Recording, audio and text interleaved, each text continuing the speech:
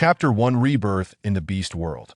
The biting cold wind whipped against Lin Zhao's face as she stood at the edge of a towering cliff, peering down into the unfathomable abyss below. Lin Zhao, you little wretch, what are you doing flirting with death again? If you refuse to marry, how will your brother's betrothal gifts be arranged? Hurry up and come here. Stop scaring your mother with your suicidal antics. The woman across from her had dark skin and wore faded, drab clothing, her expression fierce and intimidating, her finger jabbing directly at her. Lin Zhao instinctively shivered whenever her mother wore that expression. It signified that she would soon drag her over and beat her mercilessly. Retreating a step, Lin Zhao stepped on loose stones at the cliff's edge, causing them to tumble down and strike the cliff face with a sharp sound. The disturbance made her unsteady, and she swayed, staring blankly into the bottomless chasm. Seeing this, her mother's face tightened with concern. Zhao, you mustn't think of doing anything rash. Come back quickly. Lin Zhao knew that her mother's concern was not for her life, but rather for the inconvenience her death would cause in arranging her brother's betrothal gifts. It was the height of winter, and she was clad in thin garments, the wind at the cliff's peak biting into her skin painfully. No, she was not Lin Zhao, she was Lin Xiao. Originally, she was a female beastman of the Rabbit clan from the Somalik continent. A beast tide during her childhood had scattered the Rabbit clan, and Lin Xiao was rescued by the Tiger clan beastmen thus. She grew up among them. Lin Xiao not only took their nurturing for granted, but also viewed the Tiger clan males as brutish and bloodthirsty.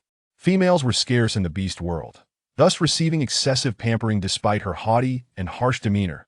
The Tiger clan beastmen tolerated her and raised her with care.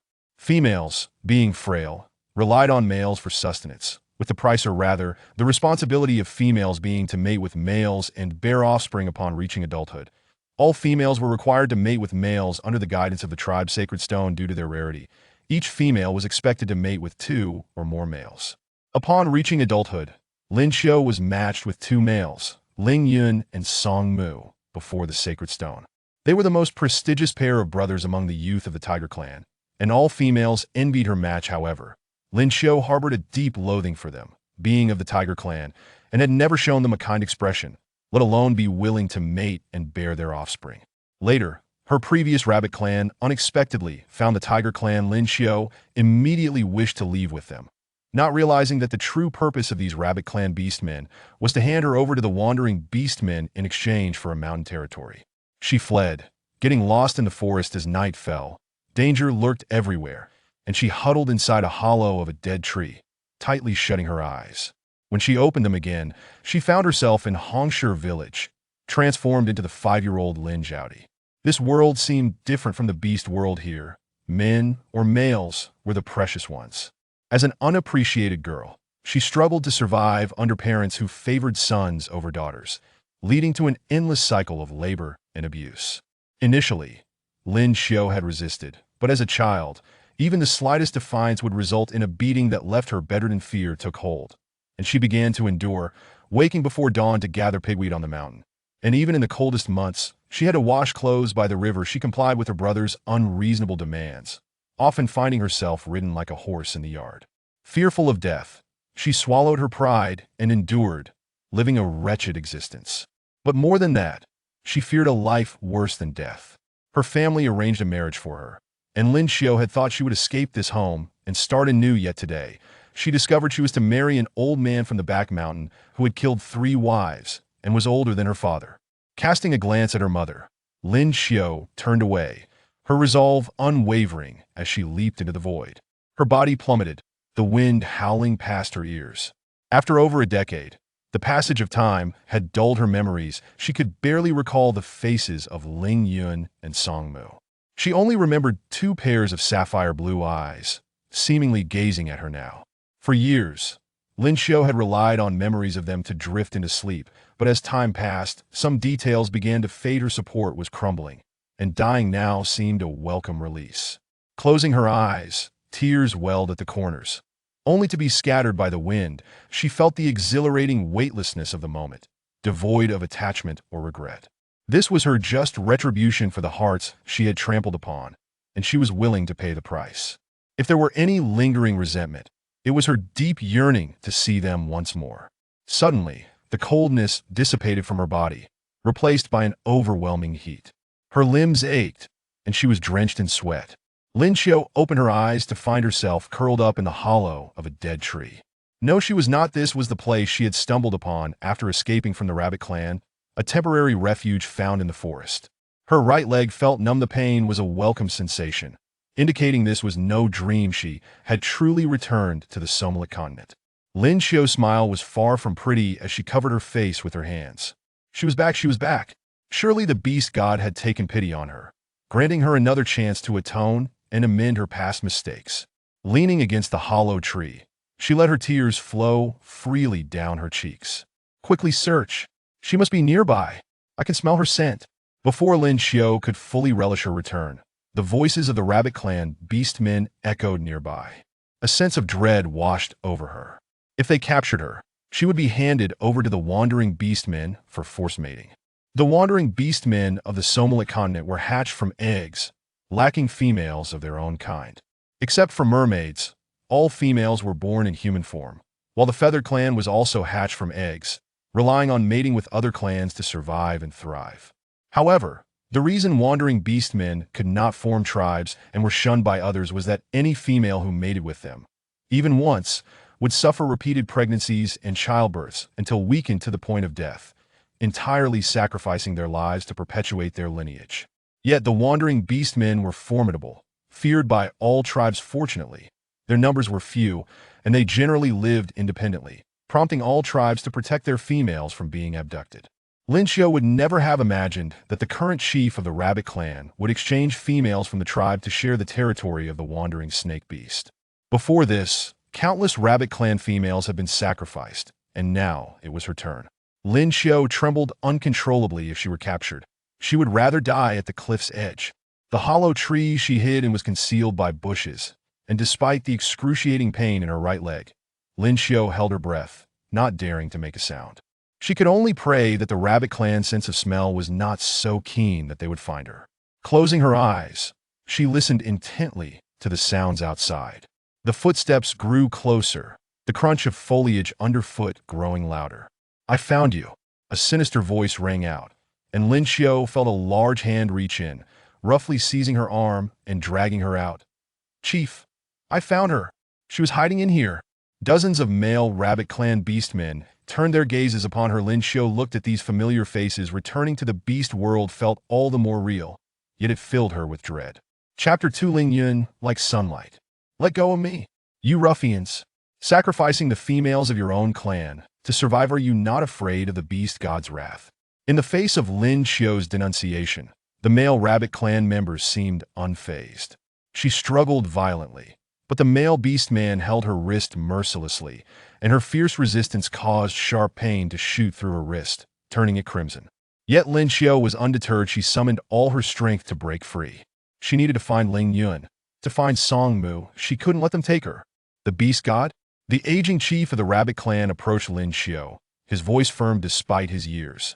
The beast god is inherently unjust. Why should our rabbit clan, being weak, be oppressed everywhere? When has the beast god ever intervened on our behalf? You wish to join us, do you not? As a female of our tribe, you naturally must contribute. After mocking her, the rabbit clan chief grasped Lin Xiao's chin, saying, your deceased parents would be proud of you. With that, two other males approached, restraining her and binding her with flexible nettle vines. One of them was Jinan, a male who had persistently pursued Lin Xiao within the tiger clan. At this moment, Jinan showed none of his previous gentleness. He acted like a puppet, executing the orders of the rabbit clan chief. Lin Xiao lamented her fate. Was it that the beast god deemed her sins too great to allow her death, forcing her to endure this torturous punishment? The nettle vines bore thorns, scratching her delicate skin as she struggled, causing blood to seep out, stark against her pale complexion. Yet the rabbit clan chief seemed not to notice, sternly commanding, tie her tighter, don't let her escape again. The disparity in strength between females and males was vast, held by two male beastmen. Lin Xiao could not break free, nor could she even seek death as an escape. Take her back. The rabbit clan chief walked ahead, hands clasped behind his back. Yes, father. Tightly bound, Lin Xiao was hoisted up by Ji Nan at the chief's command, preparing to be taken back to the rabbit clan's territory, or rather, the domain of the wandering snake beast.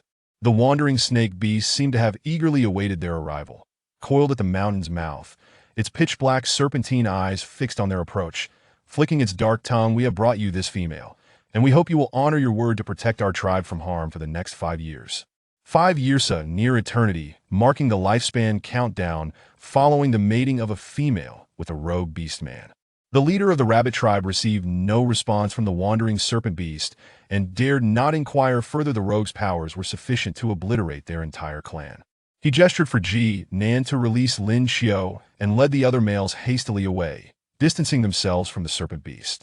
Lin Xiao trembled involuntarily, her body exuding the metallic sweetness of blood, which seemed to further excite the serpent beast. The cold tongue brushed against her wounds, emitting a potent stench of decay. The icy, slick sensation sent chills coursing through Lin Xiao's entire being. Humiliated, Lin Xiao cried out, "Get away! Just go away!" The giant python's cold gaze betrayed no emotion. It ensnared Lin Xiao's ankle with its tail tip, showing no tenderness typical of males towards females, dragging her towards its lair. Lin Xiao's body was clawed by the brambles, the agony rendering her vision blurry with tears. "Why? Roar!" Lin Xiao seemed to hear phantom sounds in the distance. The wind howled past the form of a colossal tiger, its powerful limbs racing forward. The tiger's roar shattered the tranquility of the forest, leaves cascading down and startling countless birds into flight. Ling Yun was unlike Song Mu. He was not the brooding madman. On the night before Lin Xiao's departure, Song Mu had taken advantage of Ling Yun's absence to forcefully mate with Lin Xiao, leaving him alone at home to await his demise. Yet Ling Yun wished to survive to follow Lin Xiao. Even if she never accepted him, he would eternally pursue her. At that moment, Song Mu, too far from the marked female, had grown too weak to venture out. Ling Yun had prepared a month's worth of sustenance for him, fulfilling his last duty as an elder brother before tracking Lin Xiao's trail. Little did he know he would witness such a scene. The female he cherished was being dragged by a wandering beast man, bound with thorny brambles, the scent of blood trailing behind her. And the very tribe she wished to serve and follow, a horde of males, stood idly by, unmoved. Ling Yun's azure tiger eyes glimmered with crimson rage. He lunged at the serpent tail, using his sharp fangs to rend the rogue serpent beast asunder. The majestic white tiger stood valiantly before him, its fur shimmering under the sun's rays. "Ling Yun!" The pain dissipated from Lin Xiao's body. Her lips parted slightly, pupils constricting in excitement as she struggled to contain her voice. The serpent beast, enraged by the loss of its tail, raised its head to attack Ling Yun. The serpent beast man possessed lethal venom, ensuring it could effortlessly slay its prey, and its retaliatory strike was fierce. Lin Xiao's pupils constricted as she instinctively prepared to leap forward. "Roar!" But Ling Yun effortlessly evaded, swiftly sinking his teeth into the serpent's neck, charging towards the group of rabbit males and smashing the serpent's head against a rock, instantly shattering it, crimson blood splattering across the faces of the rabbit males. Ah! The rabbit tribe, inherently timid, was paralyzed by the gruesome spectacle. The males could scarcely muster the courage to flee, collapsing to the ground, trembling, with some unable to maintain their human forms. The serpent's head was left a mangled mess from the violent collision, yet its body attempted to coil around Ling Yun, seeking a deadly embrace. Ling Yun expelled the serpent's corpse, instantly transforming into a towering man over 2 meters tall, his physique adorned with well-defined muscles. In this land that revered strength, such a physique suggested potent virility, immensely appealing to females. His hair mirrored the serpent's fur, interspersed with strands of black amid silver-white locks. His sharp brow framed deep blue eyes, exuding a carefree defiance, and his features appeared meticulously chiseled, captivatingly profound. Ling Yun disdainfully pushed aside the serpent's lifeless body, casting a cold glare at the terrified rabbit beastmen. Though still young, he was already the strongest male in the tribe, and this was Lin Xiao's first glimpse of Ling Yun in battle. Instead of the usual terror he inspired, she felt a profound sense of security envelop her. It truly was Ling Yun. He had come to rescue her. Lin Xiao forced a strained smile. Her tears mingled with the dust on her face, trickling into the corners of her mouth. Ling Yun, still seething with fury, was at a loss for how to quell the boiling blood coursing through his veins. He seized the rabbit tribe leader, whose legs had given way beneath him, gripping his throat tightly. "Why? How dare you treat her this way? You let me go, cough. Faced with the predator's terror, the rabbit leader found himself unable to even beg for mercy. The very rogue serpent beast upon which their tribe's survival depended had been brutally slain by Ling Yun, the overwhelming disparity in power causing the rabbit leader to tremble uncontrollably. Ling Yun's pupils narrowed as he tightened his grip. A sharp crack echoed from the rabbit leader's neck, extinguishing his breath. The lifeless male transformed into a yellow-furred old rabbit, and the remaining rabbit males, witnessing their leader's fate, were rendered too frightened even to flee. Ling Yun extended his hand, similarly grasping the throats of several rabbit males with sharp cracks. He was blinded by rage, swiftly turning to Jinan. Let me go. Jinan clutched Ling Yun's hand tightly, desperately seeking survival. Ling Yun! Lin Xiu's voice was barely a whisper, yet Ling Yun instantly regained his composure, surveying the devastation he had wrought, and relaxed his grip. Jinan gasped as if reborn, clutching his throat and collapsing to the ground, panting heavily. Ling Yun! Lin Xiu struggled to find her voice through her excitement, repeatedly calling out his name, striving to crawl closer to him. Ling Yun rushed toward Lin Xiu, kneeling before her, his eyes still flushed with lingering fury. Xiao Qiu, Xiao Qi, Im Lata. He anxiously and carefully began to untie the thorny brambles binding Lin Xiu, feeling clumsy for the first time, wishing desperately to free her more swiftly. His gaze fell upon the crimson marks on Lin Xiu's body, and for the first time, Ling Yun felt an overwhelming sense of defeat and helplessness. Chapter 3 I will not leave you, do not be afraid. I shall procure herbs for you at once, and no one shall dare to bully you again. Ling Yun clenched his fists tightly, pressing them against the ground, his voice trembling slightly. I am sorry. He noticed Lin Xiu staring blankly at him, a wave of anxiety washing over him. He wondered whether his earlier bloodthirsty demeanor had frightened her. Lin Xiu held her kin in high regard, and having just slain them must have filled her with loathing towards him. Yet, they dared to offer Lin Xiu to the wandering beast men. He had no regrets about killing them. 1,000 justifications echoed in his mind. Even if Lin Xiu were to despise him, he must avenge her. Ling Yun's heart was a battleground of conflicting emotions when he suddenly felt a soft weight in his arms. Ling Yun, I miss you so much. Lin Xiu's trembling arms encircled his shoulders, holding him tightly as she repeated, I miss you. Her heart raced as she clung to him, her fingers seemingly trying to burrow into his solid form. He had come to her, akin to a celestial being descending from the heavens. This was the real Ling Yun, no longer like the fleeting dreams where her embrace would awaken her to reality. Xiao Qiu, do not be afraid, I am here now, and I shall never leave you again. Ling Yun had never been this close to Lin Xiu before. He awkwardly comforted her, appearing stiff yet utterly at a loss.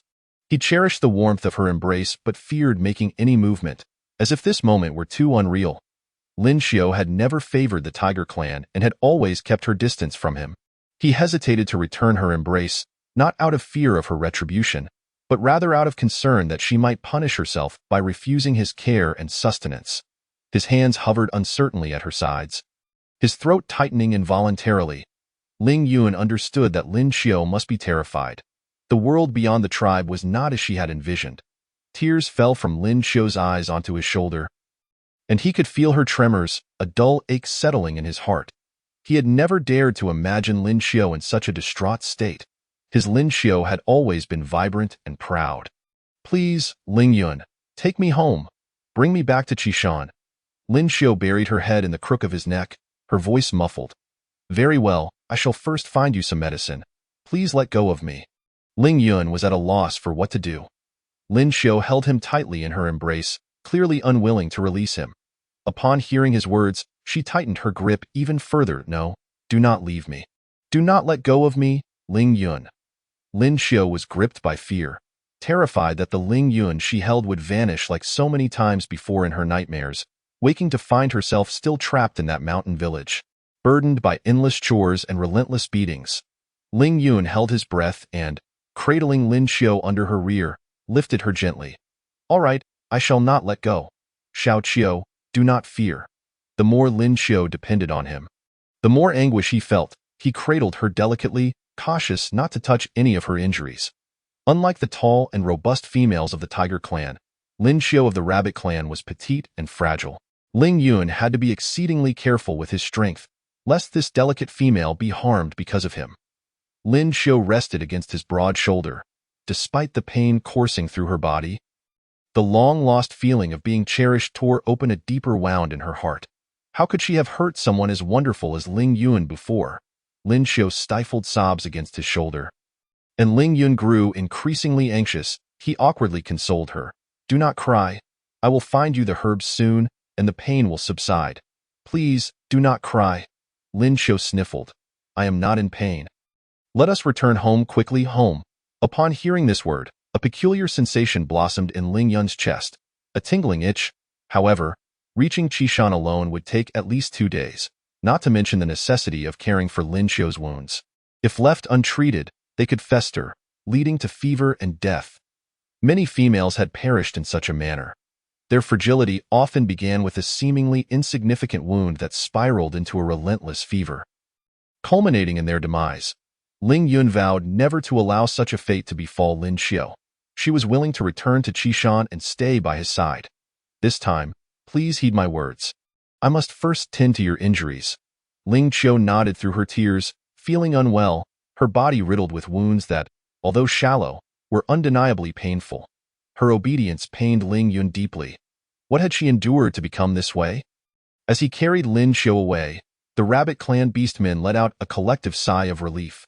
Yet, gazing at the corpses of their kin, they continued to tremble. Ji Nan, what shall we do? Ji Nan leaned against a nearby tree for support. The wandering snake beastman is dead. This mountain henceforth belongs to us. Why do you all look so mournful? Is this not a cause for celebration? It was evident to all that he was merely putting on a brave face. But the clan leader, he is dead.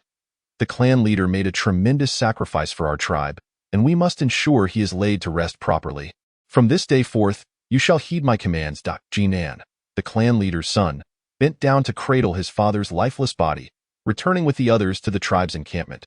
Ling Yun scoured the forest with Lin Xiu in search of healing herbs. His keen sense of smell soon led him to the plants needed for pain relief and healing. He discovered a small stream and gathered some water for Lin Xiu using leaves. I will help you with the medicine shortly. Ling Yun placed Lin Xiu on a fallen tree stump and began preparing the herbs he had just collected. Lin Xiu cupped the leaves and took a sip of water. The stream's cool sweetness quenched her thirst and calmed her racing heart.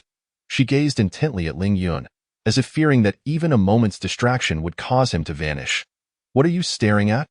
Ling Yun, feeling increasingly nervous under her scrutiny, reassured her, I will be as gentle as possible and will not cause you pain. Lin Xiu shifted closer to him and softly said, Ling Yun, I am sorry. Why do you say that? I should not have treated you all that way. I should not have abandoned you. I am sorry. I will not do so again. Lin Xiu finally voiced the apology that had been trapped in her heart for over a decade. Being able to apologize to Ling Yun felt immensely liberating. Do not speak such nonsense. It is my fault. I should have stopped you, and even if I could not, I should not have allowed you to leave with them alone. This is all my fault. Ling Yun felt a deep sense of guilt. As a male, he had allowed his female to fall into such perilous circumstances, proving himself utterly inadequate. Seeing Ling Yun take the blame upon himself only deepened Lin Xiu's remorse. No, it was my recklessness. I insisted on going with them and did not allow you to accompany me. I have fallen into this predicament entirely because of my own choices. As she spoke, tears streamed down her cheeks. It had been ages since Lin Xiu had cried. Yet in Ling Yun's presence, she felt vulnerable again. Xiao Qiu, do not say such things. It is the males who are to blame when a female is harmed. It is my failure, along with Song Mu's, to protect you. Ling Yun ground the herbs into a paste, gently applying it to Lin Xiu's wounds. He carefully held one of her ankles to administer the medicine. Lin Xiu followed his gaze and noticed the beast mark belonging to Song Mu on her ankle. Song Mu, is he well? Ling Yun's movements faltered. I do not know. Upon mentioning his younger brother, Ling Yun's face turned pale. When he learned that Lin Xiu intended to leave with the Rabbit Clan and forbade them from following, Song Mu had acted in a manner incomprehensible to everyone. He had forcibly mated with Lin Xiu. In the beast world, except for the wandering beastmen, when a male and female engaged in relations, the female would bear a beast mark belonging to the male, as long as the mark remained. The male lived. If the male strayed too far from the female bearing his mark, he would gradually weaken until death. This was the will of the beast god, a means to balance the disparity in power between the genders. Chapter 4. Please do not abandon me. When Ling Yun emerged from the tribe, Song Mu was already on the brink of death. Both he and Song Mu were the strongest beastmen of the Tiger clan. Yet after Lin Xiu's demise, Song Mu had lost his will to live, his body deteriorating with alarming speed. Lin Xiu's heart raced at Ling Yun's words. He cannot be Xiao Qiu. This was his choice. Do not grieve. Ling Yun squatted beside Lin Xiu, continuing to tend to her wounds as a means of comforting her. We must hurry back, all right? I have not been away from him for long. We must return quickly. His beast mark has not vanished. He is not dead. Lin Xiu grew agitated, and Ling Yun accidentally caused her pain with his grip. Be careful. Do not move. Ling Yun, Xiao Qiu, please do not act this way. If you require a male, there will be others in due time. Regardless, I must ensure your injuries are properly treated. It was not that Ling Yun lacked feelings for his brother, but the reality was harsh. In the beast world, a male's life was not regarded as precious. To a female, the death of a male simply meant the loss of a source of sustenance, as long as she wished. Countless males would flock to her. Tears welled in Lin Xiu's eyes as she shook her head vigorously. No. Do you not harbor feelings for Jinan? Are you not considering a union with him? Ling Yun inquired, his gaze lowered. At that moment, Lin Xiu felt an insurmountable distance between herself and Ling Yun. Did he perceive her as overly indulgent and troublesome, wishing to cast her aside? Have you no desire for me any longer? Lin Xiu trembled as she posed the question, her mind flooded with memories of her past life in the mountains, where she was constantly belittled and scorned by her family. She was deemed a burden, an unwanted child. If she did not toil diligently, she had no right to remain in that household, as no one cared for her. For over a decade, Lin Xiu had not experienced a full meal.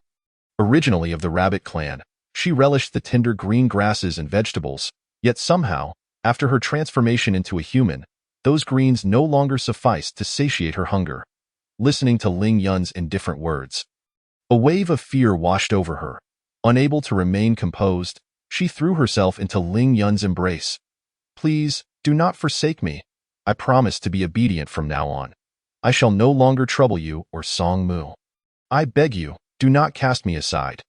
Ling Yun was perplexed by Lin Xiu's desperate proclamations. How could I ever wish to abandon you? Since the moment we became partners, I have vowed to devote my life to protecting you.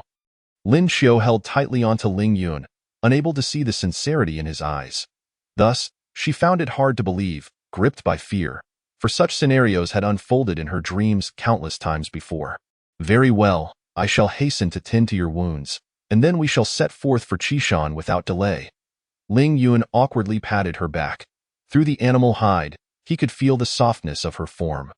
Upon hearing his words, Lin Xiu, half convinced, returned to her perch on the tree stump, sniffing back tears as she gazed up at Ling Yun with red-rimmed eyes, projecting an innocent demeanor. Ling Yun felt as if he were on the brink of madness, unsure how to withstand the charm of such a Lin Xiu. After treating her wounds, he gently arranged her long hair. Are you hungry? Shall I fetch some food for you? No more food. Let us return swiftly. Lin Xiu insisted, clutching Ling Yun's wrist with urgency. Ling Yun observed the stark contrast between his sun-kissed skin and her delicate, fair hand gripping his wrist, swallowing hard.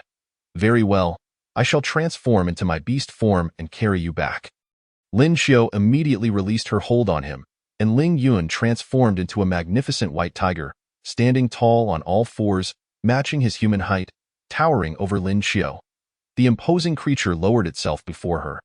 Awaiting her ascent, Ling Yun felt the softness of her form pressing against his back. His entire body stiffened. Lin Xiu's legs clasped around his midsection, her body leaning forward, entirely nestled against him. It was her first time being so intimately close, causing Ling Yun to feel an anxious thrill. Clearly, Lin Xiu was equally tense as she gently wrapped her arms around his neck. Is this uncomfortable for you? No, not at all, then. Let us be off. Ling Yun took a deep breath before setting forth, gradually increasing his pace as the scenery of the forest blurred behind Lin Xiu. The strength of the white tiger was both powerful and supple. However, as the speed increased, Lin Xiu felt a flicker of fear, worried she might fall, and clung even tighter to Ling Yun. After a day's journey, Ling Yun foraged some fruits for Lin Xiao to satisfy her hunger, slowing his stride to allow her to sit upright upon his back while she ate. That evening, Lin Xiao had no desire to rest, yet Ling Yun insisted upon leading her into a cave. "We should continue on our journey. You must rest well. There is nothing to worry about." Ling Yun boldly nudged Lin Xiao's waist with his head, and upon noticing her lack of resistance, a sweet sensation blossomed within him. Seeing Ling Yun circle around her legs, Lin Xiao settled onto a nearby mound of dry grass, realizing she could not persuade him otherwise. She understood that Ling Yun wished to spare her from undue fatigue.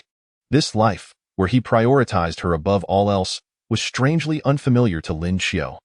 After filling her belly with fruit, Lin Xiao nestled beside Ling Yun, and, as she leaned against him, he felt as though his heart was about to burst from his chest. Little Xiao is so soft, so warm. Her scent is delightful. I could just— No, Ling Yun scolded himself, his mind spiraling into wild thoughts, feeling as if he might ascend to the heavens. "Ling Yun, may we hunt a creature for breakfast tomorrow? Anything will do. I long for some meat. In this beastly realm, females, lacking beast forms, faced no dietary restrictions based on species. They consumed both meat and vegetables, albeit with preferences. However, Lin Xiao's palate had been altered by her years in the mountains. She craved meat, grains, and vegetables, which no longer satisfied her appetite.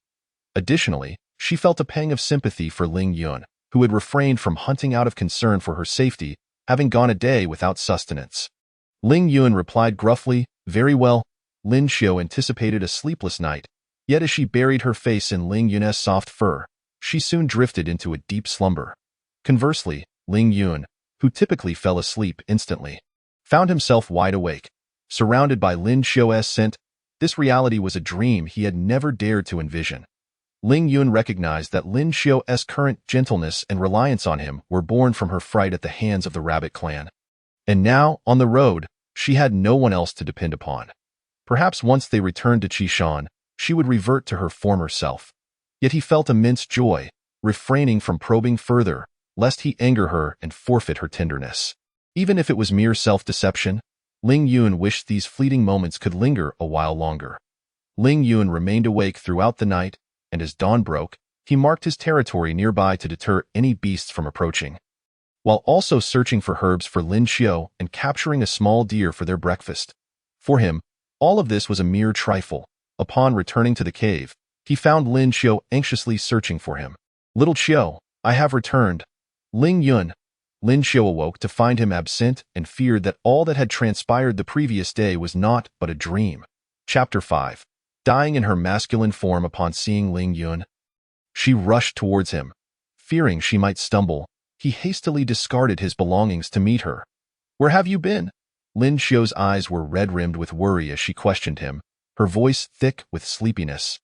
Resembling a petulant pout, Ling Yun, caught in her embrace, felt every muscle in his body tense. "Did you not express a desire for meat last night? Look, I have brought you a small deer." They typically avoided hunting juvenile creatures. Yet Ling Yun had chosen this tender meat for Lin Xiao's enjoyment.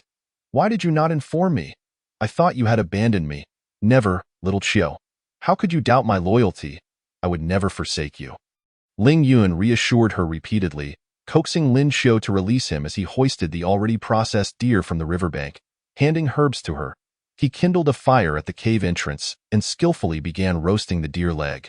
Had it not been for Lin Xiao's craving and their urgency to return to the tribe, Ling Yun would have opted for raw meat, but females were inherently more vulnerable, particularly Lin Xiao of the rabbit clan.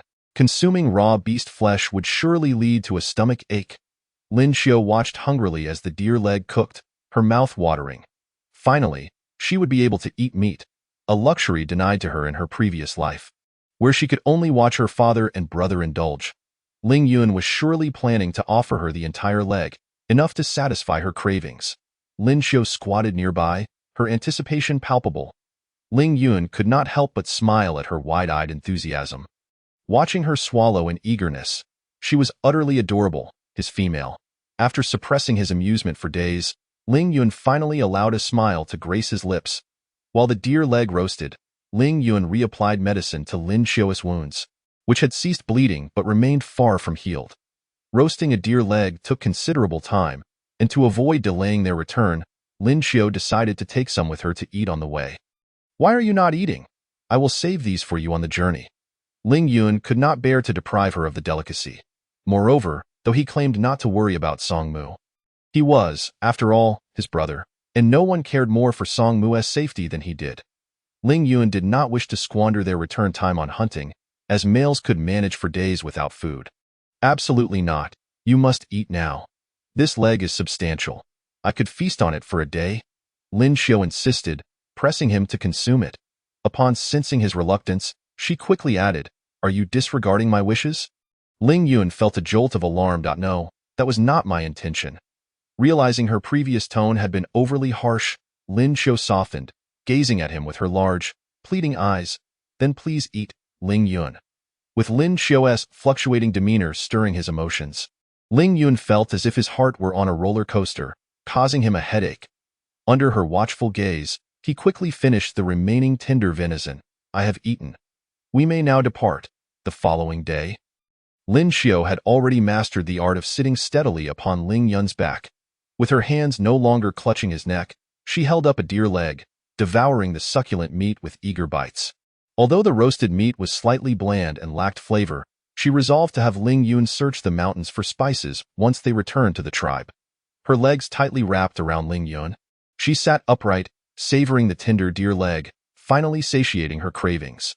While Lin Xiao found comfort in this arrangement, Ling Yun was quite the opposite, feeling an overwhelming excitement from their close proximity. The sensation of Lin Xiao clinging to him made him feel as if he were ablaze. Wishing he could shed his fur to cool down, during the day, they traveled, and at night, they rested, unhindered by the wild beasts that feared Ling Yun. Even those who might have coveted the tender form of the female companion traveling with him dared not approach. Their journey remained uninterrupted, and it took them a full 4 days and 3 nights to return to the Qishan tiger tribe in the afternoon of the 4th day. And this tribe, most of the beastmen were of the tiger lineage, with only a small number of males from other clans remaining for their mates. As Lin Xiao gazed at the familiar Qishan from a distance. Approaching the tribe stirred feelings of trepidation within her. Sensing her anxiety, Ling Yun reassured her, saying, "Do not worry. I shall not speak of the rabbit tribe's bullying." When Lin Xiao realized that Ling Yun had discerned her thoughts, a wave of shame washed over her. She had indeed been anxious about whether the tribe's people would mock her if they learned of her experiences. Having left the tribe with great fanfare and pride, returning in such a diminished state felt utterly humiliating. However, at that moment, Lin Xiao could not afford to care about her embarrassment. "It's all right, Ling Yun. Let us hurry. We must see Song Mu." Although the beast markings on her ankle indicated that Song Mu was unharmed, Lin Xiao did not wish for him to suffer any further.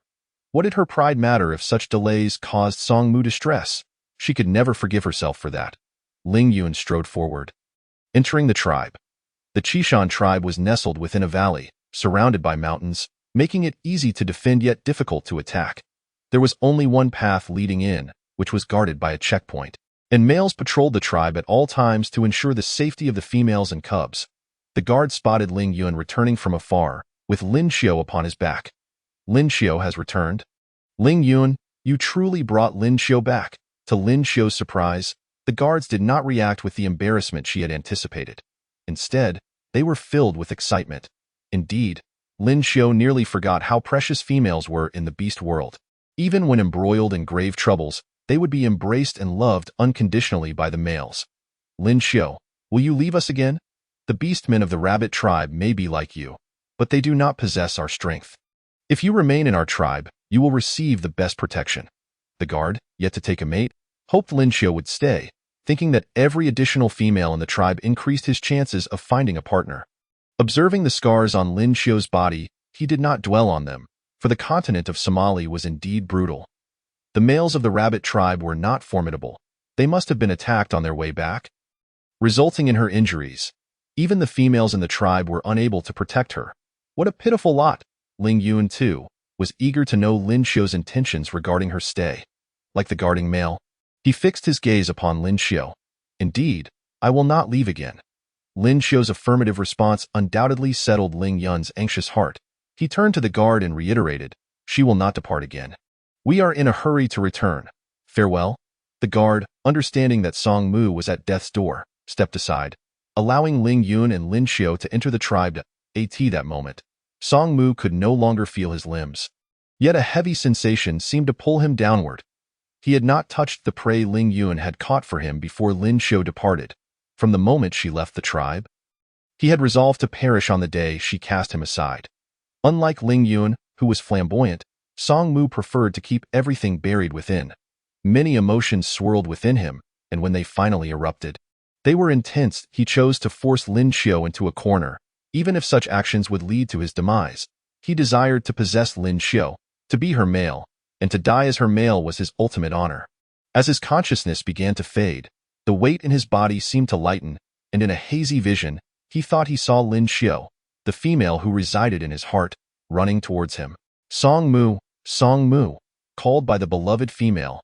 Song Mu had never imagined that his name could sound so beautiful. He felt his eyes grow heavy, and despite his efforts to lift his eyelids, they fell shut once more.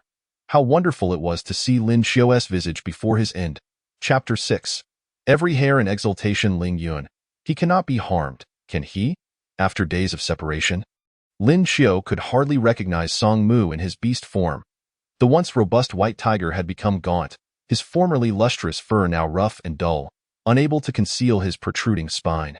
With Ling Yun by his side for comparison, the twin brothers, who once seemed indistinguishable, now rendered Song Mu's form less than half of Ling Yun's. "I am sorry, Song Mu. I am so sorry." Lin Xiu loathed her former self for treating Song Mu so poorly. Had she truly departed the tiger tribe forever, it would have led to his demise. Kneeling beside Song Mu's body, she gently rested her hand upon his large, sturdy paw, tears of regret soaking into his fur. Ling Yun had transformed back into his human form, wrapping a piece of beast hide around his lower body. "Xiao Qiu, he is fine. You need not worry as long as he stays by your side. He will slowly recover." Ling Yun pulled Lin Xiu to her feet and gently patted her head. "Do not be afraid. He simply needs rest." Males possessed a strong instinct for survival, a necessity for existence on the continent of Somali. After hearing Ling Yun's words, Lin Xiu dared not disturb Song Mu. Sniffling, she suppressed her sobs. "I understand. I will stay here and be close to him." "Will he recover faster this way?" Ling Yun pursed his lips and then feigned a light-hearted tone. "That works perfectly. You should remain quietly in the cave while I take care of the prey at the entrance." Lin Xiu nodded in agreement and settled down on the dry grass beside Song Mu. As Ling Yun exited the cave, Lin Xiu meticulously observed Song Mu's beast form, noting his rhythmic breathing. Returning to a familiar place, Lin Xiu felt a sense of relief wash over her. She had returned, truly returned. The beast god had heard her prayers and brought her back to Ling Yun and Song Mu. This time, she would make amends for her past mistakes, treating Ling Yun and Song Mu with the love they deserved. Reciprocating their affections, as she contemplated this, her eyes brimmed with tears. She surveyed the cave they occupied, comparing it to human society. This cave, set within a natural rock face, had been cleared out to serve as shelter and storage for various items. The current warm weather made it a comfortable refuge, but after the rainy season, the cave would become damp and cold, and with the onset of winter, it would grow increasingly wet and frigid. The limited space would prevent any fires for warmth, causing countless cubs and females to perish from the cold and illness each winter. In contrast, houses built by humans could accommodate stoves with chimneys to vent smoke outdoors, creating a warm and cozy indoor atmosphere. If the tribe could provide everyone with homes featuring stoves before winter, they would surely endure a warm season. Thoughts of the contrast between human society and her tribe flooded Lin Xiu's mind. Raised by the tiger tribe, she felt a sense of responsibility to improve the lives of others. It would be a fitting way to repay them, easing her conscience. Lost in her thoughts, Lin Xiu noticed Song Mu stirring beside her. "Song Mu!" she exclaimed in delight, but he showed no signs of waking, as if his earlier movement had been a mere illusion. Gently, Lin Xiu caressed the space between Song Mu's ears, kneeling beside him. Allowing his head to rest against her, word of Lin Xiu's return spread among the beastmen outside the cave. Although they were sensitive to territorial matters, they took a moment to glance inside. Noting Ling Yun tending to the prey, after a few inquiries yielded no answers, they departed. Nevertheless, the news of Lin Xiu's return brought joy to many. Reproduction was fundamental to the tribe's survival. An increase in population signified greater strength. This was the precious nature of females. Apart from the feather tribe, which could not produce females, all other races faced considerable disparities in reproductive gender. Males typically birthed multiple offspring. Twins like Ling Yun and Song Mu were exceedingly rare. It was common for males to have 3 or more offspring, with some even having 8, 10, or more. In contrast, when a female conceived, she usually bore only one child, and twin females were exceptionally rare. Some had never encountered such a phenomenon in their lifetimes. Moreover, females were born without beast forms, living their entire lives in human form, unlike males who could shift between beast and human forms at will, possessing greater offensive capabilities and survival skills in their beast forms.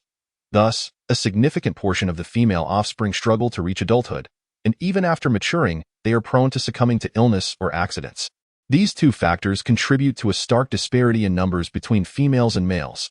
Taking the tiger clan as an example, the relatively robust females during their reproductive years account for merely a tenth of the population. It is quite common for a single female to have a dozen males in her household, not only due to the gender imbalance but also because the harsh living conditions necessitate that a female requires more males to provide care. However, Lin Xiu harbored a disdain for the tiger clan in her past life, perceiving them as brutish and bloodthirsty. Therefore, she only complied with the will of the beast god before the sacred stone and formed a bond with Ling Yun. She would not spare a glance for any of her other suitors. Xiao Qiu, has he awakened? Ling Yun, having prepared the game and kindled a fire at the cave's entrance, stepped inside to check on Lin Xiu. Lin Xiu gently shook her head. Will he recover? Ling Yun glanced at the sleeping Song Mu, who was nestled close to Lin Xiu. Noticing his steady breathing and deep slumber, he reassured her, he will recover. Our males are not so delicate. You need not worry excessively. I shall venture outside to gather some fruits for you and return shortly. In the beast world, males devote almost all their time to procuring food. Aside from resting, as failure to do so could lead to a survival crisis. Even someone as strong as Ling Yun is bound by this reality, especially since he now bears the additional responsibility of caring for a seriously ill male. Lin Xiu straightened. All right, do be careful. Hearing her concern, Ling Yun couldn't help but step closer. What did you say? Upon seeing Ling Yun's intense gaze, Lin Xiu felt a blush rise to her cheeks. Come back soon. A warm sensation surged within Ling Yun's chest, distinct from the oppressive heat of the day, as if something within him was joyfully pulsating, eager to break free from its confines. He turned and dashed out of the cave, the wind in his ears echoing her words. Be careful, come back soon. Every fiber of his being was elated. His female, his Xiao Qiu, had expressed such heartfelt concern for him. A roar erupted from Ling Yun, reverberating through the clan, prompting discussions among the members, who remarked on his evident joy at having returned with a female. They were genuinely happy for him. Yet, they were unaware that even if Lin Xiu returned, she would not extend a warm welcome to them. How dare Song Mu coerce a female? Upon Lin Xiu's return, she would not let him off lightly. Perhaps she would strip him of his beast markings, leaving him to fend for himself. Chapter 7. Covering lies. While the crowd buzzed with conversation, none found anything amiss in Song Mu's actions. His audacity in such matters was truly outrageous.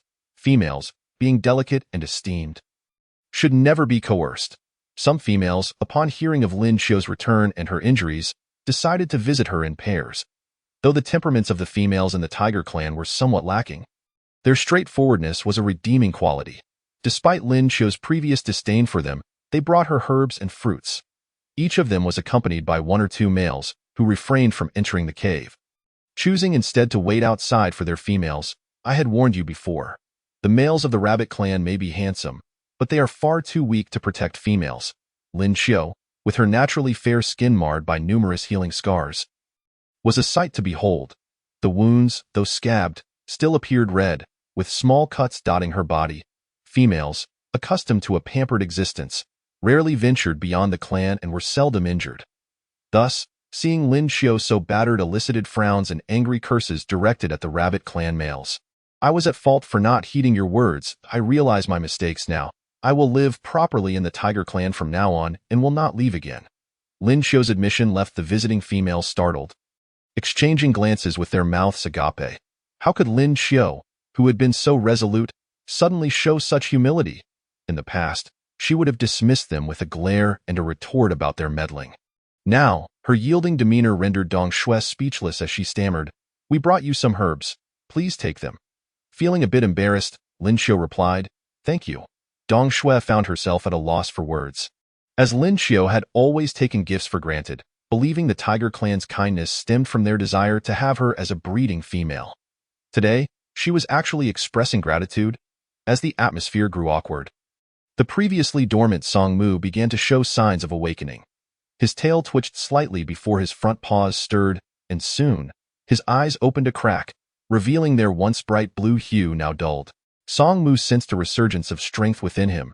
The oppressive aura of death that had lingered seemed to dissipate. His keen sense of smell identified Lin Xiu nearby, yet he struggled to believe it, fearing this was merely a mirage in the afterlife. Perhaps the beast god, feeling pity for him, was granting him this illusion. Yet, he was a male stained with grave sins. How could the beast god reward him after the atrocious acts he had committed against a female? "Songmu, are you awake?" Lin Xiu exclaimed, her voice filled with joy as she moved closer, lowering herself to gaze into his face. Seeing the spark of awareness in his eyes reassured her that he was truly conscious. With great effort, Song Mu opened his eyes fully, disbelief etched across his features. "Its Lin Qiu. Its really her."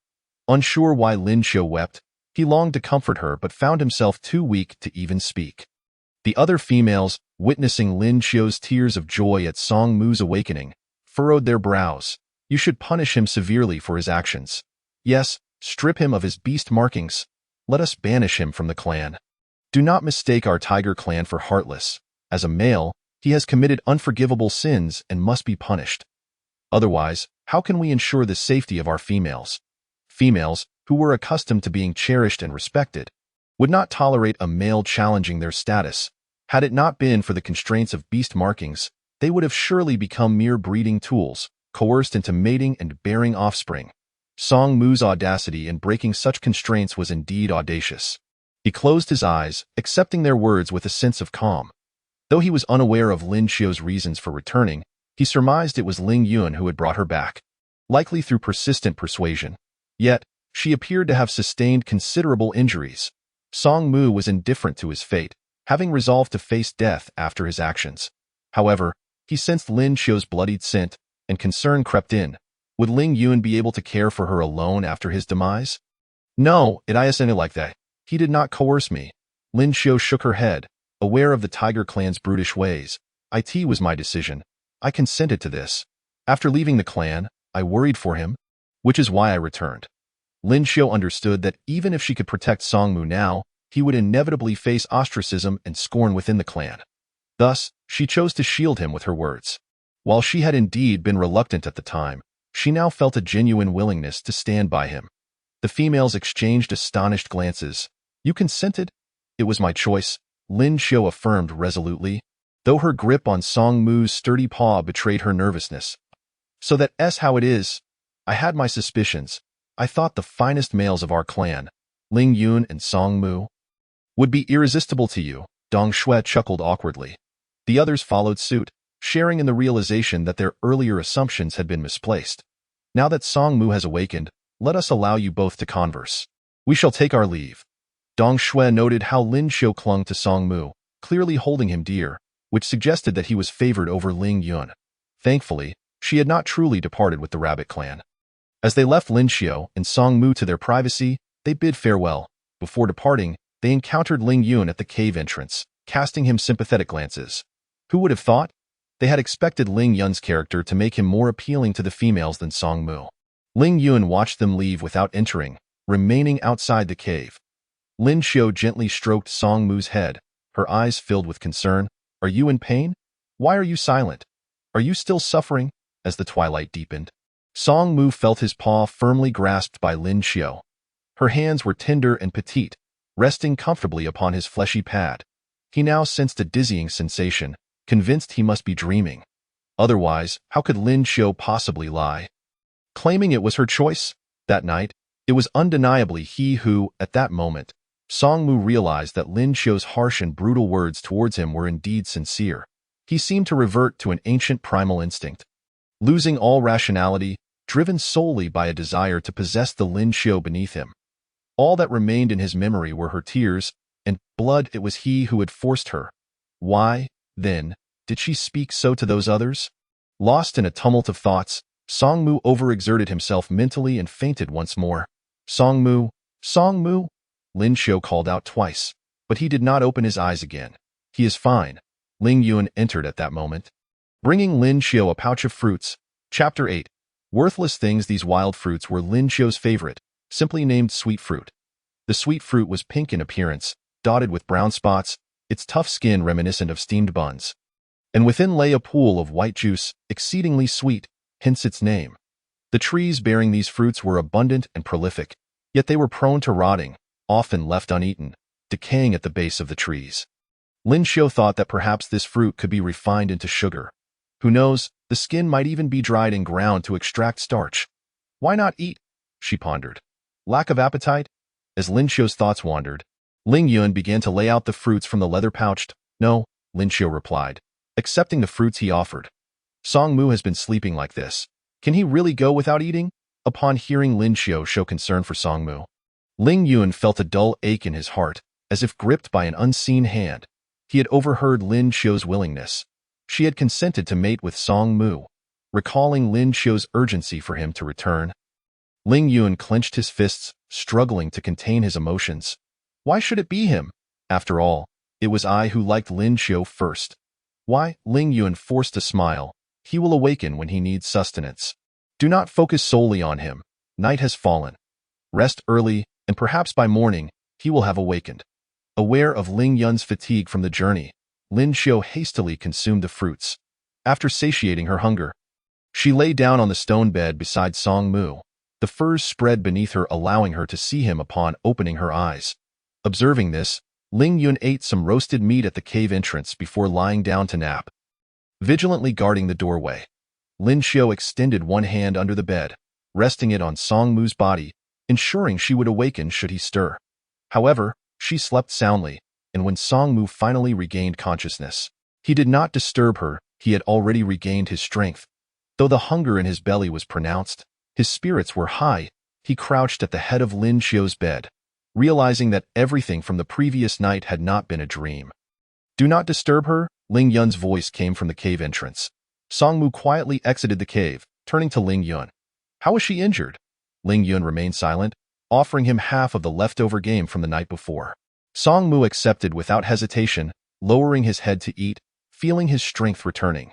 Transforming back into human form, he now appeared emaciated, his once comparable physique to Ling Yun now gaunt and easily distinguishable.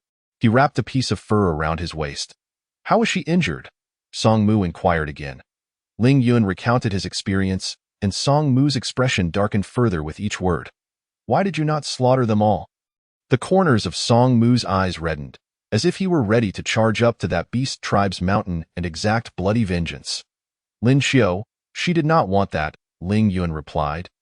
Witnessing Songmu's emotions stabilize, she urged me to hurry back, fearing for your safety. For me?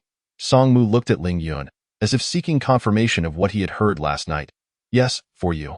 She would rather forego sleep and rest to return. Ling Yun said this with clenched fists. Why did you not tell me she consented to mate with you? Now you are her male. And what of me? What am I? Songmu regarded the agitated Ling Yun with calmness. No, she lied and I forced her. I did not deceive you. Ling Yun frowned. Why would she lie? I do not know, Songmu responded. Yet a smile lingered at the corners of his lips, and no matter the reason, she had returned for him, had she not? She could not bear to part with him. Songmu, naturally reserved, was not one for words, and now appeared frail and weak, unable to muster a single punch, yet he dared to smile. Ling Yun, witnessing this, regretted not having kicked him to death at birth. Ling Yun tilted his head back, saying, Ha, Lin Xiao rode on my back all the way back, staying very close to me. She even slept in my arms at night. Upon hearing this, Songmu's smile faltered. Ling Yun felt a sense of relief wash over him. Since you are awake, stay here and watch over Lin Xiao. I must go hunting. Worthless thing, stay at home and wait for others to feed you. Songmu watched as Ling Yun departed, rolling his eyes at him. When Lin Xiao awoke, she found Ling Yun seated beside her. No, It was Song Mu. Lin Xiu's hazy eyes quickly focused, and she sprang upright. Song Mu, you are awake? She grasped his wrist tightly. Are you feeling unwell? Have you eaten? Where is Ling Yun? Song Mu allowed Lin Xiu to hold him. I feel a bit unwell, but I just ate something. Ling Yun said I'm a worthless thing. Lin Xiu, I am unable to hunt right now. I truly feel useless. It is only right that he does not provide me with food. Ling Yun raced through the forest, suddenly feeling a tickle in his nose, sneezing and nearly colliding with a tree. Lin Xiu, hearing Song Mu's words, felt a pang of sympathy. Do not think that way. Once you recover, you can repay him. It is my fault for allowing you to become like this. I should not have left. Lin Xiu was unaware that Song Mu was merely lamenting, feeling deeply guilty. When the topic of leaving arose, Song Mu withdrew his arm, his gaze drawn to the beast markings on Lin Xiu's ankle. The markings would appear on the female's body after mating, and their placement reflected her feelings during the act. If she mated with a male she truly favored, the markings would appear on vital areas such as the heart or abdomen. Otherwise, they would manifest on the limbs, with the least desirable position being the ankle. Lin Xiu could lie, but the beast markings clearly revealed her true feelings. I forced you. I do not seek your forgiveness. And you may punish me as you see fit. However, I hope you will spare my life, not out of a desire to cling to existence, but out of concern for that fool Ling Yun, who may not care for you properly on his own. Today was the first time Lin Xiu heard Song Mu speak so lengthily, and his unusual demeanor moved her. She grasped Song Mu's hand. I do not blame you. We are partners. Engaging in such acts is not a matter of consequence, is it? After speaking, Lin Xiu bit her lip. Over the years, she had nearly forgotten the fear and pain of her first night. In retrospect, she felt merely a sense of embarrassment facing Song Mu. Perhaps it was due to her prolonged stay in the human world, under the constraints of propriety, that Lin Xiu had grown considerably bashful. Upon witnessing Lin Xiu's shy reaction, Song Mu's eyes shone with a gentle radiance reminiscent of moonlight. He recalled Ling Yun's words from that morning, truly observing Lin Xiu's transformation. Song Mu felt a surge of compassion for her experiences among the rabbit tribe. Surely, this time had frightened her deeply. Lin Xiu noticed Song Mu's furrowed brow. You are still quite weak. Otherwise, you should come up and rest a while longer. Lin Xiu's sleeping area was layered with thick dry grass, topped with 2 layers of animal skins. The uppermost layer was crafted from the pelts of over 40 snow foxes hunted by Ling Yun and Song Mu, creating a bed that was not only soft and comfortable but also exceedingly beautiful. She had always been reluctant to allow Ling Yun and Song Mu's scents to mingle with her own. Chapter 9. One hand each. Song Mu appeared somewhat taken aback, unaccustomed to such care. He was not one for expressing himself, yet he could not help but gaze intently at Lin Xiu, as if probing the truth of the matter. Come up, Lin Xiu urged, her heart yearning to care for him. Wishing for him to regain his former vigor swiftly, Song Mu, eyeing her intently, cautiously climbed onto Lin Xiu's bed. Seeing him in such a state stirred her compassion, and she gently pressed him down to lie. As Song Mu reclined on Lin Xiu's fur bed, his eyes remained fixed upon her. Thump, thump, thump. Lin Xiu seemed to hear the rhythmic beating of Song Mu's heart, his gaze igniting a warmth throughout her being. She blinked, diverting her eyes from his intense stare, attempting to rise, but Song Mu grasped her wrist. Where are you going? His eyes brimmed with confusion, filled with the trepidation of a forsaken pup fearing abandonment once more. I will return shortly. I just need to use the restroom. The restroom? Song Mu leaned forward slightly. What is that?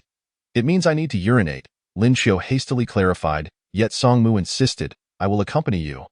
Lin Xiu was momentarily speechless. She did not wish for a male to witness her in such a vulnerable act. She extended a finger to gently touch Song Mu's forehead, pressing him back down. You are not to move. I will go alone. She dashed out of the cave after speaking, her thoughts lingering on the great cat within. However, she soon returned to find Song Mu intently watching the cave entrance for her. Inside the cave, there were still some sweet fruits left uneaten. Lin Xiu washed them in a nearby stone basin before indulging in the treat. Song Mu lay quietly on the animal skin mat, his gaze never leaving Lin Xiu. Lin Xiu was preoccupied with contemplating how to utilize the sweet fruits and failed to notice Song Mu's unwavering watchfulness. Xiao Qiu, Song Mu observed her fixation on the sweet fruits, mistakenly believing she was reluctant to consume the last one. What is the matter? He inquired. Lin Xiu immediately shifted her attention to him, Are you unwell? No, Song Mu replied. Sitting up, he had reached a state where he no longer required much rest. I shall fetch you some sweet fruits. Although he was not in a condition to hunt, he could certainly gather a few fruits for Lin Xiu from the tribe, as Ling Yun had remarked. He was indeed a seemingly useless male at present, but he could not allow his female to go without even a single fruit. Are you sure your body can handle it? She asked. Yes, Song Mu affirmed, rising to his feet with steady steps. Although he was gaunt, he was no longer weak. Then could you bring back a few more? Lin Xiu asked. Perhaps 30. She extended 3 fingers. Song Mu did not press for further details. Sweet fruits were not rare, and he could easily procure as many as Lin Xiu desired. He fetched a leather pouch and ventured out. Just a few hundred steps from their cave stood a sweet fruit tree. He ascended it in his human form and plucked over 30 ripe, vividly colored fruits for Lin Xiu before descending. On his way back, he encountered Ball, who was preparing to go hunting in the tiger tribe. Most males had orange-yellow fur interspersed with black stripes, and Ball was one of them. Their relationship was not particularly close, and Song Mu hurried past him. Ball transformed into his human form, his hair golden, and called out after Song Mu, Song Mu, will Lin Xiu truly not leave our tribe? He wondered if she had considered other males now that she had decided to live there permanently. Song Mu detected the underlying implication in Ball's words. There were at least 6 males for every female in the tribe. Had Lin Xiu shown any interest in the Tiger Tribe's warriors, it would not have been limited to just the 2 of them. Although Song Mu understood this was customary, he was not ready to share Lin Xiu with anyone else just yet. No, he replied coolly, Song Mu, you mustn't be like this. The rainy season is approaching. When the cold season arrives, how will you and Ling Yun manage to care for Lin Xiu together? Ball pursued relentlessly. If a male could not even muster the courage to face such matters, what hope was there for pursuing a female? Song Mu narrowed his eyes. Ling Yun and I are sufficient. We do not require anyone else. You are exceedingly selfish, Song Mu. Do not think that your mating with Lin Xiu makes you special. Such stinginess will not endear you to her, Ball shouted at Song Mu, who felt a surge of anger and turned to glare at Ball. That is none of your concern. Do you wish to fight? Ball was also incensed. Song Mu set the leather pouch on a nearby stone. Then let us see. Look at your current state. Do you think I would fear you? Ball retorted. Once the strongest male in the tribe, Song Mu's condition had waned, yet he still dared to provoke Ball, who saw this as an opportunity to teach him a lesson in an instant. They transformed into their beast forms, intertwining in a dance of yellow and white. Despite his frailness, Song Mu's frame remained larger than Ball's, rendering their struggle evenly matched. For males, the competition for females was akin to hunting. And Ball, with a hint of madness in his eyes, struck harder. Song Mu retaliated with equal ferocity, showing no mercy. Their brawl was of little surprise to the others in the tribe. They belonged to a combat-oriented race. And it was as commonplace for males to fight as it was to share a meal. Ling Yun, meanwhile, had captured an adult wild boar in the forest. Although the creature was unsightly, its meat was of excellent quality. Lin Xiu had developed a taste for meat, and Ling Yun was eager to satisfy her cravings. A single adult wild boar weighed over 400 pounds, enough to feed the 3 of them for 2 days. Ling Yun felt quite satisfied with his catch. After all, such a creature was not easily captured, even by 2 males working in tandem. To him, it was a simple feat with a slight exertion. He hoisted the wild boar onto his shoulder and strode back toward the tribe. In high spirits, however, as he neared home, he spotted Song Mu engaged in a fierce fight, already battered and seemingly on the verge of defeat. Ling Yun felt embarrassed, utterly mortified. Initially intending to bypass the scuffle, he reconsidered, knowing that Lin Xiu would undoubtedly feel pity for Song Mu upon seeing him. Ling Yun halted his steps, waiting for the 2 tigers to finish their bout, so that both would be equally injured before he approached to grasp Song Mu by the scruff of his neck and drag him back home. Lin Xiu had merely heard the sounds of a fight at her doorstep, never suspecting it was Song Mu. After all, he had just recovered. How could he possibly be embroiled in a brawl over something as trivial as fruit? When Ling Yun returned, he bore a gigantic wild boar slung over one shoulder while dragging the injured Song Mu with the other. Upon entering, he unceremoniously discarded both items at the cave entrance. This should be the sweet fruits I gathered for you, Ling Yun stated, handing the leather pouch to Lin Xiu. Lin Xiu gasped in horror, rushing over to Song Mu. Who did he fight with? Chapter 10. Easily consoled Ling Yun knew Lin Xiao would pay more attention to Song Mu due to his injuries. After all, it was his wild boar that should have garnered Lin Xiao's concern. He spoke tersely, "It was Ball, I do not know why. But Song Mu is always so headstrong. I told him to stay in the cave and care for you. But he disregarded my words and went out to fight with others." Taking advantage of Song Mu's momentary weakness, Ling Yun openly criticized him. Yet Song Mu, in a pitiable state, could only whimper and nudge Lin Xiao's leg with his nose. Lin Xiao, feeling a pang of sympathy, began to stroke him gently. Ling Yun, feeling a wave of jealousy, transformed into his beast form and nudged Song Mu aside with his tiger head. Ling Yun, Lin Xiao sighed, exasperated. "It's merely a flesh wound. He will be fine," Song Mu assured, though Ling Yun, seeing Lin Xiao's lack of disdain toward him, rubbed against her more vigorously, attempting to mask the scent of Song Mu.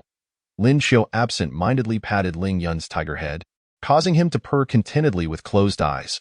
"All right, now please help me get Song Mu onto the bed so he can rest properly." Lin Xiao pinched Ling Yun's plush ears, requesting his assistance. Ling Yun instantly reverted to his human form, looking incredulously at Lin Xiao. "You actually want him to sleep in your bed?" Lin Xiao tilted her head, cradling Ling Yun's face in her hands. "You can join him too." "Really?" Ling Yun was easily swayed. Lin Xiao's gentle touch dissipated his earlier resentment. "Absolutely, hurry now."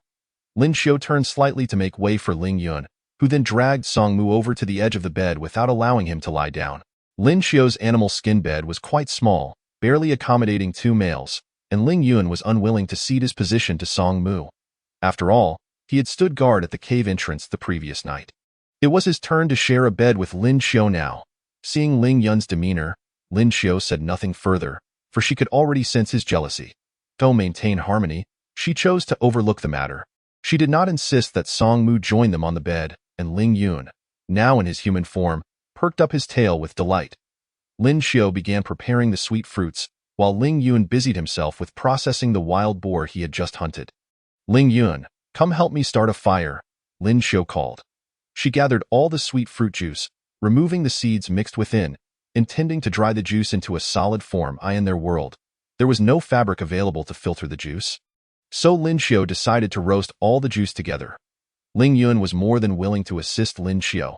He ignited the fire and watched as Lin Xiao placed a stone with a shallow depression over the flames. "What are you doing?" he asked. Lin Xiao explained, "These sweet fruits are difficult to store, but I believe if I dry out the moisture, I could rehydrate it with water during the cold season, making it taste just as sweet as it does now." "Xiao Qiu, you are truly clever." Initially cautious, Ling Yun had inched closer to Lin Xiao, and upon sensing her acceptance, he nestled against her side.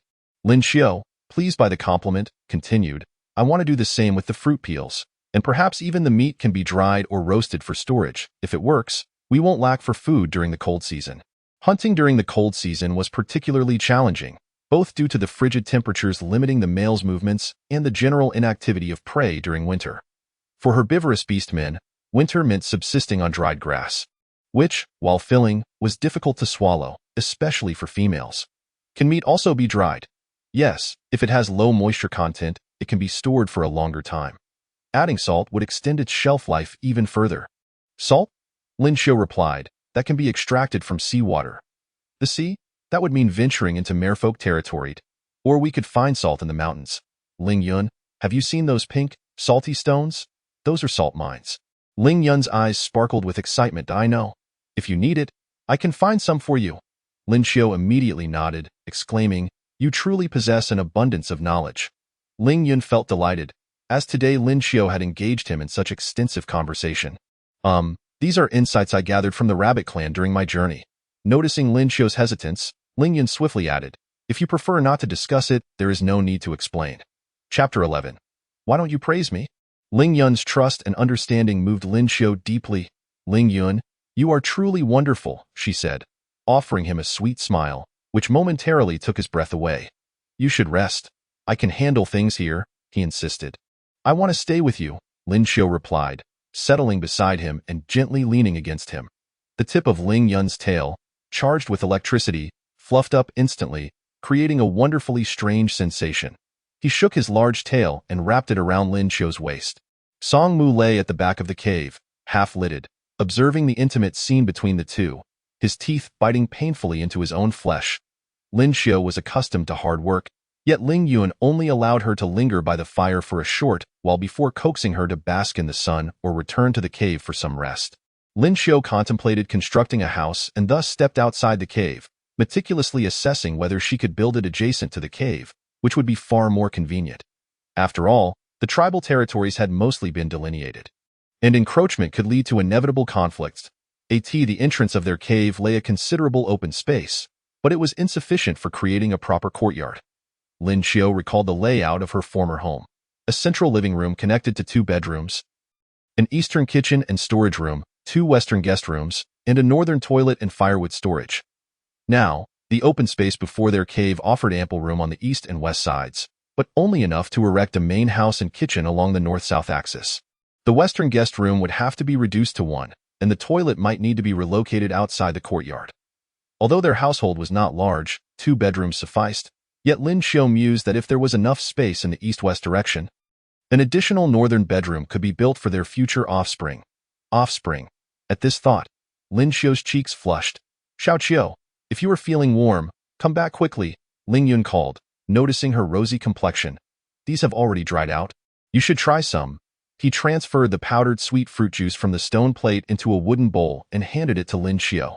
Dipping her finger into the mixture, she tasted the sweetened fruit juice, which had been dehydrated to a sugary consistency akin to cotton candy. "How is it?" Ling Yun inquired. "Sweet," Lin Xiu replied, dipping her ring finger again and extending it to Ling Yun's lips. "You should try it. It is truly delightful." The moment Lin Xiu's fingertip brushed against his lips, Ling Yun's mind went blank, captivated by her radiant smile, which made his heart flutter. He opened his mouth and bit down gently on her entire fingertip. Ling Yun's teeth were remarkably even, and Lin Xiu felt the tender pressure of his bite, his moist, soft tongue swirling around her finger, sending delightful shivers through her. She quickly withdrew her hand, brushing against the fur on Ling Yun's body. Feeling a bit shy. "Why did you bite me? Did I hurt you?" Ling Yun's joy evaporated, replaced by nervousness. "No," Lin Xiu reassured him, recognizing his careful demeanor. "Are you enjoying it?" "It's delicious." In truth, the tiger clan males were not particularly fond of sweetness. Yet this was something Lin Xiu had offered him. Her fingers were pale and delicate, resembling tender new shoots, as if a gentle bite could break them, yet she had so trustingly placed them near his lips. Ling Yun felt overwhelmed with joy, unsure how to contain such emotions, yearning to tear off the fur covering him and dash up the mountain in his beast form. However, he had tasks at hand. Only a small portion of the sweet fruit juice had been prepared, and since Lin Xiu enjoyed it, he felt compelled to finish it quickly. Suppressing his excitement, he returned to his previous position to continue mixing other juice. Meanwhile, Lin Xiu sat nearby, using a rough stone to grind the powder in the wooden bowl to a finer consistency, intending to rehydrate some to see the results. Seated closely at the cave's entrance, Ling Yun's large tail swayed back and forth, inciting Song Mu's irritation. Those sweet fruits had been picked by him, and it should have been him enjoying this closeness with Lin Xiu. How unfair it was to Ling Yun. Song Mu had never felt such animosity towards his brother before. By noon, Ling Yun roasted some wild boar, discovering that slicing the meat into thin strips and heating it on a stone plate resulted in a more tender texture than skewering it on sticks and roasting it directly over the fire. Everyone knew that wild boar were not easy to catch, especially a large adult male. While adding more meat to the stone plate, Ling Yun's gaze remained fixed on Lin Xiu's face. Feeling his stare, Lin Xiu grew somewhat puzzled and touched her cheek, asking, "What is it, Ling Yun? Is there something on my face?" "No," he replied. Lin Xiu smiled, "Then let us hurry and finish roasting the meat. I'm sure Song Mu is quite hungry too." Song Mu had been lying there for quite some time. Lin Xiu figured that given his character, he would undoubtedly get up if he could move, meaning his injuries must be quite severe. Upon hearing Lin Xiu express concern for Song Mu, Ling Yun inched closer to her, saying, "He enjoys fighting. He brought this upon himself." Lin Xiu detected the jealousy in Ling Yun's tone. I know. "Do you prefer Song Mu more?" Ling Yun asked earnestly, a hint of sorrow in his eyes, as if he already knew the answer to no. "I like you just the same," Lin Xiu said, taking Ling Yun's hand in hers. "You are both my males. Please do not think that way. I don't want to see you unhappy." Then why don't you praise me? I caught such a large wild boar today. And you Haven-T even complimented me? Ling Yun pouted like a child. Seeing his childish demeanor, Lin Xiao cupped his face gently. But is this your usual prowess? You have always been this impressive. Haven-T you? How about I praise you every day from now on? As she brushed her fingertip against Ling Yun's face, he stood frozen, at a loss, his tiger ears popping up in surprise, unable to maintain his human form. All right, let us quickly finish roasting the meat, or it will burn, Lin Xiao said, releasing her hand. Like a machine, Ling Yun sliced and cooked the meat in Lin Xiao's heart. He was indeed so remarkable. He longed to transform into a great tiger and nuzzle into Lin Xiao's embrace, allowing her to fondly stroke his head. Watching Ling Yun beam with a broad smile, Lin Xiao couldn't help but join in his laughter. What a silly tiger he was! Yet Lin Xiao felt secure in her heart. Song Mu's wounds healed rapidly, especially in the tribe, where males' battles rarely resulted in severe injuries. Minor abrasions healed quickly due to their robust constitutions. He transformed back into his human form, his lips slightly pale and his body marked with scars. Ling Yun felt as though he was intentionally displaying these wounds for Lin Xiao to see, as he had always regarded this mischievous little brother with a wary eye. Chapter 12. His little female, I have something to discuss with you both. Lin Xiao found herself squeezed between Ling Yun and Song Mu, feeling somewhat helpless as she stepped back, only for them to crowd closer. Discuss? There's no need to discuss. What do you want us to do? Ling Yun inquired, casting a side glance at Lin Xiao. His gaze earnest, resembling that of an eager puppy. I wish to build a house beside our cave using stones and yellow mud, with a stone bed inside. During the cold season, we can light a fire beneath it to keep warm, and then construct a chimney to vent the smoke outside without causing discomfort. Lin Xiao explained, using a stick to sketch a diagram in the dirt. A house? A stone bed? A chimney? Ling Yun looked at the drawing, bewildered. Song Mu remained silent, observing intently. Lin Xiao elaborated. The cave we reside in is stuffy, damp, and prone to illness, and it is too deep to receive sunlight for extended periods. The house can have 2 windows for ventilation, which can be sealed when not in use. Overall, it would be far more convenient than the cave. Will it not collapse? Even caves can sometimes cave in. Wouldn't it be dangerous to stack stones and enter? Ling Yun questioned. Of course not. We can mix egg whites with the yellow mud for sturdiness, and we will use thicker wood for support. It won't collapse easily, Lin Xiao explained, her eyes sparkling with enthusiasm. Ling Yun, captivated by her passion, instinctively smiled broadly. All right, I'll follow your lead. Song Mu, regretting his hesitation, chimed in, I will too. Great. Once Song Mu is healed, we can begin. Although Lin Xiao had anticipated their agreement to her plans, she felt immense joy upon receiving their affirmations. Ling Yun declared, no need for him. I can manage it alone. With that, he shot a glance at Song Mu. Song Mu remained silent. It was summer, with the sun blazing down.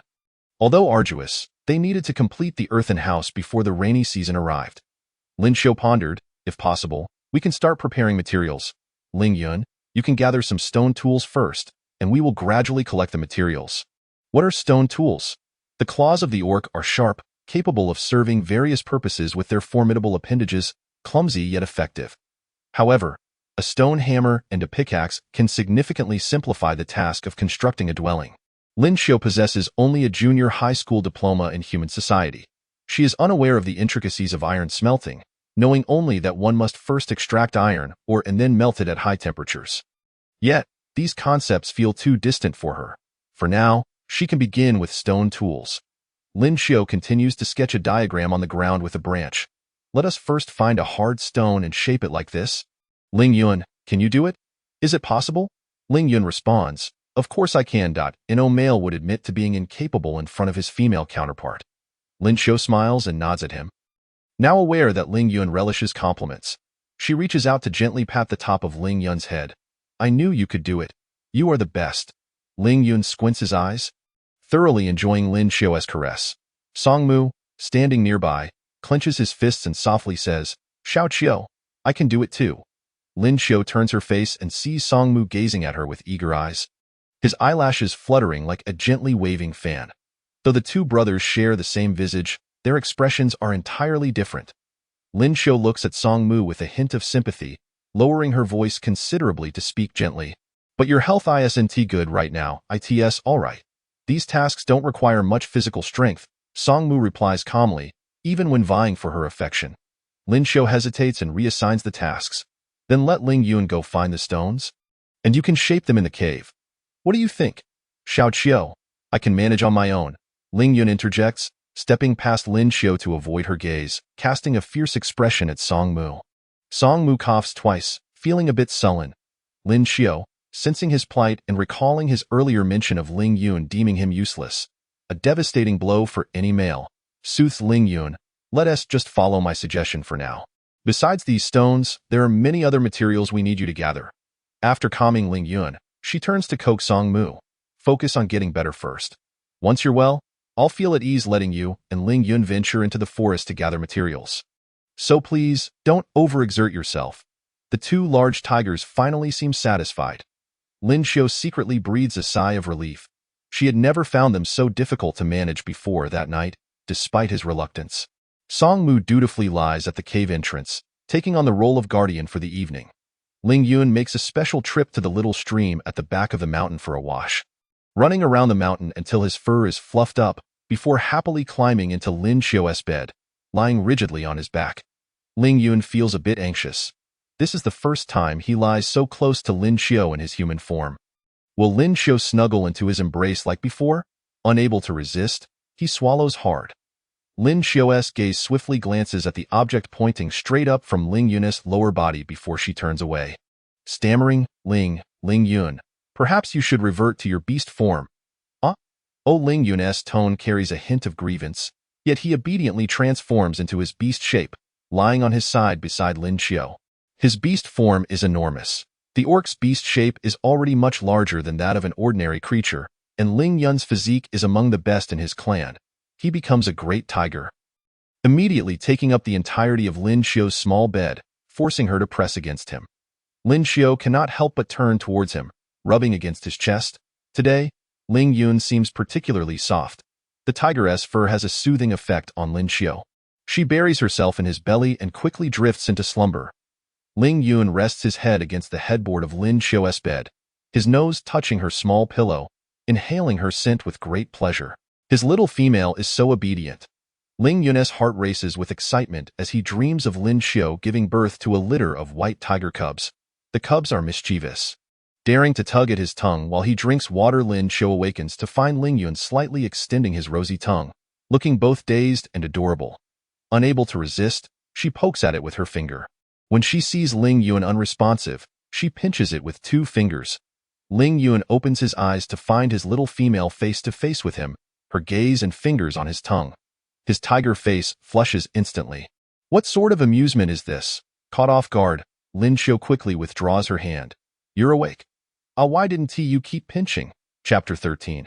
The colorful winged butterfly cocoon. Ling Yun rolls his tongue and yawns, then licks his nose to conceal the chaos in his heart. Did I wake you? Lin Xiu feels a bit embarrassed.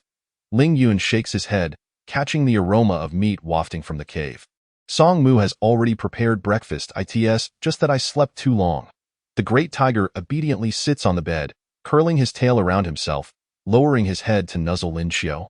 Savoring her scent mixed with his own, unable to suppress a contented rumble in his throat. Previously, Lin Xiu had always avoided Ling Yun, thus she never knew how much he enjoyed cuddling. Feeling a tickle on her neck from his nuzzling, she pushes the great tigeress head away. Xiao Qiu, I'll go find you some stones right away. Have some breakfast first? Breakfast? Ling Yun finds Lin Xiu's suggestion intriguing. I'll just catch something to eat in the forest. The meat at home is for you and Songmu. Thank you for your hard work, Ling Yun. Although Ling Yun doesn't say it, he certainly exhibits a brotherly demeanor. Ling Yun gets up, stretching lazily before heading out of the cave to find the hard stones Lin Xiu desires. Ling Yun's social connections within the tribe are much better than Songmu's. Early in the morning, many males are heading out of the tribe and greet Ling Yun. Ling Yun, is Songmu feeling better? How did you know I slept with Xiao Qiu yesterday? Lin Xiu dons her animal skin skirt, feeling quite uncomfortable being wrapped in it. The weather is too hot, and the animal skin is not breathable at all. Having grown accustomed to human society, she doesn't wish to remain bare even indoors. Songmu wraps 3 packages of meat slices in large leaves for Lin Xiao. This is essentially her portion. He himself tidies up the remaining scraps and eats until he's half full. Songmu, after breakfast, will you accompany me for a stroll around the tribe? Lin Xiao recalls that there are many things in the beast world that can correspond with human society, and if utilized wisely, the quality of life in the tribe could be greatly improved. All right. Songmu is considerably more reserved than Ling Yun. He lowers his head, quietly attending to his tasks without approaching Lin Xiao as Ling Yun does. Lin Xiao enjoys her roasted meat with the greens, though the meat lacks flavor. She hopes Ling Yun will find salt mines soon. Nevertheless, she's already quite satisfied with fresh meat and vegetables. After washing her face, she sets out with Songmu. It is summer now, and few beasts are wandering about outside. Songmu finds a large leaf to shield Lin Xiao from the sun and softly asks, "Are you hot?" "It's all right. Once you get used to it, it's fine." As Lin Xiao strolls alongside Songmu, her eyes meticulously scan the surrounding vegetation, hoping to discover something useful. She looks left and right inquisitively, appearing quite adorable, like a young cub just encountering the world. Songmu smiles gently, following closely behind Lin Xiao to shield her from the sun. "Oh my!" Lin Xiao exclaims in surprise. Songmu follows her gaze. "Those are the eggs of the colorful winged butterfly. Be careful. The scales of these butterflies can cause severe itching and swelling if they come into contact with skin. Although not fatal, the discomfort lasts for 2 to 3 days. Yet, Lin Xiao reaches out to pick the cocoon, which is quite large, even for a caterpillar-esque creation, measuring about the length of a finger. Lin Xiao wonders if the silk of this cocoon is sturdy enough to create silk garments. Seeing this, Songmu preemptively snatches the cocoon away. "It's beautiful, but you should really avoid touching it. It's fine. It hasn't transformed into a colorful winged butterfly yet." "Songmu, can we take it home and boil it?" "Boil it? You want to eat this?" Songmu's face clearly shows his reluctance. "I want to eat it. I just want the outer layer of the cocoon." "All right then." In the twilight, Shim grasped a butterfly chrysalis, which appeared to be new, as she could still feel the pupa moving within. The vibrant winged butterfly was rather common in Qishan. For their preferred food, the mulberry tree, was abundant in the region. It was the season for them to metamorphose from pupa to butterfly. The chrysalises they spun displayed a spectrum of colors, transitioning from red to orange, yellow, green, cyan, blue, purple, and finally culminating in a white hue. However, as the chrysalis forms from the outside in, the outermost layer was often a striking red, serving to intimidate potential predators, while the innermost layer, the thickest, was a white devoid of pigment. Lin Xiao pondered that if this butterfly chrysalis could be utilized for silk production, the dyeing process could be entirely bypassed. Observing Lin Xiao's interest, Shim discovered 5 more chrysalises on several mulberry trees. The oppressive heat proved too much for Lin Xiao, compelling her to return to the cave. Shim dampened a hide with water and gently wiped Lin Xiao's face. The coolness of the beast's skin provided some relief, and Lin Xiao felt an eager anticipation to see if this chrysalis could yield silk akin to that of a silkworm. Sensing her urgency, Shim kindled a fire and moved the stone mortar filled with water onto the flames. As the water came to a boil, they placed the chrysalis into it. Lin Xiao was elated to see that the colors of the chrysalis did not fade with boiling. To extract the silk intact, the chrysalis must remain unbroken. They needed to locate the head end of the boiled chrysalis and delicately draw out the silk strand by strand, resulting in a complete length of silk. Lin Xiao found a smooth, unbranched twig and began to evenly wind the extracted silk around it. It was a meticulous task, and she approached it with methodical precision. Before long, Ling Yun returned, hauling a large stone. "Xiao Qiu, look quickly. This is the hardest stone. What are you doing?" he inquired upon noticing Lin Xiao's endeavor with the butterfly chrysalis. He cautioned, "Be careful. It might fly out of the chrysalis." "Not to worry. It's already cooked." Lin Xiao reassured him. She glanced at the blue stone Ling Yun had brought back, which bore numerous scuffs, evidence of its comparisons with other stones. "Is this suitable, Xiao Qiu?" Ling Yun awaited her assessment. "Yes, indeed. You've done wonderfully, thank you," Lin Xiao acknowledged, remembering Ling Yun's fondness for praise. She then turned to Shim. "Now it's up to you, Shim. I have great faith in you." Shim bit her lip and nodded. Receiving compliments, Ling Yun smiled broadly. "What kind of stones do we need for our house? Speak up, and I shall fetch them. Any stones that aren't too brittle will suffice. We can find them nearby," However, we also need to carry back some sturdy, straight logs to serve as beams and columns. Lin Xiao outlined her requirements, to which Ling Yun nodded vigorously. Leave it to me. Unfortunately, the beast hide bag cannot bear the weight of the stones. Otherwise, I could bring back several more. Upon hearing this, Lin Xiao contemplated.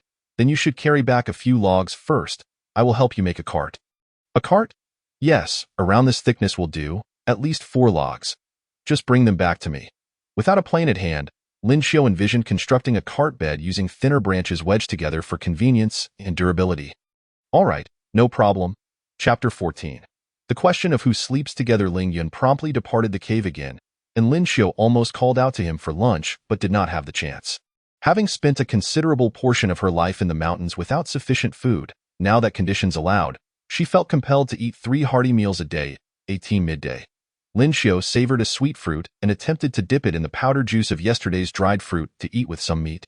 Though the meat had gained flavor, the sweetness felt somewhat peculiar to her. H.M. noticed her changing palate and recalled a saying that females might be influenced by the male's traits after mating. Lin Xiao had previously disliked eating meat, consuming it only when fresh greens were unavailable during the cold season. Now, her transformation filled Shim with a sense of fulfillment. Lin Xiao wiped her mouth clean and noticed Shim staring at her. What's the matter? Is there an issue with the stone tools? Shim quickly shook her head. No problem at all. Then let us continue our work. Lin Xiao spent the afternoon diligently extracting silk from the chrysalises. The silk was fine, but once wound around the peeled yellow twigs, its colors became vibrant. Lin Xiao systematically categorized the different colors of the silk onto separate twigs, uncertain of Lin Xiao's intentions. Shim allowed her to proceed undisturbed. Despite working diligently all afternoon, Lin Xiao had yet to finish extracting from the 5 chrysalises. Meanwhile, Shim swiftly crafted a stone hammer and pickaxe, binding them to a sturdy branch with hemp. With their sharp claws, the beastmen never crafted tools. Even the hardest stones readily yielded to Shim's adept hands. Try it out first. Lin Xiao gestured toward a mound of earth beside the cave. Shim nodded and raised the stone hammer, bringing it down with a sharp crack that split the earth, but injured her hand in the process. This? Shim looked remorseful. I miscalculated my strength. I apologize. Xiao Qiu.its just a branch. We can retie it. There's no need to apologize. Despite Lin Xiao's reassurances, Shim's expression remained gloomy as she searched for another branch, her demeanor distinctly despondent. Alas, this personality? Lin Xiao sighed. Ling Yun had been gone for quite some time, and upon his return, he brought not only small logs but also a woolly beast. The woolly beast resembled a sheep, albeit larger, with a reddish-brown coat, about 1.5 times the size of an ordinary sheep. Its dense fur made it a favored choice for warm clothing during winter. Hunting the woolly beast in the summer was clearly not for its fur. It would serve as their meal for the evening and the next day. Their household typically consumed 1 adult prey of similar size daily. Ling Yun glanced at Lin Xiao's achievements from the afternoon. Observing her vibrant silk strands from the colorful butterfly chrysalises wound around different twigs. The colors were striking, yet he thought little of it, assuming Lin Xiao was merely indulging in a pastime. Lin Xiao, having lost her patience, cast the chrysalises aside and directed Ling Yun to aid in constructing the cart, while Shim tended to the woolly beast. Lin Xiao instructed Ling Yun to tear a long strip from the hide at home and use the charred wood to mark measurements on the hide strap. We'll use this as a standard measure to ensure successful assembly. Lin Xiao devised a simple ruler, measuring the distance from her thumb tip to her middle fingertip as 1 unit. Setting 5 units to equal 1 meter and dividing each unit into 4 segments, each segment being 5 centimeters. You're quite clever. Xiao Qiu. Ling Yun praised her ingenious idea. Now, let us cut all these logs to a length of 1 meter and 50 centimeters. Lin Xiao measured the small logs Ling Yun brought back. Their diameter was roughly 8 centimeters, and 10 segments would suffice. All right. Ling Yun diligently followed Lin Xiao's instructions as he worked through the numerous logs he had brought back. The challenge in constructing the cart lay in crafting the wheels. Fortunately, the beast world was abundant with giant trees, making it relatively easy to select one to carve a smooth, solid wheel. During dinner, Ling Yun inquired about how much Lin Xiao had eaten throughout the day. Upon hearing her response, he felt satisfied. His little female was indeed too slender. She needed to gain some weight before the cold season, and consuming more meat would help her grow stronger. Summer nights lingered long, and before dusk, Ling Yun had completed everything except the wheels for the cart, preparing to fetch a sturdier tree the next day. However, come nightfall, a dispute arose between Ling Yun and Shim regarding who would sleep beside Lin Qiu. Should be my turn tonight, Shim asserted, glaring at Ling Yun. Don't give me those dead fish eyes. You currently lack the ability to procure food. What face do you have to sleep beside Xiao Qiu? Ling Yun retorted without mercy. Lin Xiu swallowed nervously, wishing to interject. Aren't your eyes quite similar? Xiao Qiu said that once I recover, I'll return to sleep with you. Shim refused to yield. Then wait until you are healed before sleeping with Xiao Qiu. Ling Yun was not easily swayed. Xiao Qiu. Shim looked pleadingly at Lin Xiu. Ling Yun, too, turned his gaze towards her, his eyes filled with a sense of grievance from the day's arduous hunt in the realm of Somalili. More capable males typically held greater influence within the household, thus possessing priority and mating rights with females, all contingent on the female's preferences. Ling Yun felt a pang of jealousy at the thought of Shim having mated with Lin Xiu while he had not. Lin Xiu rubbed her neck, suggesting, "What if we all sleep together? As long as you both remain in human form, my little beast's skin bed might be a bit cramped, but it could work." Upon hearing Lin Xiu's proposal, both Ling Yun and Shim's eyes lit up, but Ling Yun quickly added, "Your bed is too small. If the two of us sleep with you, you want to get a good night's rest, Shim. You can bring back some dry grass tomorrow to enlarge our bed. For tonight, you can sleep on the ground." Shim was acutely aware of his current limitations. Thus, he could only endure in silence. Lin Shi observed as Shim, transformed into a grand tiger, lay dejectedly by her bedside. With a pang of guilt, she extended her hand to gently stroke his back. Shim relished Lin Shi's tender caress, yet her touch pricked him like tiny needles, inducing both a delightful itch and an overwhelming sensation. His tail involuntarily bristled, causing the entirety of his feline form to ripple. Ling, from behind, reclaimed Lin Shi's hand. "Xiao Qi, it's time for us to rest." That night, he resolutely refused to transform into his beastly form. With his long limbs, he enveloped Lin Qi in his embrace. A flicker of anxiety coursed through him, fearing she might not welcome such closeness. His heart raced. After a lengthy silence without any sign of rejection from Lin Qi, he finally relaxed, nuzzling his chin against the crown of her head. Lin Qi felt something pressing against her thigh, and as she attempted to shift away, Ling pulled her back into his hold. "Ling, I can't sleep like this," she said subtly. Yet Ling boldly replied, "Xiao Qi, shall we mate?" Though he masked it well, his heart was in turmoil in the past. Lin Qi had been distant, and he could endure the solitude. Now, however, the gentle and affectionate Xiao Qi, who praised him and cared for his well-being, was an irresistible temptation.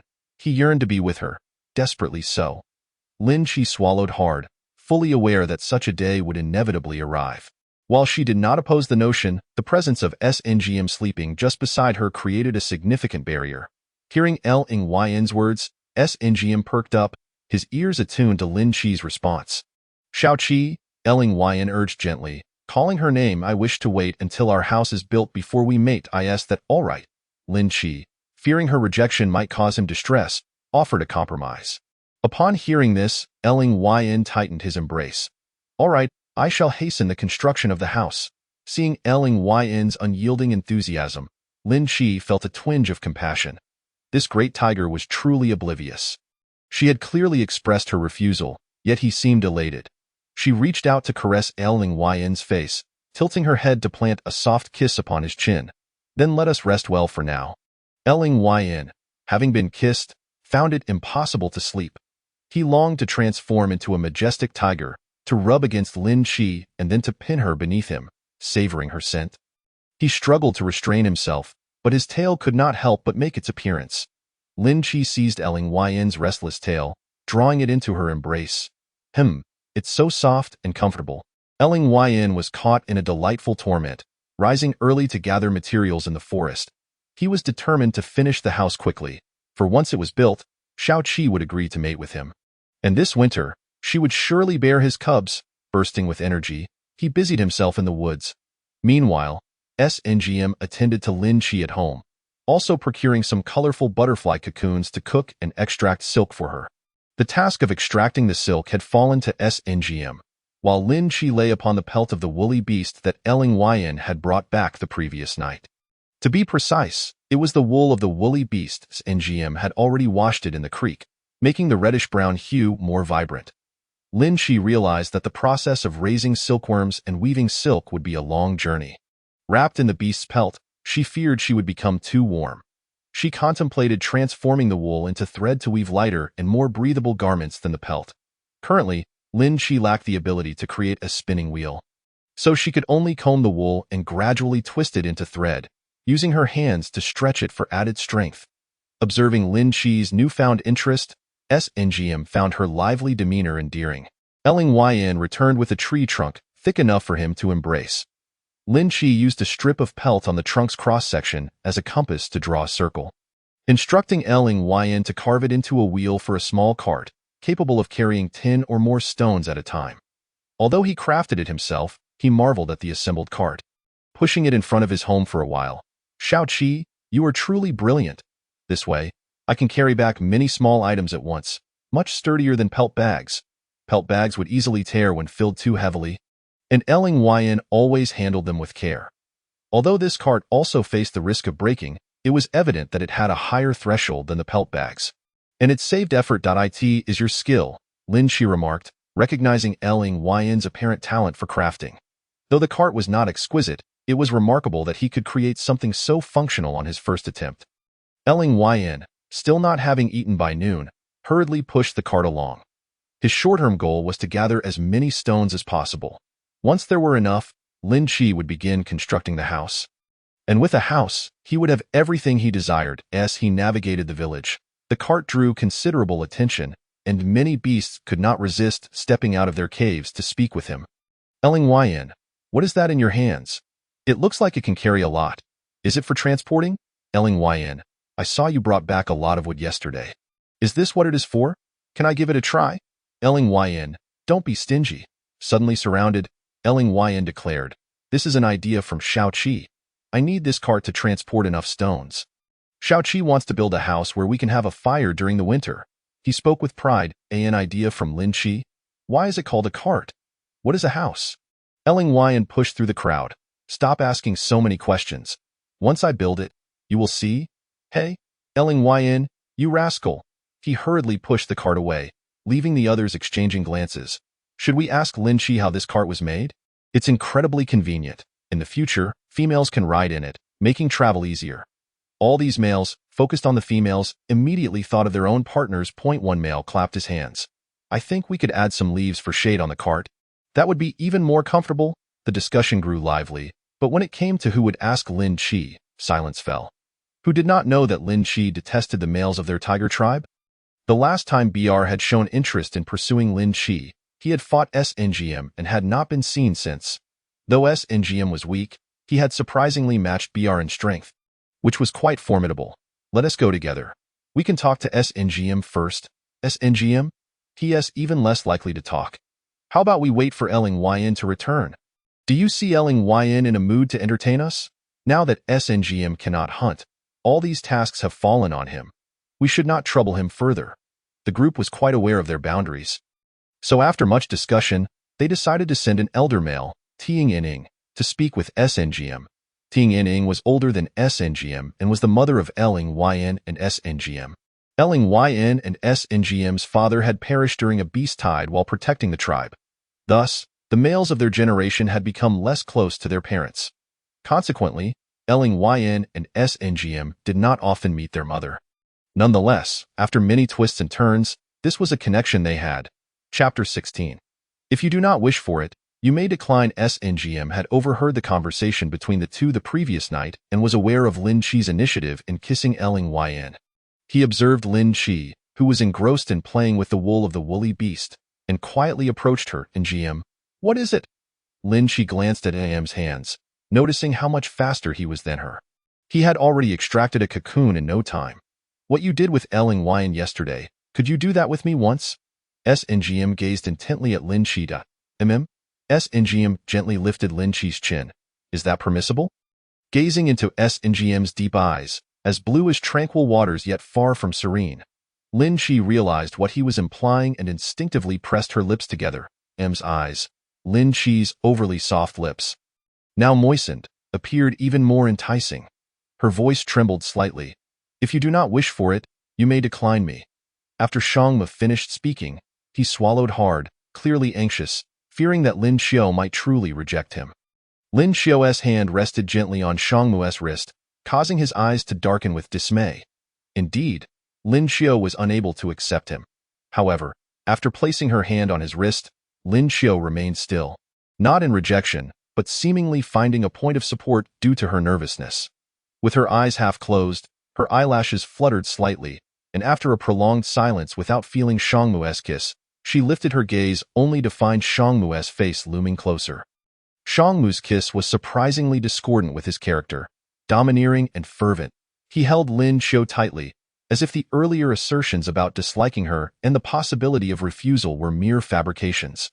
Lin Xiao felt a sense of suffocation, engulfed by Shangmu's warm breath, as if he sought to envelop her entirely within his grasp. His tongue explored and claimed her, refusing to allow Lin Xiao to lean back and evade him. As Lin Xiao's height barely reached his shoulder, Shangmu lifted her by her hips, positioning her atop his waist, devoid of any support, leaving her no choice but to cling tightly to him, surrendering into his embrace. Lin Xiao felt slightly dizzy, uncertain whether it was from lack of air or embarrassment. Shangmu's kiss abruptly ceased, and Lin Xiao looked at him in a daze, puzzled, and even Shangmu detected a hint of unfulfilled desire in her expression. His irritation at being interrupted dissipated, replaced by a subtle smile as he hoarsely explained to Lin Xiao, "It seems someone is approaching us." With the keen hearing of a male beast man, Shangmu not only discerned the sound of footsteps, but also recognized that they were not those of Ling Yun. Otherwise, he would not have minded letting Ling Yun witness how Lin Xiao was embraced and kissed by him. "Then quickly put me down." Lin Xiao tapped Shangmu's shoulder. He carefully set her down, and she immediately darted into the cave. He gazed after her retreating figure, reaching up to touch his lips. 2 minutes later, Teng Ning arrived near their cave. Shangmu stepped outside and, upon seeing Teng Ning, inquired, "Is there something amiss?" Teng Ning scratched the back of his head sheepishly, clearing his throat before saying, "Earlier, we saw Ling Yun pushing something called a cart out of the tribe. He said it was Lin Xiao's idea. That cart is incredibly convenient, and I wanted to ask if Lin Xiao could teach us how to make one together." Shangmu glanced behind Teng Ning and noticed a group of males approximately 50 meters down the mountain, all fixated on them. Honestly, being scrutinized by so many males was quite uncomfortable. Typically, such situations led to fights. However, having heard Teng Ning's words, Shangmu replied, "I will ask Xiao Qiu." "All right, I'll wait here." Teng Ning was already quite pleased that Shangmu had not outright refused. The beastmen waiting at a distance grew anxious. Why did Shangmu return? "I told you this guy was reclusive. We shouldn't have sought him out. Better to wait for Ling Yun to come back. Why isn't Teng Ning back yet? It's driving me mad." With everyone being rather impatient, they watched Shangmu enter the cave, stamping their feet outside. Lin Xiao overheard their conversation and, upon seeing Shangmu return, stated, "There's no harm in teaching them. It's just that it's all your fault. My lips seem to be a bit swollen. It's so embarrassing to go out like this." Shangmu's smile deepened as he approached Lin Xiao, bending down to lightly peck her soft lips. "Then let us wait for Ling Yun to return, and he can handle it. I believe I have rested sufficiently. I can go out and gather stones this afternoon." Lin Xiao nodded. "That's fine, but don't overexert yourself." Shangmu couldn't help but ruffle Lin Xiao's hair before stepping out of the cave. Addressing Teng Ning, "Lin Xiao is unable to teach you personally, but she has agreed to let Ling Yun come back to instruct you." "That's wonderful. Lin Xiao is truly a kind-hearted female." Teng Ning beamed, and the beastmen behind him recognized that the matter was settled. Shangmu nodded at Teng Ning, refraining from further conversation, and returned to the cave's edge. Teng Ning, too caught up in his excitement, hurried back, but stumbled slightly on his way down the mountain, causing the other males to rush over, asking, "Teng Ning, did Lin Xiao agree to teach us?" Teng Ning, finding himself surrounded by questioning voices and no one offering a hand to help him up, stood up awkwardly. "Of course. Fantastic." The crowd cheered. "We can head to the forest to gather some wood first. Yesterday, I noticed Ling Yun was collecting small camphor wood. Let us go and not just wait idly." With summer in full swing and food plentiful, everyone had leisure time, so they scattered into the forest in groups. Ling Yun soon returned, pushing a cart laden with stones. He was delighted to hear that Lin Xiu was willing to share the method of making the cart with everyone, as it indicated her genuine desire to integrate into their tribe. However, he pondered, why was it up to him to teach? I'll take care of Xiao Qiu this afternoon. You can instruct them instead. Shangmu had been at home with Lin Xiu for many days, and the prospect of seeing her all day made Ling Yun quite envious. Now that Shangmu could go out to search for materials, it was surely his turn to venture out. Shangmu replied, it was Xiao Qiu's suggestion. Do you intend to go against her wishes? Ling Yun narrowed his eyes at Shangmu. Don't use Xiao Qiu to pressure me. I'll tell you, Xiao Qiu has already agreed to mate with me. She even kissed me last night. She clearly favors me a bit more. I kissed her today, Shangmu remarked, pointing to his lips. Ling Yun's eyes widened, and he immediately turned towards the cave, calling out, Xiao Qiu. He felt immensely wronged, insisting that Lin Xiu kiss him 3 times on the lips before he would obediently go out to find Ting Ning. Lin Xiu helplessly looked at Shangmu. Please don't say that to him anymore. She felt exhausted managing both of them. Shangmu nodded. Very well, from now on, these will be our little secrets. Lin Xiu blushed at Shangmu's suggestive gaze. Chapter 17. Woolen straps. In the afternoon, Ling Yun sought out Tang Ning, and upon hearing the news, the males gathered materials in a clearing near Tang Ning's cave, surrounding Ling Yun to learn the craft. Shangmu pushed a few stones back from the forest, and during his second trip, he crossed paths with Ling Yun, who had finished instructing everyone and was out hunting. Ling Yun, carrying prey, glanced at Shangmu's cart and remarked, Why are you only pushing this little bit? Are you lacking strength? Shangmu cast a disinterested glance at him, dismissively averting his gaze, and no matter what he said, he was now the one with the little secret with Xiao Qiu. Do you realize how much you annoy me? Ling Yun complained, trailing behind Shangmu as they returned home together. Lin Xiu had slept through the afternoon in the cave. The heat was stifling, and upon waking, she felt a heaviness in her chest. Ling Yun promptly offered her a crisp, thirst-quenching green fruit that had clearly been soaked in water to cool down. Lin Xiu took a bite, temporarily alleviating the weight on her chest.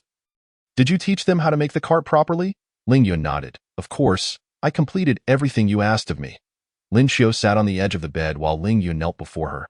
Gazing up at her, she gently stroked his hair. Once we finish building our house, if it turns out well, can we teach everyone how to do it? Sure, Xiao Qiu, you're so kind. Ling Yun felt shy under her touch, not daring to move for fear of losing the sensation. Lin Xiu felt a bit embarrassed by his words. Does that really mean I'm kind? You didn't have to teach them, but you chose to share that knowledge. Isn't that kindness? In Ling Yun's heart, Lin Xiu was the finest. Well, Ling Yun is also willing to teach them, which shows he is very kind too. Lin Xiu's words made Ling Yun's tail nearly wag with joy. During the day, Shangmu expanded Lin Xiu's original small bed with dry grass, then placed her snow fox fur blanket in the center. In the evenings, both Ling Yun and Shangmu could lie on either side of Lin Xiu, temporarily resolving the brothers' disputes. Shangmu's body quickly healed. The wounds from his fight with Bear left only faint scars. And though he had sustained more injuries than Lin Xiu, her wounds had yet to fully heal. Lin Xiu's wounds began to itch, and she carefully scratched the area around them with her fingers, inwardly lamenting the unfairness of the male's superior healing abilities. Shangmu and Ling Yun took turns venturing out during the day, while the other stayed at home to care for Lin Xiu, tending to her needs, such as roasting sweet fruits or peeling cocoons. Lin Xiu busied herself with the wool, and though her days felt monotonous, they were the peaceful existence she had longed for. Finally, it was complete. After more than 10 days, Lin Xiu had spun and stretched the wool from the woolen beast into bundles of yarn, estimating that she had produced a total of about 5 pounds. Ling Yun peeked in. Xiao Qiu, what do you plan to do with this? Such yarn is convenient for whatever purpose it may serve. In the present-day tribe, it is common to utilize the prickless hemp thorn for binding items. However, despite its relative flexibility, the hemp thorn has its limitations. It suffices for securing larger objects, yet proves cumbersome for finer, smaller items.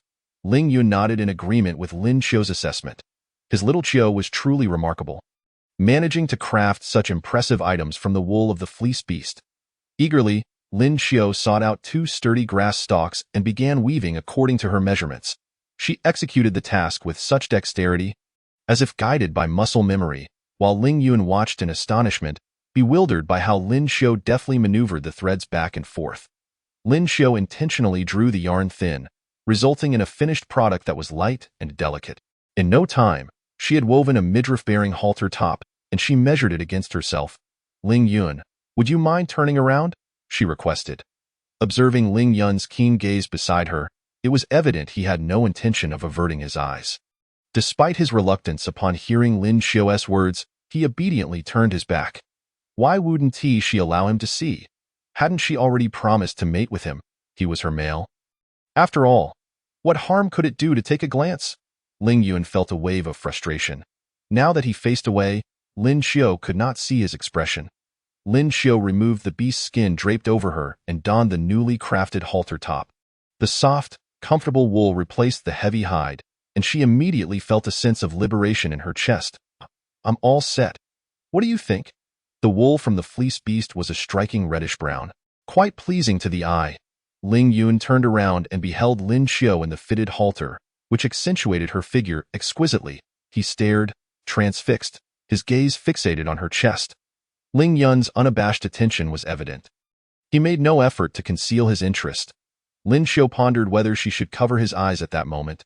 "You?" To her surprise, Ling Yun reached out and gently poked the prominent area on her chest. "Ling Yun, little Xiao, may I touch?" he implored, squatting before her, his desire evident as he swallowed hard. He looked up at Lin Xiao, as if awaiting her blessing. Lin Xiao's face flushed with warmth. She suddenly realized that the light fabric could not conceal her curves. She felt a wave of relief that it was Ling Yun who noticed. If he hadn't spoken up, she would have embarrassingly walked out like this. Yet, seeing the fire igniting in his eyes made her stammer. "And no, that's not allowed. You mustn't think that." Covering her chest, she hurried to the side, cutting 2 small circular pieces from the beast's skin and stuffing them into her garment. Ling Yun was resolute in his pursuit. Closing the distance. "Little Xiao, please let me touch just once. I beg you." His forthrightness startled Lin Xiao, who had only recently returned from human society. "I said no, little Xiao," Ling Yun countered, wrapping his arms around her waist from behind. Resting his chin on her shoulder, his gaze fell upon a mysterious line of curvature. Had Feng Mu touched her there? Lin Xiao froze, unable to recall if Feng Mu had, only remembering the pain and fear from that night. Yet, surely Feng Mu must have. She remained silent, and Ling Yun, feeling a pang in his heart, interpreted her silence as consent, tightening his embrace. However, respecting her boundaries, he placed his hands gently on her waist. Ling Yun's obedience was striking, akin to a large dog that would not act without its owner's command, which softened Lin Xiao's heart a little. "Then, you may only touch once, little Xiao?" Ling Yun's voice suddenly brimmed with joy. Lin Xiao let out a deep breath, turning her face away. She felt herself lifted into Ling Yun's arms, instinctively wrapping her arms around his neck. "You're not going to touch?" Chapter 18. A gentle touch, however. Ling Yun laid her down on the bed, pressing over her. "Ling Yun, you?" His hand trembled as it rose, delicately brushing against her chest. The softness beneath his palm was beyond his imagination. He dared not apply pressure. Cautiously squeezing just a little, "Ling Yun, enough?" Lin Xiao covered her face with her hands. "Little Xiao, Ling Yun's face nestled into the crook of her neck, flames of desire igniting within him, primal instincts clamoring for release. Yet, he gritted his teeth, unwilling to frighten her. Lin Xiao had already consented to mate once their home was finished. He could not overstep those bounds. "Little Xiao, I truly adore you." Lin Xiao's heart softened, and she tenderly stroked his head beside her. "I like you very much too, Ling Yun." "Really?" Ling Yun lifted his head, his gaze shimmering with anticipation. "Truly," Lin Xiao affirmed, nodding to reassure him of her sincerity. Ling Yun felt that he had never known such happiness as he did in that moment. He broke into a silly grin, gently caressing Lin Xiao's hair as if handling a precious treasure. Unable to get enough while fearing he might ruin it, "Little Xiao, I feel as though I'm dreaming." Ling Yun was beside himself with joy, feeling as if he were floating. "Sometimes, I too feel as though I am dreaming," Lin Xiao replied, her tone tinged with melancholy. Ling Yun sensed that her words stemmed not from joy but from something deeper. "What troubles you, little Xiao?" he inquired, as she pinched his handsome face. "Nothing." The two lingered on the beast's skin bed for a while. But Lin Xiao soon felt overheated and gently pushed Ling Yun away. Even after being pushed aside, Ling Yun remained elated, his steps light as he went to prepare dinner for Lin Xiu. She reclined on the beast's skin, quietly observing him, her heart settling.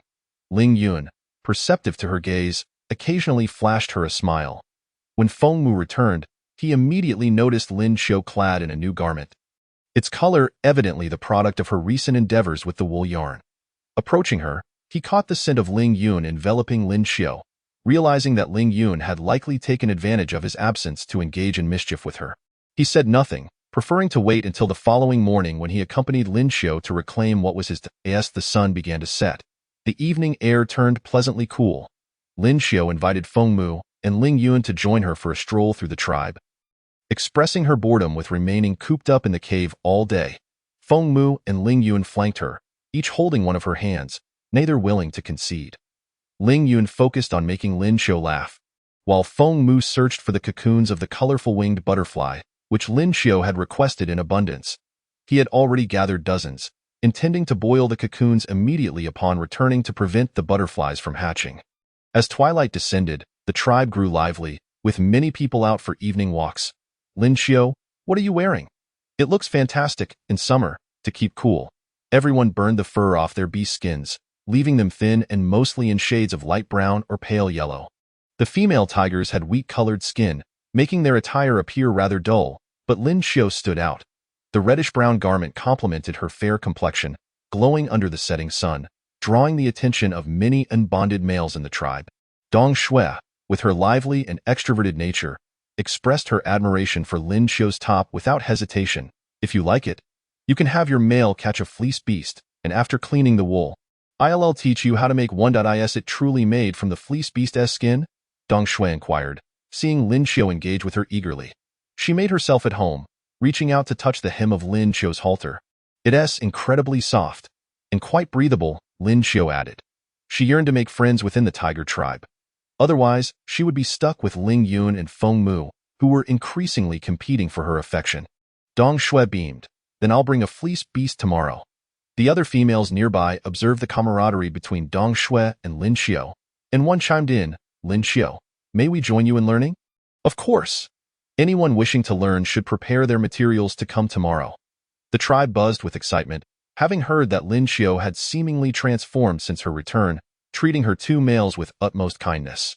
Today, not only did she take them for a walk, but her demeanor towards the other females had also softened. This was undoubtedly a positive development, and everyone was eager to send their males out to catch fleece beasts. The males, ever eager to please their females, ventured into the forest that very night. Not only did they capture quickly, but capable males sought to catch too, hoping to win favor with their females.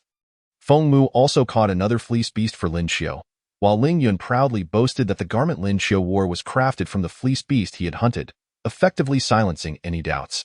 The fleece beasts, just settling into slumber in the forest, let out a bleat of protest.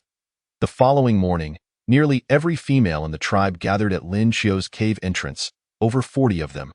As her dwelling could hardly accommodate them all, Dong Shui suggested, let us head to the large cave at the valley entrance.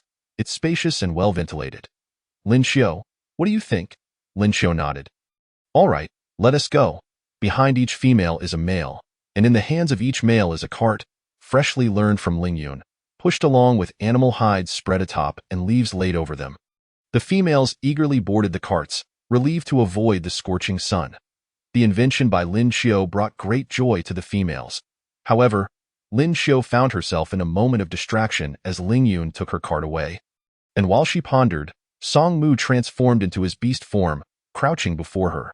Now, Song Mu's size rivaled that of Ling Yun, no longer the emaciated figure she had seen upon his return. Lin Xiu chuckled softly, cradling the wool and the animal hide Song Mu wore, and settled onto the cart. Is it too sunny? Xiao Qiu? Song Mu inquired. Not at all. Just hold on tight to me, she replied. With that, Lin Xiu embraced him, and Song Mu accelerated, swiftly making their way to the large cave at the mouth of the valley. With ample wool in her hands, Lin Xiu observed as Song Mu transformed back to human form.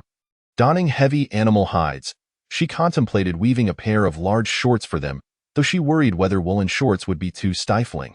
Perhaps it would be better to create an open-crotch skirt instead. Lin Xiu's mind swirled with thoughts, while Song Mu, unaware of her musings, stepped outside to gather a few leaves, placing them on a stone for her to sit upon. Call me if you tire. You need not remain with them all the time, Song Mu advised Datamem. His caring demeanor was endearing, prompting Lin Xiao to tilt her face and kiss his chin. Song Mu's expression softened further, his eyes sparkling with surprise and mirth. He only smiled in her presence. Chapter 19. Vigilance. Soon enough, other females arrived, filling the cave with lively chatter. Due to its structure, voices echoed within, amplifying the noise. The males waited outside, craning their necks to catch sight of their females. Lin Xiao taught the females how to groom their fur, but some quickly found it tedious and passed the task to their respective males. Lin Xiao said nothing, yet Song Mu stepped in to take over the grooming. Proving faster and more adept than Lin Xiao. Such was the nature of males. They excelled at nearly everything. However, when it came to tasks like twisting yarn, males were ill-suited, their rough hands calloused, rendering them incapable of such delicate work. The females glanced at their inept males, yet, envious of the straps adorning Lin Xiao, they resolved to tackle the task themselves. Lin Xiao demonstrated briefly, and before long, midday had arrived. Well, the steps are as follows. If you wish to knit a garment like mine, you will need this yarn, she declared, producing a ball of her prepared wool for demonstration. It will take at least a day, so once you have completed it, come back to me for further guidance. The females, having exerted themselves throughout the morning, agreed to conclude the session and bid her farewell. Dong Shui, however, still brimming with energy, approached Lin Xiao after the others departed. Clasping her hands together, "Could you lend me a bundle? I promise to return it once I've finished. I truly desire this strap. Please, I will repay you with an extra length." Dong Shui, not only extroverted but evidently clever, eagerly awaited Lin Xiao's response. "Very well, but do not mention it to anyone else. Otherwise, they will all come to borrow from me." Lending Dong Shui a bundle of yarn, Lin Xiao noted that it would suffice for each of her 3 family members to weave a skirt. Dong Shui, delighted by the agreement, exclaimed, "I will come back in the afternoon. What fruits do you like? I will bring some for you." "No need. I have plenty of fruits in my cave. Just do not arrive too early.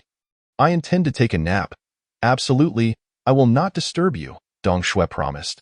She had never found Lin Xiao so endearing, her petite form appearing even more delicate compared to the juvenile females of the Tiger clan. Such a female did not conform to the aesthetic of the Somal continent, where survival dictated a preference for robust females. Yet, Dong Shui suddenly recognized Lin Xiao's undeniable charm. The male accompanying Dong Shui, Tan Yuan, had been observing Lin Xiao's retreating figure with keen interest, unable to contain his curiosity. "What are you staring at?" he asked, a hint of jealousy in his tone, for Dong Shui had never looked at him with such fervor. Despite Lin Xiao merely being a female, "Do you not find Lin Xiao adorable? Like a little cub," Dong Shui replied cheerfully. Tan Yuan dared not respond, for he had no interest in other females. Aside from Dong Shui, none held significance to him. "Not really. You males are exceedingly dull." Later in the afternoon, Dong Shui returned to Lin Xiao's cave bearing fruits, this time accompanied by Ling Yun. Ling Yun and Tan Yuan engaged in grooming outside the cave. Their camaraderie evident. As Ling Yun worked diligently, he caught Tan Yuan casting a resentful glance in his direction. "What are you looking at me for?" Ling Yun retorted, having no fondness for being scrutinized by males. "Nothing," Tan Yuan replied, recalling how Dong Shui had earlier extolled Lin Xiao's cuteness, noting her transformation from a solitary character to one who now interacted with others. She had expressed her intention to care for Lin Xiao in the future, a thought that now pained him. Tan Yuan longed to ask Ling Yun if he could keep his male companions hidden, but he refrained, realizing such a request would likely prompt Ling Yun to question his sanity. Tan Yuan had never imagined that he would not only compete with the males in his household for Dong Shui's attention, but would also have to guard against other females. Weaving was far more enjoyable than twisting yarn. Dong Shui spent the afternoon merrily crafting alongside Lin Xiao.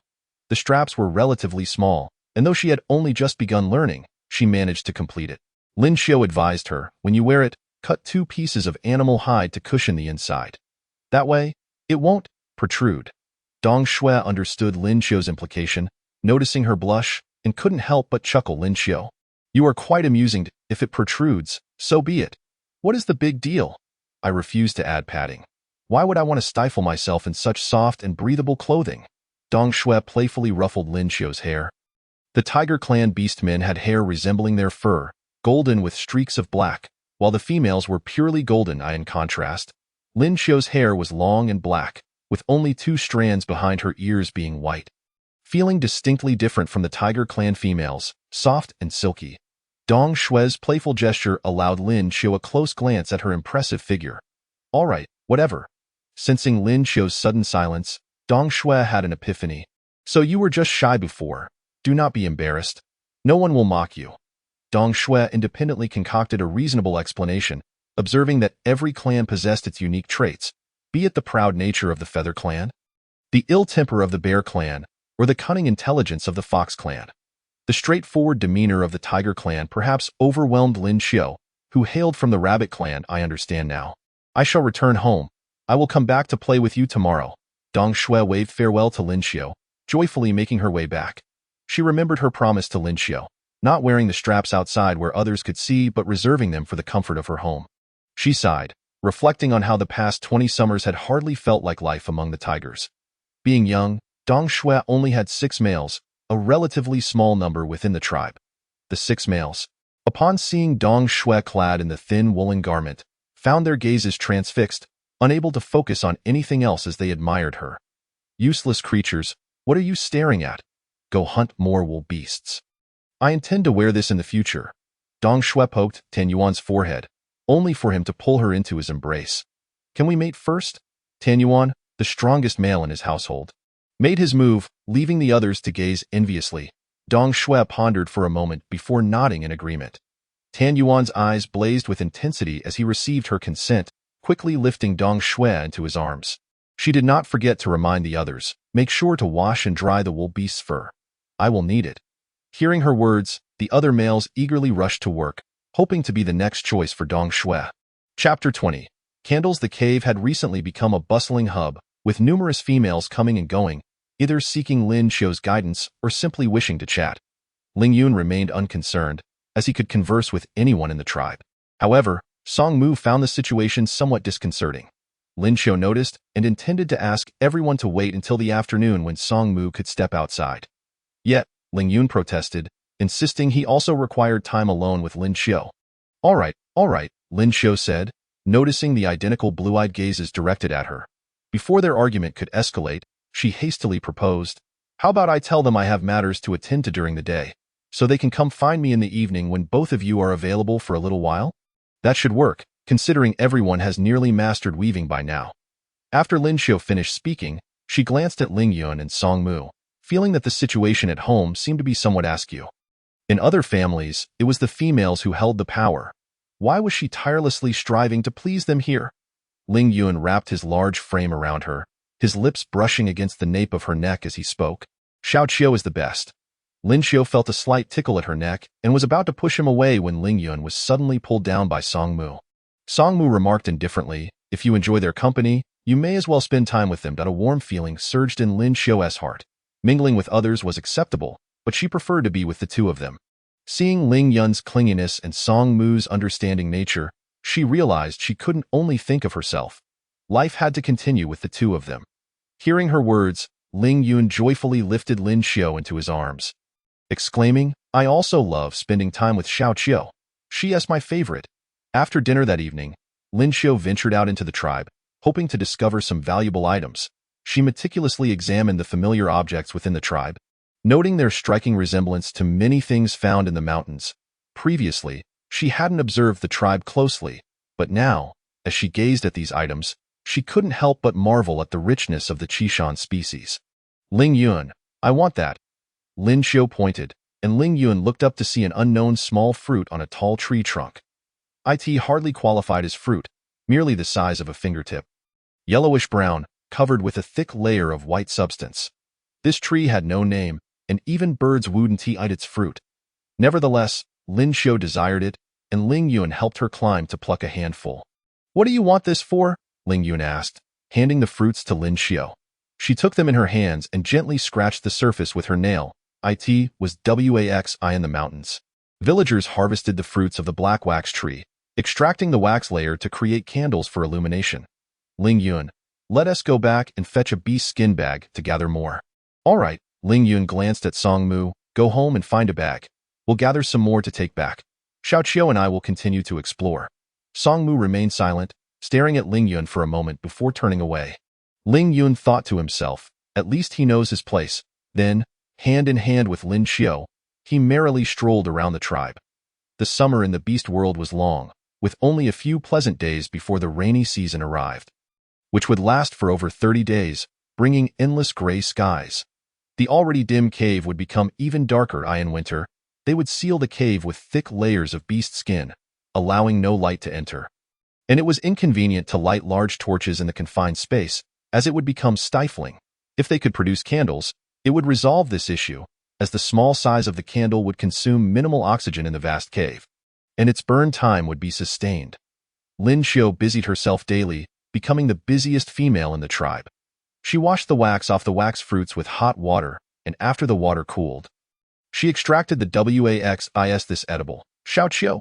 Ling Yun asked, seeing Lin Xiu treat the commonplace wild fruit as a treasure, boiling and washing it. When she pulled out a layer of white substance from the water, he thought it was something akin to sweet fruit juice powder. Song Mu leaned in to take a look. A whole bag of fruit yielded so little. The beast skin bags in the beast world were large enough to fit Lin Xiu inside.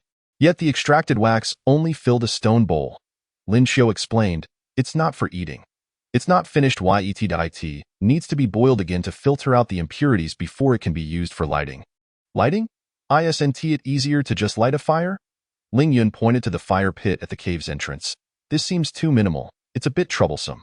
Well, but if you enjoy it, it's a nice way to pass the time. The beastmen of Somali continent were unaware that fats could burn, nor did they know what Lin Xiu was extracting. Lin Xiu instructed Ling Yun to heat the stone bowl over the fire until the wax melted, then filter it using a small cloth woven from wool. Ling Yun watched with a pained expression, knowing how hard Lin Xiu had worked to spin and weave the fabric, and now it was getting dirty. He glared at Song Mu. Why can't you learn to weave wool like this? Song Mu glanced at him, then shifted his gaze elsewhere. Aren't you the same? Ling Yun felt exasperated. All right, this will do. Lin Xiu inserted a strand of wool into a bamboo tube, then poured the melted wax inside, waiting for it to solidify. From a large bag of wax fruits, she could only produce 2 candles. Fortunately, there were many of these trees in the tribe, and since birds did not favor their fruits, they grew densely. By the time the rainy season came, the fruits would fall to the ground and rot, returning nutrients to the great trees. As the candles fully solidified, darkness enveloped the surroundings. Lin Xiu eagerly lit one of the candles at the fire pit, cradling it in one hand while shielding the flame with the other as she entered the cave. The cave was pitch black. Ling Yun and Song Mu possessed remarkable night vision, allowing them to see clearly without illumination. Yet, when Lin Xiu raised the candle to illuminate the dark cavern, they were still moved by the scene before them. The stillness of the candlelight, unperturbed by the absence of wind, cast Lin Xiu's silhouette against the stone wall. The flame, though small, illuminated the cave brilliantly. How about this? It's much more convenient than the fire pit, and the flame is quite stable. Lin Xiu dripped a bit of wax onto the stone table beside the bed to secure the candle. Ling Yun couldn't help but admire Lin Xiu's ingenuity. Xiao Qiu, can it keep burning like this? The issues of flame size and duration existed for burning wood and grass. Dry grass ignited easily but extinguished quickly, while a fire pit required sufficient fuel to sustain the flame. Yes, it can burn until this candle completely melts. Lin Xiu pointed to the wax dripping from the top. We can collect the melted wax again to re-solidify and burn it until it's all gone. Song Mu squatted down, gazing at the burning candle, unable to refrain from repeating the word. Yes, the white frost on the outside of that fruit is actually wax, perhaps because this layer of wax is significantly thicker than that of other fruits. No birds are willing to eat it. Lin Xiu, you truly know so much. Ling Yun tilted his head to look at her, his admiration and surprise evident in his eyes. I discovered it by chance. Then I'll gather more tomorrow. I'll make several more. Song Mu remarked. He had seen Lin Xiu's process of making wax, which wasn't particularly difficult, but the repetitive boiling and filtering seemed too laborious for her. Lin Xiu nodded. The wax fruits are ripe at the moment. We should harvest more to store for the rainy and winter seasons for illumination. There are plenty of wax fruits on the mountain. Why not inform everyone in the tribe to gather them together and produce wax? This way, everyone can benefit. Ling Yun found Lin Xiu's idea quite commendable. Then I'll take charge of teaching them. You shouldn't have to bear the burden. Lin Xiu nodded. The beastmen retained their ancestors' instinctive fear of fire, yet they equally yearned for light. Ling Yun extinguished the fire pit at the cave's entrance, and the three of them sat on the bed, watching the flickering candlelight for a while. Lin Xiu, nestled between the two, felt an overwhelming warmth. The following day, Ling Yun brought a candle to find the tribe's leader. Wu Chuan, the leader of the Qishan tribe, was a former friend of Ling Yun's father and also his mother's mate. After Ling Yun's father passed away, he became the tribe's leader and shared a bond with Ling Yun. This is a candle made from the tribe's wax fruits. It can be easily lit and burns for a long time. Ling Yun handed the candle to Wu Chuan, speaking animatedly, "Leader, you might not know what wax fruits are. They are the common trees in our tribe, and the yellowish fruits they bear are wax fruits. Do you know why there is a layer of white on them? That is wax." Wait a moment. Wu Chuan raised his hand to take the candle from Ling Yun carefully, as he noticed Ling Yun's cautious demeanor and didn't he dare to grip it too tightly. "You say this can burn? So what?" So Ling Yun glanced at Wu Chuan, recalling his father's words about his friend's lack of sharpness. "Though small, it can burn for a long time. We can light it in the cave for nighttime illumination. You can take it inside and try lighting it. If we light a fire in the cave, we'll suffocate," Wu Chuan remarked. "No, we tested it last night. Perhaps because the flame is small, we lit it all night without suffocation." Ling Yun explained. At that moment, a female emerged from the cave. "Mother," Ling Yun called out. Yin Ti looked at Ling Yun and smiled, then turned to Wu Chuan. "Why don't you bring it in to try?" Wu Chuan cast a fleeting glance at Yin Ti before consenting to bring the candle inside for trial. The cave entrance. Yin Ti inquired a few questions about Song Mu's health, to which Ling Yun responded with precise formality. Finding the sun's glare too harsh, Yin Ti retreated into the cave. The male cubs were raised from a tender age, primarily under the care of their fathers, while the females were spared the onerous duty of nurturing the young. Only female cubs could anticipate receiving their mother's direct attention. In the tribe, females typically did not require the assistance of their sons, relying solely on their males. Consequently, the maternal bond was not particularly strong, especially since Ling Yun had long since reached adulthood and had little to converse about with Yin Ti. Before long, Wu Chuan emerged with palpable excitement. "Lin Xiu sent me to inquire if you were willing to teach us how to produce this." Ling Yun nodded. "She has always been so kind, has she not?" Wu Chuan recalled Lin Xiu's past torment of Ling Yun and Song Mu, swallowing the words that almost escaped his lips. "Then I shall gather everyone to collect these wax fruits." "Yes, wax fruits." Wu Chuan extinguished the half-burnt candle and returned it to Ling Yun. "Do you mean for everyone to collectively gather and produce them, then distribute them to the females, or should each household craft their own?" "I believe centralized production would yield greater efficiency, and this task could easily be assigned to the males of the tribe who cannot hunt," Ling Yun inquired. "It is not merely a matter of efficiency. We also need to consider whether conflicts might arise during the collection process due to competition.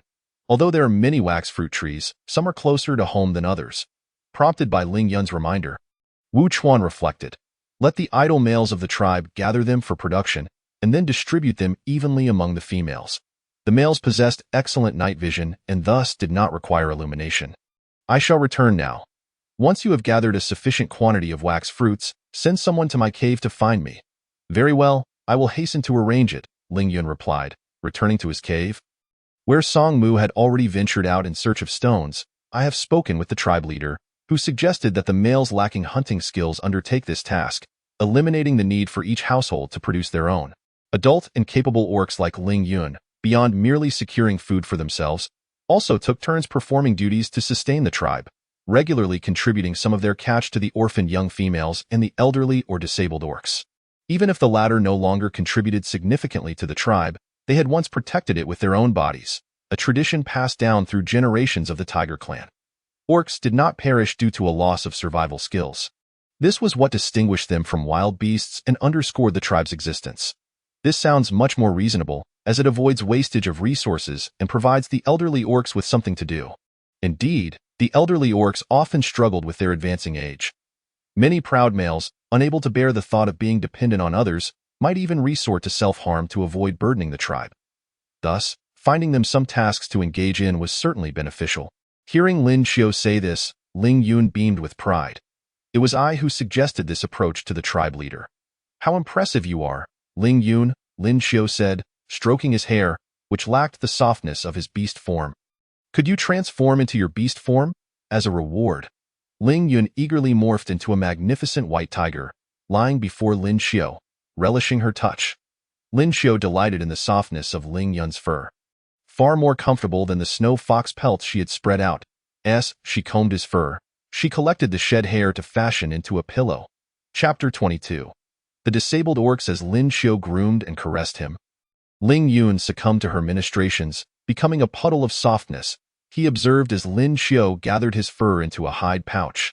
Though unaware of her intentions, the notion of his female collecting his fur was undeniably thrilling. Ling Yun felt elated, his tail's fur puffing up even more. Lin Xiao promptly stroked his tail. Ling Yun realized that she had a particular fondness for his tail and ears, prompting him to resolve to use these features to capture her attention more often. He rolled over, exposing his belly to her. The fur on the great tiger's belly was even softer, and Lin Xiao could not resist burying her face in it for a gentle nuzzle. Ling Yun's paws twitched with excitement, and he could barely suppress a playful growl, fantasizing about pouncing on little Xiao. Ling Yun entertained such thoughts, yet dared not express them, allowing Lin Xiao to indulge in her playful affections. In the days that followed, Song Mu and Ling Yun amassed a considerable quantity of stones, piling them into two large heaps at the entrance of their cave. The reason for the two distinct piles was that they seemed to be engaged in a tacit competition, each determined to outdo the other by separating their collections. The next day, Tang Ning approached Ling Yun, greeted by the sight of the two substantial heaps of stones. Although he had seen Ling Yun and Song Mu hauling stones into the cave over the past few days, the sight of them together was truly impressive. Ling Yun, the tribe leader, has nearly gathered all the wax fruits. I was sent to inform you that you can go to the large cave at the valley's entrance to teach them how to produce it. Understood. Tell them to heat the water to a boil, and I shall join them shortly. Ling Yun replied, turning to Lin Xiao. Little Xiao, will you rest in the cave, or shall you accompany me for some fun? Go ahead. I still need to weave this. Lin Xiao continued her work, crafting a hide skirt for Ling Yun and Song Mu, who were oblivious to the fact that these garments were intended for them. Lin Xiao eagerly anticipated their delighted reactions upon receiving the gifts. I shall return promptly. Do not venture outside while I am gone. After preparing water and fruits for Lin Xiao, Ling Yun swiftly departed. In the vast valley, the inhabitants were primarily elderly, frail, or disabled orcs. Some were missing a leg, others an arm, and some bore disfigurements on their faces. When males ventured out to hunt, they did not always manage to return safely with their quarry. Even robust males like Ling Yun needed to remain vigilant in the forest. While the odds of injury were low, they were never zero. Those who had once possessed mates often found themselves cast out after sustaining injuries. However, today, the faces of these orcs seemed particularly bright, perhaps because they could finally contribute to the tribe. The water is boiling, Ling Yun, said a male with a prominent scar crossing his face. He had suffered severe injuries 10 years prior during the beast tide. While Ling Yun's father had succumbed, yet he had survived. Unfortunately, one of his legs had been bitten off at the knee, and the other was also severely injured, allowing him only to limp along with the aid of a stick. Ling Yun nodded, instructing, first, immerse the fruits in the water, then after a while, scrub the layer of wax that forms on the surface into the water before retrieving the fruits. Once the water has cooled completely, skim off the wax that floats on top. The valley was nearly filled with wax fruits, and it would take a full day to wash them thoroughly to produce crude wax. Understood. We will follow your instructions. The wax retrieved will need to be filtered again, and I will return to guide you through that process. Ling Yun concluded before departing the large cave and returning to Lin Xiao's side. Feeling uneasy about leaving her alone, despite the constant patrols ensuring safety. Little Xiao, I just had a thought, Ling Yun said, sitting beside her and observing the cotton yarn she was weaving. The tribe has collected a significant quantity of wax fruits, and a small piece of cloth will hardly suffice during the filtering process. It is far too small. Some males had attempted to assist the females in weaving, but their calloused hands often snagged the tightly wound threads, rendering them messy. Lin Xiao pondered. We could have the males wash their hands and soften the calluses before weaving. If that proves ineffective, applying a layer of oil after washing should prevent snagging the threads. That makes sense. I shall try it immediately, Ling Yun exclaimed, rushing out the door to wash his hands by the creek. Lin Xiao watched his retreating figure with exasperation. She had refrained from mentioning it earlier to avoid burdening him with the one task she could handle that was not overly exhausting. Otherwise, given Ling Yun and Song Mu's attentiveness, they would surely have swarmed the nearby forest, stripping every woolly beast of its pelt to weave blankets. After washing his hands, Ling Yun touched a piece of meat, lightly coating his hands with oil before mixing it in. "Little Chiu, come teach me how to weave." Lin Xiu had no choice but to guide him, and he proved to be quite clever. Or perhaps it was Lin Xiu's effective teaching, as he quickly picked it up. When Song Mu returned, he found Ling Yun wrapping his arms around Lin Xiu from behind, her hands clasped around his as they worked together on the knitting project. Chapter 23. Living in the pit, Song Mu unloaded the stones from the cart, and as he stepped into the cave, Ling Yun wrinkled his nose in distaste. "You should wash up before entering. You smell terrible." Song Mu shot Ling Yun a sidelong glance but complied, stepping outside to return as a large white tiger. His fur had dried on the way back, and upon entering the cave, he transformed back into his human form, though the tips of his hair remained slightly damp. "You worked hard today, Song Mu." Ling Yun had to remain at home today to teach others in the tribe how to make candles, thus spending the entire day indoors. Song Mu, on the other hand, had spent the day outside transporting materials without feeling fatigued. Sitting across from him, Song Mu's slender figure appeared even more pitifully solitary. Lin Xiu, unable to bear it, emerged from Ling Yun's embrace to sit between the two. "Are you teaching Ling Yun how to weave wool?" Song Mu inquired. "Yes," Ling Yun replied. "The tribe requires a larger piece of filtering cloth, and I am too slow to accomplish it alone." Song Mu glanced at Ling Yun's now adept motions, suppressing a flicker of envy as he resumed peeling the prepared silkworm cocoons beside him. Lin Xiu stepped outside to take a look. The two piles of stones beside the cave had accumulated significantly and were nearly sufficient to construct the main house, which consisted of two primary sleeping quarters and a central hall. The orcs were not fond of visiting others' homes, so the hall did not need to be overly spacious, just enough to accommodate a dining table. Upon returning, Lin Xiu addressed the two. "Tomorrow, you shall venture into the forest to gather some timber. We need 8 pieces of oak of this thickness, and a few trunks of mulberry." Both oak and mulberry wood were known for their durability, suitable for supporting structures. The timber resources on the Somalili continent were remarkably abundant. Trees as thick as a bowl could be found everywhere, though fortify the house against the continent's frigid winters. Lin Xiu planned to use 8 oak logs as load-bearing pillars and to thicken the walls for added insulation against the extreme cold. "Very well, that poses no issue," Song Mu agreed. Compared to harvesting stones in the untamed forest, collecting wood was indeed a more leisurely task. The next day, while Song Mu set out to search for timber, Ling Yun followed Lin Xiu's instructions to level the ground in front of their cave, digging approximately half a meter deeper than the cave entrance. Ling Yun worked swiftly on the foundation. Transforming into a large tiger, he used his thick, powerful claws to excavate the earth, shaping the pit that Lin Xiu envisioned, before refining it with a wooden shovel to create a neatly squared hole. Throughout the day, Tungning did not come to Ling Yun seeking further lessons on extraction, likely due to the abundance of wax fruits they gathered, which had yet to be fully processed. "Asked this sufficient? Xiaoqiu, will we be sleeping here?" Ling Yun hesitantly regarded the vast pit he had unearthed, but dared not voice his doubts. Lin Xiu measured the dimensions of the pit with a handmade beast-hide ruler.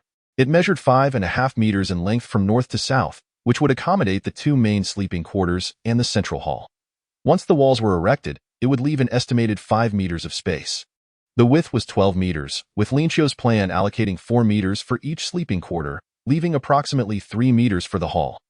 Thus, their basic living conditions would be established, and any additional spaces such as a kitchen could be arranged later. Listening to Ling Yun, Lin Xiu raised a hand to poke his forehead playfully. "What nonsense are you thinking? Who would sleep in a pit?" "I must be foolish, Xiaoqiu," Ling Yun replied, 2 fluffy ears popping up from his head. Lin Xiu couldn't resist reaching out to pinch one, his smile betraying his delight. "Since no one has come to find you today, you should hurry and weave the filtering cloth. It may be needed by tomorrow." Once Ling Yun began, he wove swiftly. Even as darkness fell, his keen eyesight allowed him to work efficiently and skillfully. "I will prepare something for you to eat," he said. Ling Yun noticed that Lin Xiu preferred boiled or stir-fried food rather than roasted. So their meals had transitioned to primarily boiled dishes, and Lin Xiu had returned to his previous taste, showing less inclination towards meat.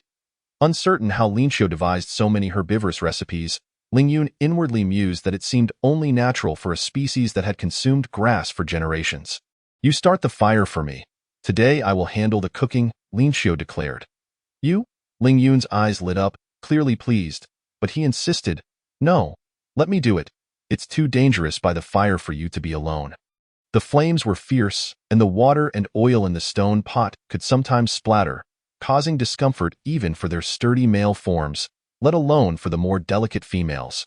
Ling Yun was resolute, refusing to let Lin Xiu cook, insisting she stay cool under the shade of the mulberry tree by the cave entrance. In just a day's time, Songmu had gathered the timber and, under Lin Xiu's guidance, fashioned a rudimentary planer from wood and beast bones, intending to smooth the logs into uniform pillars the following day. For the past few days, Lin Xiu had been busy weaving new skirts for them, and she was nearing completion. After their meal, Lin Xiu, instead of taking her usual evening stroll, continued to weave with the wool. Ling Yun crouched beside her. It's quite dark now. Perhaps we should continue tomorrow if you wish. I can assist you. As he spoke, he reached out to take the materials from Lin Xiu's hands. Lin Xiu dodged. No, I'm almost finished. Just a bit more to go. She was eager to present her work to them. Ling Yun, feeling a bit helpless, nudged Songmu with his foot. Songmu merely rolled his eyes at Ling Yun and continued with his task. Finally, just before complete darkness enveloped the land, Lin Xiu finished her last stitch. You two come here, she called, prompting Ling Yun and Songmu to line up before her. Lin Xiu retrieved another piece from the side, neatly folded them both, and with hands outstretched, presented them to Ling Yun and Songmu. These are for you. The summer heat can be oppressive, and you need not wear such heavy beast skins anymore. The lightweight woolen skirts were thrust before them, leaving Songmu momentarily speechless. He accepted it in a daze, wanting to grasp it tightly yet afraid to apply too much pressure.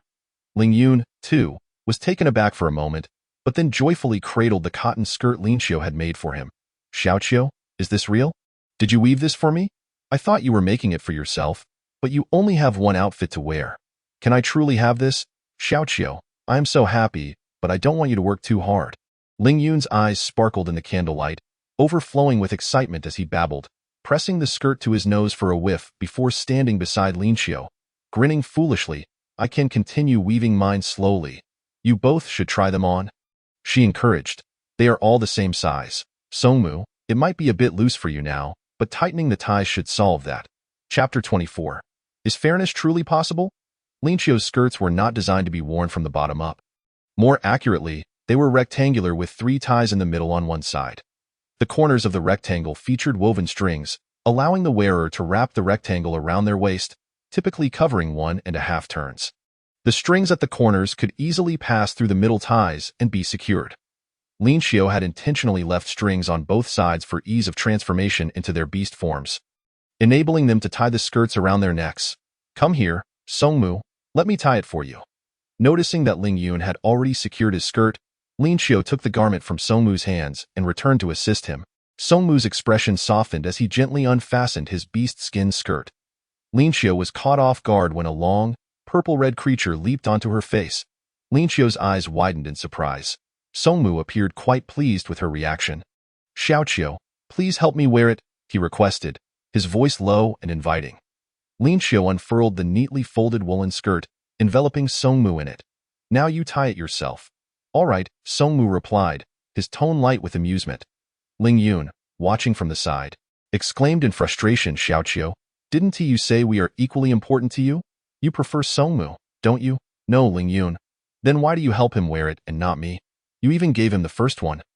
Ling Yun lamented, his voice tinged with grievance as he began to untie the skirt he had already donned, insisting Lin Xiu assist him as well. Lin Xiu, gazing at the exposed Ling Yun, couldn't he help but chuckle in exasperation. She had not anticipated that her efforts to treat them equally would lead to such jealousy. She had given both skirts at the same time. There was nothing wrong with helping Ling Yun wear his skirt. However, the order in which they received them was merely coincidental, with Songmu standing to the left and Ling Yun to the right. Lin Xiu had never considered that this would become a source of jealousy for Ling Yun. Wrapping the skirt around Ling Yun's waist, she asked, "Is this all right now?" "Yes," he replied, sniffling slightly, readying the skirt with a hint of lingering grievance. Lin Xiu sighed. "All right, now you may take them off. It's time for bed. We have a lot to do tomorrow, especially you two. You need to rest well with that." Lin Xiu extinguished the candle, Despite feeling a twinge of disappointment, Ling Yun was nonetheless grateful for Lin Xiu's thoughtful gift, utterly thrilled and excited. He folded his skirt neatly and used it as a pillow, cradling it like a treasure he feared would be taken away. Songmu did the same, hiding his skirt beneath his fur, concealing it securely.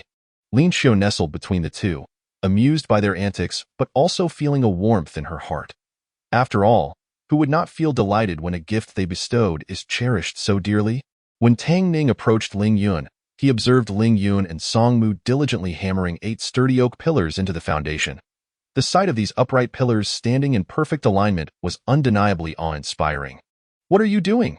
he inquired. In preparation for the cold season. "We intend to construct a dwelling where we can have a fire indoors," Ling Yun replied. "Did you come to see me?" Yes, Tang Ning responded. His curiosity piqued. Moreover, Lin Xiu had brought carts and candles to the tribe, and with such significant work being undertaken right at his doorstep, he couldn't help but feel a sense of excitement and wonder. Pondering whether Lin Xiu would also be willing to teach everyone. However, that was a matter for another time. He had come to invite Ling Yun to the valley's entrance to instruct everyone on how to filter and extract the crude wax. Ling Yun nodded and turned to Lin Xiu, saying, "Xiao Qiu, I will return shortly. Please have Songmu prepare the meal." "All right, come back soon," Lin Xiu waved at Ling Yun. Seeing Ling Yun's female companion being so tender and reliant on him. Even seeing him off as he departed, Tang Ning felt a pang of envy that turned his face a shade of purple. He had noticed earlier that Ling Yun and Songmu were wearing skirts made from fine wool yarn. The intricate crafting of such garments was a rare endeavor, reserved solely for the females of the tribe. The fact that Ling Yun and Songmu could wear them was a testament to how well they were treated by their female counterparts. Ling Yun, noticing Tang Ning's gaze lingering on the skirt that Xiao Qiu had gifted him the previous night, proudly boasted, "This was handwoven by Xiao Qiu herself. Although I wish she wouldn't work so hard. You know how it is. We cannot dissuade the females from what they desire." Tang Ning's face grew even more flushed with disbelief. How could it be possible for a female to personally craft a gift for you? Even if she merely picked a handful of flowers by the roadside and tied them together as a gift for a male, that would be an immense favor. Ling Yun held his head high, exclaiming, "Indeed, it was she who made it. Our Xiao Qiu is simply wonderful." Tang Ning struggled to accept this, but it was evident that Ling Yun spoke the truth. If it weren't for the fear of being unable to defeat him, he would have relished the opportunity to give Ling Yun a good thrashing. Before long, Ling Yun returned, and everyone was taken aback by the sight of his new woolen skirt. Their astonishment only deepened when Ling Yun produced a large piece of filtering cloth made from wool yarn. "You plan to filter with this, Ling Yun? That seems rather extravagant," one remarked. "Indeed, this is a luxury only the females can create. Did many females from the tribe collaborate to weave such a substantial piece? How could they endure such labor?" As the crowd gathered around, they were eager to touch the wool, having never experienced it before. Tang Ning quickly intervened, saying, "Your hands are far too rough. What will you offer in compensation if you snag the fibers?" The onlookers promptly withdrew their hands, disappointment evident in their eyes. Ling Yun, perceiving their dismay, reassured them, "It's all right. This piece was actually woven by me. Males can indeed perform this task. Once the candles are completed, you will also be able to contribute to the tribe by creating these, and soon everyone will be able to wear lightweight garments made from wool yarn." "You wove this?" Sun Shi, who bore a prominent scar across his face, immediately took hold of Ling Yun's hand and examined it. He saw that, like theirs, Ling Yun's hands were calloused and rough, even more so than his own, as he had not hunted or labored for quite some time. "You're lying. How could your rough fingers manage such delicate work? And you say we could do it as well?" Although the words were skeptical, there was an underlying hope that Ling Yun might indeed find a way to teach them. The days spent crafting candles for the tribe had been some of the most joyous in a long while. Contributing to the tribe made them feel valuable rather than useless. However, with the project nearing completion, the prospect of returning to a state of idleness loomed. The group gazed intently at Ling Yun, who understood their unspoken thoughts. "I never lie, however. For now, let us focus on melting the wax and extracting the candles. I will teach you how to process the wool beast afterwards." Upon hearing Ling Yun's words, a glimmer of hope ignited within them. They renewed their efforts, some tending to the flames while others prepared bamboo tubes for filtering, which was significantly easier than washing the wax fruits.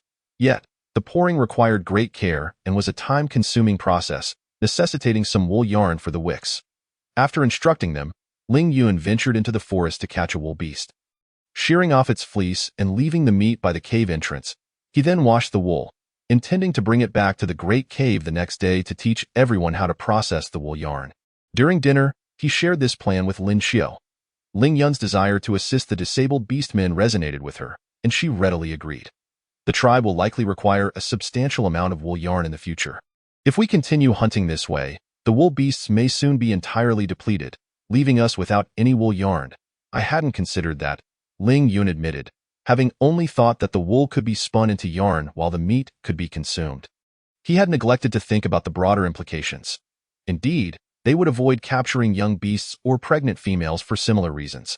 Lin Xiao continued, we could capture them alive, shear their wool, and then release them, allowing us to return next summer to shear again. That way, we wouldn't face any issues. Ling Yun's face lit up with understanding. Xiaoqiu, you are truly clever. He regarded her not only with affection but also with admiration. He felt an overwhelming admiration for her brilliance. In the afternoon, having dried the cleaned wool, Ling Yun took it to the great cave, selecting 2 young, capable males to instruct them, with the intention of having them teach others in the future. He guided the 2 to soften their hands and apply oil to prevent snagging the fibers, and soon, the wool became manageable under their care.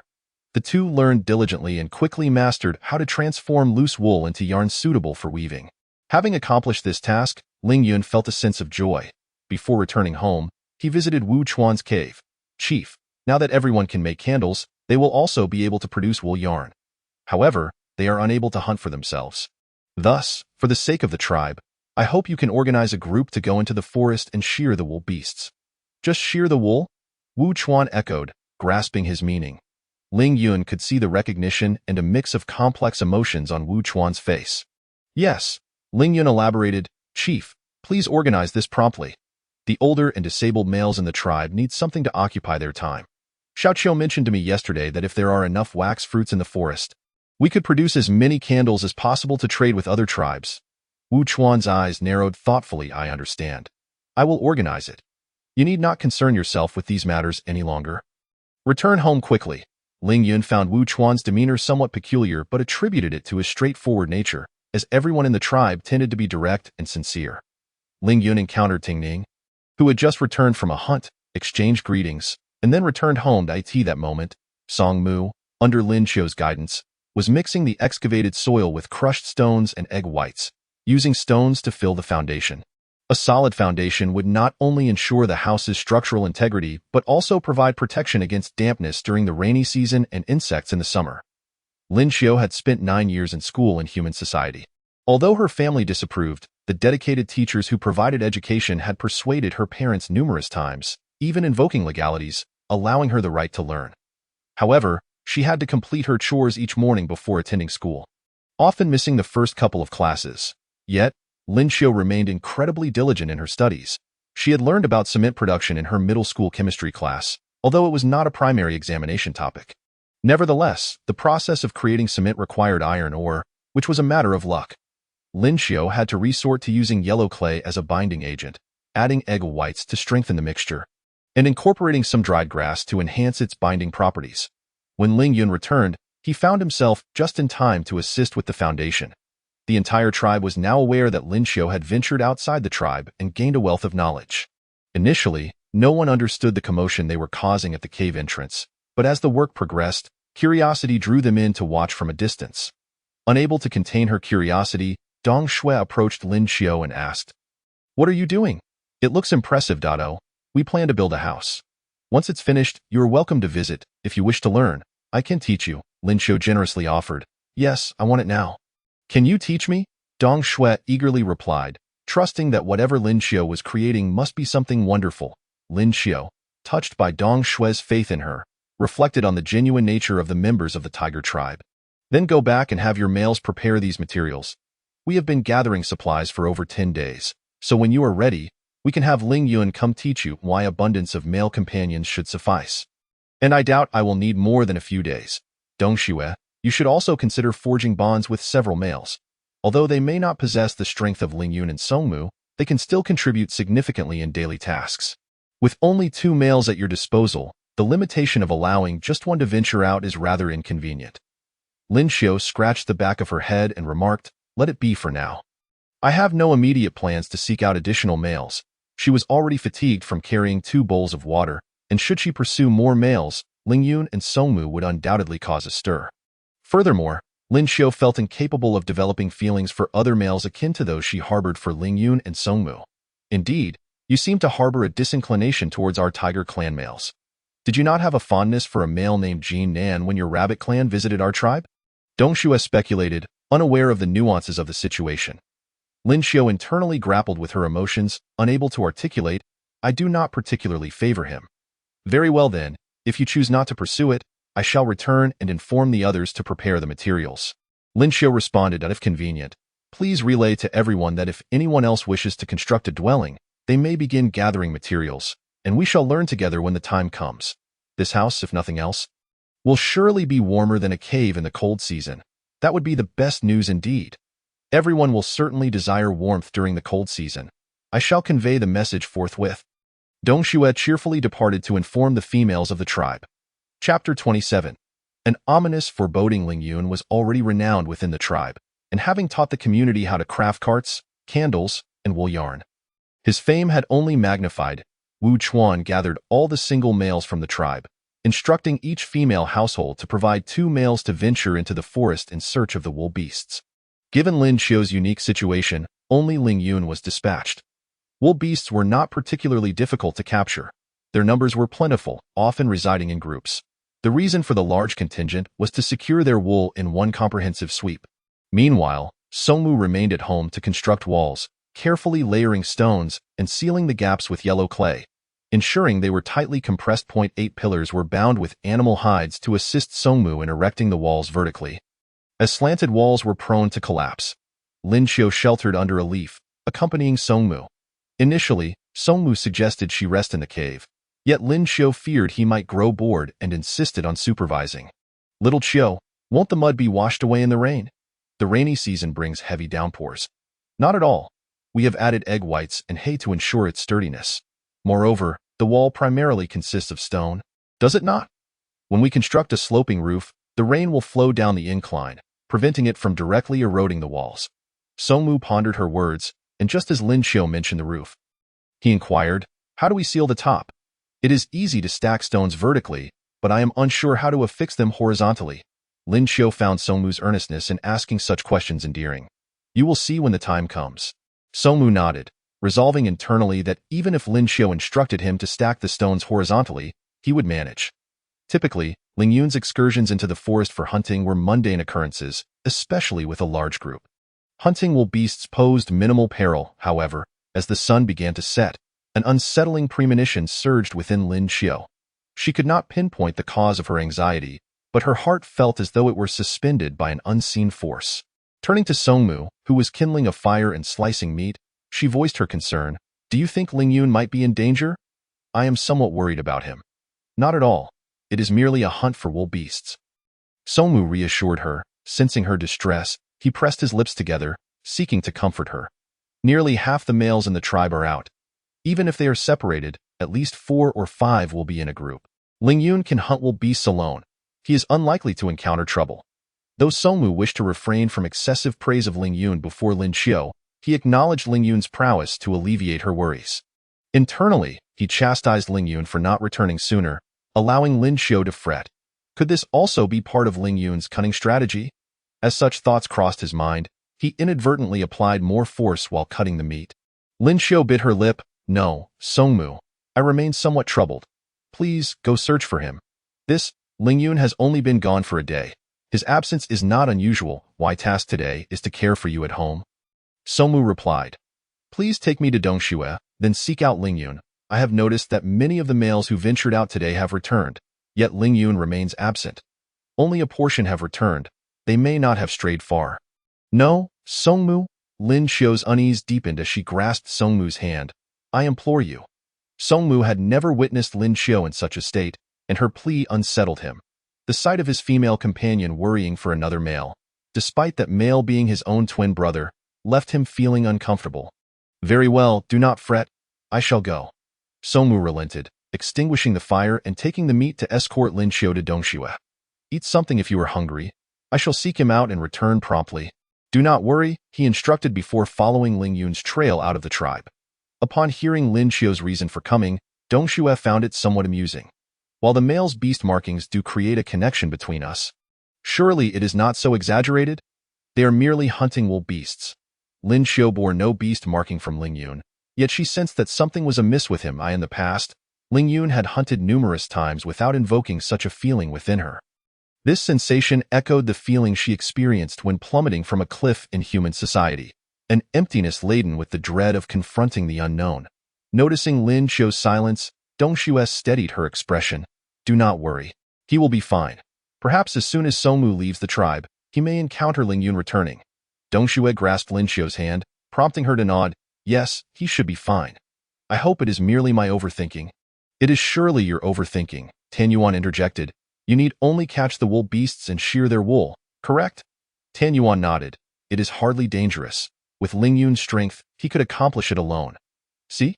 There is nothing to fear. Little Qiu. Dongxue remained by Lin Xiu's side, but as darkness enveloped the surroundings, Songmu had yet to return. Dongxue had Tan Yuan roast the piece of meat that Songmu had brought, yet Lin Xiu lacked the appetite to eat, which greatly troubled Dongxue. She had not anticipated Lin Xiu's deep concern for Ling Yun. While he was indeed a commendable male, this world was rife with males. Dongxue thought to herself, yet refrained from exacerbating Lin Xiu's emotional state. Perhaps you should return to the cave. It is growing dark, and you both need rest. What are you saying? The darker it gets, the less I dare let you return. I, for one, would not stay alone in a pitch-black cave. Lin Xiu is so delicate. How could she return by herself? Stay with me until Songmu and Ling Yun return to escort you. She grasped Lin Xiu, only to discover that despite the sweltering summer heat, Lin Xiu's fingertips were icy. Truth be told, as the darkness deepened and Songmu remained absent, Dongxue began to entertain Lin Xiu's foreboding. Suddenly, commotion erupted outside, the cacophony seeming to awaken the entire tribe. What is it? Has Ling Yun returned? Lin Xiu exclaimed excitedly. Tang Ning strained to discern the roars of the tigers outside. It is neither Ling Yun nor Songmu. It appears to be those who were in the same team as Ling Yun earlier today. I must go and see, Lin Xiu proclaimed, rising to exit the cave, with Dongxue hastily following. They followed the sounds, yet Lin Xiu could not see clearly in the dark. As she approached, she overheard an anxious voice. He has become trapped in the mire. We did not anticipate that it would be a man-eating swamp. Lin Xiu. Dongxue felt the figure beside her sway, and she quickly reached out to steady Lin Xiu. Lin Xiu, remain calm. Chapter 28. Emerging slowly. Did you see Songmu on your way back?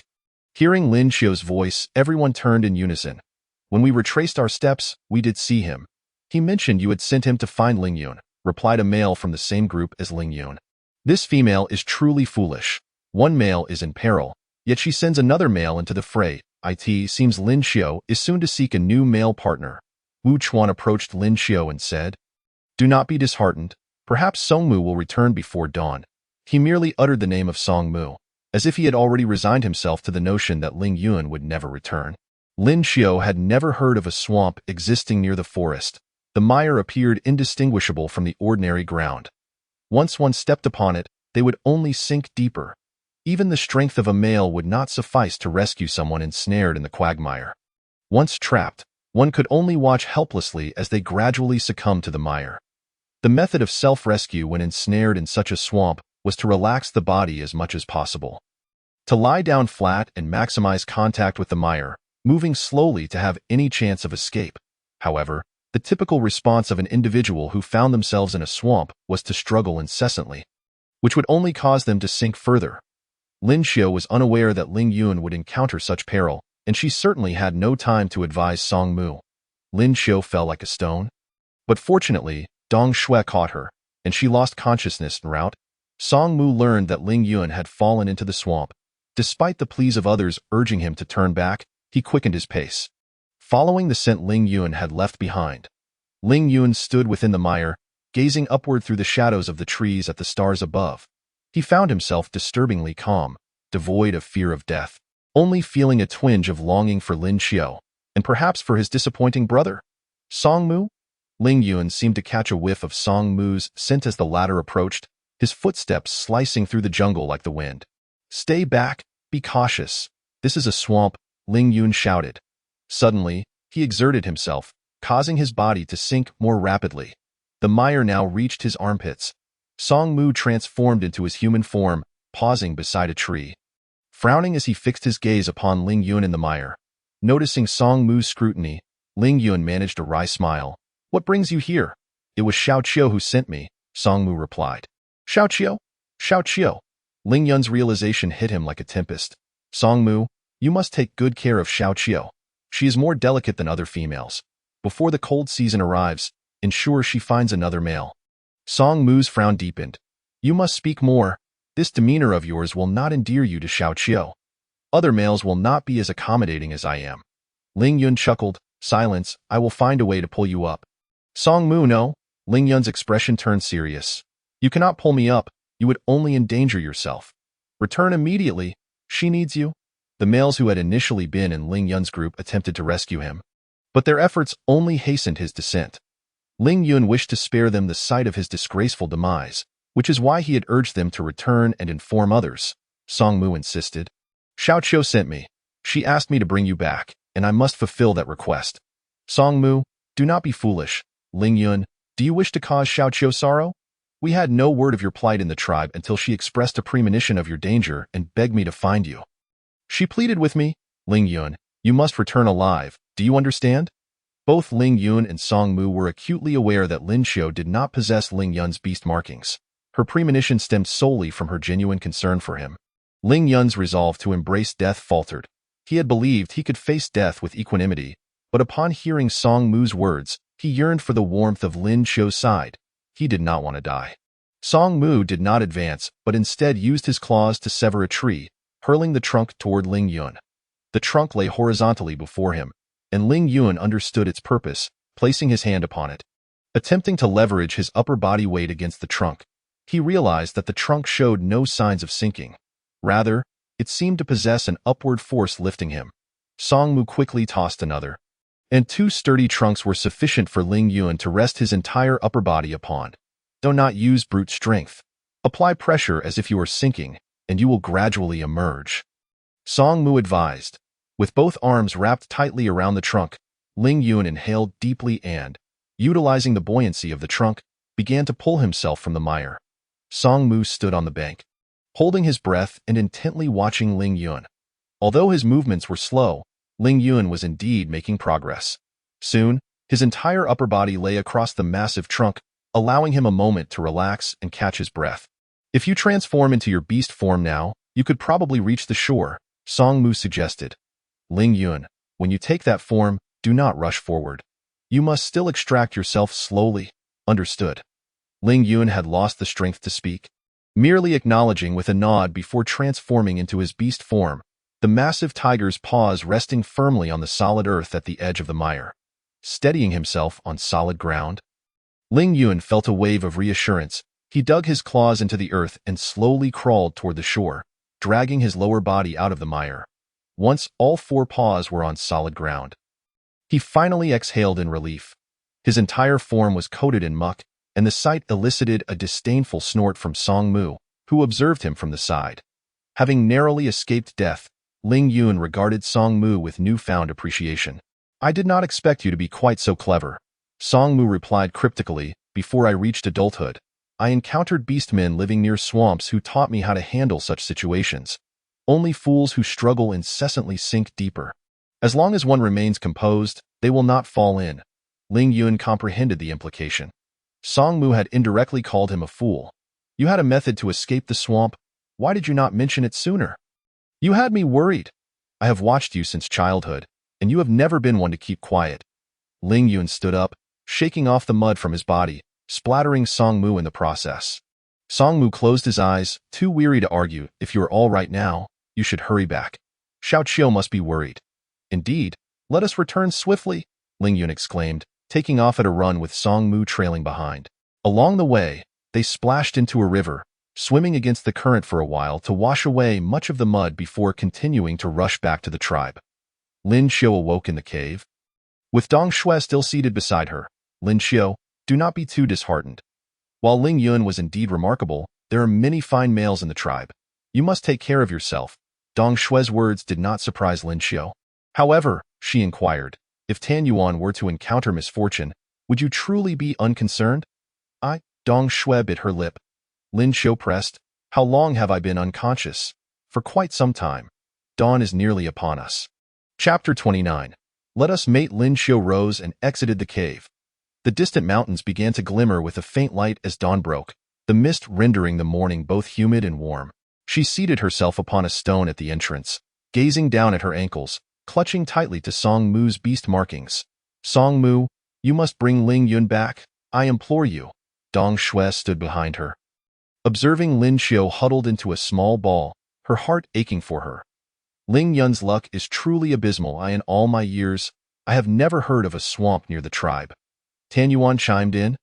You may not venture beyond the tribe, but we have not encountered any news of such a thing either. You both should return, Lin Xiu insisted. I will wait for them here. I cannot leave you here alone. Thank you, Dong Shui, but I wish to be alone for a moment. Lin Xiu seemed to revert to her previously distant demeanor. Dong Shui departed with Tan Yuan, remarking, with Xiao Qiu's males absent, let us prepare some meat to bring to her. Tan Yuan nodded in agreement. Dong Shui glanced up at Tan Yuan. What is it? Tan Yuan felt uneasy under Dong Shui's curious gaze. Nothing. Dong Shui merely recalled Lin Xiu's earlier question. After their departure, a tear slipped from Lin Xiu's eye, splattering onto the ground as she began to sob. How could this happen? I thought the beast god had forgiven me, granting me a chance at redemption. I had yet to treat Ling Yun well. Why must he be taken from me? Lin Xiu was filled with regret, wishing she had not built a home. They had been weary from the past few days. Without a moment to rest, now, she loathed herself for not being able to repay them, despite her intentions. Her sobs grew louder, and her body trembled. Xiao Qiu, do not cry. Ling Yun's voice echoed from above. Lin Xiu lifted her head and sprang up to embrace the Ling Yun before her. Ling Yun, I knew it. I knew you would not abandon me. Ling Yun found himself tightly embraced by Lin Xiu, the fragile female's slender arms constricting around his waist, nearly rendering him breathless. Xiao Qiu, I am dirty. Ling Yun's heart swelled, a mix of exasperation and tenderness gracing his expression as he reached out to smooth Lin Xiu's hair. Wah, Ling Yun. You frightened me to death. Lin Xiu buried her head in Ling Yun's embrace, no longer sobbing but rather weeping openly. It is my fault. I was too careless. I will never allow you to worry for me again. After much coaxing, Lin Xiu finally released him. Xiao Qiu, did you eat anything last night? Song Mu inquired from the side. When he left the night before, Lin Xiu had not yet had a chance to eat. She had heard the males who returned first say that Ling Yun had fallen into the swamp, which must have caused her great distress. Lin Xiu confirmed, no, I shall ignite the fire shortly. Xiao Qiu, you may enter the cave and rest for a while. The weariness etched upon Lin Xiu's face was unmistakable. Ling Yun wrapped his arm around her shoulders, guiding her into the cave. Although he had taken a brief swim upon his return, he remained quite dirty. With a tinge of relief, he remarked, fortunately, I refrained from wearing the woolen skirt you gifted me while traversing the forest. Lest I ruin it and leave it in that swamp, though you still have the energy to fret over such trivial matters? Lin Xiu retorted, playfully striking his arm before tenderly caressing the spot she had just struck. Ling Yun found her current demeanor utterly endearing, and with a warm smile, he said, Xiao Qiu, I am back now, so there is no need for worry, all right? He took her hand and gently kissed her fingertips. Lin Xiu urged him, you must be exhausted. Please rest for a while. I will call for you once the meat is ready. I am rather dirty.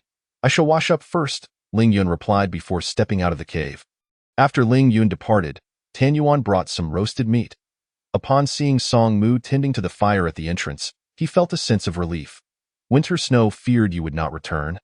So I brought some meat for Lin Qiu and no need, Song Mu replied, as the meat in his hands quickly finished roasting. This is the meat you brought to our cave yesterday. I have placed it here for you. Tan Yuan set down the meat and could not help but inquire, where is Ling Yun?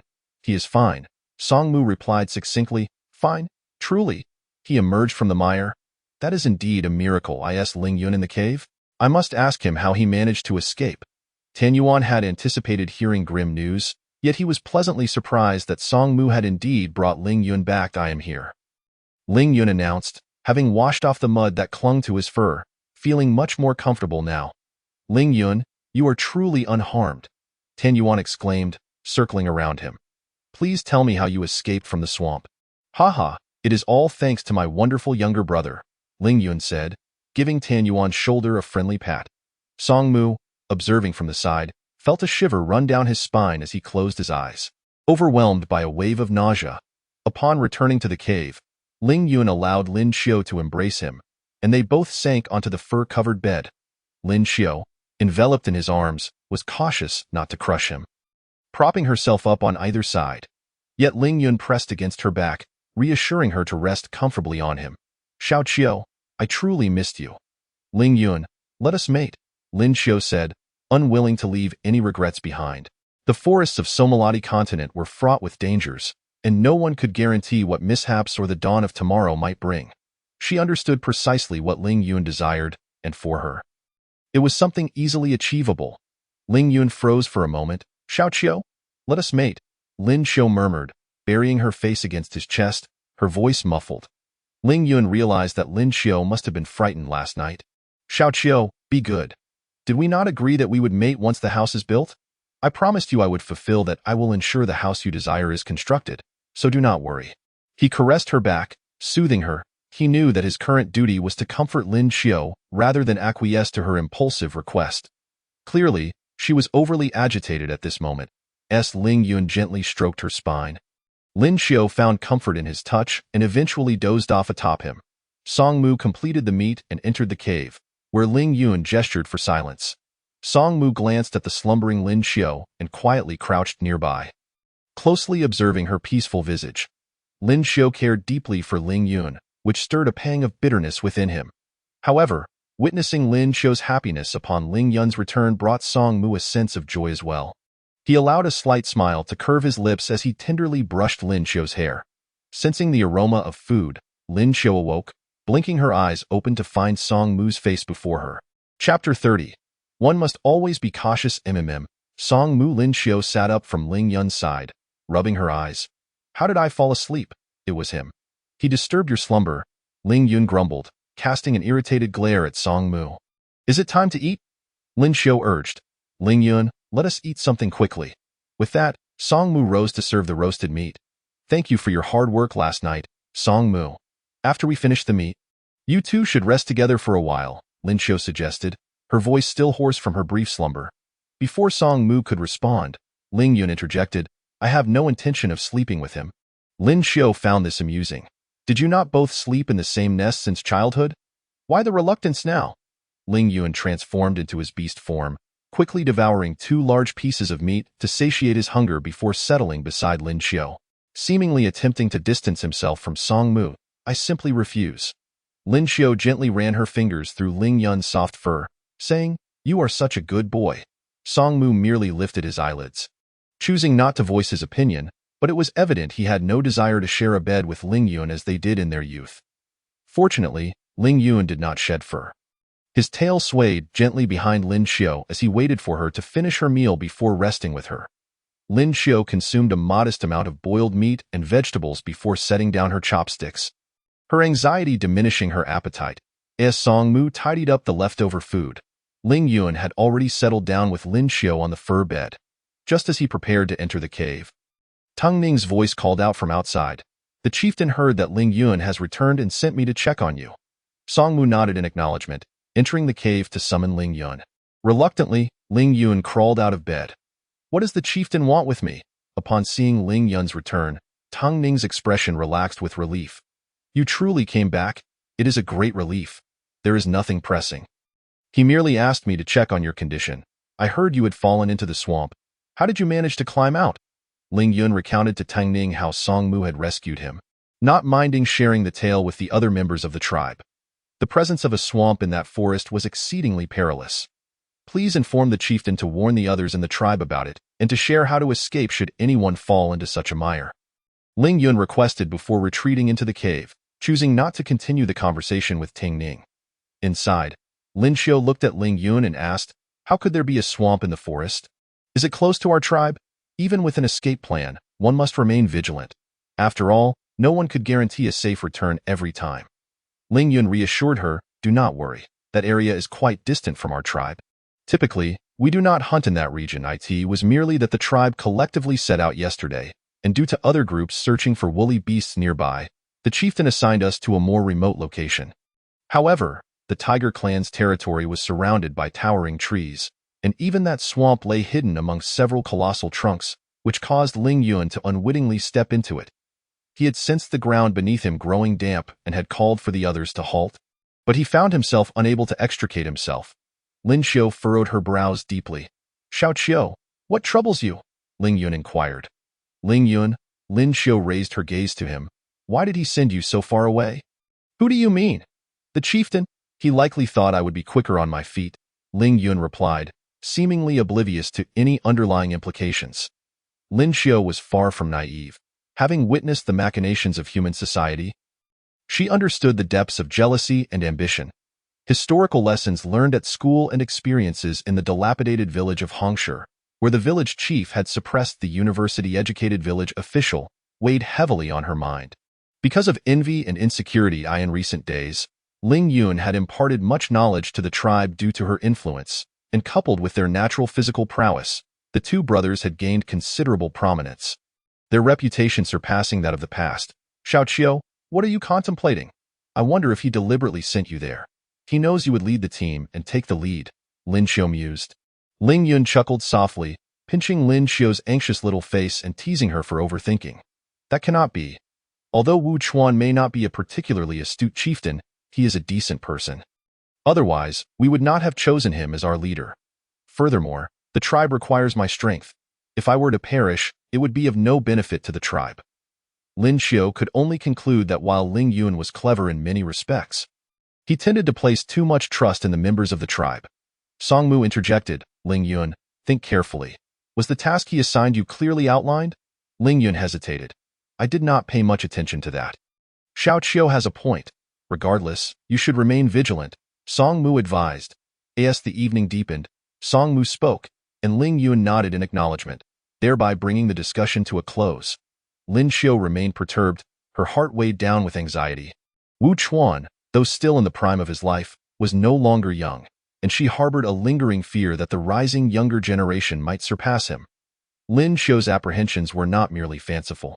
The fact that the rabbit tribe's orcs managed to locate Qi Mountain and accurately discern that a female had become separated in the tiger tribe could only mean that the news had been deliberately disseminated by someone within the tribe. Previously, she had overheard Ji Nan mention that it was the tribe leader Wu Chuan who, during a hunt, had inadvertently encountered them and informed them of a lost female rabbit in the tiger tribe. Everyone knew of Lin Xiu's aversion to the tiger tribe, and should the rabbit tribe come seeking, it was highly likely they would depart alongside their original tribe. In the past, Lin Xiu had given little thought to this, but after having been reborn twice, a dreadful notion had taken root in her mind. Wu Chuan's true intention was to drive her away from the tiger tribe, and her departure would inevitably take with her the most esteemed younger members of her clan, Ling Yun and Song Mu. Yet, until now, all of this had been mere conjecture on Lin Xiu's part. She preferred to believe that Wu Chuan was simply a forthright leader who, upon encountering her kin, had relayed the facts candidly. However, how could it be so fortuitous? This time, during a collective endeavor orchestrated by the leader, Wu Chuan had encountered trouble. Wu Chuan's experiences far surpassed theirs. He might have already discovered the existence of that swamp. Lin Xiu was consumed with worry. Initially, Ling Yun had dismissed her concerns, but observing her expression, he offered words of comfort. "I shall remain vigilant henceforth. Indeed, I harbor no ill intentions. I merely believe that one must always exercise caution. I have suffered before and learned that people do not always wear the same face." Lin Xiu had nearly been delivered to the wandering beasts by the rabbit tribe, and even the thought of it now made Ling Yun's eyes blaze with anger. Her wariness of human nature was entirely justified. Chapter 31. Other males. Ling Yun acquiesced to Lin Xiu and genuinely reminded himself to stay alert, not only to guard against any potential malice from Wu Chuan, but also to be wary of himself. Moving forward, Ling Yun would tread carefully in the forest, reminding himself to return alive, so as not to cause Lin Xiu any distress. After a long morning, Ling Yun and Song Mu returned to the task of constructing their dwelling. Their cave became lively, as tribesfolk gathered to witness Ling Yun's emergence from the mire, coupled with their curiosity about the house they were erecting. The collection of materials proved to be the most time-consuming aspect. But together, Ling Yun and Song Mu managed to lay the stones mixed with yellow clay before sunset.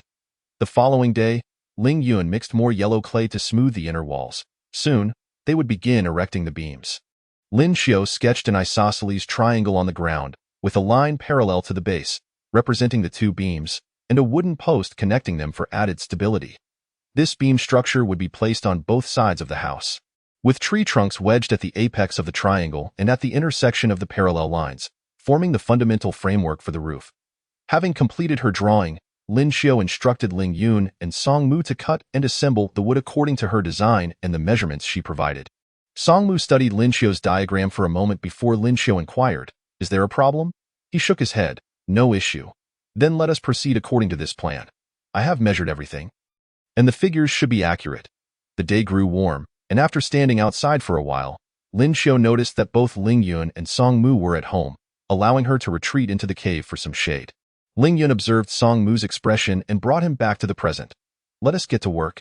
Indeed, Xiaoqiu has changed significantly. Yes, since her return, she has become much gentler and treats us well. It feels almost surreal. That is not what I meant. The production of carts, woolen threads, and candles were all things Lin Xiu had noted from the outside world.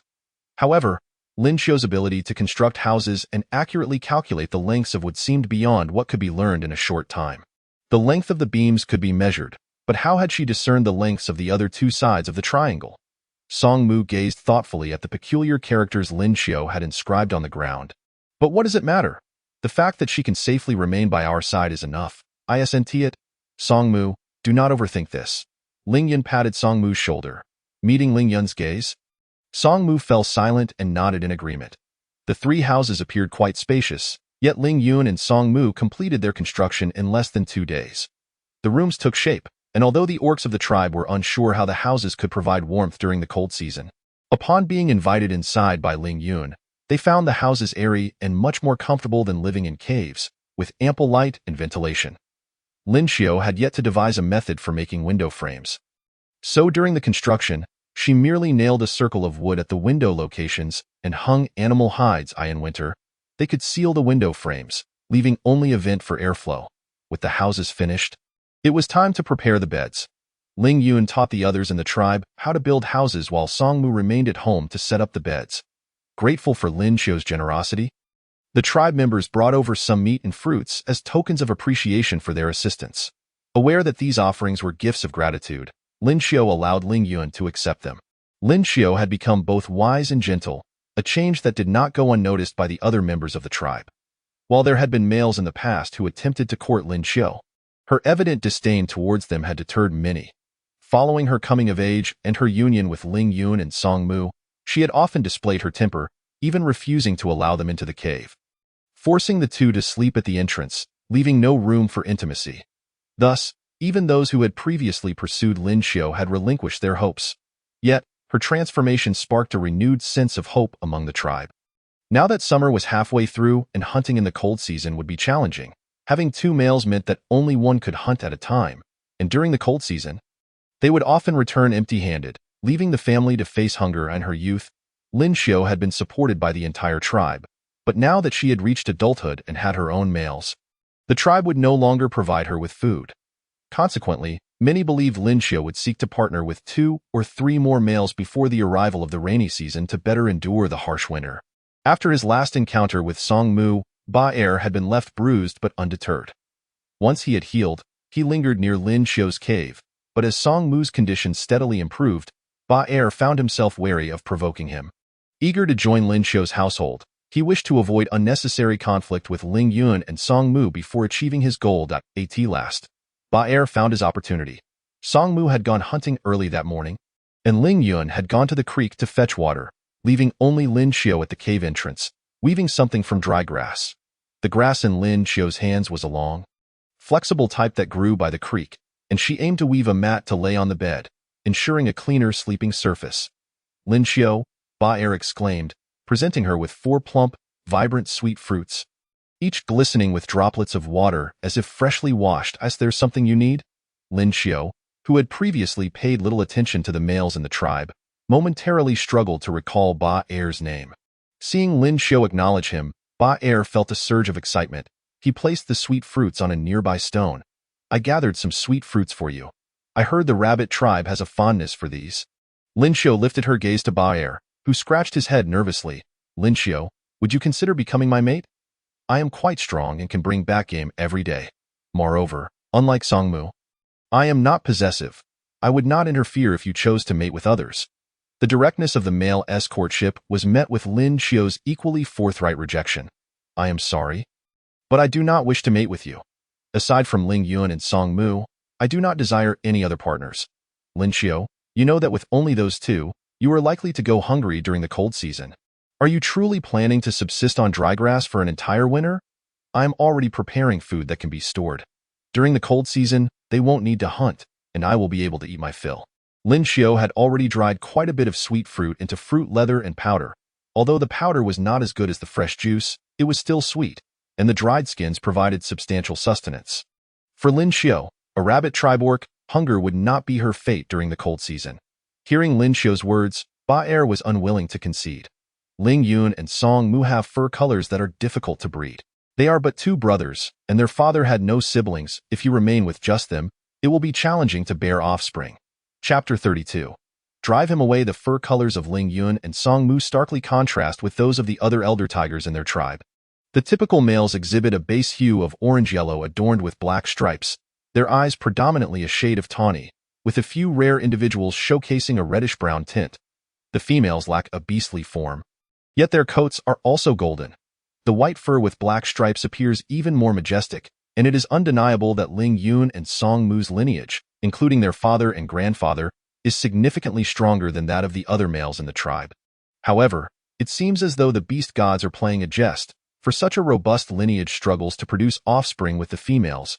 In the tiger tribe, it is common for siblings to number 4 or 5. With some families having as many as 7, yet Ling Yun and Song Mu's family typically produces only 1 or 2 cubs, and the probability of conception is notably low. Thus, the distinctive white fur is exclusive to the two brothers. Ball feels this presents a tangible issue. If Lin Xiao were to bond solely with Ling Yun and Song Mu, it might be a considerable time before she bears young. There exists a notion within the tribe that their family's mating capabilities are lacking, both in process and outcome. Their strength could be seen as a pathological condition, while the normally orange-yellow males are regarded as the healthier specimens. Does Lin Xiao not experience unfulfilled desires? Ball, brimming with misplaced confidence, arrived today without even donning a beast-skin skirt. Eager to showcase his prowess before Lin Xiao. Lin Xiao, like most females, harbors little affection for cubs. Other females may feel a sense of responsibility towards the tribe, experiencing unease from prolonged childlessness, but Lin Xiao is devoid of such sentiments. Avoiding Ball's gaze, she opts for bluntness. I did not remain here to propagate the tiger tribe. I stayed for them. I still hold little regard for the other males in the tribe. Please refrain from coming near our den in the future. Do you understand? Lin Xiao intends to maintain her previous persona within the tribe. While she wishes to repay the tribe that nurtured her, she plans to do so through alternative means. Upon hearing Lin Xiao's words, Ball's heart sank. Lin Xiao, I assure you, I am quite a catch. If you spend more time with me, you will come to like me. Ball clings to the belief that if Ling Yun and Song Mu can succeed, so too can he. Not a chance, Lin Xiao firmly counters. For over a decade, she has etched Ling Yun and Song Mu into her memory. They are integral to her existence, and no other beast men could possibly compare. If she were to seek out another male, it would inevitably divert her attention from them, and she cannot bear the thought of their sadness. Yet, the pursuit from males is not easily dismissed. Their relentless courtship often borders on harassment. Seeing Lin Xiao's resolute demeanor, Ball retorts, I believe there will come a day when I will win you over. He clings to the same logic. If Ling Yun and Song Mu can achieve what he desires, so can he. Transforming into a tiger, he positions himself 100 meters from Lin Xiao's den. But she feels an unsettling sensation of being watched. Ling Yun has returned, catching the scent of another male. Has Ball been here? What is his purpose? Ling Yun, on high alert, realizes Ball has lingered near their home. He is well aware of the previous altercation between Song Mu and Ball, motivated by Ball's desire to pursue Lin Xiao. Anxiously, he glances at Lin Xiao, uncertain of what she has communicated to Ball. So, his name is Ball. He approached me. expressing a desire to mate, but I turned him down, and yet he remains there, unwilling to leave. Lin Xiu gestures towards Ball, urging Ling Yun, you must drive him away. I have been clear enough. His presence makes me uncomfortable.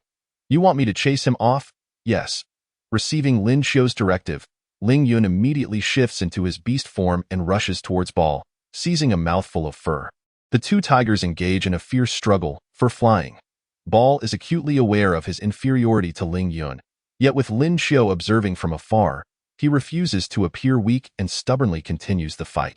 However, after only a few exchanges, Ling Yun seizes him by the neck and pins him to the ground. Ling Yun reverts to human form yet maintains his grip on Ball's formidable body, stating, Xiao Qiu has instructed you to keep your distance. Stop dreaming. She will not accept you. Despite his defeat, Ball's throat brims with defiance. Wasn't she once unwilling to accept you and Songmu?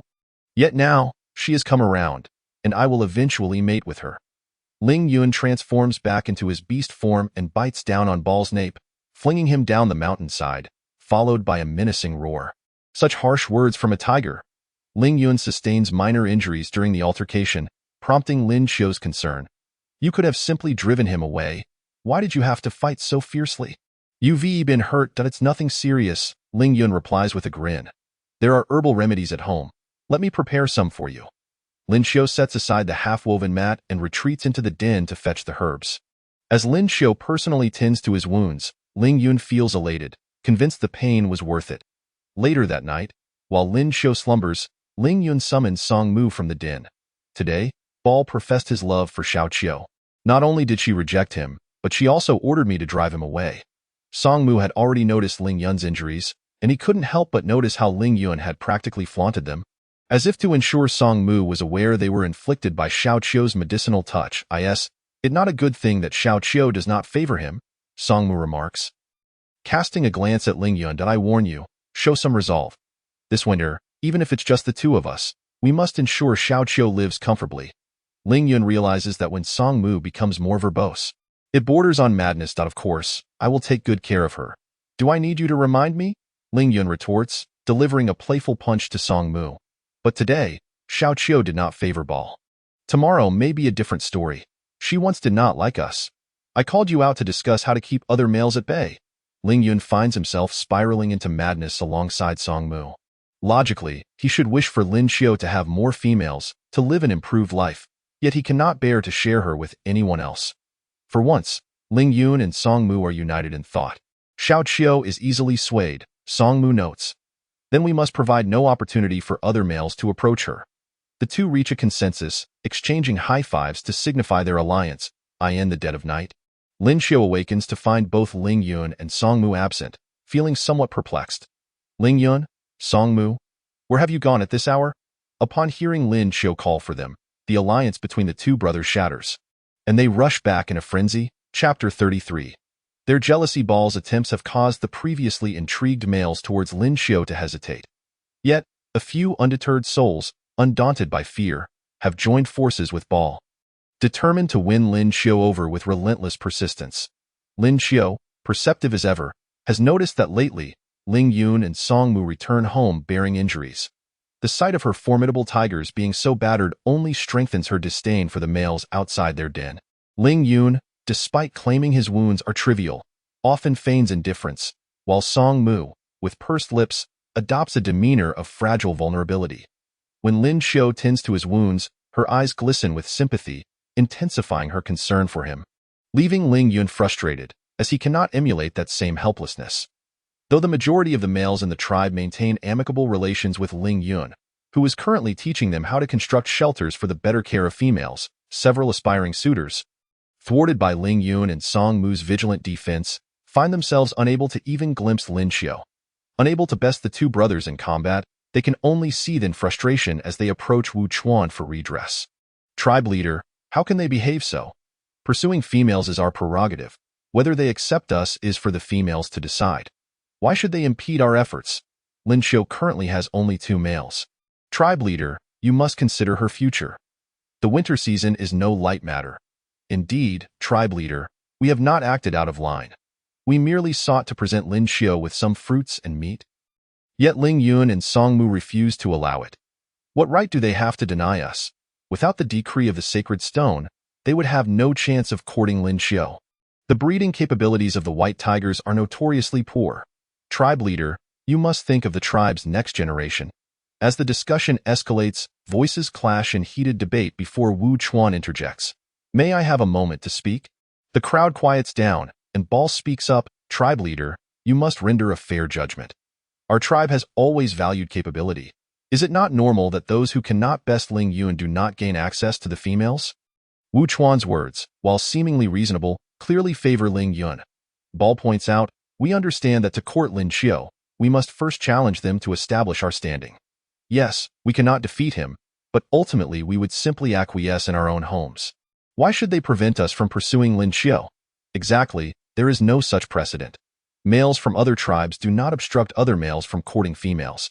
Indeed, they are far too petty, showing no consideration for the females or the tribe. The clan leader addressed, I believe we should allow Lin Xiu to approach the sacred stone of the tribe once more, to seek the will of the beast god. Otherwise, with formidable males like Ling Yun and Song Mu by her side, Lin Xiu may never consider pairing with another male in the future. Bart proposed, as long as Lin Xiu engages with another male, even if it is not me, it would open the door for future possibilities, making it easier for him to join later. Wu Chuan was swayed by the suggestion. Let us not rush. I shall personally speak with Lin Xiu. What do you think, clan leader? You must have a thorough discussion with Lin Xiu. Their commotion had spread the reputation of Ling Yun and Song Mu as jealous figures throughout the tribe. While Ling Yun instructed others on constructing dwellings outside, Tan Yuan could not help but chime in. I say, you and Song Mu should not be overly excessive. There are numerous unpaired males in the tribe. You ought to assist Lin Xiu in selecting a few sturdy mates to endure the cold season. Otherwise, Lin Xiu will suffer during the winter, and she will undoubtedly hold it against you. Females may act capriciously, but males must both comfort them and help them make sound choices, Ling Yun retorted.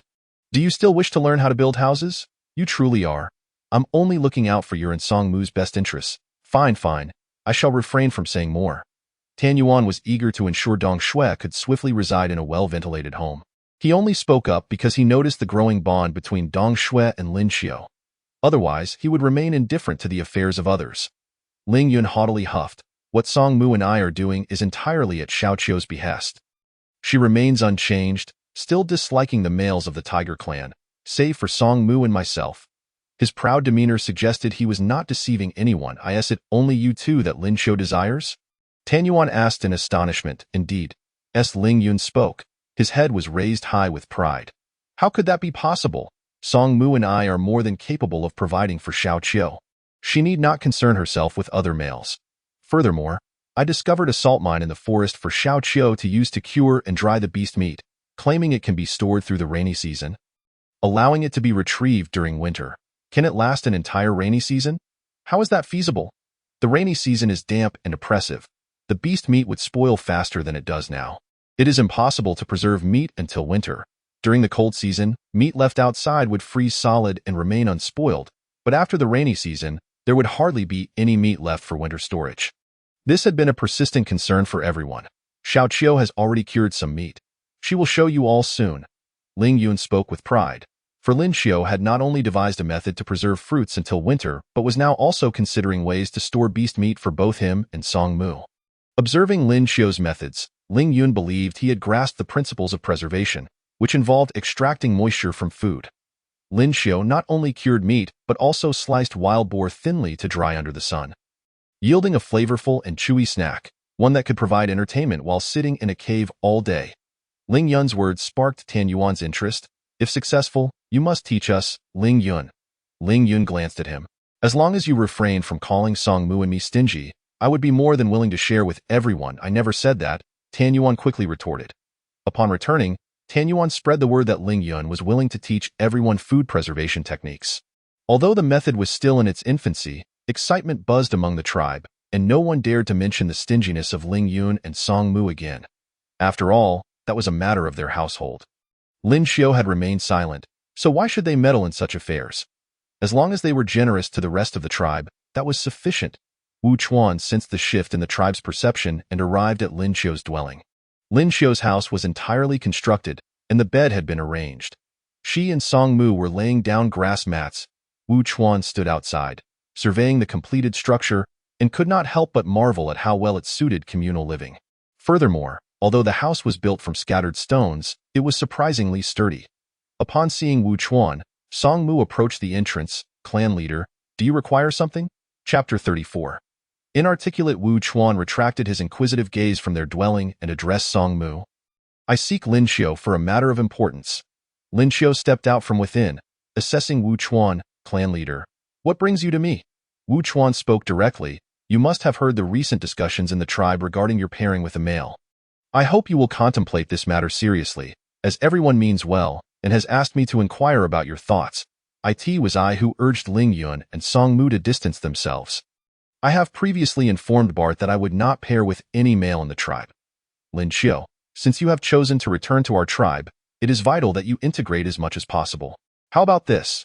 Ling Yun and Song Mu were also matched with you before the sacred stone. I hope you can approach the sacred stone once more to seek the beast god's guidance. I believe the beast god will select a suitable male for you. Wu Chuan's stance was resolute.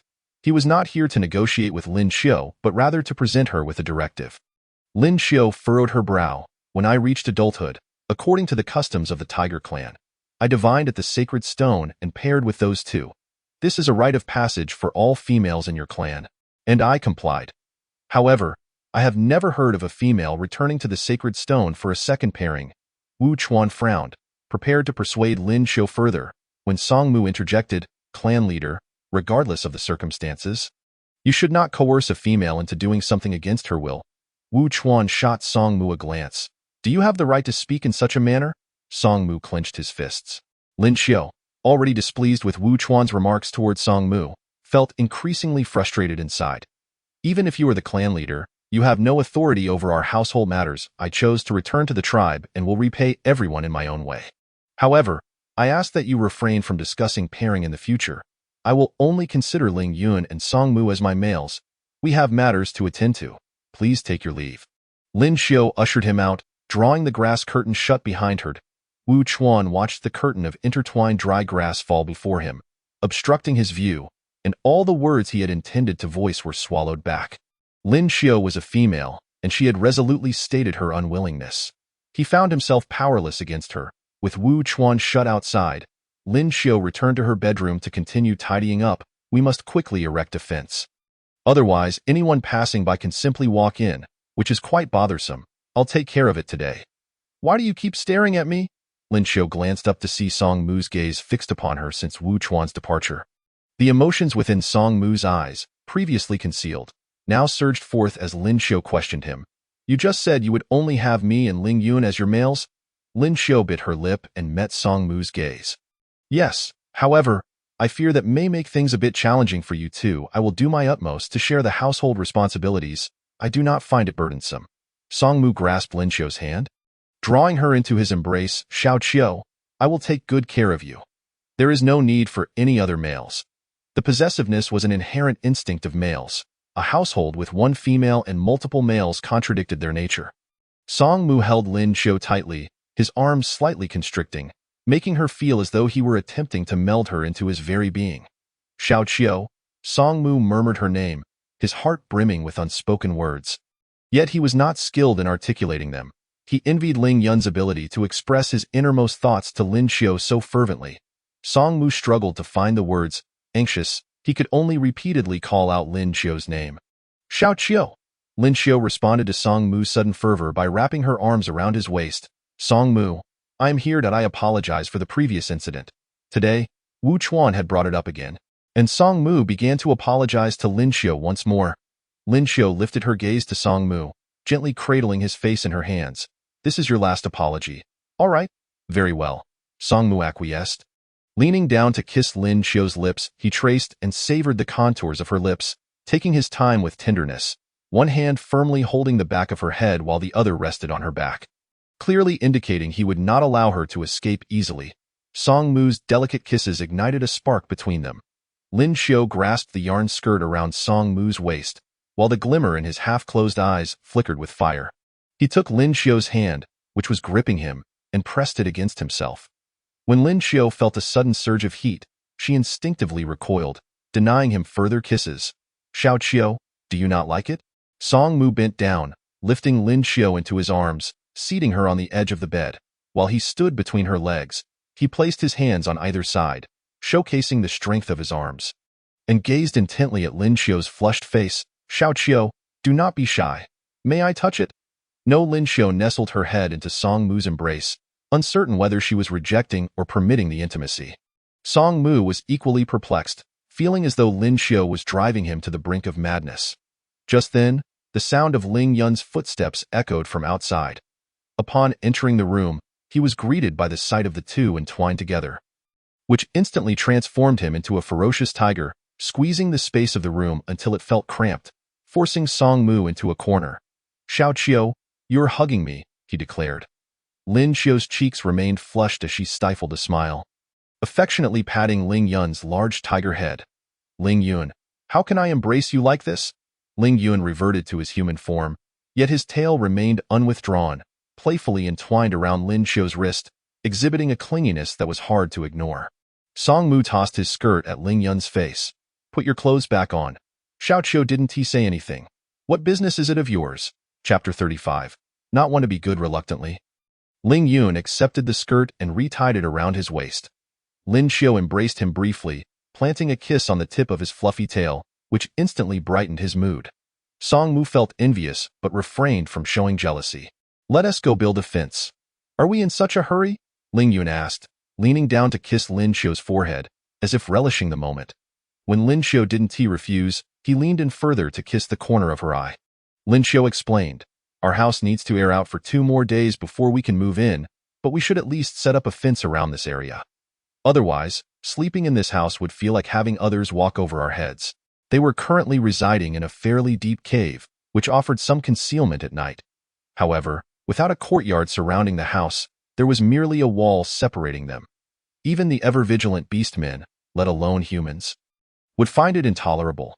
All right, I'll get started right away. Let us just use wooden stakes for now. We can gradually build it up with stones later. Lin Xiu wanted to add more rooms, but didn't he wish to solidify the structure with stone just yet? Fine, I shall heed your wishes. Ling Yun readily acquiesced, pressing his face against Lin Xiu's palm before stepping outside to gather fruit for her. He then joined Song Mu in work. Song Mu remarked, the clan leader visited today. He expressed a desire for Xiao Qiu to go to the Holy Stone again and match with some males. Ling Yun paused in his task. Did she agree? You useless fool, you're of no help. She did not agree. Hearing this, Ling Yun felt relieved but kicked Song Mu's leg. Could you refrain from speaking so dramatically? She said there will only be us 2 males from now on. Really? Ling Yun's eyes lit up, feeling a tinge of regret for not hearing it firsthand. Did she say it exactly like that? Song Mu nodded. Ling Yun grinned widely. Xiao Qiu is truly wonderful. With only 2 males in her future, Xiao Qiu might face disdain from other females in the tribe. The more popular a female was, the more males she would have at home, leading to a more prosperous life. It was a straightforward truth. Let us have Xiao Qiu bear a litter of tiger cubs. They'll grow up in no time and can help out around the house. Ling Yun's optimism was unexpectedly buoyant. Song Mu inhaled deeply. If she bears them, they will be for me to raise. Ha, Ling Yun scoffed. You wish? Song Mu fell silent. Ling Yun was disinterested in continuing that line of discussion, as he would eventually prove this foolish boy wrong with facts. I didn't like the tone of the clan leader today, Song Mu added. Ling Yun frowned. I didn't expect him to meddle in our family affairs. Although Lin Xiu lives in our tribe, having already matched with males at the Holy Stone, the tribe should not force her any further. Females do have certain obligations, but Lin Xiu has fulfilled hers. To continue pressuring her would be rather bullying. Ling Yun suddenly recalled Lin Xiu's warning to be wary of Wu Chuan. He smacked his forehead. It seems Xiao Qiu was right. The clan leader is no good person. As Lin Xiu stepped outside. She overheard Ling Yun's words and felt somewhat embarrassed. Ling Yun, that's not what I meant. Regardless of the context, he doesn't seem like a good person. Snatching females is simply despicable. Song Mu concurred with Ling Yun's sentiments. This clan leader, capable or not, overstepping boundaries is unacceptable. The tribe has always centered around females, yet he dares to pressure Xiao Qiu. Chapter 36. Relocation. Seeing the 2 brothers united in their animosity, Lin Xiu sighed in resignation. Very well, regardless of the reason, it is wise to remain cautious of Wu Chuan, the clan leader. While the beastmen of Swomali continent are generally simple and kind-hearted, there are certainly those with ulterior motives. Even the timid rabbit tribe has been known to exchange tribe females for living space, proving that not all beastmen are virtuous. Regardless of whether Wu Chuan harbors such thoughts, it is prudent to remain vigilant. Ling Yun and Song Mu encircled the 3 rooms they had constructed with wooden stakes. This fence, though only half a person's height, served more as a deterrent against the untrustworthy rather than a solid defense. However, according to the lifestyle of the tiger tribe, they would not intentionally infringe upon another's territory. Lin Xiu intended to let the newly built house air out before moving in, but as the days passed, Ling Yun grew increasingly impatient, losing sleep each night, visibly agitated, shedding more fur than Song Mu. While Lin Xiu groomed Ling Yun's ruffled fur, she noticed that the fur balls he produced were significantly larger than those of Song Mu. Ling Yun, are you unwell? Why are you shedding so much fur? I'm not sick, it's nothing. Ling Yun's tail swished, revealing his anxiety. Lin Xiu had built 2 bedrooms, one for each brother. Ling Yun and Song Mu divided the animal hides already in their cave, searching for the softest hay to make their beds, layering them with 2 layers of animal skin to ensure Lin Xiu's sleeping surface would be as comfortable as possible. Ling Yun even gathered some wildflowers to place in the love nest he and Xiao Qiu were destined to share. Awaiting her consent to move in, after finishing grooming, Lin Xiu washed herself by the small river, with Ling Yun lying nearby. Keeping watch, he would roar at anyone who approached, ensuring that no one could catch a glimpse of Lin Xiu. As Lin Xiu emerged from the river, drying her hair, she turned to Ling Yun. Shall we move into the room tonight? The cave was damp, and on such a hot day, sleeping there left her feeling sticky. The lack of sunlight and ventilation resulted in unpleasant odors upon waking. Xiao Qiu? Ling Yun perked up, his tail erect. He circled around her, brushing against her side. Can we move in today? Do you remember what you promised me? Lin Xiu felt as if she would be tripped by Ling Yun's enthusiasm. Of course I remember. Ling Yun, please stop bumping into me. I can hardly walk. Xiao Qiu, you're so wonderful. Ling Yun ceased his circling but remained closely attached to her. Lin Xiu struggled to walk in a straight line, nearly causing Ling Yun to bump her into the riverbank once more. Ling Yun, walk properly. Otherwise, I might reconsider my words, Lin Xiu said helplessly. Instantly, Ling Yun transformed back into his human form. Lin Xiu thought her threat had worked, but before she knew it, he swept her off her feet and dashed toward their home. Ling Yun's arms were sturdy, and being suddenly whisked away felt like soaring through the air. She barely registered the scenery rushing past her until Ling Yun brought her into his room. Ling Yun, it's still daytime. I don't want to mate in broad daylight. Lin Xiu, having been set down on the bed, looked outside to see the bright blue sky. Fearing Ling Yun's impulsiveness, she hastily pulled down the 2 layers of curtains covering the window. Ling Yun hadn't he managed to wrap himself in animal skins? And his lower body, resembling a menacing serpent, rudely greeted Lin Xiu. Fine, I shall comply with your wishes. But please, don't leave. Stay obediently in my room. I wish for this space to be filled with your scent. All right. Ling Yun's voice was strained, yet his gaze was earnest. Lin Xiu trusted he would not act recklessly and nodded in agreement. I'll go hunting. Is there anything in particular you wish to eat? Lin Xiu shook her head. Anything is fine. All right. Ling Yun turned back multiple times, suppressing his impulses as he stepped out. Once Ling Yun left, Lin Xiu hung the animal skins to air out. Sunlight streamed through the gaps in the grass curtains, bathing her face in warmth as she reclined by the window. Lin Xiu touched her slightly flushed face, realizing that this day had finally arrived. She had already mated with Song Mu. It would be unfair not to satisfy Ling Yun. It was fortunate that Ling Yun was a simple-hearted, somewhat naive tiger who, despite his jealousy, had never been angry over this matter. Tonight, she should fulfill his desires. Song Mu returned from gathering a considerable number of colorful butterfly cocoons, relying on his sense of smell to locate Lin Xiu within their newly built home. Seeing Lin Xiu in Ling Yun's room, he felt a twinge of bitterness despite knowing the truth. This house is almost ready. Let us move in tonight. It is indeed quite pleasant, with a nice breeze and not too sunny. As Lin Xiu observed that Song Mu had returned, she shared her decision to move. Song Mu nodded in acknowledgement. The air in this dwelling was permeated with the scent marked by Ling Yun. Although they were twins with similar fragrances, Song Mu found it unappealing. The prospect of no longer sharing a cave with Ling Yun brought Song Mu a sense of joy. Will you be with me tomorrow night? Song Mu inquired while taking a step into Ling Yun's doorway. Lin Xiu pondered for a moment before responding, yes, I can. How about I alternate between accompanying both of you every day? That way, there will be no need for competition. One day for each, a fair arrangement.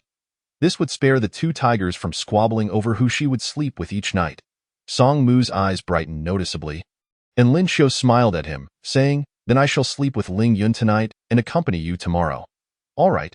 Song Mu felt a surge of anticipation, even if he and Lin Xiu did nothing. Simply being in the same room would bring him great happiness. That evening, Ling Yun returned with a deer beast, its warmth still radiating from his body after consumption.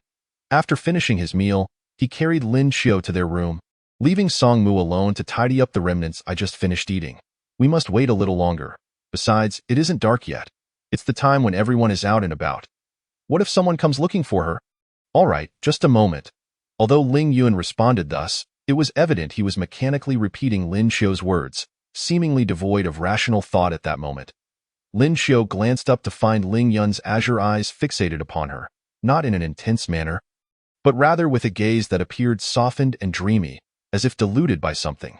Ling Yun's emotions were always transparent, his expressions openly revealing his feelings. At that moment, his dazed look suggested a pent-up intensity that tugged at Lin Xiu's heartstrings. Xiao Qiu, it's all right, I'll listen to you. I'll hold you for a while. Ling Yun buried his head in the crook of Lin Xiu's neck, enveloped by her unique, sweet scent. He felt a heaviness in his body, yet his heart felt light, as if it were about to float away on the breeze.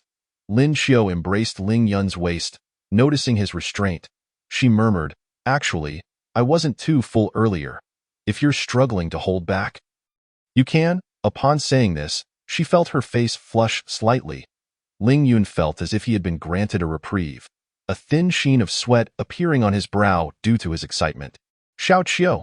He was astonished by her willingness to yield time and again for his comfort. You, be gentle, I'm afraid of pain. Lin Xiu's initial experience with Song Mu had not been pleasant. Her fingers clutched Ling Yun's sturdy shoulders, the tension evident in her grip. Ling Yun's delicate kisses cascaded from Lin Xiu's eyes down to her neck, trailing to her collarbone, before he reached to unfasten her strap.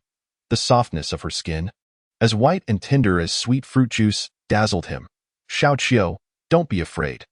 Ling Yun summoned every ounce of patience he possessed, only daring to advance when he sensed Lin Xiu's desire. With their fingers intertwined, he pressed her beneath him, as if intending to meld her into the mattress. He possessed Lin Xiu, while simultaneously being possessed by her. Xiao Qiu, I like you so much. Xiao Qiu, did I do well? Xiao Qiu, call my name as you usually do. Praise me. Xiao Qiu, don't cover your face. The moonlight was hazy, the residual glow filtering through the grass curtain was nearly imperceptible, yet Ling Yun's innate night vision captured Lin Xiu's alluring demeanor entirely. Ling Yun had anticipated that fulfilling his desires would quell his inner restlessness, yet he found his yearning for Lin Xiu only intensified with each passing moment. Xiao Qiu, don't hold back. Ling Yun, do you like it? Yes, I like it. Lin Xiu's consciousness began to blur as she instinctively followed Ling Yun's lead. Her candidness stirred a renewed wave of possessiveness within Ling Yun. I like you too. The following morning, Lin Xiu awoke to find Ling Yun absent from her side, a pang of disappointment striking her. After such intimate moments the previous day, she felt a sense of reliance on him. Song Mu, having heard Lin Xiu stir, entered and said, the chieftain summoned him regarding the candles. It's already noon. Are you hungry? Lin Xiu had assumed it was still morning, unaware that she had indulged in a long slumber. Remembering how Ling Yun had overwhelmed her the previous day, she felt a tinge of embarrassment. I'm a bit hungry, she replied, noticing that Song Mu seemed not to hear her. She looked up to find him staring intently at her chest, lost in thought. Instinctively, Lin Xiu glanced down to see a silver tiger head mark on the left side of her chest. This was Ling Yun's beast mark, a testament to their union, a bond forged through their intimacy, indelible and everlasting. Lin Xiu gently traced it with her fingertip, her expression softening. Meanwhile, Song Mu felt a dull ache in his heart, as though it had been pierced by a bone knife. The disparity between his heart and his ankle mirrored the gap between himself and Ling Yun. After preparing Lin Xiu's lunch, a bird beast egg, for leftover meat chunks from the night before, and a boiled tender leaf favored by rabbitkin. He suppressed the bitterness within, not wishing to burden Lin Xiao with his emotions. Song Mu's keen hearing allowed him to catch the sounds emanating from Ling Yun's room, even from across the living area. Their mutual declarations of affection, Lin Xiao's soft whimpers, and their evident compatibility and intimacy were unmistakable. By the time Song Mu finished preparing the meal, Lin Xiao had completed her morning routine. She noted the melancholy in Song Mu's demeanor, but reasoned that since she intended to spend the night with him, it was not an act of favoritism. Thus, she refrained from probing further. Just as Lin Xiao finished her lunch, Ling Yun returned. Upon seeing her, his previously grim expression transformed into one of warmth, and he leaned in closer. Inhaling the scent lingering near her face before kissing her earlobe, "Xiao Qiu, I missed you." The dampness of her earlobe sent a thrill through Lin Xiao, and Ling Yun's breath against her neck was overwhelming. Unable to bear it, she gently pushed him away, asking, "What did the chieftain want?" It was nothing significant, merely a discussion about trading with other tribes. "Then why do you seem unhappy?" Though Ling Yun presented himself as a soft-hearted giant, Lin Xiao sensed the turmoil he carried when he entered. The chieftain wishes to trade candles for females from other tribes. That's impossible.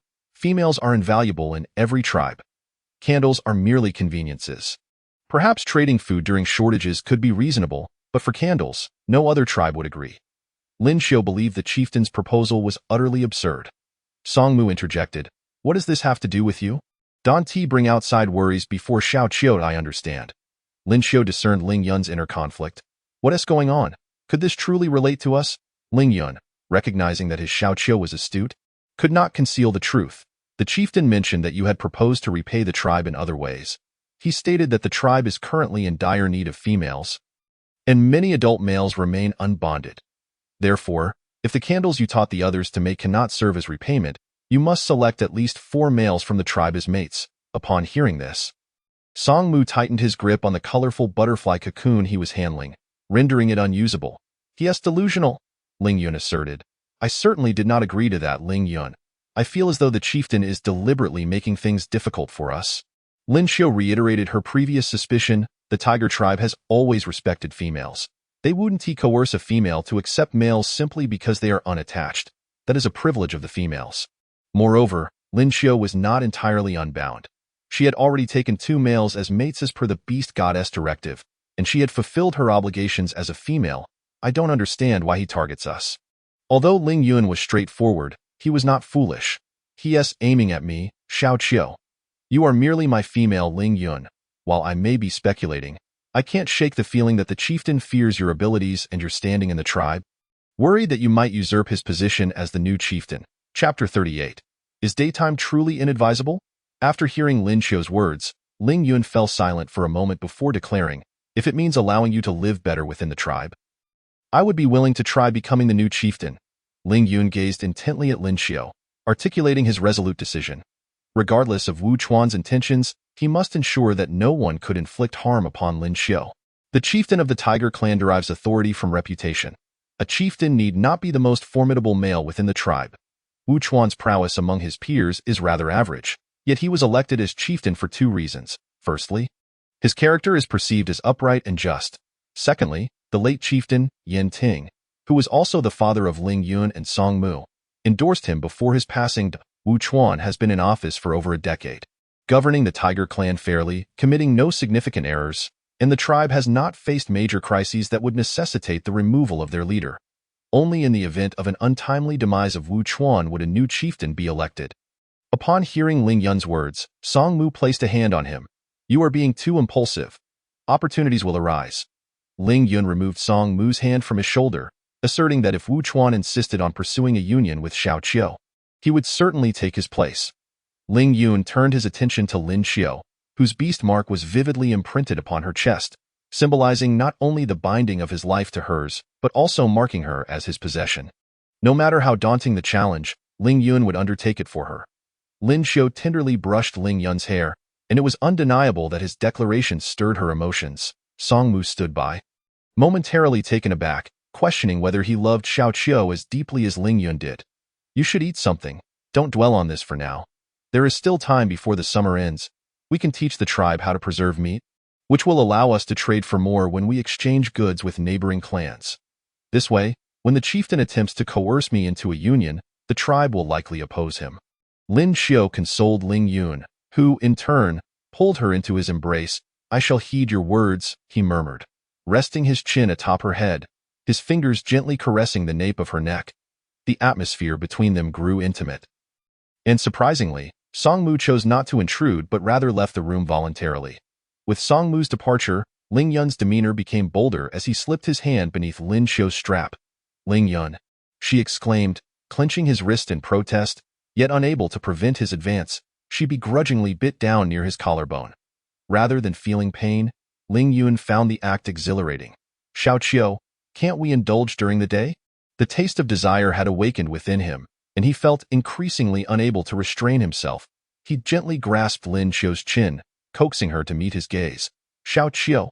Ling Yun feigned vulnerability, hoping to soften her heart. No, Lin Xiao bit her lip, her voice tinged with embarrassment. I am still quite sore. In matters of mating, Ling Yun fully embraced his primal instincts. Despite her early refusals, this typically obedient tiger had treated her like prey the previous night, leaving no room for her dissent. Lin Xiao felt a swelling sensation, a consequence of Ling Yun's actions, which he had been too shy to mention to Song Mu. Ling Yun's brow furrowed, concern etched across his face. Let me see. Is it serious? He leaned down, attempting to lift Lin Xiao's skirt, but she firmly held him back. What are you looking at? It should be fine. It will likely improve after a while. Her face flushed crimson. And seeing her reluctance, Ling Yun placed his hands beside her, leaning in closer, apologizing sincerely. I was overly excited last night. Forgive me, Xiao Qiu, I promise to be gentler next time. Lin Xiao huffed, cheeks puffed as she glared at him. You must not only be gentler but also refrain from such excessive encounters. Very well, he acquiesced softly, yet still concerned. Shall I check on you once more and fetch some herbs to soothe you? Really, there's no need. Lin Xiao grasped his hand, assuring him that she felt somewhat better compared to that morning. Then I shall leave you to rest while I attend to my duties, he said, planting a kiss on the corner of her lips. Currently, they were constructing a restroom, as Lin Xiao, having lived in human society, found it increasingly inconvenient to venture into the mountains for her needs. Moreover, both Ling Yun and Song Mu were ever wary of her safety, insisting on accompanying her. Thus, after completing the bedroom, the restroom became the next priority. Song Mu, busy mixing mud outside, overheard their conversation. You have gone too far, he remarked, discerning the indulgence Ling Yun had exhibited the previous night, casting a disapproving glance at him. Ling Yun scoffed. If you possess the willpower, prove it tonight by refraining from mating with Xiao Qiu. Song Mu, unable to argue effectively against Ling Yun, thrust his wooden shovel into the mud and opted to work separately. They were now preparing for the winter food supplies, diligently hunting to gather as much game as possible each day, skinning the animals, curing the meat, and transforming the pelts into bedding, while the rougher hides were saved for sealing windows during the cold season. With an abundance of game, Song Mu could catch 2 in a single day, typically providing enough for 1 every 2 days, while allowing for the storage of 1.5 beasts each day. As dusk approached, when the light was dim, they would gather dry branches to pile in the cave for warmth during the winter. Ling Yun took over the half-mixed mud from Song Mu and continued working. That evening, following her earlier routine, Lin Xiao took a stroll before returning to have Song Mu fetch water for her bath. The heat of the season rendered her prone to perspiration, even with minimal activity. Back in Redstone Village, firewood had been a precious resource that was not afforded to her as a girl. However, neither Song Mu nor Ling Yun withheld such comforts from her. They ensured hot water was prepared daily for her bathing, accommodating her desire to bathe thrice a day if she wished. After her ablutions, Lin Xiao proceeded to Song Mu's room, which, though not as extravagantly adorned as Ling Yun's, was meticulously organized. Lying on his bed, she eagerly awaited his arrival, aware that this night was not her turn with Ling Yun. He found himself restless and decided to venture into the forest to capture a few late-night prey. After a considerable wait, Lin Xiao finally spotted Song Mu pausing at their room's entrance. Why do you not come in? The darkness enveloped them, and without a candle to illuminate the space, she could only discern his shadowy silhouette, instinctively sensing his unwavering gaze upon her. After a moment of silence, Song Mu stepped inside. Lin Xiao lay in the spot where he had slept the previous night, clutching a pillow sewn from animal hide, stuffed with the soft underfur that had fallen from him. He seated himself at the edge of the bed, maintaining a distance from her, feeling an unexpected awkwardness. Sensing Song Mu's discomfort, Lin Xiao aimed to assist him in overcoming the regret of their first mating experience. She could perceive that, at that moment, Song Mu had been devoid of any desire. He had forced himself upon her not out of longing, but desperation. Crawling from the opposite corner of the bed, she nestled into his embrace. "Do you not wish to sleep beside me?" she inquired, wrapping her arms around his waist, tilting her face upward, oblivious to how endearing she appeared in his eyes, the softness of her body pressed against him. Her eyes glistening like a newborn creature seeking solace. "Of course I do," he replied, his voice unexpectedly hoarse. A smile graced Lin Xiao's lips, and she leaned forward to kiss his full lips, her inexperience guiding her as she gently traced the contours of his mouth. With a swift motion, Song Mu lifted her and laid her back upon the animal hide mattress, reclaiming the initiative in their kiss, softly nibbling on her lips as if to encourage her to learn. He folded Lin Xiao's leg, his fingers tenderly caressing the beast mark on her ankle. "Xiao Qiu, it is still swollen here," he observed, a hint of tenderness in his tone. "I in the darkness." Lin Xiao could not discern him clearly, yet she was aware that he could see her. She instinctively bent her other leg, her hands nervously clutching the hide beneath her. "How pitiable," he murmured, his voice soothing as it brushed against her hair. He made no further advances and instead held Lin Xiao tightly in his embrace. "Song Mu?" She struggled to lift her head from his firm hold. Had she truly failed at enticing him? He gently traced her face with his fingertips, softly explaining, "You cannot withstand me just yet. Let us rest for a couple of days." He possessed the patience to wait for Lin Xiao. Unable to counter his reasoning, she buried her face in his chest, feeling his slight frame under her embrace. Through the thin layer of skin, she could hear the powerful rhythm of his heartbeat resonating within his chest. "Sleep now." Xiao Qiu be able to embrace Lin Xiao and fall asleep in solitude. Song Mu felt an immense sense of satisfaction. As Lin Xiao and Song Mu nestled together in slumber, she perceived the night to grow exceptionally tranquil, lulled by the rhythmic cadence of Song Mu's breathing, which gradually ushered her into a profound sleep. Perhaps it was the unspoken understanding between Ling Yun and Song Mu. For in the following days, both exhibited a palpable restraint, refraining from discussing the matter of pairing. Tan Yuan, recalling Ling Yun's previous mention of cured meats and jerky, approached inquiringly, spurred by the urgency of winter's approach. "Ling Yun, what was it you said about using salt for the meat? Is it still edible? Did that method prove successful?" "Indeed, it was successful," Ling Yun replied graciously, leading Tan Yuan into the cave, which they no longer occupied as a dwelling but had repurposed as a storeroom. "How did you amass such a significant amount of firewood?" Tan Yuan inquired, taken aback by the towering stacks of wood, nearly reaching the cave's ceiling. Ling Yun clarified, "I am teaching you how to construct a dwelling that requires heating during the cold season. The warmth is essential. This firewood is still insufficient for an entire winter, and we must continue gathering more. You should also prepare promptly, for if we run short, retrieving firewood from the snow will be of little use. Leaving your female companion to endure the cold that you've reminded me. I must hasten back to prepare." Tan Yuan nodded fervently. Ling Yun ushered him further inside the cave, presenting the earliest batch of their cured meats. "Look, it shows no signs of decay. Can this be consumed?" Tan Yuan asked. "Of course, though the flavor is rather strong." Xiao Qiu suggested boiling it in water before consumption. "Here, try this piece of jerky," Ling Yun offered, presenting a slice that had been cut into manageable pieces and dried with minimal salt, making it ready for immediate consumption. "Thank you." Tan Yuan gratefully accepted the jerky, savoring it and feeling his eyes light up with delight. Ling Yun observed his reaction with satisfaction. Though somewhat tough, it offers a delightful chewiness and an aromatic flavor, does it not? This meat has been preserved for about 30 to 40 days without any signs of spoilage. I believe it can withstand the rainy season. This flavor is truly remarkable. Might I inquire where one can procure salt? How is this jerky prepared? I source the salt from the mountains. If the tribe decides to collaborate on making cured meats and jerky, I believe we could organize a group to gather a sufficient supply of salt. A party of 10 should be ample for the entire tribe to prepare enough provisions for winter. Ling Yun spoke candidly, and Tan Yuan absorbed every word with intent. Lin Xiao emerged from the dwelling, carrying a beast hide pouch, into which she placed several pieces of jerky. Take this back for Dong Shui. The preparation process is somewhat intricate, involving baking and drying, which cannot be rushed. I know her impatient nature. It's no trouble. Please take it, Tan Yuan insisted, accepting the pouch from Lin Xiu. Thank you so much. Once we have prepared the food, I promise to return it to you. No need for formalities. Dong Shui has previously brought me medicinal herbs. Consider this a gesture of reciprocity. Tan Yuan, clutching the jerky, dashed homeward like the wind. Lin Xiu also took some jerky to satisfy her hunger. Have you explained the preparation method to Tan Yuan? Ling Yun asked. I intend to wait until they return with the salt before teaching them directly.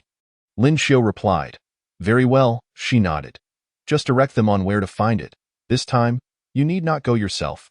Others in the tribe will surely have encountered the salt mine. For Ling Yun, venturing alone into the forest was, in fact, safer. Agreed. This hiding is not a sustainable solution, yet I do not wish to jeopardize my safety merely to test Wu Chuan's stance or provoke him into an error that could be used against him. After all, should anything happen to me, Lin Xiu would undoubtedly grieve. Lin Xiu devised a method for food preservation, successfully creating meat that remained unspoiled for over 30 days, news of which spread throughout the tribe. However, some questioned whether the salt used in the meat could be toxic. Chapter 40. Consolation. A bold beast man tasted a pinch of the salt Ling Yun had procured, grimacing at its bitterness. Is this something we can consume? The beast men possessed acute taste sensitivity, for they had their own survival instincts. Typically, anything that tasted overly stimulating was deemed poisonous. Ling Yun retorted, what jest is this? If it were toxic, would we allow Xiao Qiu to consume it? Of course it tastes bitter when licked directly. Use it sparingly.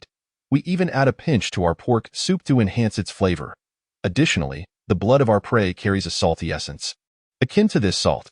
Ling Yun's reasoning was sound, the most compelling evidence being that Lin Xiu, a typically delicate female, had consumed it without issue for an extended period. Very well, we shall follow your lead. The group rallied. Ling Yun, lead us to this salt mine. The rainy season is not far off, and we must expedite our food storage. Persuaded by Ling Yun's words, the crowd's enthusiasm grew palpable. Initially, just a few encountered Ling Yun, but soon the gathering swelled to 20 or 30 individuals. To successfully store food through the rainy season would be a testament to the beast god's favor upon their tribe. Most families had already constructed warm shelters, and if they could also stockpile food adequately, no one in the tribe would face starvation or freezing during this harsh winter. Ling Yun surveyed the crowd, hesitating before responding. I have already informed the chief about this matter. He may soon organize an expedition for salt collection. This salt mine is easily located, and I have shared its whereabouts with him. You shall follow his direction. Why complicate matters? Just take us there yourself. Impatience rippled through the crowd, voices overlapping. Ling Yun remained silent for a moment until they quieted. Once the clamor subsided, Ling Yun stated, I will not accompany you. Our supply of salt is sufficient. I must focus on hunting.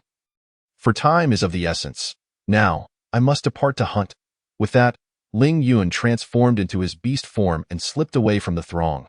Hey, Ling Yun, since you are working so hard, perhaps you should encourage Lin Xiu to find more females.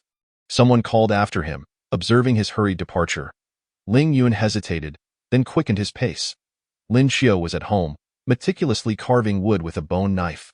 During this time, Song Mu had gathered numerous colorful butterfly cocoons, which, come winter, would allow her the leisure to weave a beautiful fabric. Hongsher village was a primitive mountainous area, and nearly every household possessed a loom. Lin Xiu had a rudimentary understanding of its structure. With patience, she was confident she could produce one herself. Lin Xiu aspired to don colorful silk garments by the next summer season.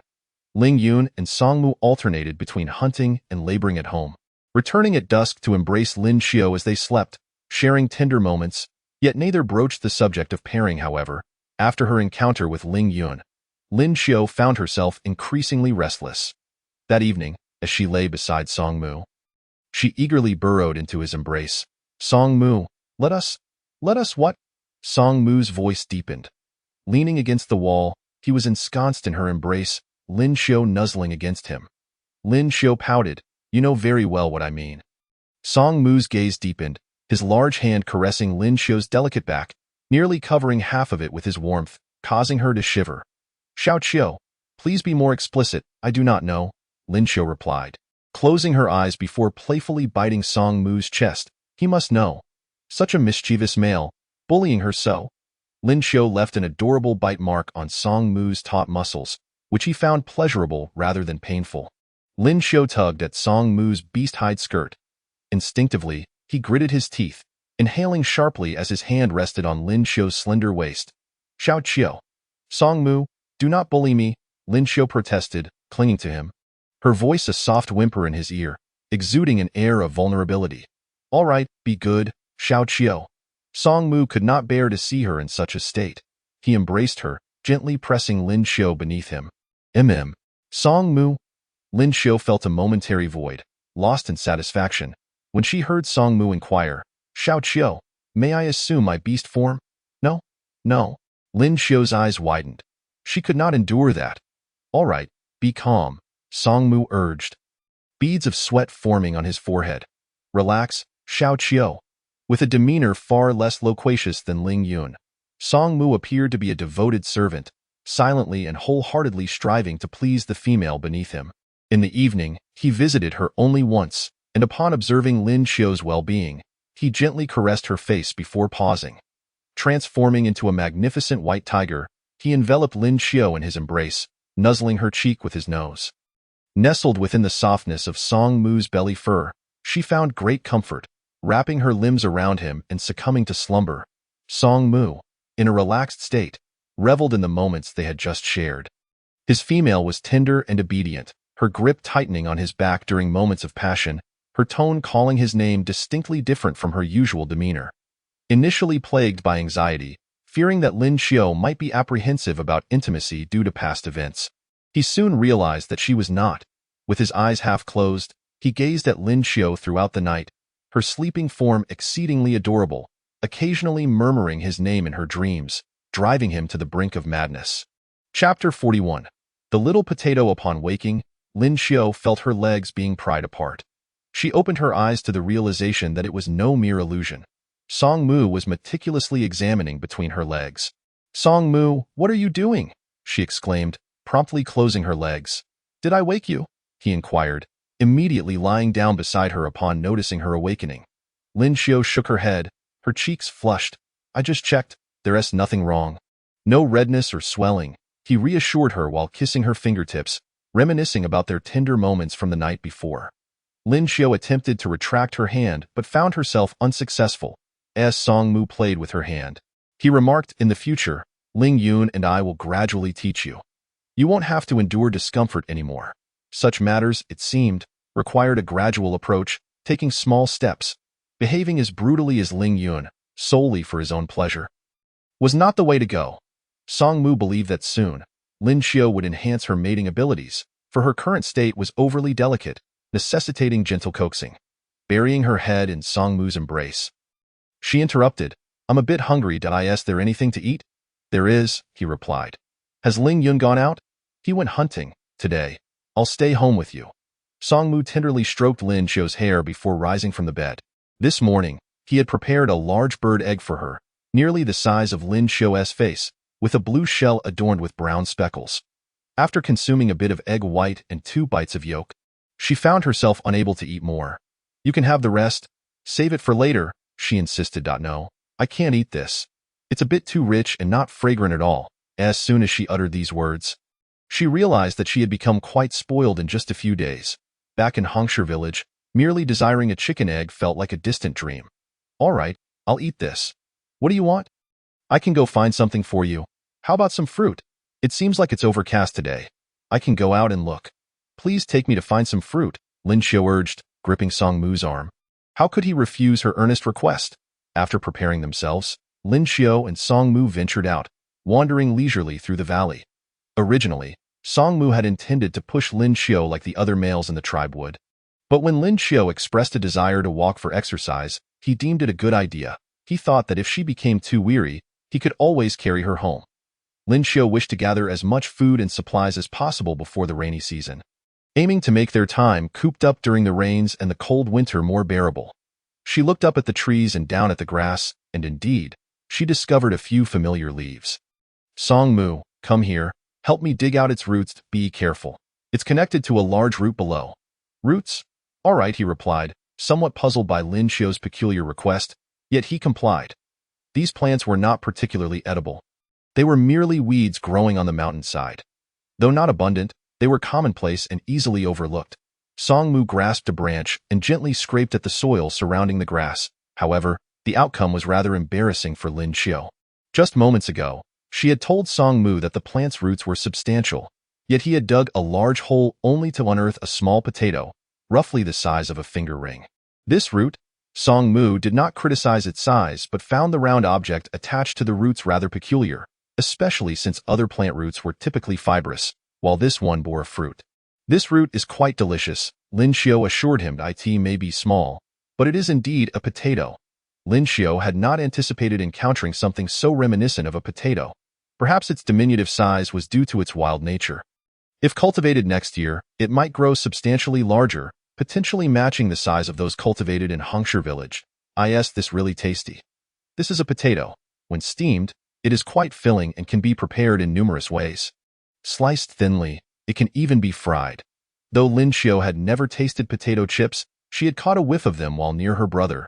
Their aroma both delightful and crispy, and she could only imagine how delectable they might be. If you like it, I'll gather more. Just this potato, right? Or do you want the leaves and roots too? Just the potatoes, Lin Xiao replied. Lin Xiao discovered that this valley was rich in biodiversity, though few plants matched those from Hongshu village. After a brief exploration at the foot of the mountain, she returned with Song Mu. Upon returning home, Song Mu boiled the small potatoes they had foraged from the mountain. When Ling Yun returned and saw them, he had never encountered such a thing before. What is this? Where did it come from? It's a potato. Song Mu and I found it on the mountain. Did you both go to the mountain? Yes, we strolled for a while and quickly came back, Lin Xiao explained. You too should try it. Perhaps you'll enjoy it as well. Lin Xiao carefully peeled the potatoes, which numbered 5 in total, each no larger than a 1 yuan coin, easily fitting in the palm of her hand. She was reluctant to waste even a morsel, observing her treat the tiny potatoes with such reverence. Neither Ling Yun nor Song Mu could bear to snatch them away. We want to eat it. We prefer meat. Just give it a try, Lin Xiao urged, splitting the small potato in half and offering one piece to each of them. Having had the skins removed and the potatoes divided, they could hardly refuse. Yet, they exchanged glances, each feeling that the other's portion appeared slightly larger. Hurry and eat. Don't just stare, Lin Xiao prodded, fearing they might start bickering again. Given their already small size, splitting them further rendered them hardly enough to satisfy. As Ling Yun took a bite, he was indeed met with the delightful flavor of the potato, warm, soft, and surprisingly as satisfying as meat. Having grown accustomed to grilled, stir-fried, and fried meats, Song Mu found the tender texture quite appealing. You find it delicious too, right? This doesn't require much effort to store. If we could gather more before the rainy season, we could save them for the winter, Lin Xiao suggested. All right, from now on, whenever we go hunting, we'll help you dig them up if we see any. Song Mu promised. Ling Yun, feeling anxious, confessed, but I still don't understand how these potatoes are dug up. Lin Xiao, what tree do these potatoes grow on? I've never seen them before, Lin Xiao suddenly realized. I should have had Song Mu bring back the entire plant. Song Mu, next time you find them, please bring back the leaves too, so Ling Yun can see. She explained, these aren't fruits growing on trees. They grow in the ground. In the ground. You can find fruits growing in the ground, Lin Xiao. You're truly remarkable. Chapter 42. Open defiance in the afternoon. While Lin Xiao napped, Song Mu went back to the mountain to gather a few more potato plants to show Ling Yun. Crouching down, Ling Yun examined the potatoes, pondering. Who would have guessed that this grass growing on the ground had such delicious roots? Although his diet primarily consisted of meat, today, he had found a new addition. It may just be the talent of herbivorous beastmen. I'll head out again this afternoon to find more. You stay home and take care of Lin Xiao, Song Mu stated. No problem, Ling Yun replied. Diligently cleaning the soil from the potatoes Song Mu had brought back, setting them aside. He then went to the entrance of the cave to process the wild boar meat he had just hunted. The meat of the wild boar was rich and fresh, making it one of the best choices for jerky, and since Lin Xiao could eat a considerable amount in a day, Ling Yun prioritized hunting boars.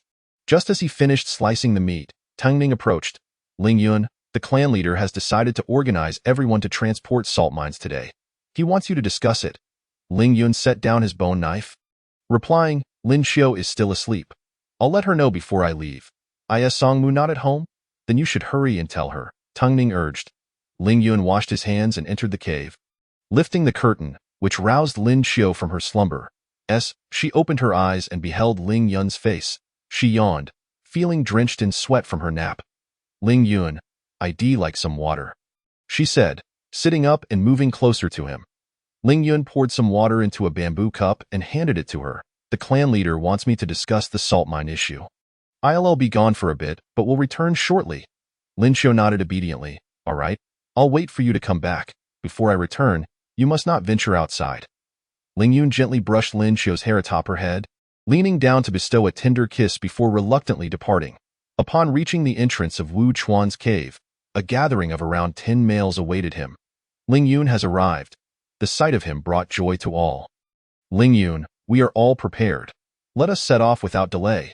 We must quickly retrieve the salt mine and start curing the meat. Perhaps we can exchange it for some valuable items during this year's tribal trade. Someone exclaimed excitedly. Wu Chuan spoke up. Ling Yun, you have come. Everyone is waiting for you. Let us make haste. Ling Yun replied, the salt mine lies within the mountains to the north of the tribe. Simply head north, and you shall find it. Alternatively, you may observe the local wildlife, for many beasts frequent that area to lick the salt. Our household has sufficient salt, so I shall not accompany you this time. You say that, but we may not find it ourselves. You should join us. You cannot solely concern yourself with your own family. Living in a tribe necessitates contributing to the collective, Wu Chuan insisted, furrowing his brow as he did not pay close attention to Ling Yun's directions regarding the salt mine. Ling Yun firmly rejected the notion. Our family differs from others. Both Shangmu and I must stockpile enough meat and firewood for the winter. And I must care for Lin Xiao at home. We truly cannot leave. Lin Xiao's willingness to share her knowledge on food storage is already a significant contribution. I ask for your understanding. Chief, upon hearing Ling Yun's continued refusal, Wu Chuan's anger flared. If the two of you cannot care for Lin Xiao, then you should find additional females to assist. Ling Yun averted his gaze. In any case, I have made my position clear. I cannot leave Lin Xiao alone at home. I must return. Ling Yun, come back, Wu Chuan called out from behind. Known for his amiable nature, he seldom raised his voice in anger. Yet today, he chastised Ling Yun loudly. Chief, I believe I have been to that mountain Ling Yun mentioned. Allow me to lead the way, Tang Ning interjected, tugging at Wu Chuan's arm. Having lived together for over a decade, Tang Ning thought he still held some influence in Wu Chuan's eyes. However, Wu Chuan remained furrowed and unresponsive. Ling Yun, have you ceased to heed my commands? I am the chief of this tribe. Ling Yun stated, Chief, I hope you can understand that for a male, his female is of utmost importance. Their gazes locked, both assessing Wu Chuan's emotional state. Wu Chuan's behavior was indeed peculiar, and Ling Yun surmised that his ire stemmed from Ling Yun's blatant defiance of his orders. Seeing the tension escalate, the crowd sought to defuse the situation. Chief, it is indeed inconvenient for Ling Yun to go at this time. The rainy season approaches, and we must prioritize food storage. They must ensure their own supplies are adequate. Yes, Chief, we single males can manage just fine. Ling Yun has already assisted us sufficiently. His absence will not hinder us. Indeed, as long as we know the direction, we can rely on our sense of smell to locate it. With everyone rallying in support of Ling Yun, he nodded in appreciation to Wu Chuan and took his leave. Wu Chuan watched Ling Yun's retreating figure, clenching his fists in silence. Led by Tang Ning, 15 male beastmen set out, each transforming into their beast forms, shouldering 2 large hide bags on either side. Following Ling Yun's pace, they could make the round trip in a day, though they had not traversed the route before. They expected to return before sunset on the following day. Meanwhile, Shangmu spent the afternoon gathering a considerable amount of potatoes, stacking them into a small pile in the living room, weighing approximately 10 pounds. Mostly the size of eyeballs, yet the quantity was impressive. In the evening, Lin Xiao took a stroll outside and encountered Dong Shui, who shared delightful news. Lin Xiao, did you know? I am with child. Dong Shui delightedly caressed her small belly. Lin Xiao's gaze shifted to Dong Shui's abdomen, her excitement palpable. Is it true? Dong Shui, congratulations. Yes, I am truly fortunate with this pregnancy. Calculating the time, if it is a male, I should give birth in the days following the end of the rainy season. In previous winters, food was scarce, and I feared for my well-being. But thanks to you, I need not worry about hunger. After giving birth, one is already weakened. If food is insufficient, how can one regain strength? Coupled with the cold, a frail female may perish, Lin Xiu cautioned. Besides food, ensure your males prepare ample firewood. Keep the hearth warm during the winter to prevent chills. Do not worry. I will be vigilant, Dong Shui assured, her hand resting on her belly, her face aglow with happiness. By the way, I found some potatoes. They are quite delicious. You should have your males search for them too. Lin Xiu took Dong Shui's hand and led her to their home to find the remaining potato plants, instructing Dong Shui on their identification. Potatoes grow underground, filling and flavorful. They can be boiled or cut into pieces and cooked with meat. Glancing at the small potatoes, Lin Xiu hesitated, then awkwardly remarked, perhaps it's best not to cut them. Simply peel and boil them will suffice. Chapter 43. A drop in temperature, you say it is delicious. So it must be, Tan Yuan. Did you hear that? Dong Shui handed the plant to Tan Yuan, who replied, I heard. 2 days later, Tang Ning returned with the others, bringing back the salt mine. The tribe then began a fervent hunt.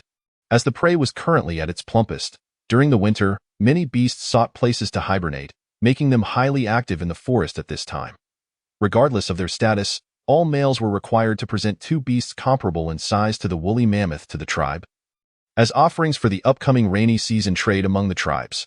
The tiger tribe was determined to secure food in exchange for other tribe specialties.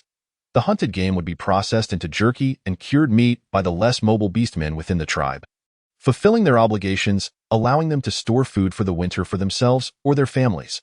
Lin Xiu need not worry, as Ling Yun and Shangmu possessed exceptional hunting skills. In this season of flourishing life, it was their dominion. They had already accumulated sufficient food supplies, and as long as they did not waste, surviving the winter posed no issue. Nonetheless, Ling Yun and Shangmu aspired to ensure an even more abundant winter. Each year's length varied, and they had to guarantee Lin Xiu would never go hungry. Thus, everyone became busy, with many males forming teams to pursue prey, striving to bring back as much as possible to secure their winter provisions. Soon, the weather took a sudden turn for the cooler one evening. Ling Yun was the first to awaken from a gust of cold wind, hastily retrieving a thicker hide to cover Lin Xiu. Awoken by Ling Yun's movements, Lin Xiu groggily inquired, What is it, Ling Yun? The temperature has dropped. The rainy season is likely approaching. From summer to the rainy season, there is typically a sudden temperature shift. Lin Xiu felt the weather would plummet from 37 or 38 degrees Celsius to around 20 degrees, gradually cooling over half a month until it dipped below 10 degrees, heralding the rainy season, which would last for about 30 days, until temperatures plummeted to freezing, at which point snow would commence. Marking the onset of winter, during the coldest part of winter, temperatures might plummet below minus 30 degrees. Lin Xiu, having never ventured outside during winter as a female, could only speculate in such frigid conditions. Even males found it difficult to venture out. Not only was prey scarce, but movement was also hampered. Lin Xiu pulled back the hide slightly, inviting Ling Yun to join her. Ling Yun nestled closely against Lin Xiu, holding her tightly. Rest assured, Xiao Qiu, once winter arrives, I shall hold you like this, ensuring you never feel cold. As he spoke, he nuzzled Lin Xiu's head with his chin. Lin Xiu nodded in agreement. This year, none of us shall feel cold. We will surely have a comfortable winter. The cooler weather made sleep even more inviting. Lin Xiu indulged in a leisurely slumber, awakening to find Ling Yun informing her that the tribe had decided to venture to the central Somali continent to trade the cured meats. Requiring him to lead the expedition, I have never participated in past trades, but this time I wish to see it for myself, so I agreed to the chief's request, Ling Yun conveyed. The tiger tribes need to trade with other tribes boiled down to securing females. Outsiders offered various specialties favored by females, such as smooth, transparent stones, fresh vegetables gathered by herbivorous beastmen, and tribes adept at crafting clothing and combs. Essentially, most items catered to female needs. Thus, each year, the males sent out for trade were those who had formed couples with females, enabling them to better understand their desires. When will you return? Lin Xiu asked, realizing it was too late to stop him now. I will certainly be back before the rainy season. This transaction is comparatively grand, with nearly all the tribes across the continent participating, though the journey is quite distant, requiring 3 to 4 days for a round trip. Lin Xiu suggested, why not we travel together? After all, we have plenty of firewood and meat prepared at home. And you both have harvested a significant amount of potatoes. Why not bring me along? I wish to see the world. Chapter 44. The potato the size of a fist? Absolutely not. You are a female. Why would you venture such a long distance? It is perilous. Ling Yun immediately disagreed. Songmu added, it is not merely a matter of danger. The trading location is exceedingly far from the tribe. And as a female, the journey would be arduous for you. Currently, you reside in spacious, well-lit homes and sleep on soft animal skins. This is the life a female ought to enjoy, with you both by my side. I will not be in danger, nor do I fear hardship. I wish to see the world. Ling Yun, Songmu. I do not want to remain in the tribe for my entire life. Lin Xiu grasped the hands of Ling Yun and Songmu, confident in their ability to protect her. Moreover, she yearned to discover the similarities between this world and the human realm. Ling Yun and Songmu exchanged glances, finding Lin Xiu's words difficult to refute. They nodded in agreement. Then we must prepare thoroughly. Xiao Qiu, once we leave the tribe, you must heed our instructions and avoid any perilous actions. Ling Yun held Lin Xiu's hand, fulfilling all her requests. All right. Upon hearing their consent to take her along, Lin Xiu joyfully embraced Ling Yun, nuzzling into his neck. Songmu silently extended his arms. Lin Xiu released Ling Yun and then hugged Songmu as well. Fortunately, I have only 2 males. Otherwise, I would be occupied with hugging them all day until dusk. Since Lin Xiu wished to accompany them, Ling Yun and Songmu naturally prepared with utmost diligence. They had no concerns regarding food, as they typically sourced it from the forest. They merely needed to bring enough bamboo tubes to ensure Lin Xiu could have water at all times. They also needed to carry some animal skins, as the weather was turning cooler. While the males could find any cave to sleep in outside, Lin Xiu required 2 animal skins for bedding. Additionally, they gathered some small items essential for a female's daily life, which they placed into 2 animal skin bags. They also brought along a roll of matting to shield Lin Xiu from insects while she slept. To ensure they could return before the rainy season, the entire tribe set off the next day. The male contingent tasked with the exchange consisted of 20 individuals, nearly 1/10 of the tribe's able-bodied males, all of whom had females in their households, each selected from their homes. Each beastman traveled in their beast form, with a large animal skin bag hanging on either side, filled with their preserved meat and jerky. Lin Xiu sat atop Ling Yun, adjusting her animal skin attire against the wind, racing through the forest alongside the group of beastmen. She was eager to see what they might encounter during this transaction. After 3 days of arduous travel, they reached the central trading hub of Somali continent. The members of the Tiger clan placed their animal skin bags in a cave on the outskirts of the trading center, leaving half of their number to guard it, while the others transformed into human form, taking some of their cured meat and jerky into the trading center. Upon their arrival, many beastmen scrutinized this unusual group, primarily because one of the members was a female. Lin Xiu was uncertain if this was indeed the trading center. In her imagination, it resembled a bustling market where various tribes displayed their wares, with everything clearly visible. However, here, everyone carried their animal skin bags, inquiring if others were interested in their goods. Lin Xiu found this peculiar and asked Ling Yun, why doesn't everyone display their items? Wouldn't it make trading easier? Ling Yun shook his head. It's too easy to be robbed. The beastmen here are a mixed lot. It's not a peaceful place, and conflicts can arise easily. If we expose our goods, we risk getting embroiled in a scuffle. As Ling Yun explained, Lin Xiu began to see the sense in his words. This trading center appeared to lack any semblance of order or security. Soon, someone approached them and inquired, what have you brought? Is this female here for trade? In this trading center, no females typically came, and everyone was staring at them, assuming the tribe must be desperate to offer one of their females in exchange. Ling Yun replied, you misunderstand. We have brought some beast meat for trade. What do you have in your bags? Upon hearing that the female was not for exchange, and that they only had beast meat, the inquiry's interest waned. Beast meat was rather ordinary. Aside from a few small carnivorous tribes that had some demand for it, no one else sought it. Ling Yun held no favorable impression of the beastman who sought to barter for his Xiao Qiu, and did not pursue any further questions or explanations as the beastman turned to leave. Look over there, Ling Yun, Lin Xiu exclaimed, her keen eyes spotting 2 beastmen trading nearby, one of whom was holding a potato the size of a fist, significantly larger than those found around their tribe. Ling Yun was taken aback. Is that truly a potato? How can it be so large?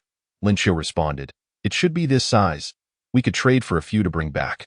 Once the weather warms next year, we can plant them, and in time, we will cultivate such fine specimens ourselves. All right, wait here. I will inquire. Ling Yun, carrying some jerky and cured meat, approached the two beastmen. The other beastmen also scattered to seek exchanges with others, eager to complete their trades and return to the tribe. Song Mu took Lin Xiu's hand and found a vacant spot to sit. Lin Xiu rested her chin on her hand, observing the bustling beastmen. Their method of trading through conversation made it difficult for her to discern what items they were carrying. As soon as Ling Yun approached, the two beastmen engaged in conversation parted ways, appearing quite displeased. The male holding the potato was not particularly tall, likely resembling a small creature, such as a fox or a cat. Ling Yun surmised Bu Er, feeling somewhat dejected, had encountered this delightful fruit while digging tunnels for their tribe. It was delicious, whether eaten raw or heated, and they had found plenty as the cold season approached. Their tribe sought to exchange this underground fruit for some sturdy animal skins to withstand the winter chill. Yet no one was interested. "What do you wish to exchange?" Ling Yun approached directly and asked. "We desire to trade for some of those potatoes."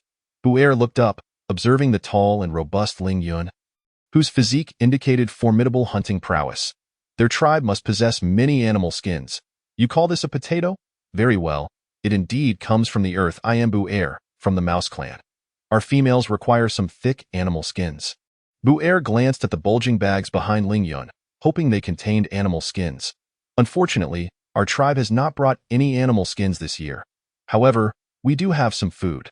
Would you like to see if you need any?" Ling Yun replied. Bu Er covered his bag protectively. "No, I only need animal skins.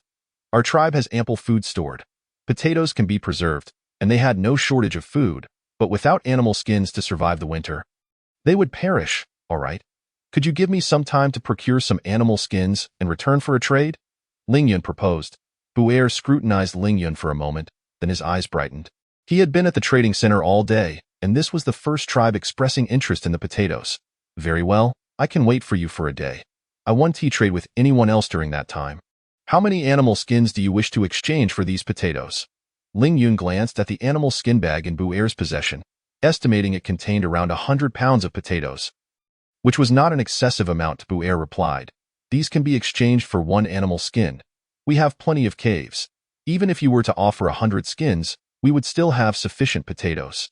Ling Yun understood the arrangement, agreed. "We will proceed with this price. I will seek out others for exchanges." After concluding his discussion with Bu Er, Ling Yun relayed the details to Lin Xiu. Lin Xiu stroked her chin thoughtfully. "I believe Bu Er's predicament mirrors our own. No one seems to appreciate the taste of potatoes, nor do they fully trust that our exchanged beast meat can be stored." Lin Xiu's insight struck a chord. As soon as she finished speaking, two dejected male members of the Tiger clan approached. "These individuals are truly foolish. They do not believe our claims, Lin Xiu. What will we do if they do not trust that our meat can last until the rainy season?" As they spoke, others gathered around, clearly having faced similar setbacks. "I wanted to trade with that feathered beast man for some feathers to take back. The females adore those, but they think we are trying to deceive them. Indeed, the exquisite leather boots crafted by that orc are truly remarkable. I am quite eager to procure a pair for our female at home. Alas, it might have been more fortuitous had we brought some leather for trade." Observing the furrowed brows of her companions, Lin Xiu suggested, "Why not offer our jerky to those we engage in conversation? If they savor the aroma, their impression of us may improve. We can then explain the preservation of this jerky. As long as the moisture content is sufficiently low, it resists decay. Unlike the rapid spoilage of meat during the rainy season. Are we simply to give it away? What if they refuse to trade with us after sampling? If they choose not to barter? Then so be it. A small piece of jerky does not constitute a significant loss. And what of the cured meat? While it is moister than jerky, it too has lost considerable moisture, and being raw, they can prepare it in any manner they prefer. Moreover, the complexity of producing jerky allows us to negotiate for more substantial items, whereas cured meat can be exchanged for less. I believe some will be willing to trade." Lin Xiu concluded, and her companions nodded in agreement. "We shall give it a try." "Lin Xiu, I hadn't anticipated your intellect to be so sharp." Ling Yun interjected. "Of course, my female is exceptionally clever." When they arrived, the value of the leather had already been established to facilitate their exchanges, and after conferring, they dispersed to pursue their individual tasks. Song Mu remained vigilant, watching over Lin Xiao.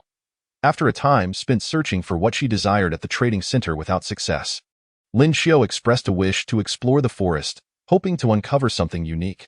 Chapter 46. The Wandering Beast Man. With everyone engaged in trade, Song Mu escorted Lin Xiao into the adjacent forest. In this area, where numerous orcs congregated, wild beasts sensed danger and dared not approach, rendering it quite safe. The vegetation here resembled that of the tiger tribe, yet it revealed to Lin Xiao many unfamiliar plants. Song Mu, look at this. This flower is so beautiful. We never see such in our tribe. Though the cold had already set in, Lin Xiao spotted a vine climbing a tree, adorned with clusters of delicate white blossoms, which beautified the entire tree.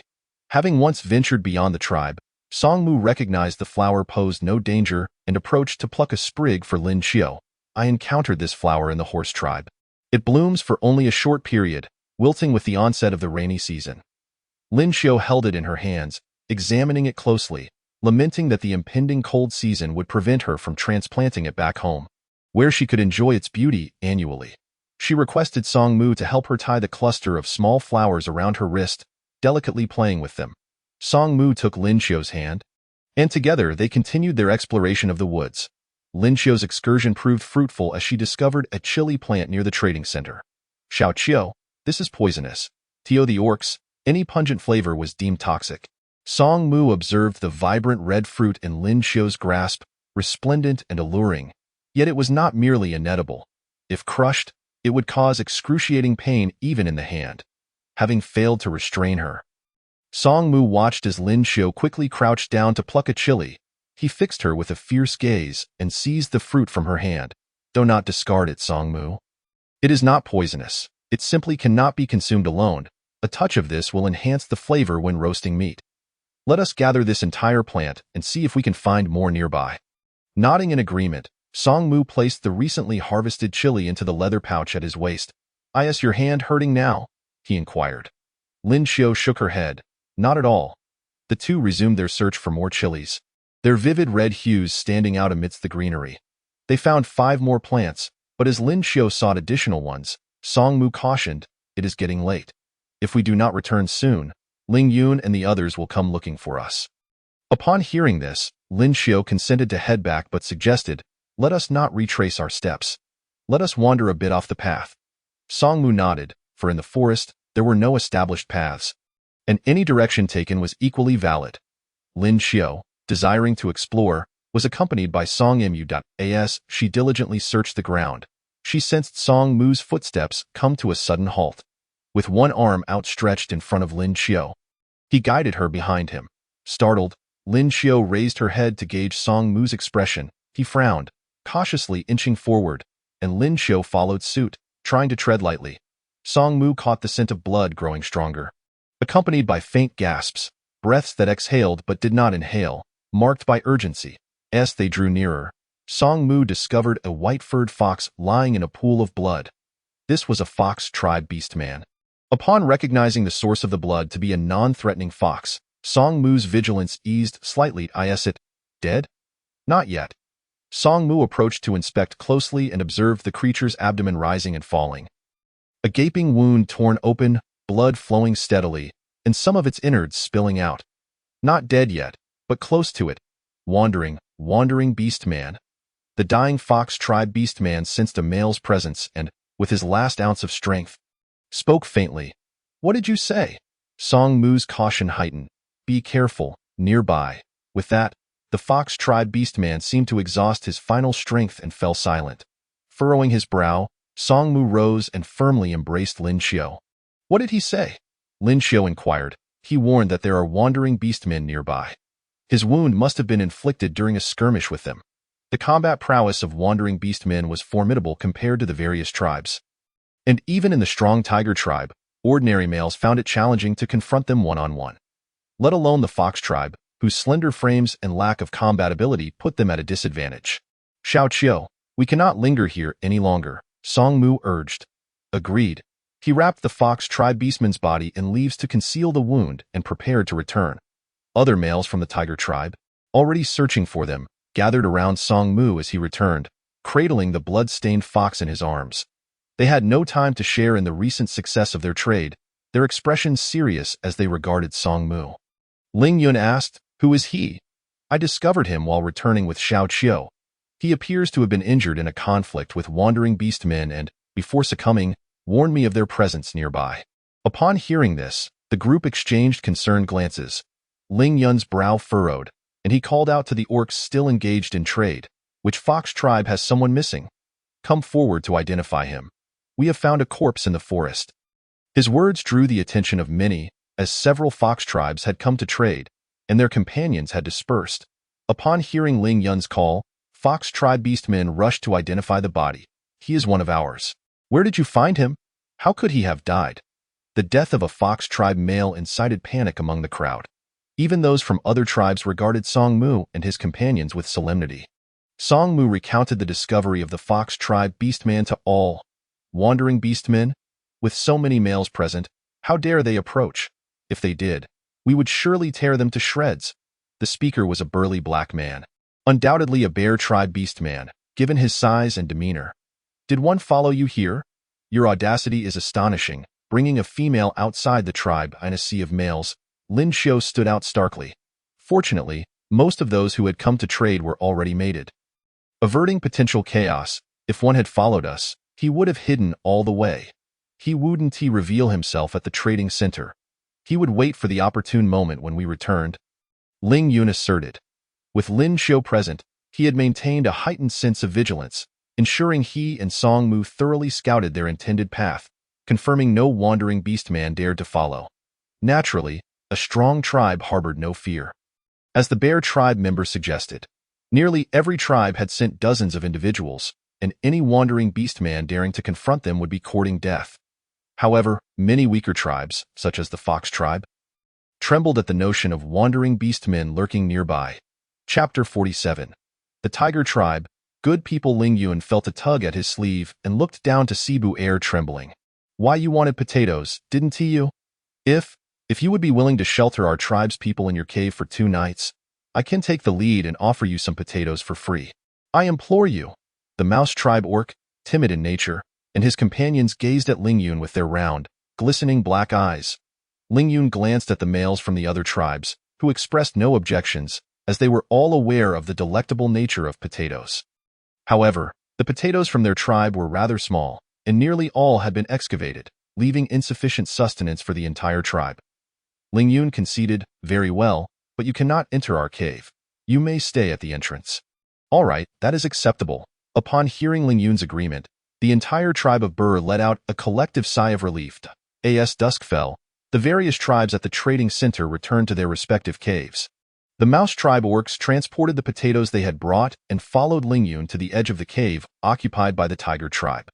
"For the remaining half of the potatoes, we shall exchange them for hides. Here are 50 hides. Will that suffice?" Ling Yun tossed the bundled hides before Burr with a thud, sending a spray of dirt into the air. Burr immediately stepped forward to inspect them. "Wow, these hides are indeed quite thick. The female could make do with 2 or 3 of them for the winter." The preserved beast meat brought by the tiger tribe quickly became sought after everyone had a taste. As food scarcity was a pressing issue for all tribes during the cold season, Ling Yun exchanged the 2 bags of beast meat he had carried for these hides, which his tribe did not particularly need. They willingly gave them all to Burr, acknowledging the plight of the weak mouse tribe. "If possible, all the potatoes your tribe has brought will belong to us," Ling Yun stated. "No problem." Burr was already quite satisfied with the number of hides obtained. "Since we have exchanged all the potatoes we brought for trade, we will set off back to our tribe at dawn tomorrow." Ling Yun nodded in agreement. The tiger tribe's jerky and cured meat were also all exchanged, and they intended to depart the following day as well. "Which direction is your tribe located?" "To the north. Our paths should be similar. If you can keep up with our pace, we can travel together for a while." Ling Yun offered. "Really?" Burr looked at Ling Yun with wide eyes filled with astonishment. "I have heard that the tiger tribe orcs are very loyal. What is your name? Let us be friends. Next year, when we unearth potatoes again, we can deliver them directly to your tribe." "I am called Ling Yun," he said, patting Burr's thin shoulder. The mouse tribe orcs settled down to sleep outside their cave, while Lin Xiu took the innermost position inside, with Ling Yun and Song Mu guarding her side. The two engaged in conversation, discussing the matter of the wandering orc. Was that wandering orc truly after Xiao Qiu? Song Mu felt a twinge of fear upon recalling how he had led Lin Xiao alone through the deep forest earlier that day. Ling Yun shook his head. We have thoroughly scouted this route. If someone were following us, we would have certainly noticed. He appeared near the trading center, which likely indicates a need for something from there. Lin Xiao suddenly awoke, sitting up to join their discussion. She felt that wandering orcs lived solitary lives and, as they prepared for hibernation during the cold season, might face difficulties. Did we wake you? Xiao Qiu. Upon noticing her wakefulness, Ling Yun immediately leaned closer. Lin Xiao shook her head. I was already sleeping fitfully. Hearing your conversation prompted me to rise. What you say is also quite plausible. However, why would that wandering orc take such a risk to come to our gathering place? What could be so important? Song Mu found it difficult to comprehend. For them, as males, survival hinged merely on having food and shelter. What could be so significant that it would compel a wandering orc to take such a perilous journey? Ling Yun glanced at the pair of beast skin boots that Lin Xiao had just acquired today. Was he seeking provisions for a female? Lin Xiao's eyes widened with realization, with the cold season approaching. Wandering orcs can hibernate, but females cannot. He must be preparing supplies for his female. He had been lurking nearby and was accidentally encountered by that fox tribe orc, leading to a confrontation. Other males, having overheard their discussion, chimed in, if that is the case, we need not worry. We should return promptly tomorrow. As long as he does not come after us, we will be fine. Initially, there had been genuine concern that the wandering orc was after their females. Even though Lin Xiao was not one of their females, it was the duty of every male to protect females from being captured by wandering orcs. Song Mu remarked, we have exchanged quite a bit for the females. So we should remain vigilant, indeed. However, we are many, and if he has a female in his cave, he likely would not risk ambushing our group. Ling Yun concurred, before we leave tomorrow, we should inform the others to avoid conflict with wandering orcs. It would be best to simply give them what they want. You are always so kind-hearted, a male from the tribe teased. Ling Yun smiled in response, choosing not to elaborate further. The next day, the tiger tribe, along with the mouse tribe, set off on their journey home. With news of the wandering orc, they proceeded with heightened caution. The mouse tribe orcs resembled a horde of large mice, leading the way with their small but swift forms. This was Lin Xiao's first encounter with the beast form of the mouse tribe orcs. The mice she had seen in Hongshi village were far smaller than the heads of these orcs. Lin Xiao rode on Ling Yun's back, situated in the middle of the group, surrounded by other males, while Song Mu brought up the rear. Halt! Halt! Burr, at the forefront, suddenly called out, prompting everyone to stop in their tracks. Though timid, the mouse tribe possessed the keenest senses for detecting danger. Burr's whiskers quivered slightly. There are individuals following us nearby. Be cautious. Everyone, be alert. Lin Xiao felt the tautness of Ling Yun's muscles beneath her. She recalled the wandering snake beast affiliated with the rabbit tribe. Ling Yun had effortlessly torn him apart. Now, with Song Mu and so many tiger tribe males present, Lin Xiao reassured herself that there was no need for fear. Amidst the heightened vigilance, Song Mu suddenly charged forward.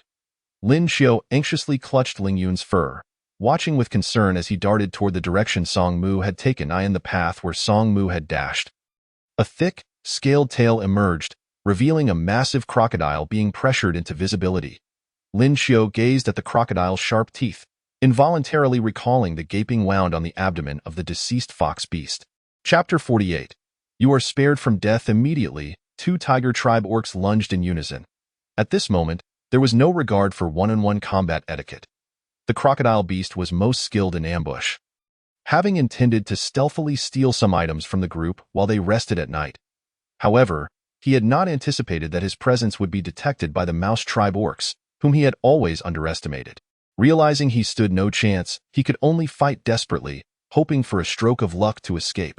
Surrounded by three tiger tribe orcs, the crocodile had little opportunity to retaliate. Unlike the snake tribe or scorpion tribe, he lacked venom and could only rely on his sturdy carapace for defense. Yet, the claws of the tiger tribe orcs were no mere trifles. Even Song Mu alone could easily shred the crocodile.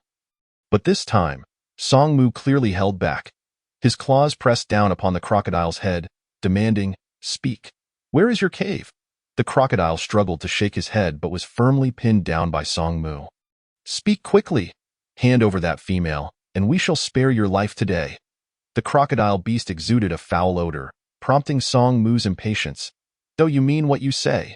Upon hearing a glimmer of hope, the crocodile gritted his teeth and relaxed his resistance. "We Tiger Tribe orcs keep our word. Speak quickly." Song Mu's claws applied pressure. "To the east, past a ravine. There is a marsh. I have a nest hidden in the grass there. Inside, there truly is a female. To save his life."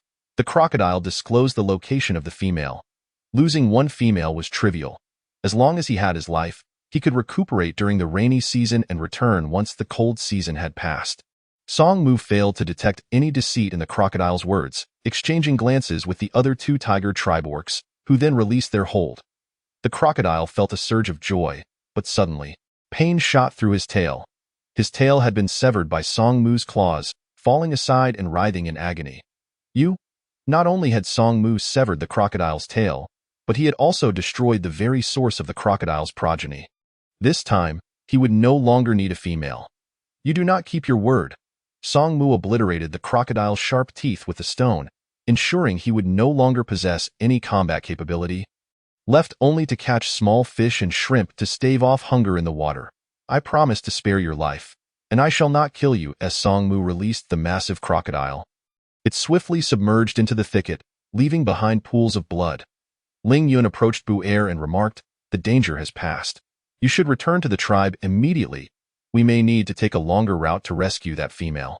Bu Er, momentarily stunned, nodded in agreement. Transforming into his human form for ease of conversation, he replied, "However, I believe it may be unnecessary to save that female, if she is mated with this giant crocodile. Even if rescued, her days will be numbered. Females that have mated with wild beast men will continue to bear offspring until they exhaust their own vitality." Ling Yun understood Bu Er's point, yet the Tiger Tribe believed that even a brief reprieve from her hellish existence was preferable to leaving her in that dire situation. With Bu Er's words spoken, he expressed his gratitude to Ling Yun and departed with his kin. "We shall split into two groups. We will return with Xiao Qiu and the exchanged goods. While you investigate that marshy area," Ling Yun instructed the Tiger Tribe members. Both he and Song Mu were concerned about returning too late, as heavy rains could ruin the exchange supplies and, more importantly, there was a female in their party. Understanding this, everyone agreed and set off. "Were you frightened, Xiao Qiu?"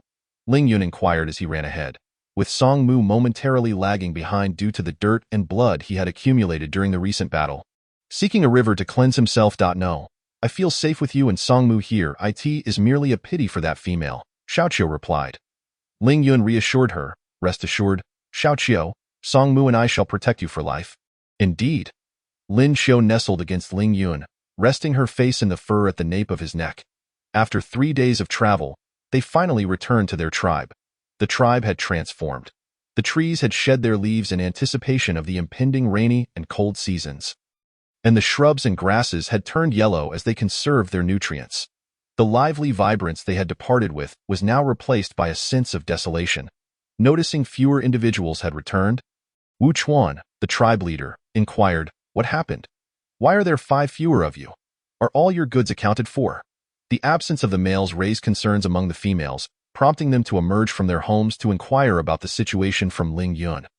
Ling Yun recounted the events in detail, stating, "We traded a significant amount of beast meat for various goods, particularly potatoes. The rodent tribe exchanged many with us. These 10 bags are filled with them. Everyone can come to collect some shortly." Displaying the bags of potatoes, which were substantially larger than those at home, captivated the attention of all present. "I estimate each person can receive around 10. With females able to take a bit more," Ling Yun stated, revealing that they had acquired approximately 18,000 potatoes, ample for their 500 members, ensuring everyone could enjoy several meals. "Excellent." Wu Chuan recognized the value of this bounty. Their tribe lacked meat but was fortunate to acquire such a substantial quantity of potatoes. "What of the other items?" he asked. "Leader, you can see for yourself," Ling Yun replied, noticing the darkening sky, an ominous sign of impending rain, heralding the arrival of the rainy season. Having been away for so long, the 3 of them needed to prepare before the rain began. Wu Chuan, in high spirits, dismissed Ling Yun with a wave. "When we distribute the goods later, we will reserve your family's share."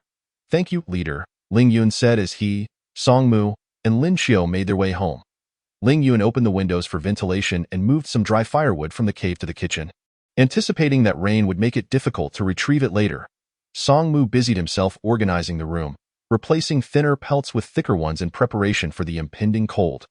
Lin Xiu reclined on the soft, stable bed, letting out a contented sigh.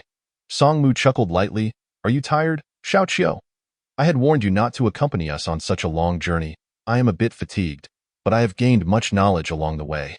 By the way, have you kept the chili peppers safe? You haven't lost them, have you?" "Of course, I would never misplace something so important," Song Mu replied, stepping out briefly to retrieve a bag of chili peppers they had found at the trading center. Lin Xiu reached for them, but Song Mu halted her. "You should refrain from touching these peppers. Explain to me how they can be consumed, and I will handle them." Lin Xiu nodded. "Let us not rush to eat them now. Please find the largest, ripest one, and carefully remove the seeds to dry and collect. When spring arrives next year, we can plant them." "Shall we sow the seeds into the ground?" she inquired. "Yes, in addition to sowing. We must also water and fertilize them. They will thrive far better than in the forest, though. And let Ling Yun know that we should set aside some of the potatoes we exchanged for next year's planting. This way, we will no longer need to trade for them. Our tribe can produce its own, and we can grow as many as we desire." For Song Mu, whether it concerned the reproduction of beasts or the planting of seeds, it was all part of the divine will of the beast god, and they had never considered the possibility of influencing it with their own strength. However, Lin Xiu's words invigorated Song Mu, making him realize that perhaps they, too, could engage in such endeavors. "Very well, I shall go and extract the seeds now." Lin Xiu cautioned, "Be careful while extracting. Don't get any on your hands. Though your hands may be rough, they can still feel pain." "Understood. I will be cautious and ensure not to worry you, Xiao Qiu," Song Mu assured her before he went to work. Lin Xiu nestled back into the warmth of the pelts. Gradually drifting into slumber, she was awakened by the sound of rain outside. The window at the head of the bed had been securely covered with thick pelts, muffling the storm outside.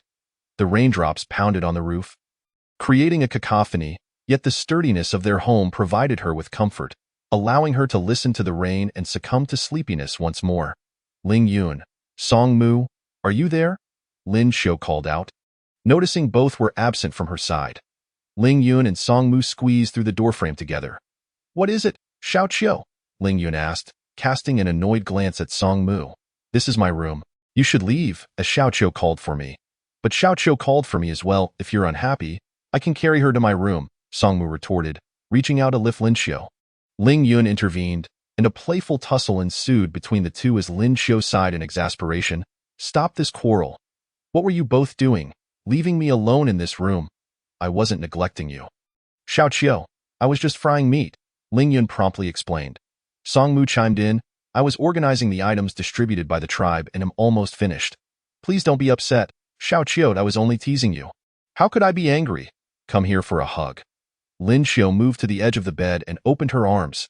Immediately, Ling Yun and Song Mu rushed to her, each resting their heads on her shoulders. "Stinky Song Mu, you should move aside. It's my turn to sleep with Xiao Qiu tonight," Ling Yun exclaimed, frowning at his brother who mirrored his features. "But it's not night yet. It is most certainly evening already. Song Mu, you cannot play unfairly if you keep this up. I shall sleep in your room tomorrow night."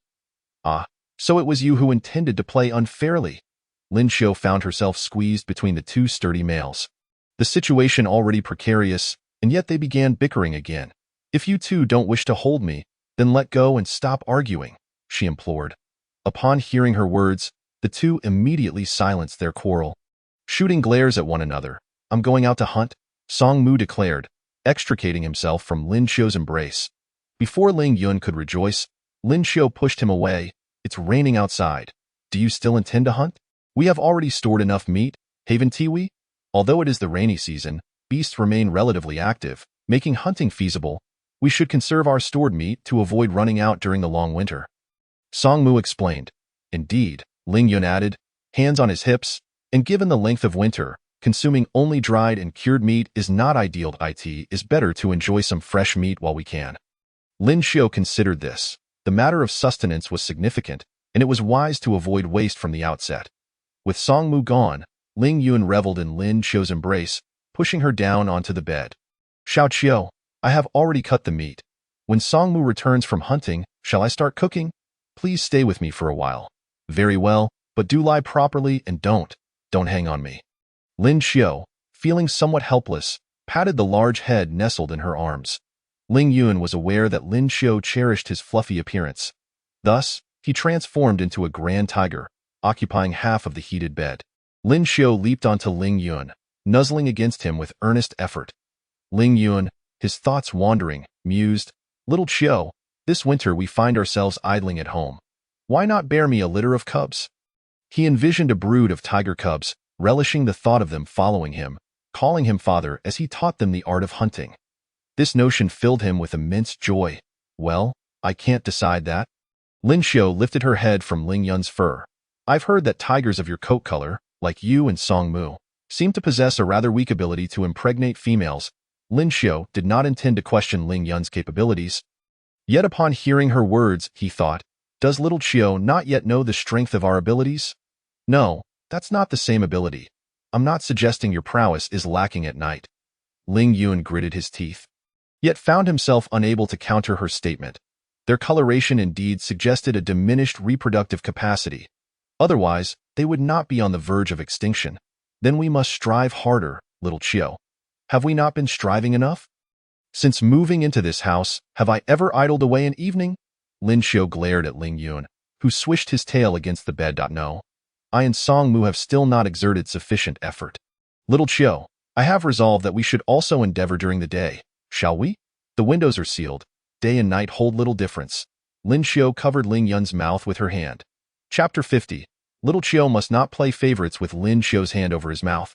Ling Yun could only whimper in response, his azure eyes glistening with a hint of grievance.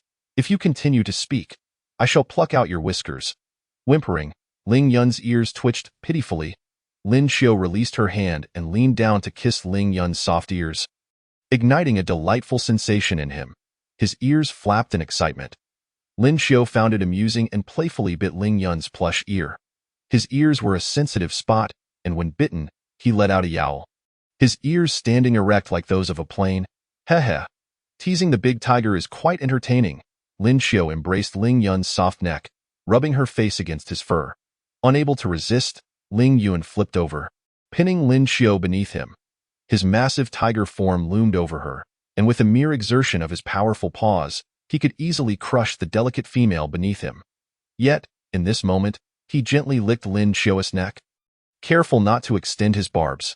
Transforming into his human form, Ling Yun's licks became fervent kisses, more intense than the rain falling outside. Landing on Lin Xiao's cheeks and neck, he kissed downwards, his hands firmly gripping Lin Xiao's form. "Let us wait until nightfall, not now, for Song Mu shall return soon." Lin Xiao grasped Ling Yun's hands tightly, feigning resistance. "If he returns, so what?" Ling Yun, unwilling to relent, responded by capturing Lin Xiao's lips once more. During their time apart, he had restrained himself from indulgence, and the temptation to embrace Lin Xiao was irresistible. When Song Mu returned, he heard the sounds coming from Ling Yun's room and his expression shifted. He entered the kitchen to prepare the meat Ling Yun had already processed. The kitchen had been constructed according to Lin Xiao's description, featuring a stove connected to a chimney, with a fire beneath and a stone pot atop, which had been polished thin and smooth by both him and Ling Yun, allowing it to heat quickly. Song Mu boiled a pot of hot water and briefly blanched potato chunks. Then, he coated the pot with animal fat rendered from beast meat, releasing a savory aroma, before adding the pieces of meat prepared by Ling Yun. After frying them to a golden crisp, he tossed in the potato chunks, seasoning them before adding water to stew, creating a hearty pot of meat and potatoes that would be ready to eat shortly. As Song Mu served the evening meal, Ling Yun emerged to fetch warm water for the interior. When he encountered Song Mu, he raised an eyebrow, exuding an air of triumph. Song Mu averted his gaze, busying himself with dividing the meat and potatoes into 3 bowls. No, the 2 bowls for Ling Yun and Song Mu would be deemed a basin for Lin Xiao. The appetite of the beastmen was substantial. During times of hardship, a single hearty meal could sustain them for a day or two. When he entered with the food, he found Lin Xiao reclined beneath the animal pelts. Her face flushed. Upon noticing his arrival, she pulled the pelts over her head entirely. "Little Xiao, it's time to eat." Song Mu leaned down to pat her shoulder, and Lin Xiao peeled back the pelts, revealing one eye peeking at him. "I'm not dressed." Songmu smiled gently. Would you like me to assist you in getting dressed? No? Don't look. Why are you shy, little Chiyo? Come, rise. Songmu picked up one of Lin Xiu's garments and offered it to her.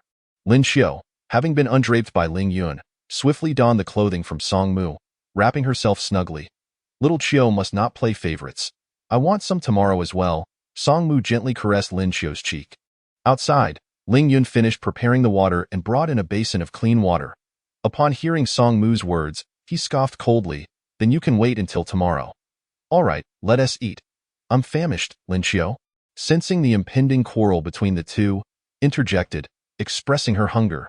The potatoes and meat, having been stewed together, were tender and infused with rich flavor. Lin Xiu savored a generous bowl, leaning against the wall, rubbing her belly. The potatoes, procured from the Mouse clan, were exceptionally delicious. Perhaps it had been too long since she had enjoyed such a meal, as they tasted even better than what she had in Redstone Village.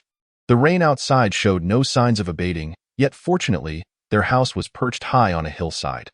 Otherwise, such rainfall for half a day would surely flood their home. Lin Xiu ventured into the living room and lifted the curtain. Witnessing the torrential downpour enveloping the world in a thick mist, obscuring the view of the courtyard. Be careful not to get drenched. The temperature is dropping. If you catch a chill from the rain, you might fall ill, little Chiyo. Ling Yun lowered the animal skin curtain before her. All right, all right. Lin Xiu had no desire to fall ill, for the climate in the beast realm was harsh, and few days permitted comfort. She wandered around the living room for a while to aid digestion before returning to the heated bed. Rainy days were ideal for slumber, and not too cold at present. Lin Xiu nestled into the soft pelts and soon drifted into a light slumber. Just as she was on the verge of sleep, the sounds of males fighting outside jolted her awake. What is happening outside? Ling Yun? Lin Xiu queried, alarmed by the fierce commotion, which seemed unlike the usual challenges among beast men. It appears one of those fighting is Tan Yuan. The growls were not mere words. They could discern the meanings behind various roars, yet Ling Yun could not ascertain the cause of the altercation. Tan Yuan? He is a male from Dongshui. Should I go take a look? It was already quite late, and Lin Xiu grasped Ling Yun's arm. Forget it. Whatever the matter, let them resolve it themselves. Very well. Ling Yun reclined once more. The next day, as Ling Yun was hunting, he happened to pass by the entrance of Dong Shui's home. Recalling the previous night's dispute, he called out for someone to come out. Emerging was another male, Qiu Xiao, from Dong Shui, who had just exited the cave. Due to the urgency to complete their homes before the rainy season, they had only built sufficient shelter for females. Leaving the males to make do in the cave, Ling Yun, what brings you here? Yesterday, I heard that Tan Yuan seemed to be in a fight, and little Qiu is somewhat worried about Dong Shui. So I came to inquire what transpired. About yesterday. Upon mentioning it, Qiu Zhao's expression turned irate. It was Xian Qin's male, Run Gu. Did you know Xian Qin just gave birth? Their household had captured a lactating female beast. But she no longer produced milk, so they sought ours. Tan Yuan ended up fighting him, forcing him to retreat in disgrace. The cubs of the Tiger clan are often numerous. Ling Yun seems to recall that Xian Qian's latest litter comprised 6 cubs. And she simply cannot nurse them all. Typically, when a female in the household becomes pregnant, the males venture out to capture a recently birthed female beast, as they are unable to sustain wild creatures. However, as long as the female and her cubs are brought back together, the female will not perish. Yet, despite their efforts, the female beast that belonged to Xian Qin met her demise, leaving the tiger cubs without nourishment. Her male companion scoured the forest for several days, but to no avail. With the onset of the rainy season yesterday, it signifies that mothers with cubs will no longer venture far from their nests. Ren Gu, facing a dilemma, resolved to set his sights on Dong Shui's female beast. Chapter 51. Lactose intolerance. Dong Shui is now over 50 days pregnant. Judging by her belly, it seems she too is expecting a litter of male cubs, which will be born in approximately 100 days. By that time, she will have raised her own cubs and will be able to nurse the tiger cubs. Qiu Xiao remarked. Run Gu suggested we borrow the female beast for a while, allowing us to gradually search for another one in the forest, and once we find it, we shall return her. But who does not understand how difficult it is to capture a female beast at this time? If they take her away, can we ever retrieve her? Moreover, with so many tiger cubs, what if that female beast were to perish from overexertion? What will become of Xian Qian's cubs then? Ling Yun nodded in comprehension. Please relay a message for me. If necessary, Qiu Xiao may come to seek my assistance in capturing a female beast. You truly possess a heart of gold, Ling Yun. Sighing, Qiu Xiao continued. In truth, we too feel reluctant. After all, they are all cubs of our tribe. It is unbearable to witness their suffering. Nevertheless, we must prioritize our own females and cubs. Qiu Xiao felt helpless. I understand your perspective. What you are doing is indeed justified. I shall return now. Lin Xiu is still at home, worried about Dong Shui. Upon returning, Ling Yun shared the matter with Lin Xiu. Knowing her gentle nature, he anticipated she would feel pity for Xian Qian's cubs. So he offered comfort. Cubs in the tribe are inherently difficult to raise. Even male cubs face great challenges in growing up safely, let alone those that have only just been born, who must endure the harshness of winter. The fact that Dong Shui is to give birth in winter will only heighten the danger, Ling Yun. I recall that the Junyo tend to gather by the creek, relishing the grass along the riverbank and enjoying to immerse themselves in the water.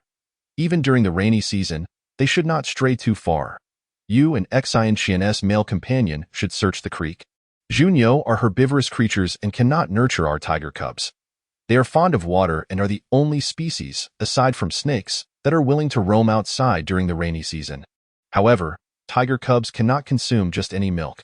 There have been instances in the past where tribesmen captured cows to feed the cubs, and while Junyo's milk is abundant, it caused the cubs to suffer from diarrhea, instilling fear in everyone to feed them again. At this moment, Lin Xiu understood the cause. The diarrhea stemmed from the cubs' inability to digest the milk. They simply needed to avoid overindulgence. For now, they should not fret over such matters. Feeding them a lesser amount would at least allow them to survive. Xian Qian's cubs have already been born for some time. Aside from Junyo's milk, perhaps feeding them minced meat would yield better results. For now, they must make do. You wish to eat Junyo? I can catch one for you. Just focus on bringing back the female beast. Hurry home. I will ask Song Mu to prepare a pot of hot water for you, lest you catch a chill. Very well. She had heard tales in Hongshi village of kittens that perished from being fed cow's milk.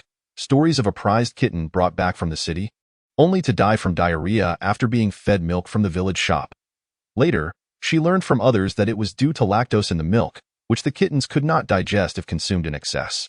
Intrigued by this, Lin Xiu inquired with her teacher at school, who explained it was the result of lactose intolerance. Kittens can produce lactase when they are very young, allowing them to consume a moderate amount of milk without issues. However, the kitten brought back may have either consumed too much or had outgrown the nursing phase, leading to its demise. The symptoms mirrored those of the tiger cubs after consuming Junyo's milk, prompting Lin Xiu to realize that the past instances of tiger cubs experiencing diarrhea after consuming Junyo's milk were likely due to the tribe's eagerness to feed the cubs abundantly, fearing they might starve. After coming to this conclusion, Lin Xiu considered the potential of utilizing Junyo.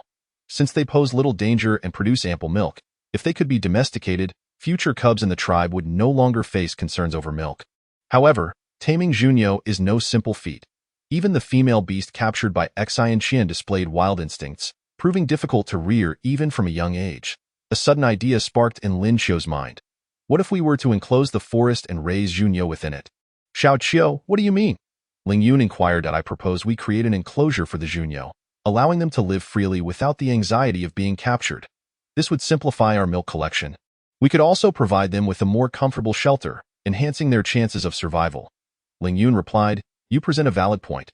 However, we must first ascertain whether Junyo's milk is suitable for our cubs.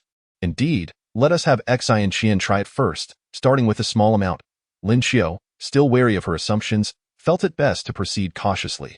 Before noon had even arrived, Run Gu bore news. Ling Yun, your generosity is unparalleled. All the males in our household have ventured into the forest to seek a female beast, yet thus far, we have found none. Not even a solitary one foraging alone. Our cubs have been weaned for 2 days now. We fear feeding them meat may cause choking. The timing of Xian Qian's cubs coincides with mine, and as their father, I am utterly distraught. Do not fret. I shall accompany you to capture a Junyo. Junyo? Trust me, just a little will suffice. There will be no harm if it proves unsuitable. I will assist you in locating another female beast. Ling Yun and Song Mu are the most adept hunters in the tribe, and Ren Gu felt reassured by Ling Yun's words. Very well, I shall follow your guidance. Better to be overfed than to starve. Ren Gu, feeling utterly out of options, went to the creek with Ling Yun and caught a nursing female Junyo. Leading her home by the horns, be sure not to overfeed her. Observe your cubs closely at home. Should they continue to suffer diarrhea, come find me, and I will join you in the forest to capture another female beast. Watching his cubs drink milk, Rengu felt overwhelmed with gratitude and embraced Ling Yun. I cannot thank you enough, Ling Yun. Your kindness shall never be forgotten. Should you ever require assistance, I will be there for you. All right, all right. Ling Yun felt uncomfortable with the closeness of the males. He preferred maintaining distance even from his own brother, Song Mu.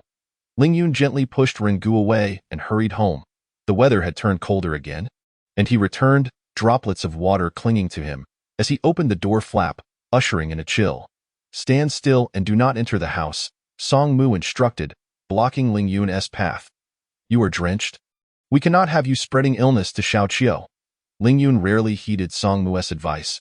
Transformed into a great tiger, he shook off the water droplets in the living room and called to Lin Xiu, who was inside. I found a Junyo for Rengu. There should be enough milk for them. I advised him to watch carefully. If it does not work out, we will seek another female beast. While speaking, he shifted back into human form, using animal skins soaked in hot water to dry himself.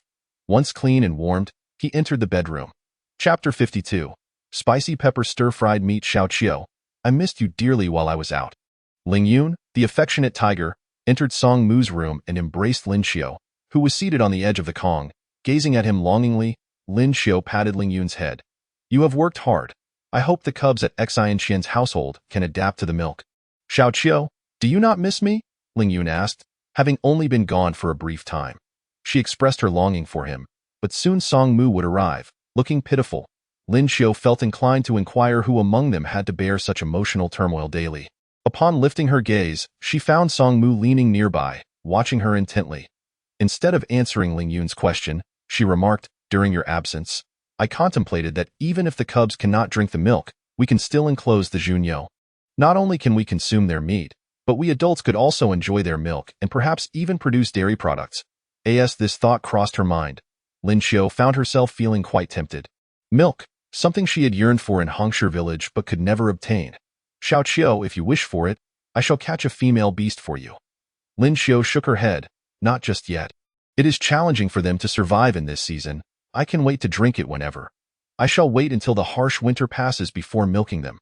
Otherwise, if the number of Junyo cubs dwindles next year, the effort of domestication will be in vain. Very well. If you truly desire milk, I shall ask Rengu to bring a bit back for you. Ling Yun was momentarily distracted by Lin Xiu, forgetting whether Lin Xiu had ever thought of him. Today, Song Mu sliced the meat into thin pieces. Following Lin Xiu's instructions, he chopped the chili peppers into small segments and stir-fried them in the pan. He was exceedingly cautious with the chili, using not even a single whole one. Merely cutting half of a small chili into 3 pieces. As soon as he tossed them into the pan, the pungent spiciness hit him, but after flipping the meat a couple of times, the heat diminished significantly. The chili peppers became indistinguishable amid the generous amount of meat, and gradually, Song Mu began to detect the fragrant aroma of the meat intertwined with a hint of spiciness. Truly, Lin Xiu was remarkable. Suddenly, he found himself with an appetite, feeling that he could indulge a little more today. Song Mu brought the meat into the room, and the stimulating aroma made Ling Yun swallow involuntarily. He had not anticipated that this combination of meat and spices would be so delightful. Song Mu remarked to Lin Xiu, I only used a little. Let us taste it first, and if it is insufficient, I shall add more. Yes, cater to your tastes. Do try it, Lin Xiu encouraged. She knew that the male palate was quite sensitive. After taking a bite, she noted the mild spiciness, which, compared to the previously monotonous salty flavor, was a considerable improvement. Ling Yun eagerly picked up a piece and placed it in his mouth. The subtle heat tantalized his tongue, filling his mouth with warmth. The exquisite flavor he experienced from the meat made him realize that everything he had consumed prior was rather bland in comparison. Song Mu shared this sentiment, contemplating that next time, he might use an entire chili, as that level of heat would likely enhance the flavor even further. Regrettably, they had only found a limited quantity. They had gathered no more than 40 or 50 chilies, barely enough to last through the rainy season. Lin Xiu suggested, let us conserve our supply this year. Come next year, when our seeds are sown, we shall have as much as we desire. May I use only the skins of the chilies for cooking and save the seeds? Songmu inquired. That way, we could plant more. Lin Xiao shook her head. That would compromise the flavor, and no worries. We have already harvested one chili, which contains at least 20 or 30 seeds. Surely, that will suffice for our needs next year. Initially reluctant to peel the chilies, Songmu resolved, I shall take 2 more, just in case some of the seeds do not germinate. Lin Xiao smiled and nodded. Let us heed Songmu's wisdom. As they dined, beads of sweat glistening on their foreheads. The sound of a tiger's roar echoed outside. Ling Yun remarked, it seems the males have returned to rescue that female. Rest assured, she is safe. Speaking of the female captured by the feral beastmen, Lin Xiao sighed. She is truly unfortunate. Coming to our tribe, she likely lacks provisions for the winter. Perhaps she is pregnant or has just given birth. Lin Xiao was uncertain about the female's fate, counting down the days of her life while bearing the eggs of the feral beastmen within her. Under such mental and physical duress, it would be a miracle if she survived long. Lin Xiao harbored doubts that those females who perished were simply weakened by constant childbirth and overwhelming sorrow. The tribe will provide her with ample food and furs for the winter. You need not worry, Ling Yun reassured her that as for how long she would live, he too was unsure. That evening, someone knocked at the door, requesting each household to contribute some food and a fur for the newly arrived female to survive the winter. Ling Yun promptly retrieved provisions and a fur from the cave. The visitor, Tungning, remarked, that female is truly pitiable. Her body bears many scars, likely remnants of her lost beast markings. Her previous male must have been killed by the feral beastman who captured her, in a bid to erase her markings. The beast markings held immeasurable significance for each male, symbolizing their very essence. Listening to this, Ling Yun felt a chill run down his spine. Is she in a stable condition? Tungning shook his head. She seems to harbor distrust towards us. Your mother, Yinti, spent some time with her, but she was reluctant to speak, only revealing that she belongs to the sheep clan. Sighing, Tungning added, such clans, lacking in combat prowess, are indeed vulnerable to the feral beastmen's incursions. Encourage her to eat more, Lin Xiao suggested. If she restores her health, she may not perish so easily, perhaps even have a lifespan comparable to that of a normal female. Upon hearing this, Ling Yun added a handful of jerky into Tungning's fur bag. Tungning expressed gratitude. Ling Yun, you are becoming more like your father. Father? In the depths of Ling Yun's memory, he could only faintly recall his father's soft fur and tail, alongside the image of him and Songmu playfully bouncing on their father's belly. Yet, that was long ago. So long that the memory had grown hazy. Indeed, you share a kind heart, much like Yanting. When he was in the tribe, he often assisted his kin. His ascension to leader was not solely due to his strength. Reflecting on Yanting, Tungning felt a wave of nostalgia, though those events had occurred a decade prior. With the cold season approaching, another year was about to pass. He patted Ling Yun on the shoulder. I shall move on to the next household. Take good care of your female.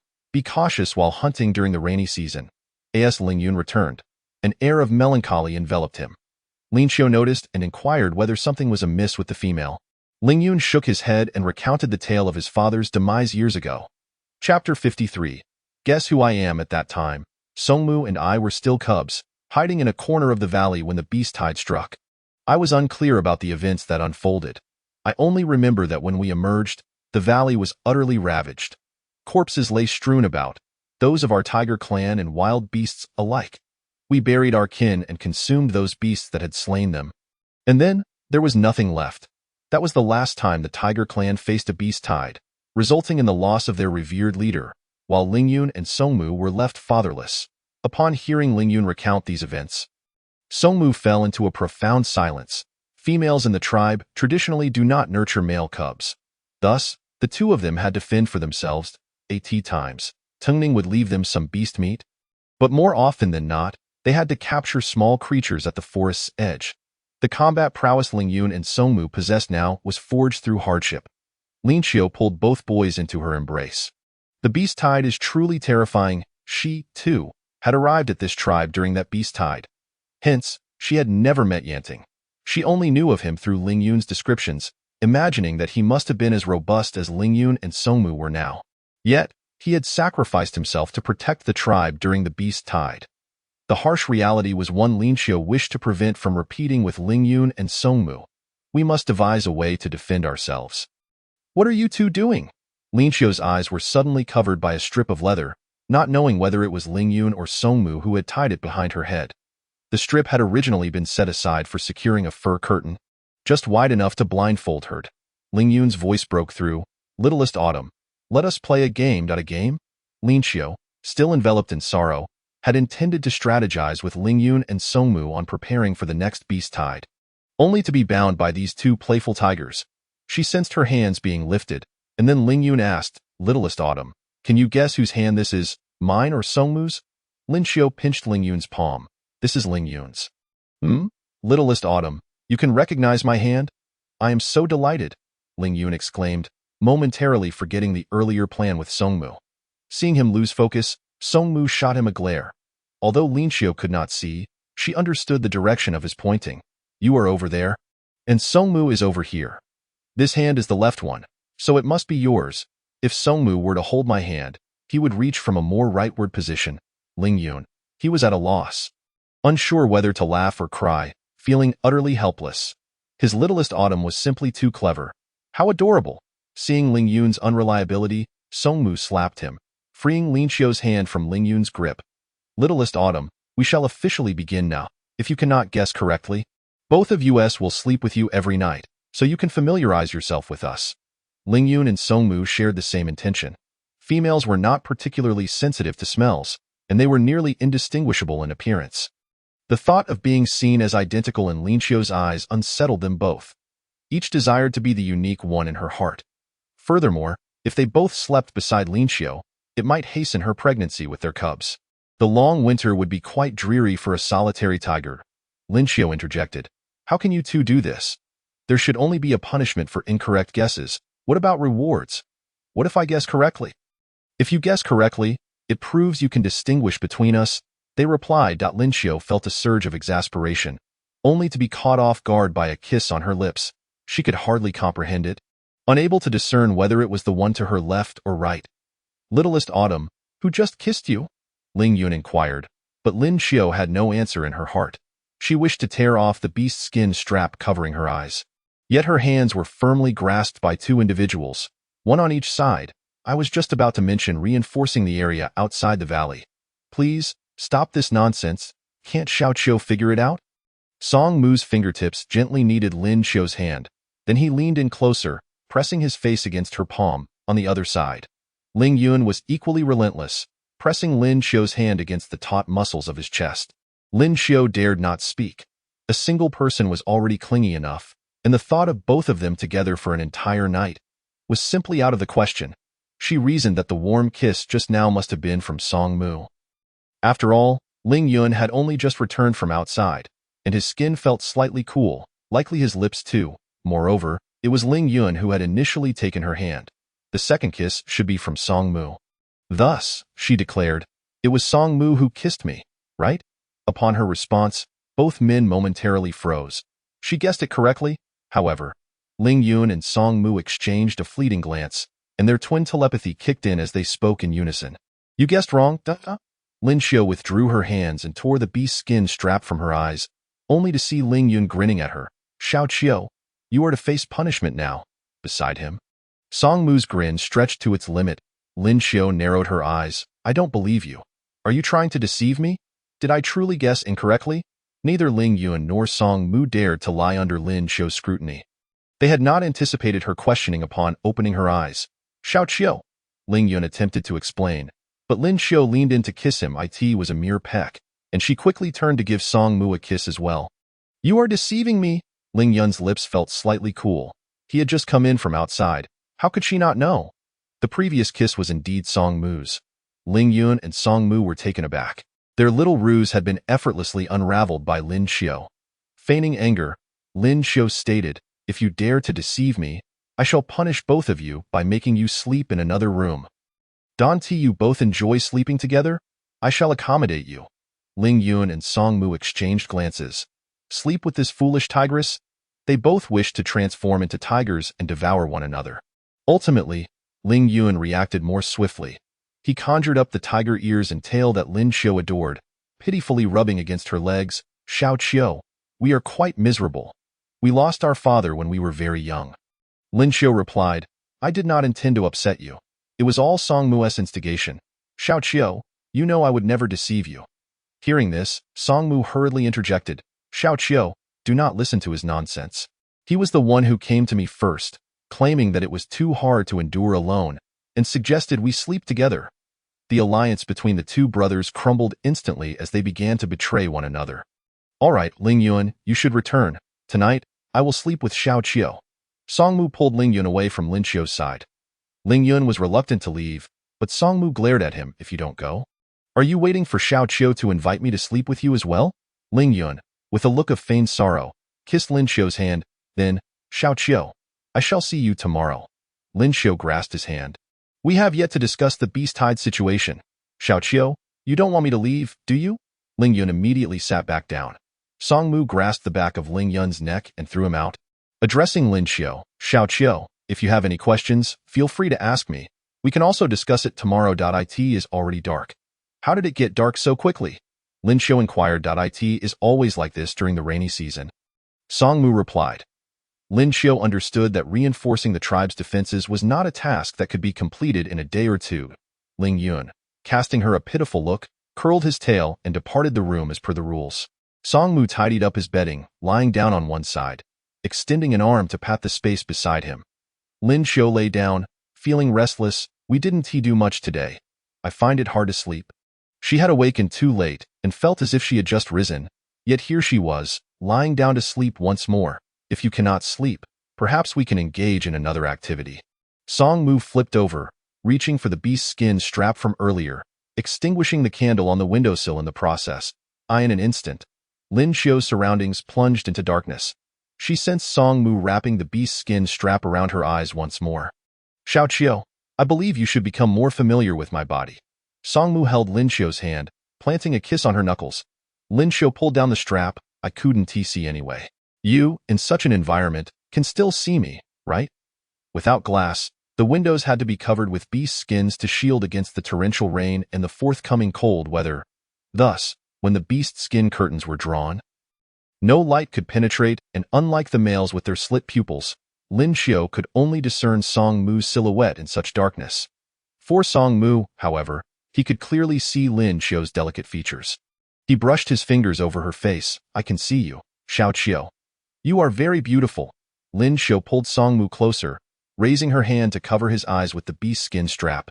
She sensed him momentarily pause, and a playful smile crept across her lips. You ought to familiarize yourself with me using your hands. Song Mu, is it possible for you to do so without looking? Immediately after, Lin Xiu rose to kiss Song Mu. He leaned in, deepening the kiss.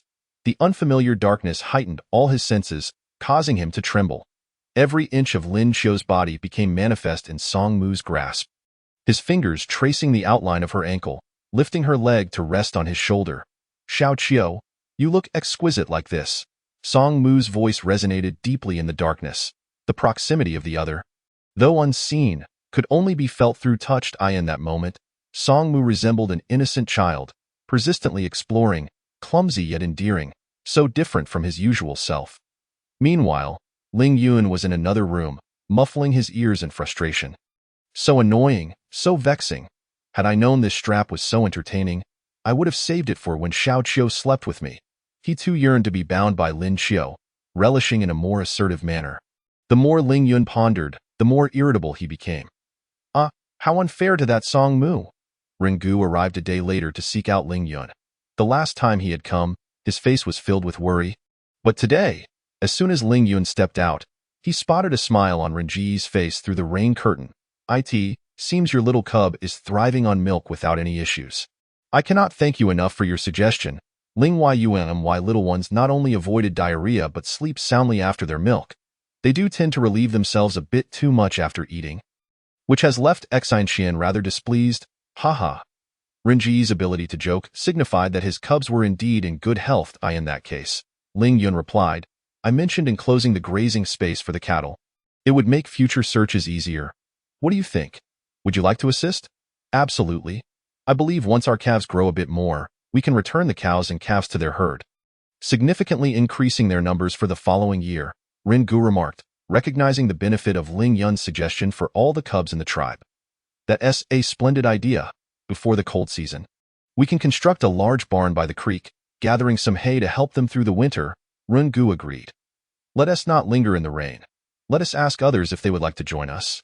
If it's just the two of us, we might not be able to enclose a large enough area. Ling Yun's proposal resonated with Ren-gu. I will summon the males from my family, and you can seek out others. They parted ways, and soon, a dozen males were gathered in the large cave at the mouth of the canyon. Ling Yun briefly explained the plan, and they set out to gather trees for constructing wooden fences. Once everything was ready, they would drive the cattle into a secure enclosure.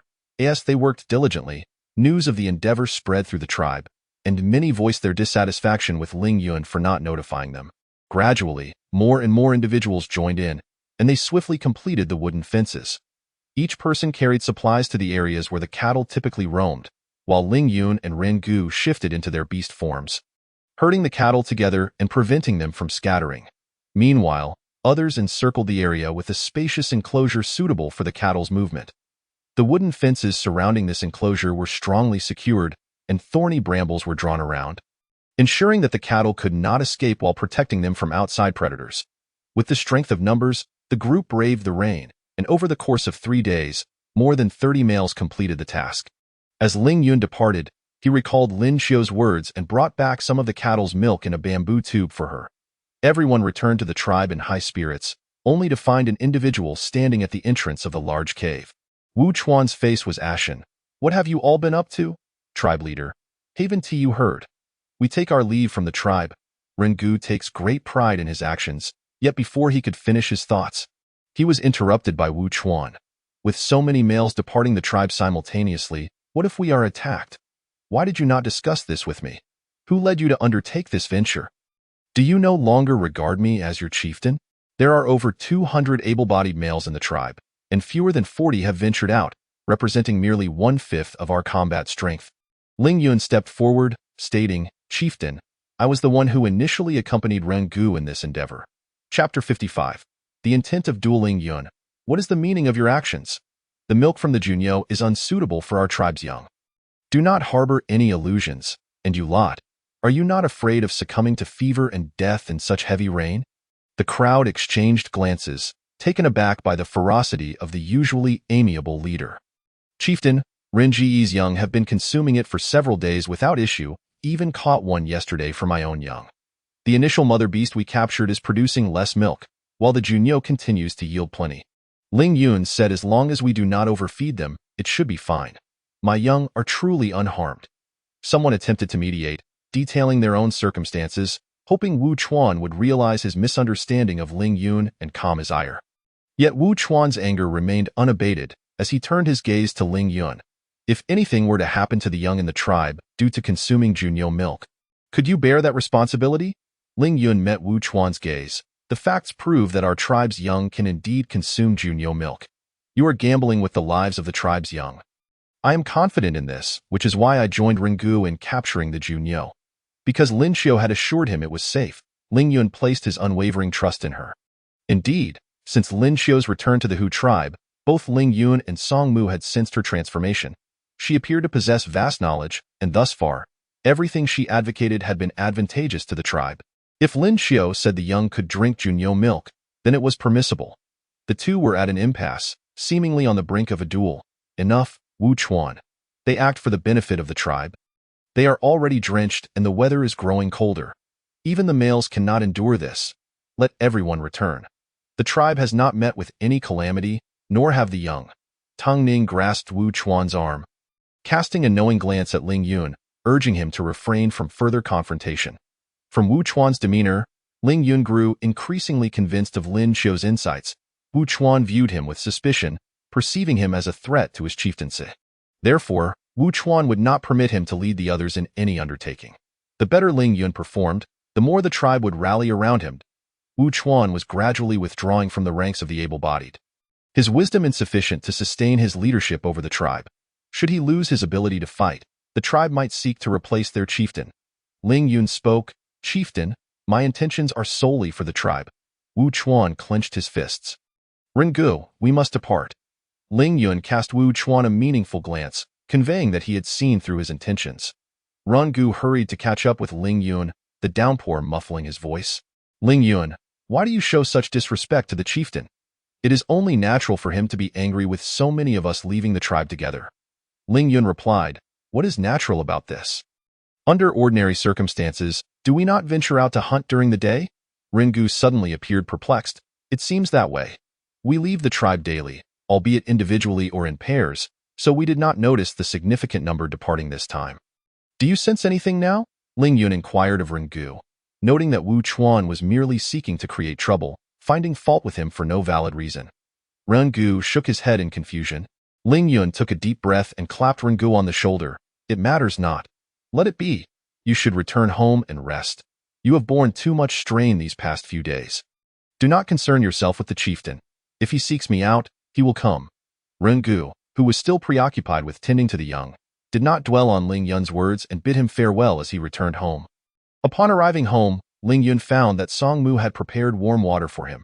Xiao Qiu, the enclosure has been completed today, he reported. Lin Xiu replied, that is splendid. The weather is gradually growing colder. During this rainy season, you must refrain from going out.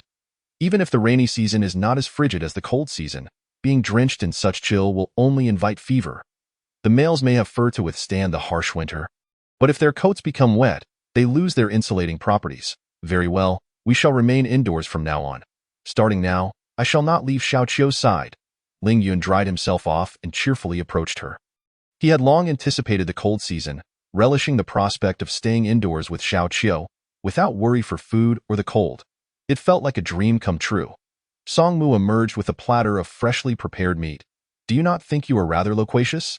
If you continuously chatter before Xiao Qiu, you will surely drive her to exasperation. Xiao Qiu enjoys my company. Without me, you would struggle to amuse her. Were it not for my exemplary role as an elder brother, a male like you would find no favor in any female's home. Ling Yun's words elicited a cold laugh from Song Mu. I cherish both of you. I enjoy Ling Yun's conversation, while Song Mu's quietude is equally commendable. Thus, cease your bickering and consume your meal.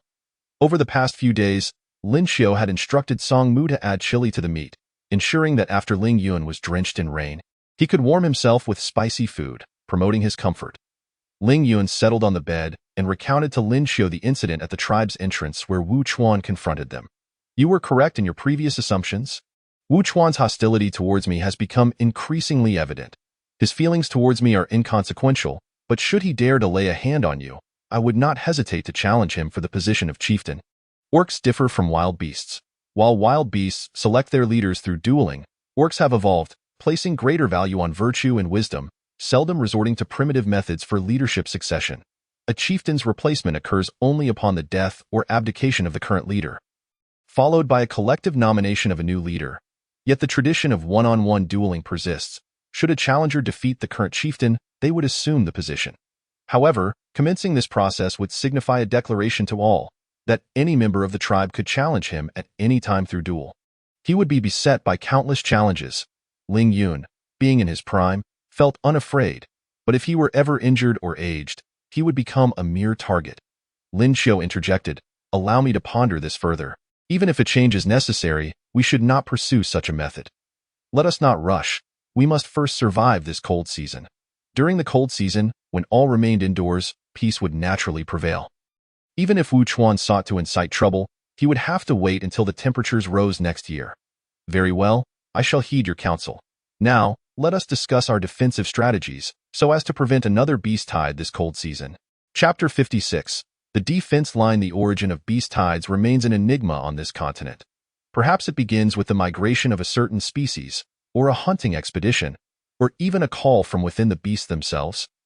Yet no one can explain how it initially forms. In any case, they run endlessly through the snow, with the beasts behind them driving those in front, unable to retreat, while the beasts in front lead those behind.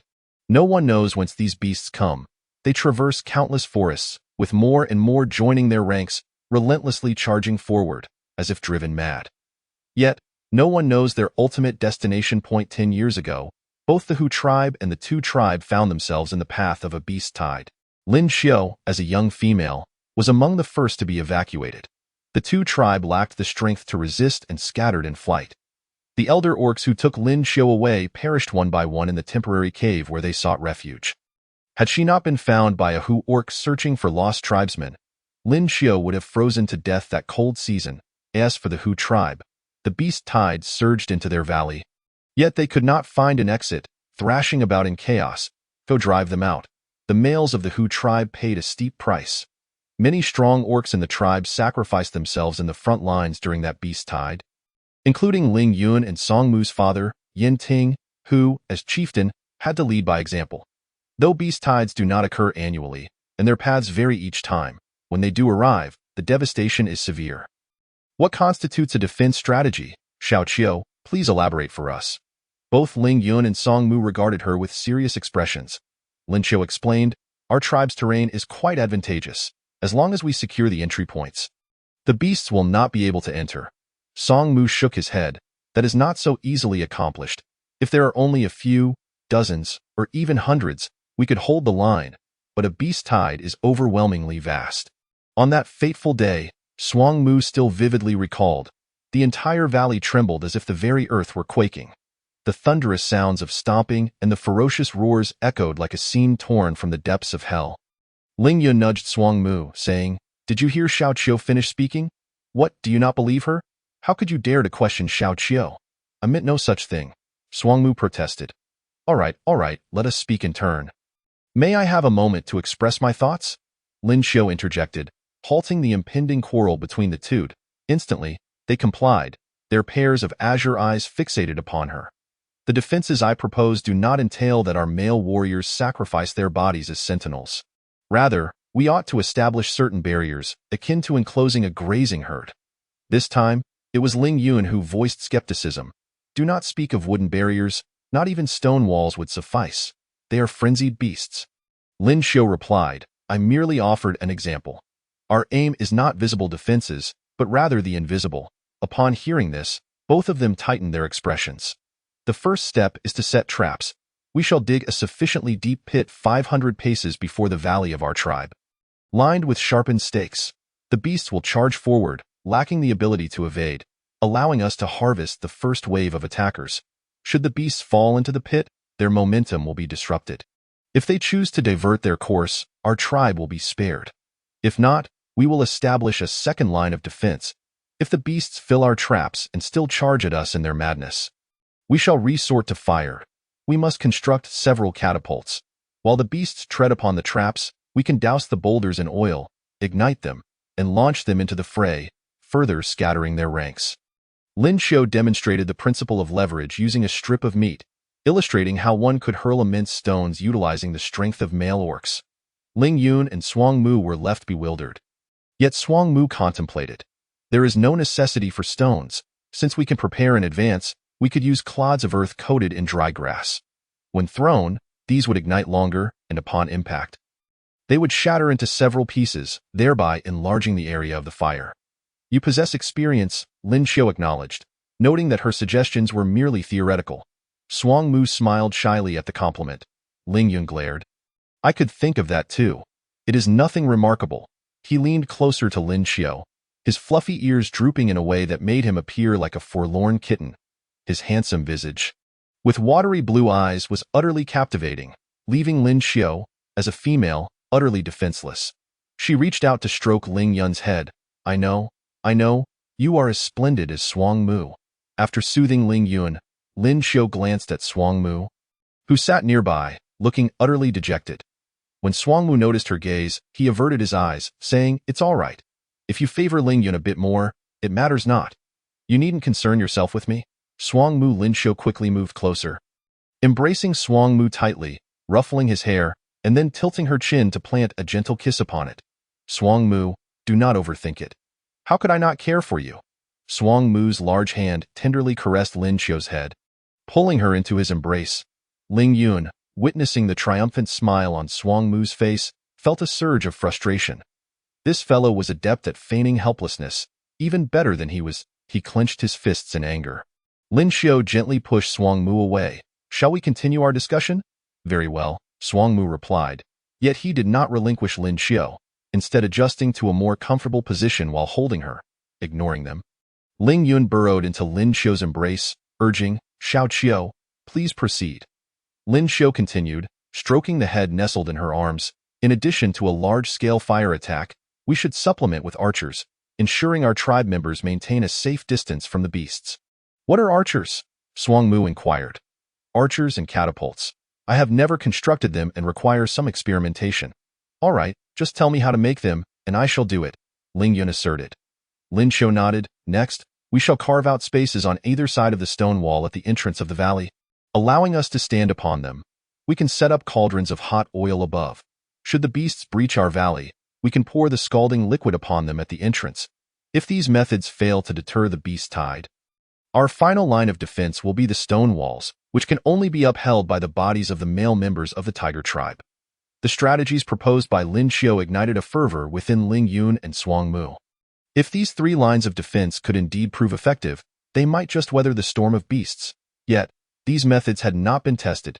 We all believe in you, Xiao Qiu, Ling Yun declared. Indeed, Swang Mu added with a nod. Chapter 57.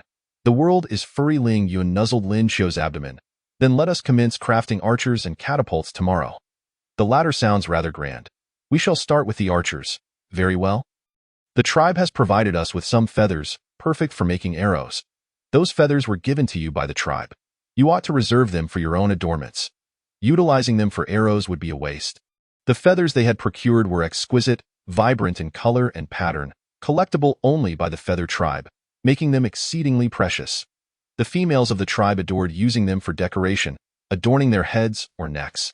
However, crafting arrows required the aid of feathers, and at this time, venturing out to capture birds and beasts was simply not feasible. During the rainy season, the birds and beasts cannot venture out, making capture impossible. I have no fondness for those feather decorations. Even if I utilize them, I shan't feel remorse. Crafting these arrows is not solely for the protection of the tribe. More importantly, it is for you both. Lin Xiu caressed Swang Mu's face. I wish to use my knowledge to shield you, to prevent you from being ensnared in the perils of battle. Ling Yun and Swang Mu felt their hearts melt into a puddle. They had been raised to protect the females but had never contemplated the notion of being safeguarded by a female themselves. Ling Yun grasped Lin Xiu's hand tightly, unsure how to express the tumultuous emotions surging within him. So he simply pressed gentle kisses upon her hand. Lin Xiu sensed Ling Yun's fervor and squeezed his hand in return, feeling a stir of emotions herself. Then, if there is nothing else to discuss today, let us leave it at that. After Lin Xiu concluded, Swang Mu did not depart. He glanced at her and then at Ling Yun, uncertain of the dynamics between the two. Shouldn't Ling Yun be ushering Swang Mu back to his room by now? Why were both of them staring at her so intently? Ling Yun enveloped Lin Xiu's hands within his, stating, Xiao Qiu, the weather is growing colder. The firewood in our cave may not last until the end of the cold season. Thus we must conserve. What do you mean? Xiao Qiu, you are so clever. Surely you understand. Swang Mu replied with a subtle smile. Ling Yun continued, Swang Mu and I have discussed it.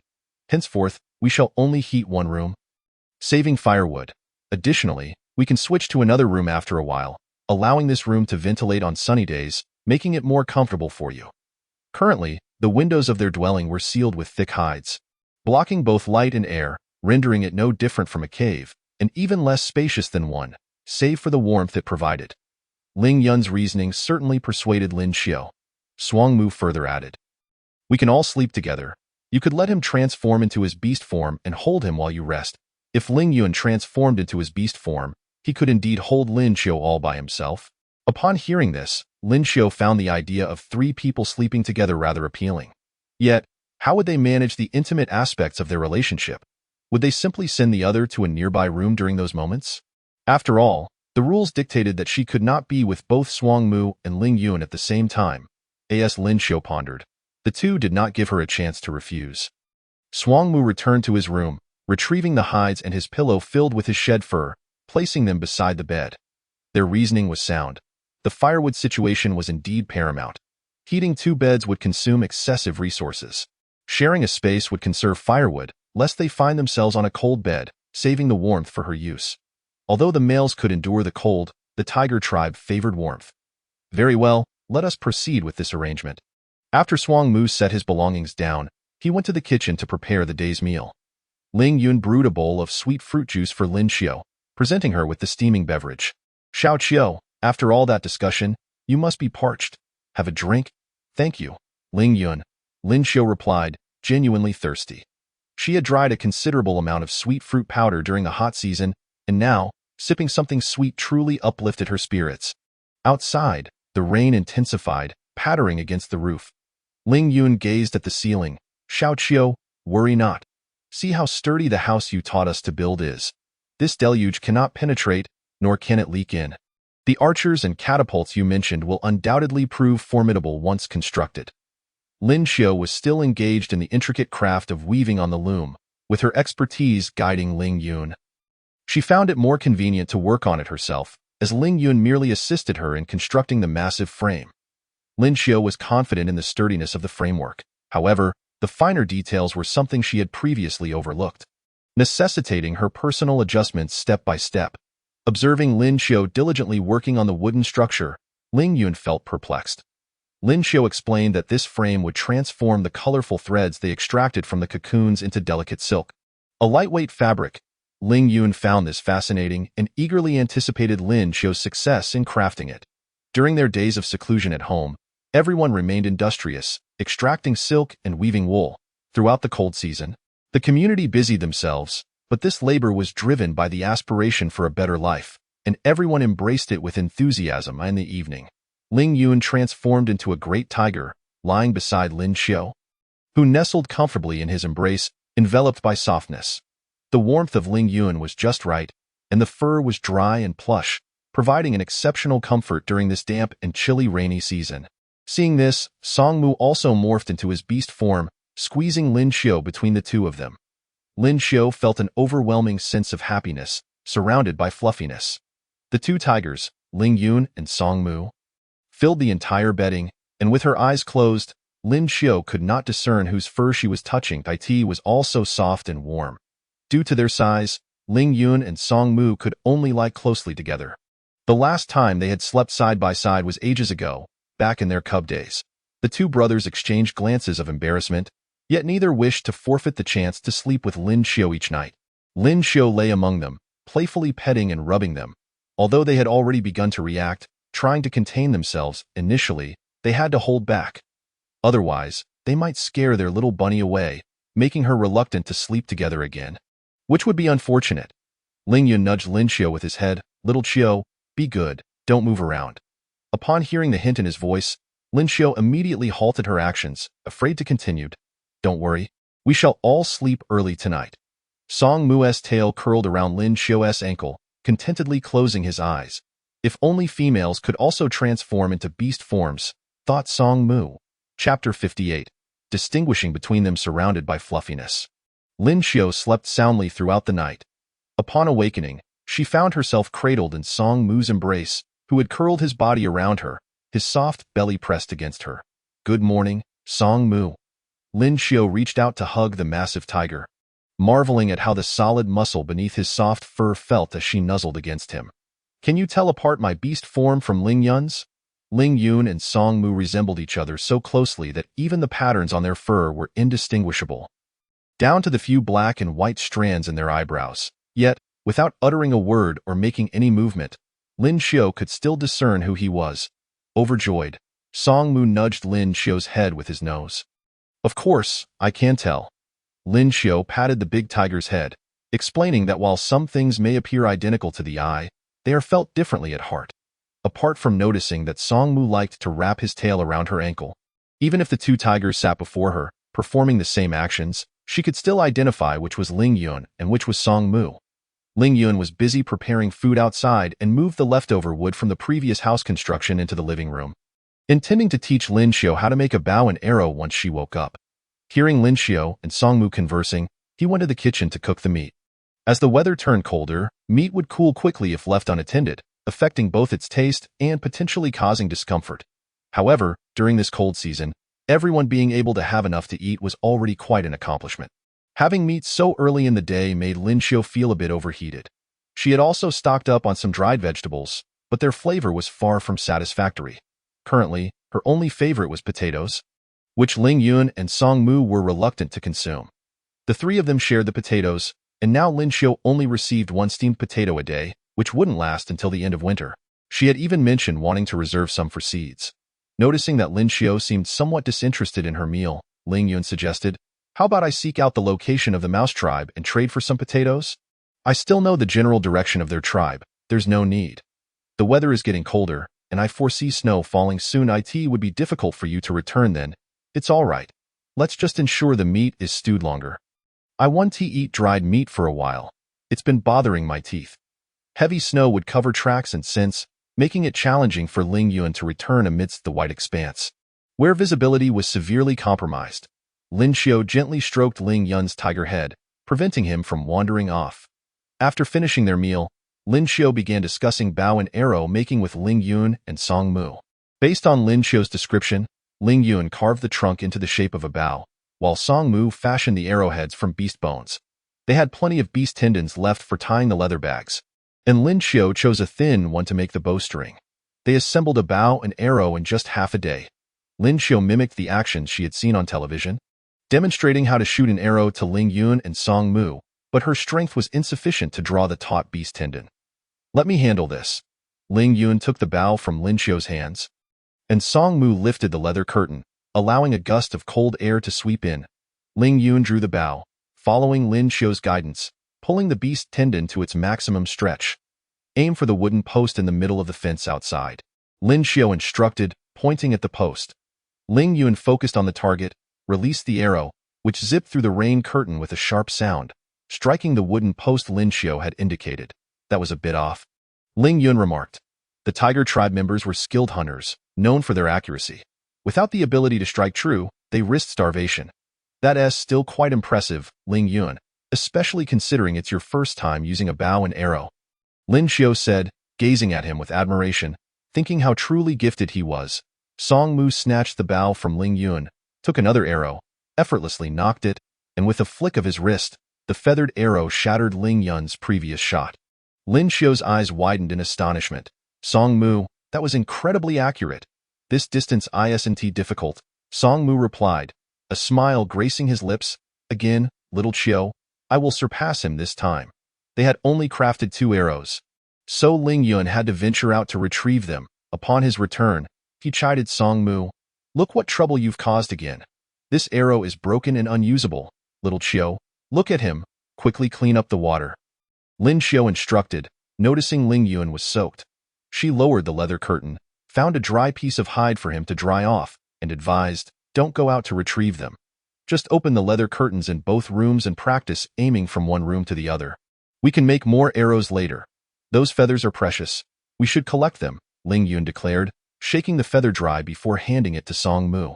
After drying himself, Ling Yun said to Lin Xiao, "This bow and arrow are indeed remarkable. If we can strike enemies from a distance, it means we can avoid injury.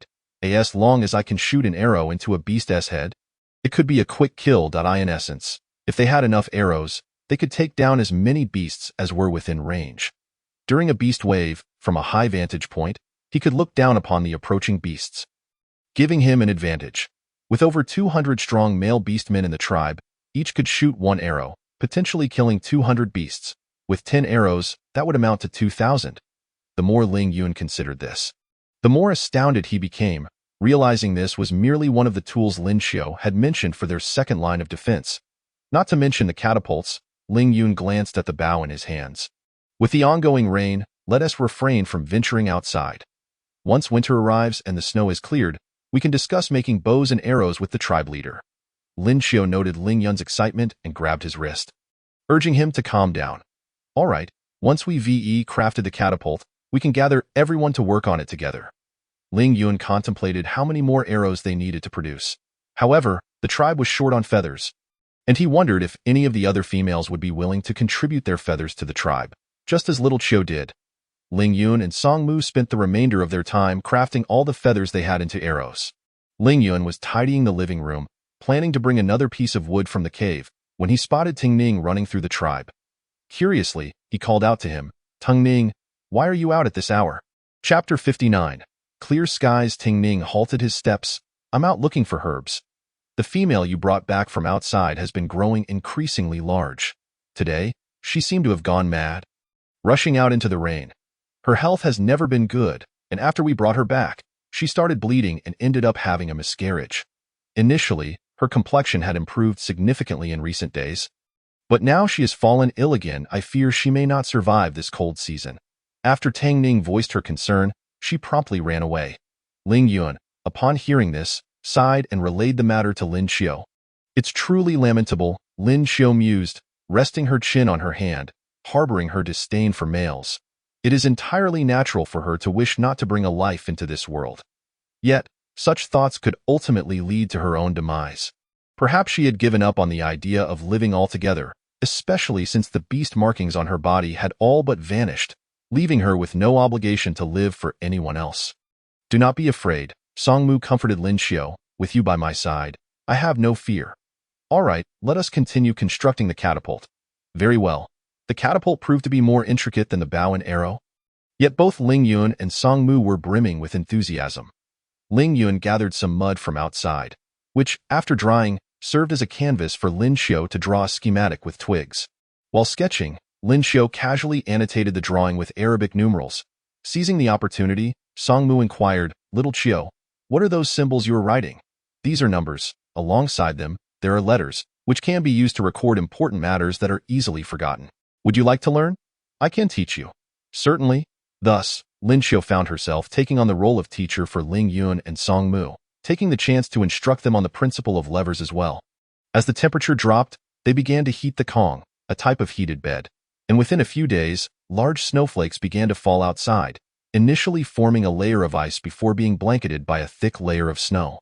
Overnight, the tribe was transformed into a winter wonderland. Ling Yun recalled Lin Xiu's earlier words and hastily cleared the snow from the roof upon waking to prevent it from collapsing under the weight. When he returned inside, he was covered in snow, which Lin Xiu promptly helped brush off. All right, little Xiu, the snow is too cold. You must not let your hands suffer.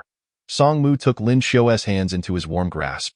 The snow on Ling Yun soon melted, dampening his hair, and he casually remarked, Little Xiu, I see the skies will clear soon, and we can gather everyone to work on the catapult and traps.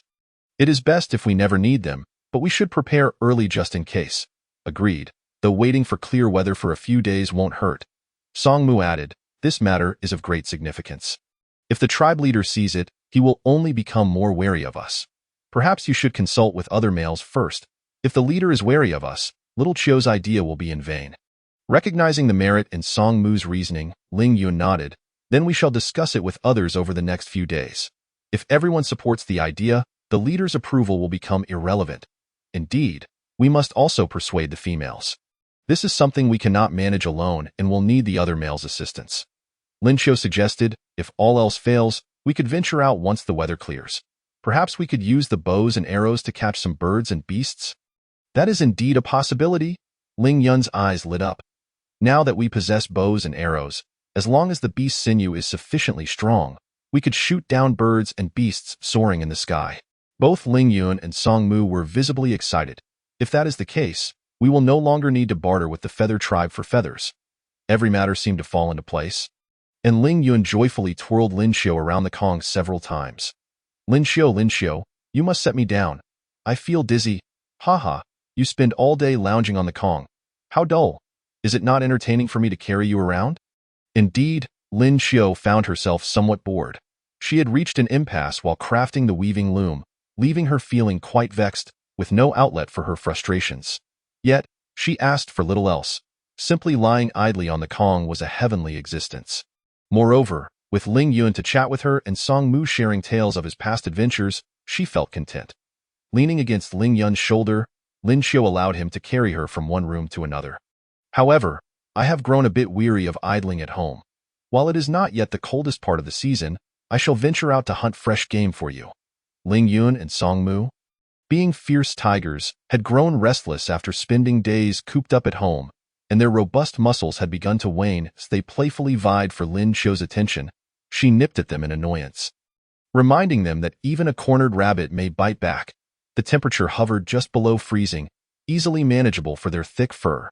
Yet we must wait until the snow ceases, Lin Xiu insisted. Very well. All will wait until the snow halts. The cold season predominantly features sunny days, with snowfall occurring only 2 or 3 times. It seemed as if nearly all precipitation had been exhausted during the rainy season. After 3 whole days of snowfall, the clouds parted. revealing the golden sunlight once more to the tiger tribe. Ling Yun joyfully set out to hunt, while Song Mu busied himself in their home, preparing another room for ventilation. Once it was warm enough, they planned to move there. Lin Xiu, having received their approval, bundled herself in thick animal skins and lingered outside for a short while to bask in the sunlight. She lamented her lack of education and experience with glassmaking, wishing she could construct a well-lit winter dwelling. Gazing at the sun, she sighed, exhaling a long plume of mist that gradually dissipated into the air. "All right, little Xiu, hurry back inside." Noticing Lin Xiu's nose had turned slightly red, Song Mu called her back indoors. "Look, what is that?" Lin Xiu pointed to the sky. Song Mu fetched a feathered arrow from inside and, upon looking up, confirmed it was indeed a sizable bird. Even without reference points in the sky, the males possessed the ability to gauge distance and the size of their prey. Determining size from proximity was no challenge for them. Song Mu estimated that the bird's wingspan was nearly the size of their Kong. Such a creature would provide enough feathers for hundreds of arrows. Filled with confidence, Song Mu nocked an arrow and released it with a swift motion. The arrow soared through the air, and the bird emitted a distressed cry as it began to plummet, flapping its injured wing. Before Song Mu could even smile at his success, the bird crashed into their yard, transforming into a man as it landed. "You wretched, beastly male," the man exclaimed, glaring at them with ire. Chapter 60.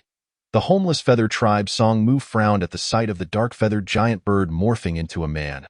Sensing complications, his understanding of the feather tribe was limited. He had assumed he was merely dealing with a large bird, not realizing it was a beast-man. Mei Yin had sustained an injury to his left wing from the arrow, and even in human form, he still bore the arrow lodged in his left arm, its flamboyant red fletching intensifying his anger. "Little Qiu, you should return. Do not get involved in this." Song Mu cast a dispassionate glance at Mei Yin, guiding Lin Xiu back inside by her shoulder. "Hey, are you tiger tribe declaring war on us?" Mei Yin stood exposed in the cold, his arm injured, while the perpetrators remained indifferent, even engaging with the female. Mei Yin charged forward but was halted by Song Mu's firm hand. "Come with me. I will fetch you some medicine." With Song Mu holding his hand, Mei Yin recognized that the feather tribe's advantage lay in their ability to fly. And he was no match for Song Mu's strength. In the frigid weather, he needed proper treatment. Besides, he had nowhere else to go. So why not linger here? Mei Yin's eyes shifted cunningly. "Well, count yourself lucky." Song Mu led Mei Yin to a cave beside their dwelling, where he began searching for herbs. Mei Yin was taken aback by the piles of firewood and meat stacked within the cave. Feeling the chill, he rubbed his skin repeatedly. "You have such an abundance of food. Do not worry about the herbs for now. Give me a hide to warm myself." The feather tribe was far more sensitive to the cold than they were. Song Mu soon found some coagulant herbs and tossed them to Mei Yin along with a hide.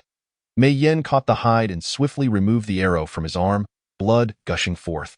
He grimaced, then wrapped himself in the hide, exposing only one shoulder and one arm. "Your herbs look wilted. Are they even effective?" "This is the only one available. Take it or leave it." Song Mu handed him the dried herbs, which had already been tested within the tribe for their efficacy, so each household stocked up on them. "Quit your chatter and hand it over." Mei Yin snatched the herbs, chewing them into a paste before applying it to his wound. "Is this concoction specifically designed to deal with our feather tribe beastmen?" "Not at all." Song Mu crossed his arms, scrutinizing Mei Yin. Had he not been inexperienced at shooting prey from the sky, this feather tribe beastman might not have had the opportunity to speak so much. "What purpose does it serve?" Mei Yin pressed. "Your questions are excessive. You may take the herbs and leave my home now." Song Mu offered him a hide and the herbs, signifying that he was done engaging with this male. After all, the tiger tribe did not appreciate having their territory encroached upon. "But you injured me. Will you not offer any assistance? Where am I to go this cold season?" Mei Yin protested. "I am unable to take flight. Is it not the case that your tiger clan is renowned for its righteousness and kindness? You ought to allow me to recuperate from my injuries before sending me away. Otherwise, I shall be compelled to spread disparaging tales about you." Initially, Song Mu found merit in Mei Yin's words. Considering the bitter cold that rendered the beastmen of the feather clan incapable of flight, thus stripping them of their means of survival. However, as Mei Yin continued to speak, Song Mu grew increasingly skeptical. Drawing a breath, he recognized that an even more detestable individual than Ling Yun had appeared. Song Mu remarked, If you wish to remain in our tribe, you must speak with our chieftain. If he consents, you may stay. Given that your household is replete with provisions, what harm is there in supporting me for a few days? This is our entire winter's supply of food, and you shall have no share of it." After stating this, Song Mu did not expel him from the cave. He contemplated returning to inform Lin Xiu of this individual's situation, but as he stepped outside, he hesitated. "If you desire to linger in our tribe for a time, it can be arranged." "What do you mean by simple? You have injured me. Compensation is only just." Although Mei Yin protested thus, he listened intently. He had heard rumors of a Tiger Clan tribe at this year's trading center, exchanging storable meats. Initially, many were skeptical, and even when persuaded, each tribe only exchanged a small portion, fearing deceit. Yet, little did they know that those meats indeed endured the rainy season. Though their quality diminished, they tasted far superior to fresh meat. Mei Yin now surmised that this tribe must be the one in question. The method of preserving beast meat, now widely known, involved drying and salting. However, this knowledge came too late. This winter, it seemed only this tribe would enjoy ample sustenance. Mei Yin resolved to temporarily settle in this tribe for the season. As you can see, our tribe has crafted numerous feathered arrows. Song Mu retrieved the arrow that had wounded Mei Yin, its tip still smeared with his blood. "The materials for both the arrowhead and shaft are readily available to us, but only the fletching requires feathers, and our tribe's beastmen are not adept at capturing birds. Since you are of the Feather Clan, if you are willing to assist us in catching some birds, our tribe can offer you a share of beast meat and even find you a cave. Catching birds is trivial enough, but my wings are injured due to you, and I must recover first." Song Mu shook his head. "All you need to do is observe the skies for any passing birds. I shall take care of the shooting. I cannot easily differentiate between your Feather Clan and other fowl, especially those of your rather unremarkable plumage." Song Mu's tone remained steady, yet Mei Yin sensed an undercurrent of malice. "What do you mean by unremarkable? My entire being is adorned with exquisite black feathers. How dare you claim they are plain? Do you understand the concept of iridescent black? Hey, you tiger, where are you going? If you are hungry, you may eat a bit of the beast meat here for now. I shall report to the chieftain." Song Mu felt he had spoken too much today and was parched. He exited the cave, and though Mei Yin considered following, he heard that he could freely consume the beast meat within. Having gone 2 days without food amidst the snow, he felt capable of devouring all the meat in the cave. Song Mu first returned home to inform Lin Xiu. "Is that beast man unharmed? How could he possibly be a beast man?" Lin Xiu felt uneasy at the thought of the Feather Clan, with their innate advantages, soaring freely over other tribes. "I have already gathered herbs to staunch his bleeding. However, he cannot fly, which means he may indeed be unable to leave our tribe. I shall explain the situation to the chieftain and see if he can rest here for a few days." Will the chieftain agree? Lin Xiu felt a sense of responsibility, having injured the individual. However, the entry of an outsider into a tribe posed significant risks. Chapter 61. Musk in the Somali continent, there are few tribes where various races coexist. Kinship binds them together. Only males who have formed a bond with a female within the tribe are permitted to reside there. Even if an outsider female arrives, she is not allowed to bring her original mate along. Past incidents have shown that many weaker races have, under the guise of dependency, manipulated the females of stronger races into forming bonds and subsequently enslaved them. Though most beastmen of the Somali continent are straightforward and guileless, there are exceptions. A healthy wariness must be maintained. While they may not be clever, their vigilance is strong. The sudden appearance of a male might indicate a scheme to spy on their tribe. Once his injuries heal, how might the Tiger Clan beastmen prevent a winged member of the Feather Clan from departing? He could assist us in gathering feathers, and I believe the chieftain would consent. Indeed, but we have yet to mention the matter of bows and arrows. This is the perfect opportunity to address it. You should hurry. If the chieftain does not agree, we can offer him some beast meat to ensure he leaves our tribe. Song Mu shook his head. Let us wait for Ling Yun to return and let him handle it. You have been alone at home for too long, and I am uneasy. Moreover, there is still a male in the adjacent cave. Lin Xiu considered this. Even though the Feather Clan beastman was injured, he was nonetheless a male. Let us wait for Ling Yun to return before proceeding. Ling Yun, returning with a male musk deer, caught the scent of blood wafting through their home. It had been quite some time since they had slaughtered prey. Why was there such a scent? An unfamiliar avian odor also caused Ling Yun's brow to furrow. distorting the royal insignia on his tiger head. Cautiously, he set down the musk deer and approached the source of the scent. As he neared the cave entrance, the stench of blood and foul bird odor grew stronger. Mei Yin, noticing the approaching Ling Yun, raised an eyebrow at his furtive demeanor. "What are you up to? Has your chieftain agreed to let me stay?" The Feather Clan's sense of smell being less acute. Ling Yun was mistaken for Song Mu. Upon realizing that Mei Yin had mistaken him for Song Mu and seeing his injuries, Ling Yun relaxed somewhat. "You have misidentified me." With that, he returned home. "Have you seen the male in the neighboring cave?" Song Mu pondered how Ling Yun had managed to bring back such a sizable catch, contemplating what he might find in the woods. However, given that wild beasts were scarce, if luck were not on his side, he might return empty-handed. What is the story with that male? Where did he come from? Anyone would be curious upon encountering a stranger in their abode. Song Mu recounted the entire situation to Ling Yun. "You should discuss it with the chieftain. I shall remain silent." Ling Yun scoffed. "Now you realize you cannot match me, do you?" Song Mu dismissed him. "Just ensure you do not argue with the chieftain. Now go on. I will take care of this catch." "Humph. I shall personally inform Xiao Qiu." Ling Yun radiated a chill as he stood just outside the room. Poking his head through the animal skin curtain, "Xiao Qiu, I have brought back an exceptionally large male musk deer. Am I not impressive?" "Indeed, Ling Yun, you are truly remarkable." Lin Xiu shifted to the edge of the bed and rubbed his tiger head. "I shall go find the chieftain and return shortly." Ling Yun nudged Lin Xiu's palm with his nose before retreating.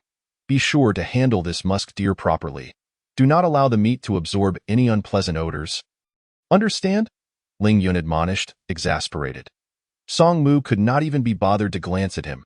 As soon as Ling Yun left, Lin Xiu excitedly leapt from the bed. I just remembered.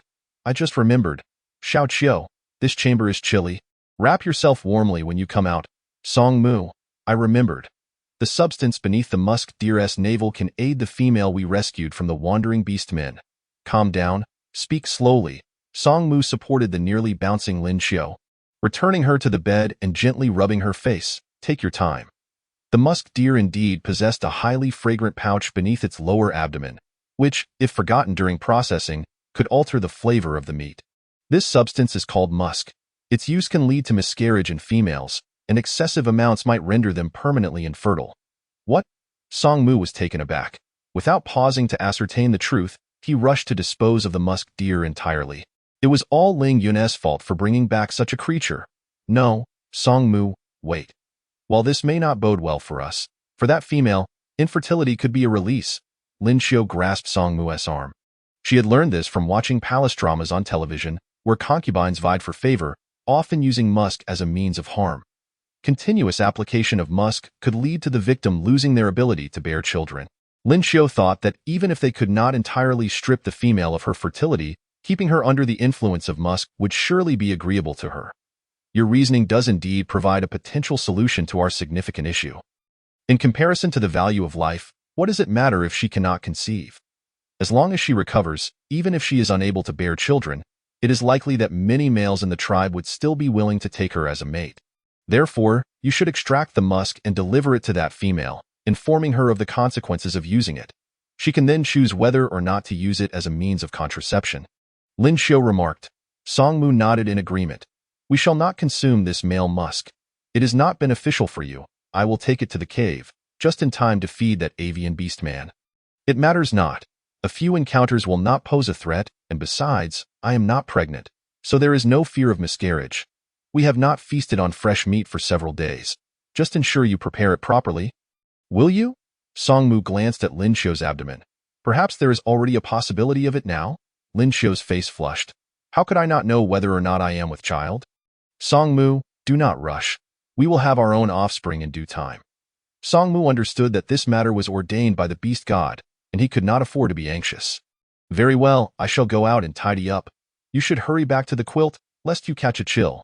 This bed is quite warm, not cold at all." Lin Xiu sat at the head of the bed, fiddling with her weaving loom. Lin Xiu was determined not to yield. She would ensure that the loom was ready and a piece of cloth woven before the next summer season arrived.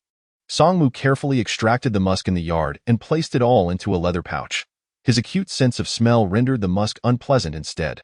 Chapter 62. The clear card. He was puzzled as to why Lin Xiu referred to this substance as musk. Musk odor would be more fitting. Song Mu washed his hands repeatedly before he began to prepare the meat of the male musk.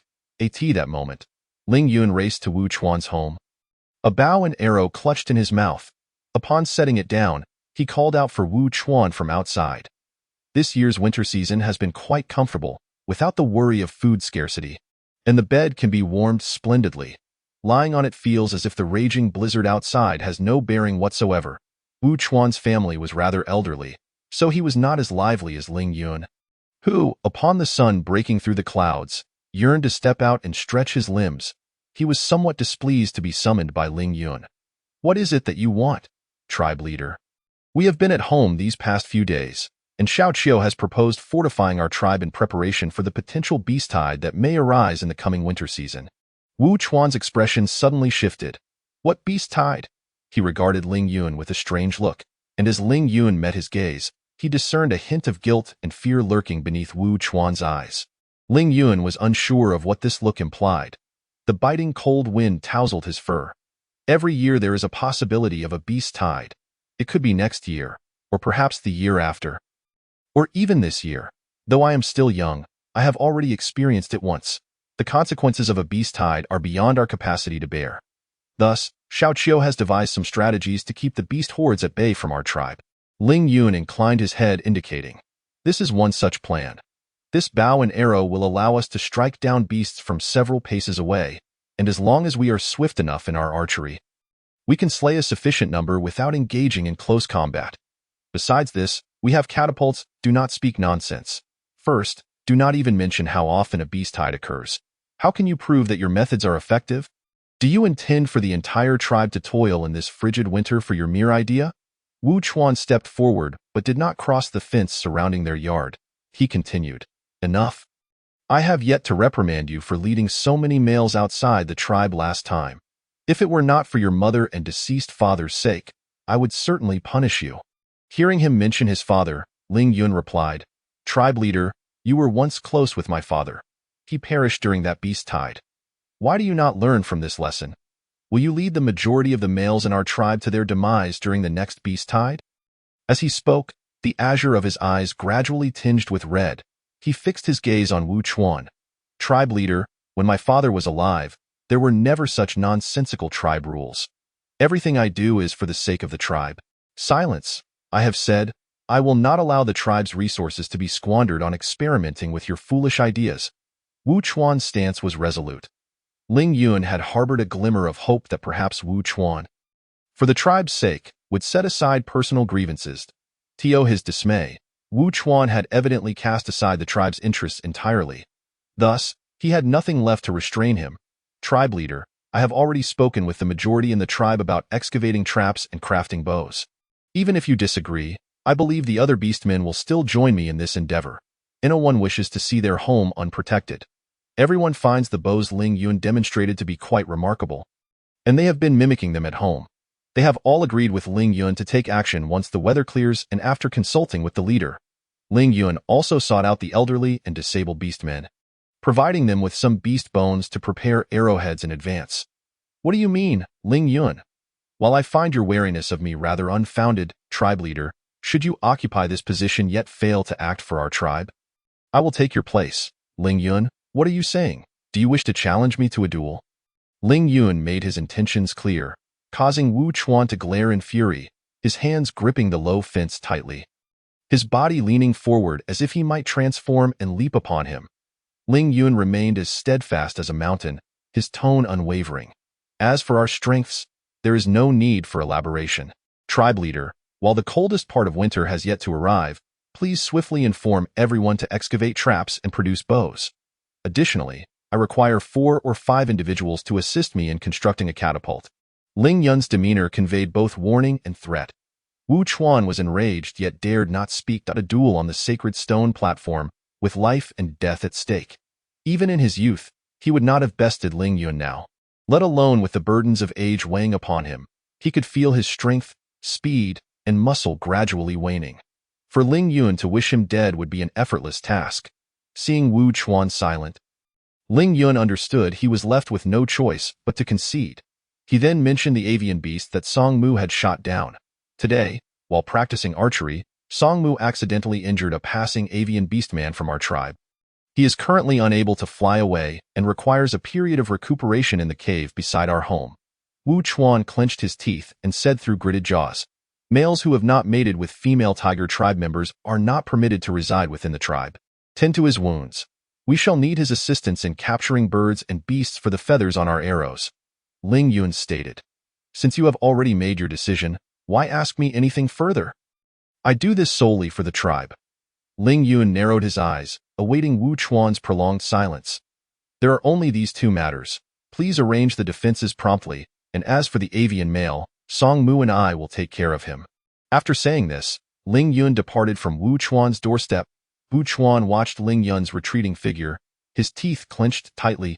Damn it, Ling Yun truly harbors thoughts of usurping him. This conversation had been far from pleasant. Before entering his home, Ling Yun took a couple of deep breaths, adjusting himself to ensure that his negative emotions would not reach Lin Xiao. Only then did he step inside, transforming into human form in the living room. Donning a leather skirt, his upper body bare as he prepared to enter the room. Wait a moment. Song Mu suddenly poked his head out from the kitchen, entering the living room and pointing at the leather pouch containing the musk. Xiao Qiu mentioned that if this is ignited in the vicinity of a female, it can lead to miscarriage. Prolonged exposure may result in permanent infertility. She instructed you to deliver the musk to that female. Musk, is it from the male I captured today?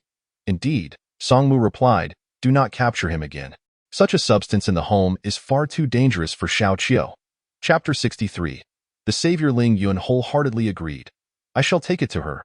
Lin Xiu, hearing the conversation from within the room, lifted the leather curtain to peek out. You must clearly explain to her the dangers of this musk. If used for too long, she will never be able to bear children. Not just the offspring of the wandering beastmen, but any male in the future. I will inform her, but I suspect she will choose to use it without hesitation. Ling Yun's thoughts align with Lin Xiu's. This time, Ling Yun chose not to venture out in beast form. Instead, he wrapped the beast's skin neatly and, bearing musk in hand, proceeded to the large communal area designated for juvenile females in the tribe. Within the tribe, female offspring remain beside their mothers for 2 years after birth. However, becoming a mother does not grant them the privilege of idleness. Typically, once the female no longer requires nursing, she is sent to a communal cave to be cared for by the elder beastmen. Nowadays, every household in the tribe has constructed shelters for winter, which naturally includes a collective dwelling for these juvenile females. The female who had been rescued has also been assigned to this space. In total, there are 25 juvenile females in the tribe, with only 8 having surpassed the age of T in winters past. A few females would invariably fall ill due to the cold and perish, resulting in a low survival rate. Yet this year, such concerns seem unwarranted. The females residing together appear quite joyful, and Ling Yun outside the courtyard could hear the lively chatter of the children within. Upon entering, he found several aged beastmen in the outermost room, all engaged in the crafting of bows and arrows. Ling Yun, you've come again. Are you here to collect arrowheads? We made quite a few in the past days. You will need to bring us more beast bones in return. Their spirits seemed lifted with purpose, a stark contrast to their previous despondency. I am here to find the female from the sheep clan. Ling Yun replied. Xiao Qiu mentioned that this could prevent her from conceiving, and it might be of assistance to her. Oh dear, how could you bring such a thing here? The elder beastmen were taken aback. After all, this courtyard was filled with females. Long-term use of this will prevent them from conceiving. Ling Yun, feeling the need to withdraw, acknowledged their concern. You are right. I will leave the musk here and go in to speak with her first. Good, just don't bring that stuff inside. She resides in that room. Ling Yun entered the room brimming with females, where 5 resided. 4 of them were engaged in playful antics, while 1 was nestled in a corner. Presumably the sheep clan female. This was Ling Yun's first encounter with her. The other 4, upon noticing Ling Yun's arrival, paused their frolicking to regard him. Ling Yun, what brings you here? It was Xian Lan speaking. Her mother was Yin Ti, who was nearly a decade older than Ling Yuan as a child. She had adored Ling Yun, drawn to him as he and Song Mu were the only 2 white tigers in the tribe. Compared to Song Mu's reserved demeanor, Xian Lan found Ling Yun far more intriguing. I have matters to discuss with her. Ling Yun indicated towards the corner where the sheep clan female lay. Is she asleep? Can you wake her for me? I couldn't say if she is asleep. She spends almost the entire day like this. Xian Lan had attempted to converse with the sheep clan female before. But being of the Tiger clan, she thrived on social interaction, yet received no response, much like Lin Xiao had experienced previously. Ling Yun approached, noticing that the Sheep clan female's eyes were open, and addressed her. "We have brought something that can prevent you from bearing the child of that wandering beast man. But what did you say?" The Sheep clan female seemed to awaken suddenly. Sitting upright, having recently suffered a miscarriage, she appeared waxen and pallid, her lips resembling those that had been soaked and then parched by the wind. "Why female has said that igniting musk extracted from the male musk deer can lead to miscarriage. For females who are not pregnant, prolonged exposure to this scent may gradually result in infertility. However, this infertility may be permanent. If you choose not to have the child of the wandering beast man, you may find it impossible to conceive with another male in the future." Upon hearing Ling Yun's words, Xianlan and the other 3 juvenile females felt a chill of dread. The thought of losing their sacred gift of procreation bestowed upon them by the beast god was a nightmare they couldn't bear to contemplate. Yet the Sheep clan female appeared as though she had found a beacon of hope. She climbed to the edge of the bed, looked up at Ling Yun, and grasped his arm tightly. "Musk? Could you possibly help me find some musk?" Ling Yun withdrew his hand. "I have brought some. But with so many females in this room, I cannot bring it inside just for you. If you decide to use it, you must move out of here. There are single males in our tribe who have built their own homes. I will assist you in coordinating." "Thank you, thank you." For the first time, Xianlan saw a glimmer of light in the Sheep clan female's eyes, a light that seemed to dispel the lifelessness surrounding her. "All right, wait here for me. I will go out and inquire." Ling Yun nodded at the Sheep clan female and turned to Xianlan. "Xianlan, if you desire anything, I can ask your father to bring some for you the next time I see him." "Nothing in particular, but if he could persuade my mother to part with some feathers, I would like a few." Xianlan, being provided for by the tribe, lacked for nothing. Ling Yun smiled. "What color feathers do you fancy? Perhaps I can find some for you later." "You?" Xianlan looked at Ling Yun with curiosity. "You dare to bring me feathers from your female?" "Not from Xiao Chou's," he clarified. "It's a long story. Just tell me what you'd like." Xianlan scrutinized Ling Yun. Even if he intended to pilfer Lin Xiao's feathers, she knew Lin Xiao would hold Ling Yun accountable, so she had no qualms. "I would like some pure black feathers. I intend to collect them and create a monochromatic hair ornament. I find those gaudy colors utterly repulsive. Black is far more mysterious, don't you think, Ling Yun?" "Very well, I understand." Ling Yun exited, gathered the musk he had placed outside, and set out to inquire about housing for the female. The males in the tribe, like Ling Yun, were willing to be accommodating and benevolent regarding female issues. After conversing with a male, he was met with the response, "Let her stay with us. We can spare a room for her to sleep in. We are males and not afraid of that musk. Just leave it with us." This particular household consisted of 3 brothers living together. They had originally been a set of 6 siblings, but half had perished, leaving only the 3. All 3 were single males, somewhat older, unable to compete with the newly adult males, rendering their chances of forming bonds with females exceedingly slim. Thus they chose to live together. It's fine to let her stay in just one room, but it is unreasonable to leave a female to live alone. Someone must care for her. Ling Yun said to the brothers, "She is quite pitiable, uncertain if she will ever find her original tribe again. Since our tribe rescued her, should we not keep her here instead of sending her back?" Yin'er interjected. Yin'er spoke more directly. "Indeed, Ling Yun, that I believe if she spends this winter with us, she might even come to love us. I hope she remains in the Tiger clan tribe, just as Lin Xiao has." Yinwu patted Yin Er's shoulder, affirming his brother's sentiment. Ling Yun turned to the 3 brothers, saying, "There's no issue with you wanting to pursue her. Just bear in mind that once this musk is used, she will no longer be able to bear children. You must consider this carefully if you wish to court her. We 3 brothers do not plan on having offspring anyway. If we could have an additional female, wouldn't that be splendid?" The Sheep clan female's temperament may not be particularly amiable, perhaps due to her experiences, or perhaps it is simply the nature of her clan. Ling Yun conveyed his thoughts, but ultimately, the decision was theirs. "I will leave this musk here. Since you wish to pursue her, I entrust her to your care, and no problem. This musk is that foul-smelling substance from the male musk deer. Right? It shouldn't take long. I can go catch some more while it's still not too cold. That should suffice, but if you manage to catch more, that would be even better. When you bring her over, don't forget to ask the old beastmen for some beast meat, just in case supplies run low." "Understood. I'll go fetch her right away."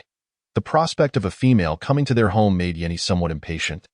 Seeing their enthusiasm, Ling Yun felt reassured to leave the matter in their hands.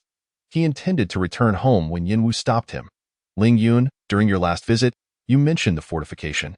We three have prepared the bows. I just spoke with the chieftain today. We are awaiting his arrangements, Ling Yun responded, omitting the convolutions of his conversation with Wu Chuan, and hurriedly made his way home. Song Mu had stewed fresh beast meat with potatoes, adding a hint of spice, which greatly whetted Lin Xiu's appetite. Upon returning home, Ling Yun found a meal awaiting him, which he appreciated. Shall we send some provisions to that Feather Clan Beastman? Lin Xiu suddenly recalled, voicing her concerns. Can the Feather Clan Beastman endure the cold? That cave only has a single beast skin curtain. Will he survive this winter? Once we finish eating, I will send him some beast skins. There is hay inside. He can transform into beast form and nest in there. Males are not as fragile as you think, Xiao Qiu.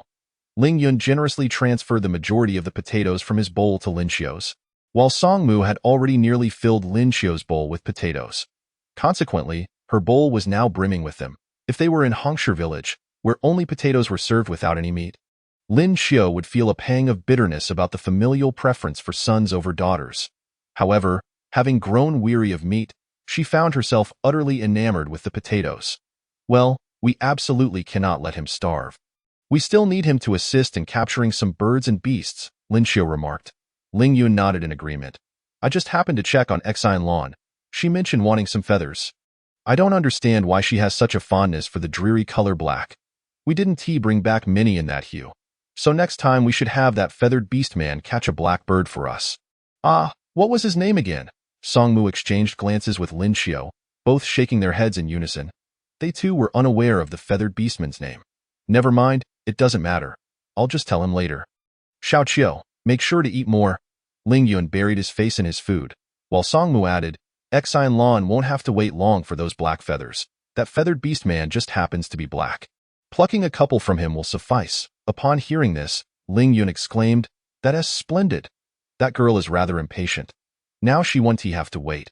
After finishing his meal, he wiped his mouth and headed towards the nearby cave.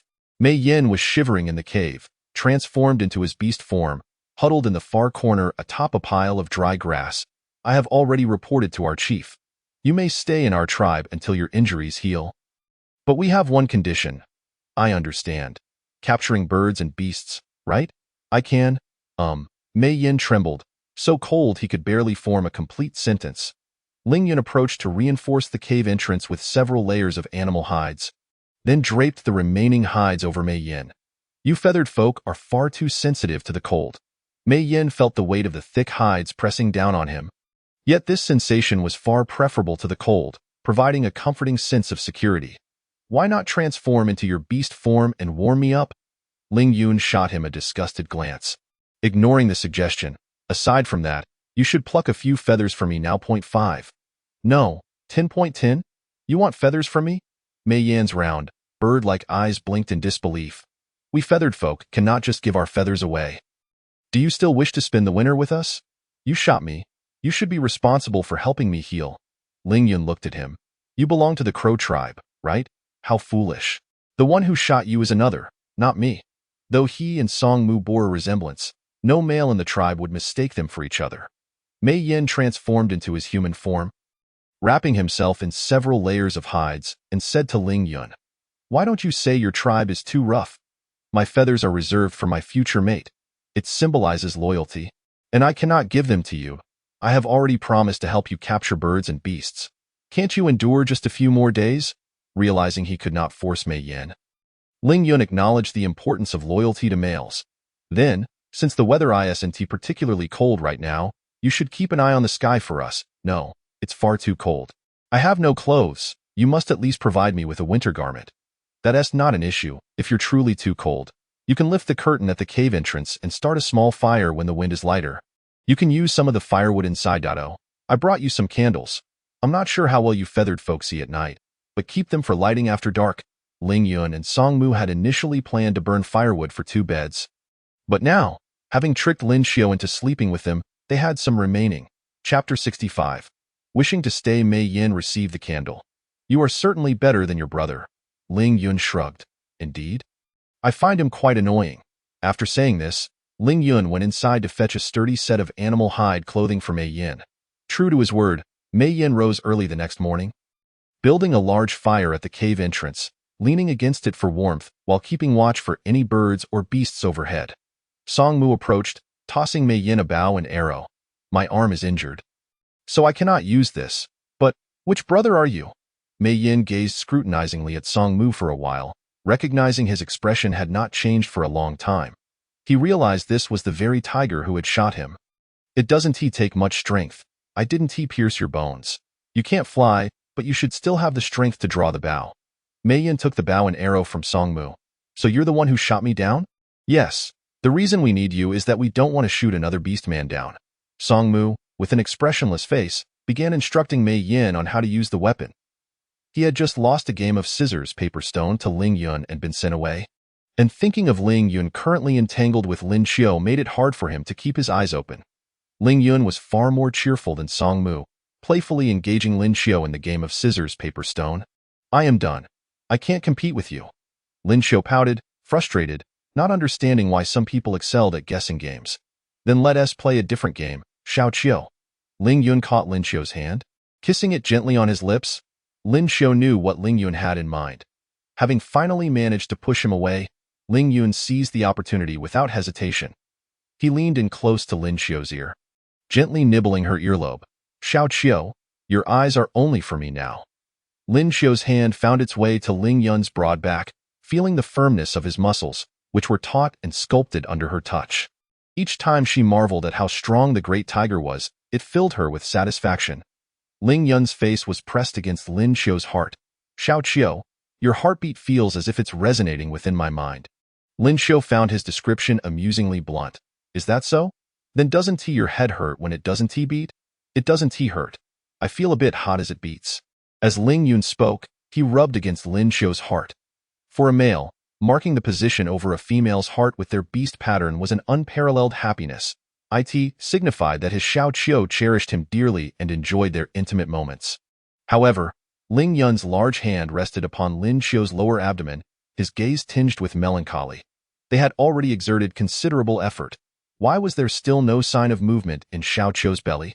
Unlike other females, Xiao Qiu usually consented to their diligent endeavors each night, yet there was still no sign of anything amiss. Could it truly be related to their fur color? Would Xiao Qiu feel disheartened for not bearing offspring? Ling Yun's palm was warm, and Lin Xiu felt as if a heated stone were pressed against her belly. She knew what he was contemplating. Don't worry, it will happen. We must simply try harder. It must be that we haven't put in enough effort. Xiao Qiu, let us strive a little more right now, Ling Yun declared, pulling down his trousers. Lin Xiu closed her eyes. Didn't we agree not to do this during the day? For the sake of our offspring, Xiao Qiu. Ling Yun kissed Lin Xiu's closed eyes. I desire a nest of our own offspring, those that share our blood.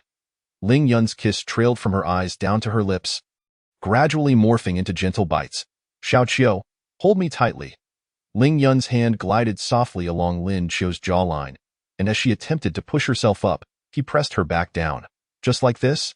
Xiao Qiu, come closer to me. His large hand roamed, sending a tingling sensation through Lin Xiu from below. Ling Yun, what are you doing? Xiao Qiu, is this all right? Ling Yun released his grip on Lin Xiu's back, now grasping her waist as he gazed at her flushed face, his expression somewhat dazed. Will this make it easier for you to conceive? In that moment, Lin Xiu was not inclined to speak, and Ling Yun did not wait for her response. Ling Yun, Lin Xiu gasped, unable to contain her surprise at Ling Yun's sudden advance. The previous sensations had already pushed her to the brink, and she felt as if she was on the verge of breaking. No, it wasn't entirely a painful feeling. Lin Xiu's mind was a whirlwind of conflicting thoughts, but soon, she found herself devoid of any thoughts. Clinging to Ling Yun's hand, unable to see anyone but him, Mei Yin tested the bow and arrow, but his arm still ached. You come with me. Any game we catch belongs to me, while the fur belongs to you. Mei Yin thought to himself, he didn't lose out, as he had never required the fur before. Only these unfortunate beasts valued their feathers so highly, each year at the trading center. They would scramble for beautiful feathers. No, the feathers belong to us, and we want half the meat. No, you folk are far too greedy. See there enough meat in this cave for you? Mei Yin eyed this fellow with disdain. Had it been his brother, he would have certainly agreed to his proposition. Song Mu replied, "This cured meat and jerky are indeed sufficient for sustenance. I already mentioned you could eat. However, we also require fresh beast meat." The explanation provided by Song Mu made Mei Yin realize that he had misunderstood. If that is the case, then it is indeed reasonable.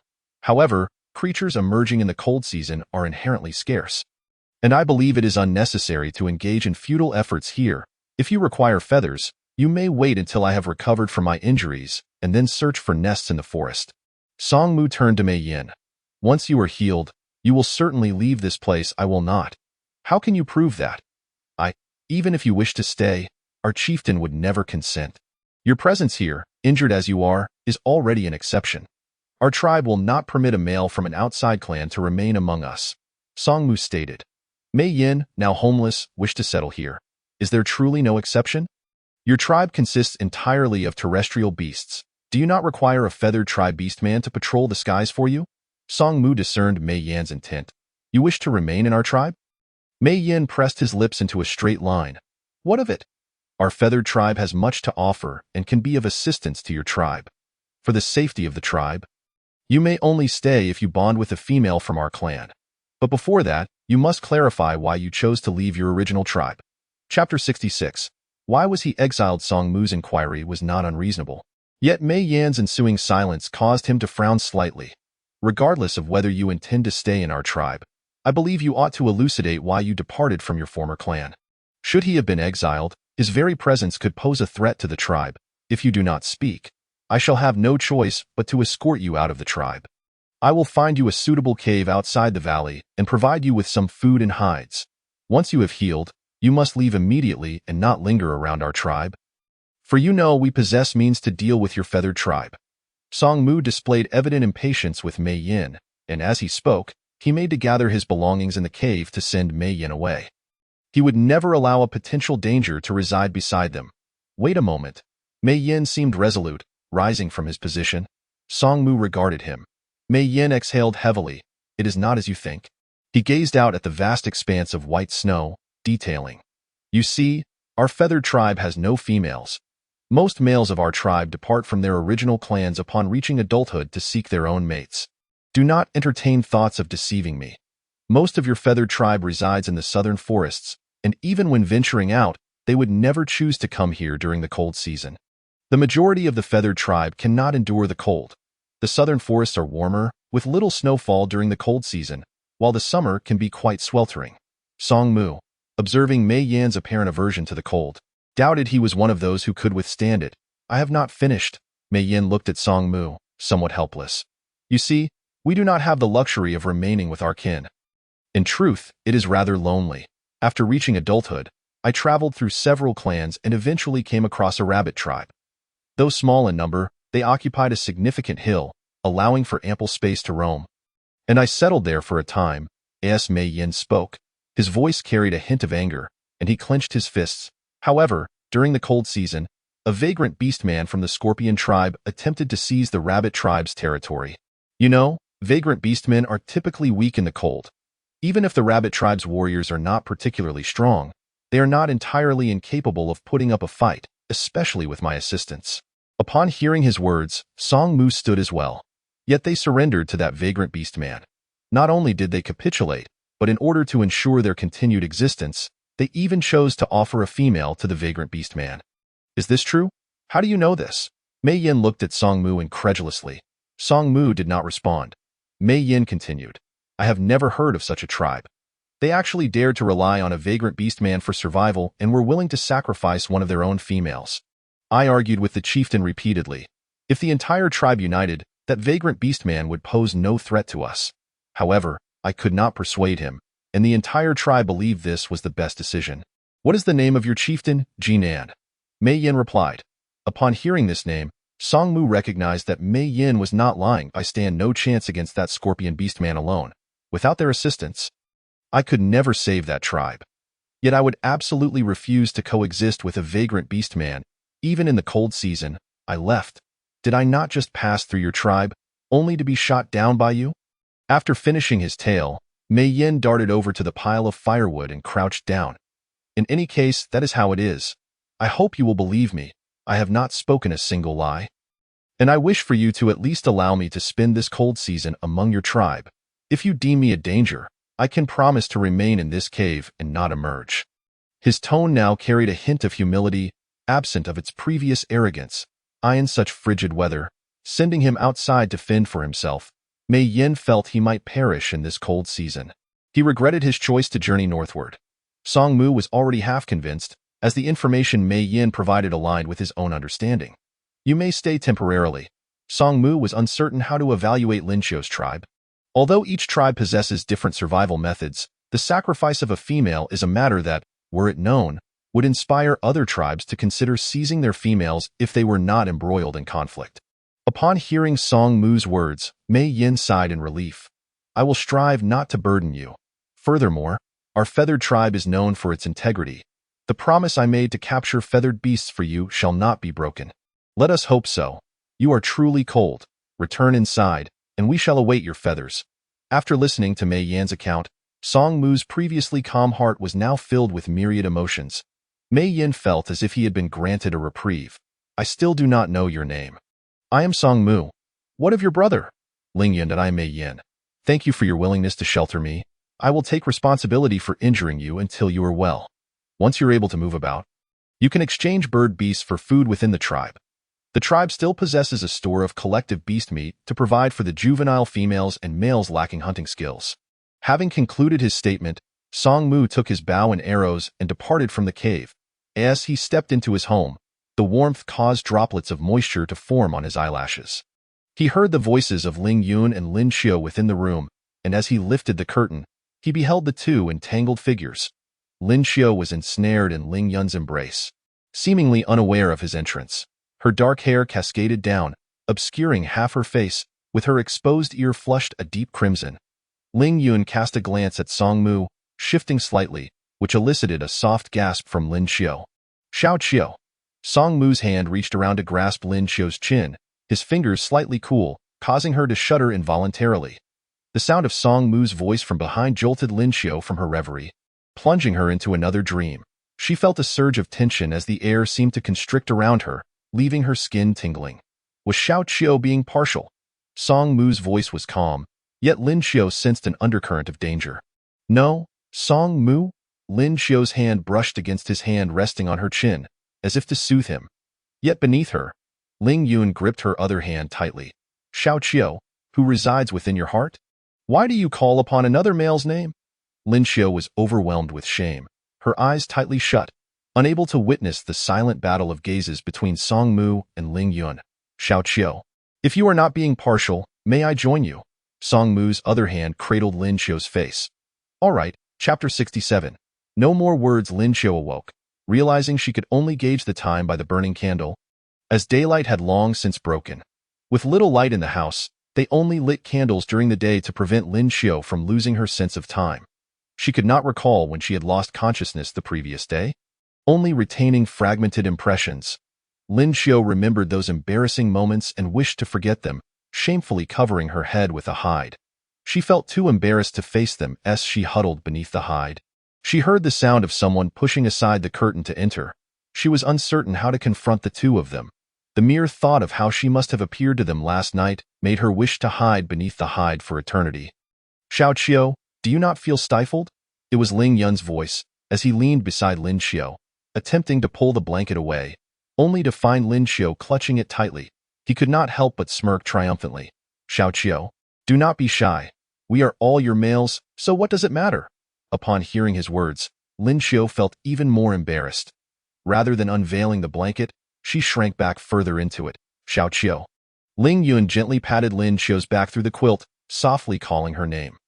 When he received no response, he took the liberty of pulling Lin Xiu, quilt and all, into his embrace. "I truly enjoyed spending time with you yesterday. Xiao Qiu, did I sincerely hope to see more of you in the future?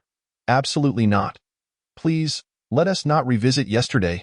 Lin Xiu, feeling stifled, found herself blushing deeper with each of Ling Yun's words. Unable to bear it any longer, she poked her head out from under the quilt. Ling Yun, noticing her indignant yet powerless demeanor, felt as if his sturdy frame might melt into a puddle. Without hesitation, he pressed a kiss to Lin Xiu's cheek. Lin Xiu attempted to bury her head once more, but he wouldn't allow it. I won't speak of it anymore. You mustn't suffocate yourself. Just look at your face. It's flushed to an alarming degree. Aren't you hot? The warmth from the heated Kong and the insulating fur blanket indeed made Lin Xiu break a slight sweat in his embrace. Hemph. Lin Xiu revealed a resigned face. I've prepared a meal for you. I'll fetch some water shortly. You should tidy up and eat something. Xiao Qiu, you must be utterly exhausted, and it has been ages since you last ate. How dare you say that? Lin Xiu pulled her fist from beneath the quilt and playfully struck Ling Yun's shoulder. Feigning fear from her playful attack, Ling Yun clutched his shoulder. All right, I truly want to mention it again. He stood up to bring hot water to Lin Xiu. A full basin of boiling water had cooled to a warm temperature by the time he carried it from the kitchen to the room.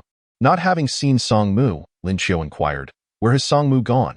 Is he still busy catching birds with that feathered orc? The chieftain organized a group to dig traps at the tribe's entrance today. He was quite attentive to what you said, so he went to lend a hand. Crafting bows and arrows can be done gradually, but we must take advantage of the snow not being too deep to dig the traps. Otherwise, the snow will only deepen, and the ground beneath will freeze solid. After days of rain during the rainy season, the water that seeped underground mixed with mud to form a hard layer. Even the sharp-clawed orcs of the tiger tribe would find it laborious to dig through. All right then. Lin Xiu mused about the feathered orc, recalling what Song Mu had shared about him. Ling Yun took the initiative to elaborate. His name is Mei Yin. The reason he ventured out during the cold season is due to his disapproval of the actions of the tribe he was stationed with. Xiao Qiu, can you guess which tribe he hails from? Which one? Ling Yun fixed his gaze on Lin Xiu for a moment before she realized. He comes from my former tribe. After I killed that snake orc, they must have chosen to continue surviving in that forest. However, this cold season, a scorpion orc has found its way there. Lin Xiu tightened her grip on the fur she was using to wipe her face. They again? Ling Yun nodded. Damn it, this is truly infuriating. Lin Xiu trembled with anger. The fear she had nearly forgotten washed over her once more. The thought of the females in the rabbit tribe enduring such dire circumstances while she felt utterly helpless made her feel as if something heavy was pressing down on her chest. Yearning for release, Ling Yun, equally unable to tolerate the actions of the males within their tribe, believed that as a male, one should sacrifice their life to protect the females of the tribe. Even if the entire tribe were to perish, the females should always survive behind the males. Ling Yun, Lin Xiu grasped his hand. When the weather warms, please make a trip to inform them about the use of musk. If they don't keep giving birth consecutively, perhaps those females won't perish. There's no need to worry about it being a bother between us. Ling Yun comforted her by kissing her fingers. Though Lin Xiu felt resentment towards the rabbit tribe's females for concealing the existence of the wandering orcs, her sentiments were more aligned with empathy for her kind. Ling Yun set down the water and returned with food. However, with that said, we need not fear what kind of rogue orc that feathered tribe member may be. He is relatively safe. Song Mu and I will keep a close watch on him. Once the cold season passes, he will either choose a female partner or depart the tribe to continue his journey. Lin Xiu displayed little interest in the feathered orc. Noticing her disinterest, Ling Yun reassured her. Rest assured, wandering orcs are quite weak during the cold season. He cannot pose any threat to the females for the time being. Most wandering orcs enter a deep slumber during winter, resembling the state of death. Even when awake, their physical condition is far from optimal. Some weaker tribes, to ensure that no wandering orcs threaten the females of their tribe, will venture out during the onset of winter to seek the whereabouts of these orcs. Lin Xiu found comfort in Ling Yun's words. I hope they can quickly realize this. When that wandering orc falls asleep during the cold season, they should take action to eliminate him. Ling Yun had witnessed the indifferent demeanor of those individuals firsthand. He understood that Lin Xiu's hope might be mere fantasy, for it was unlikely that Mei Yin would have left their tribe in the cold if not provoked. However, he chose not to voice his doubts and instead followed her lead. Indeed, perhaps it is merely a temporary strategy of the rabbit tribe. Only then did Lin Xiu begin to eat, and Ling Yun secretly breathed a sigh of relief. Yet, as he observed Lin Xiu obediently consuming her food, a sense of worry crept over him.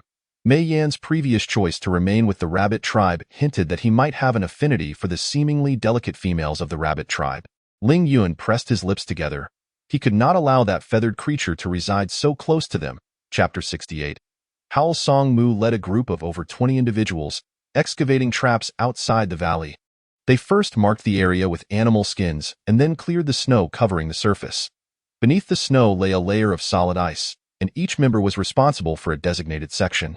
Digging down with their claws like mighty tigers, they used their own sizes as a reference, aiming to dig to a height that would prevent any creature from leaping over. This was a significant undertaking, especially since the upper layer had frozen solidly into the ice. Several large cats worked tirelessly, digging with enthusiasm. One of them inquired, "Song Mu, we can't just leave the excavated earth piled outside. Leave it. It has other uses. This soil would be perfect for mixing with hay to form clumps, which would later be wrapped in oil for future use." "All right, then let's pile it all together." Everyone worked vigorously, feeling invigorated by the purpose of ensuring the safety of their tribe. All the bones of beasts had been collected and transported to the disabled and elderly among them. They had already crafted thousands of arrows, lacking only tail feathers, and were tirelessly producing them daily, proving their continued worth. On the following day, Song Mu refrained from digging traps and stayed at home, allowing Ling Yun to step out and teach the tribe how to construct catapults. He and Lin Xiu had only developed a small-scale model of the catapult and aimed to expand it, but more experimentation was necessary, such as determining the load-bearing capacity of wooden rods and the types and thicknesses of wood to be used. The tribe was greatly intrigued by Ling Yun's explanation of the lever principle. Ling Yun proudly declared, "This is all thanks to Xiao Qiu's teachings. The shorter the lever on top, the less force we need to apply here." It's an inverse relationship. What is an inverse relationship? That's a mathematical question. What is mathematics? We'll discuss that later. For now, just remember this, and I'll explain more in due time. All right. Lin Xiu had imparted a wealth of practical knowledge to Ling Yun and Song Mu, including how she calculated the lengths of the three sides of a beam and why she chose a pointed shape for the top. She also taught them multiplication tables to make counting easier. Lin Xiu expressed her willingness to share this knowledge with everyone, and Ling Yun could hardly fathom the wisdom the tiger tribe would possess if all its members were enlightened with such knowledge. "Let us make a pact, Ling Yun. You must not go back on your word." As they spoke, their breath formed white puffs in the cold air, yet their faces radiated joy. Ling Yun brought out the model of the catapult from his home to demonstrate. The catapult was only as tall as Ling Yun's leg, and he found a stone to place in its bucket. Observe, with a gentle press like this, the stone will be launched. Ling Yun pressed down at the base of the mechanism, causing the stone to soar in an arc. My goodness, that's quite a distance. The onlookers gasped in astonishment. Ling Yun continued, "This is just the beginning. If we scale this contraption to the height of 10 men and line them up outside the valley, our strength would be sufficient to launch stones even farther than the traps we are currently digging. That's 500 paces. We can achieve this." As Ling Yun finished speaking, one male could no longer contain his excitement and transformed into his beast form, howling in exhilaration. "Howl! This is incredible. With such a device, what fear do we have of beast tides? A single stone could crush several wild beasts. Let the beast tides come. They would merely be delivering us food." At the beginning, one individual began to roar, and as if infected, others transformed into mighty tigers, joining in the cacophony. Ling Yun pressed her lips together, observing them howl until they each reverted to their human forms, shivering as they donned their garments. "All right, let us hasten to our tasks." They were responsible for digging traps, and progress had already been made yesterday. "We must not fall behind." "Agreed. Let us commence." Now, the robust males of the tribe were divided into 3 groups. One stayed home to tend to the females, another dug traps, and the last constructed catapults, as for bows and arrows. Each male was tasked with crafting his own, producing 2 to ensure a backup in case one broke, for in the heat of battle, no one would be concerned with your lack of weaponry. Both the traps and catapults served to protect the tribe, and everyone was quite eager, inevitably fostering a sense of competition among them. Ling Yun's words ignited everyone's enthusiasm. The earlier chill that had made them shiver was now replaced by a resurgence of fervor. Song Mu had conferred with Ling Yun regarding Mei Yin, the male who resided in their cave, deeming it somewhat perilous. Their little Caillou was so adorable. What if Mei Yin sought to court her? Especially since he harbored intentions of remaining in the tribe. He would need to find a female mate. He was also a member of the Feather Clan, and should he choose to stay, he would be the only one of his kind amidst these formidable tigers. Which was quite unique, was it not? What if Caillou truly developed feelings for him? Ling Yun asserted that the bird was a target Song Mu had shot down, and insisted that it was his responsibility to address the matter. While Lin Xiao was napping, Song Mu ventured into the cave. The entrance was shielded by several layers of animal hides, and Mei Yin nestled within the hay at the back of the cave, where the temperature was just right, not too cold, and with ample food to satiate his hunger. There was no better situation during the cold season. He was currently asleep, trying to endure this tedious and lengthy time. The sound of Song Mu's entrance roused Mei Yin, who took a couple of seconds to recognize him and failed to do so initially. Mistaking Song Mu for someone there to collect firewood and meat, he merely blinked before closing his eyes again. "I have come to find you." Upon hearing Song Mu's tone, Mei Yin finally recognized him. "Did you not say that once I healed, I would gather feathers for your tribe? That is not the matter at hand. It is that you can no longer reside in our cave." Upon hearing this, Mei Yin perked up, his 3 tufts of feathers on his head standing on end. "Are you going to expel me again? I have already clarified that I am a good beast man. I will not harm anyone from your tribe. That is not the case. I believe living in the cave may be too cold for you. Our tribe has communal rooms with warm, heated beds. Ling Yun has already arranged for you to stay there." "Rooms? Heated beds?" Mei Yin had only ever seen their yard and was unaware of what the rooms looked like. He was puzzled why the people of this tribe opted to forsake a perfectly good cave to construct such earthen mounds. "I will take you there, and you will see for yourself," Song Mu said, growing impatient. Noticing Mei Yin's reluctance to move, he added, "Our tribe's young females also reside there, some nearing maturity. You may become acquainted with them." Mei Yin immediately stood up. Chapter 69. Deceived into labor. Song Mu pressed his lips together. Watching Mei Yin don his animal skins, he followed him to the cave entrance, then halted. "Oh, you have any other business? Hurry along." Mei Yin pointed to the meat hanging on the wooden rack in their cave. "May I take some with me?" Song Mu rubbed his forehead, summoning all his patience. "There is food over there as well. This year, our tribe has stored ample supplies for the cold season, so you need not worry." "Oh, very well." Mei Yin felt somewhat embarrassed by his request. He followed closely behind Song Mu, finally stepping into the tribe for the first time. Song Mu led him to the area where the elder and disabled beastmen lived. Introducing him, "This is Mei Yin. I accidentally shot him with an arrow, and he is now recuperating in the tribe."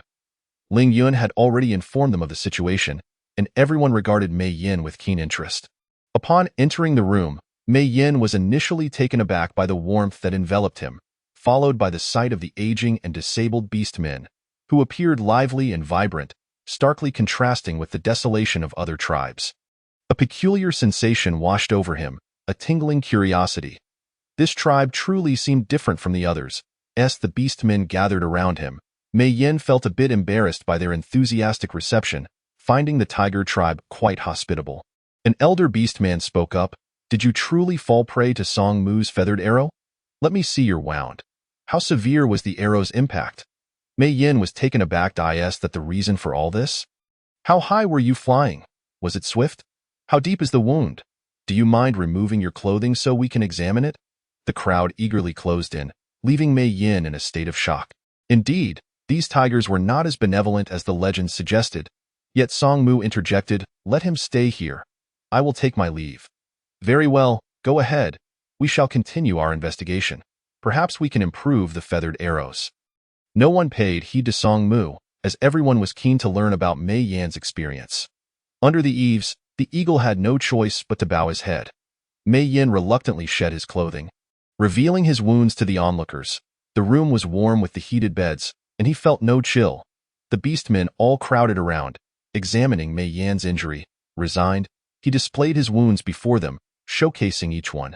The depth was manageable. Had it struck elsewhere, he might not have survived. Indeed, was the removal too easy? "Look, the wound is quite smooth." Yes, if by chance the hand trembled and missed, it might not cost him his life. Mei Yin was bewildered. What are they discussing so seriously? Does anyone care about my feelings?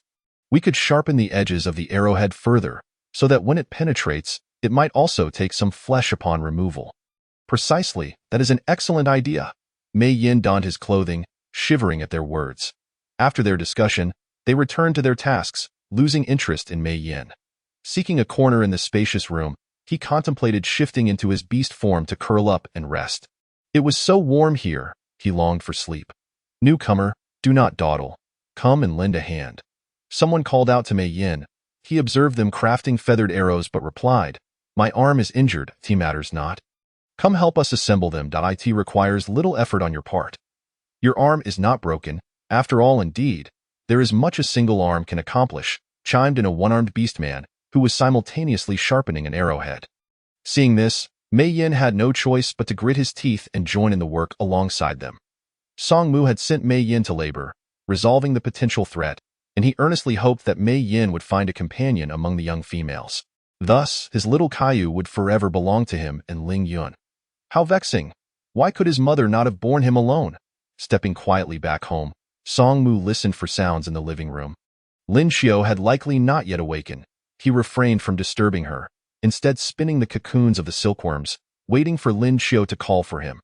The weaving loom that Lin Xiao was working on was becoming increasingly refined, and Song Mu wished to swiftly finish the remaining colorful butterfly cocoons, lest it delay Lin Xiao's endeavors.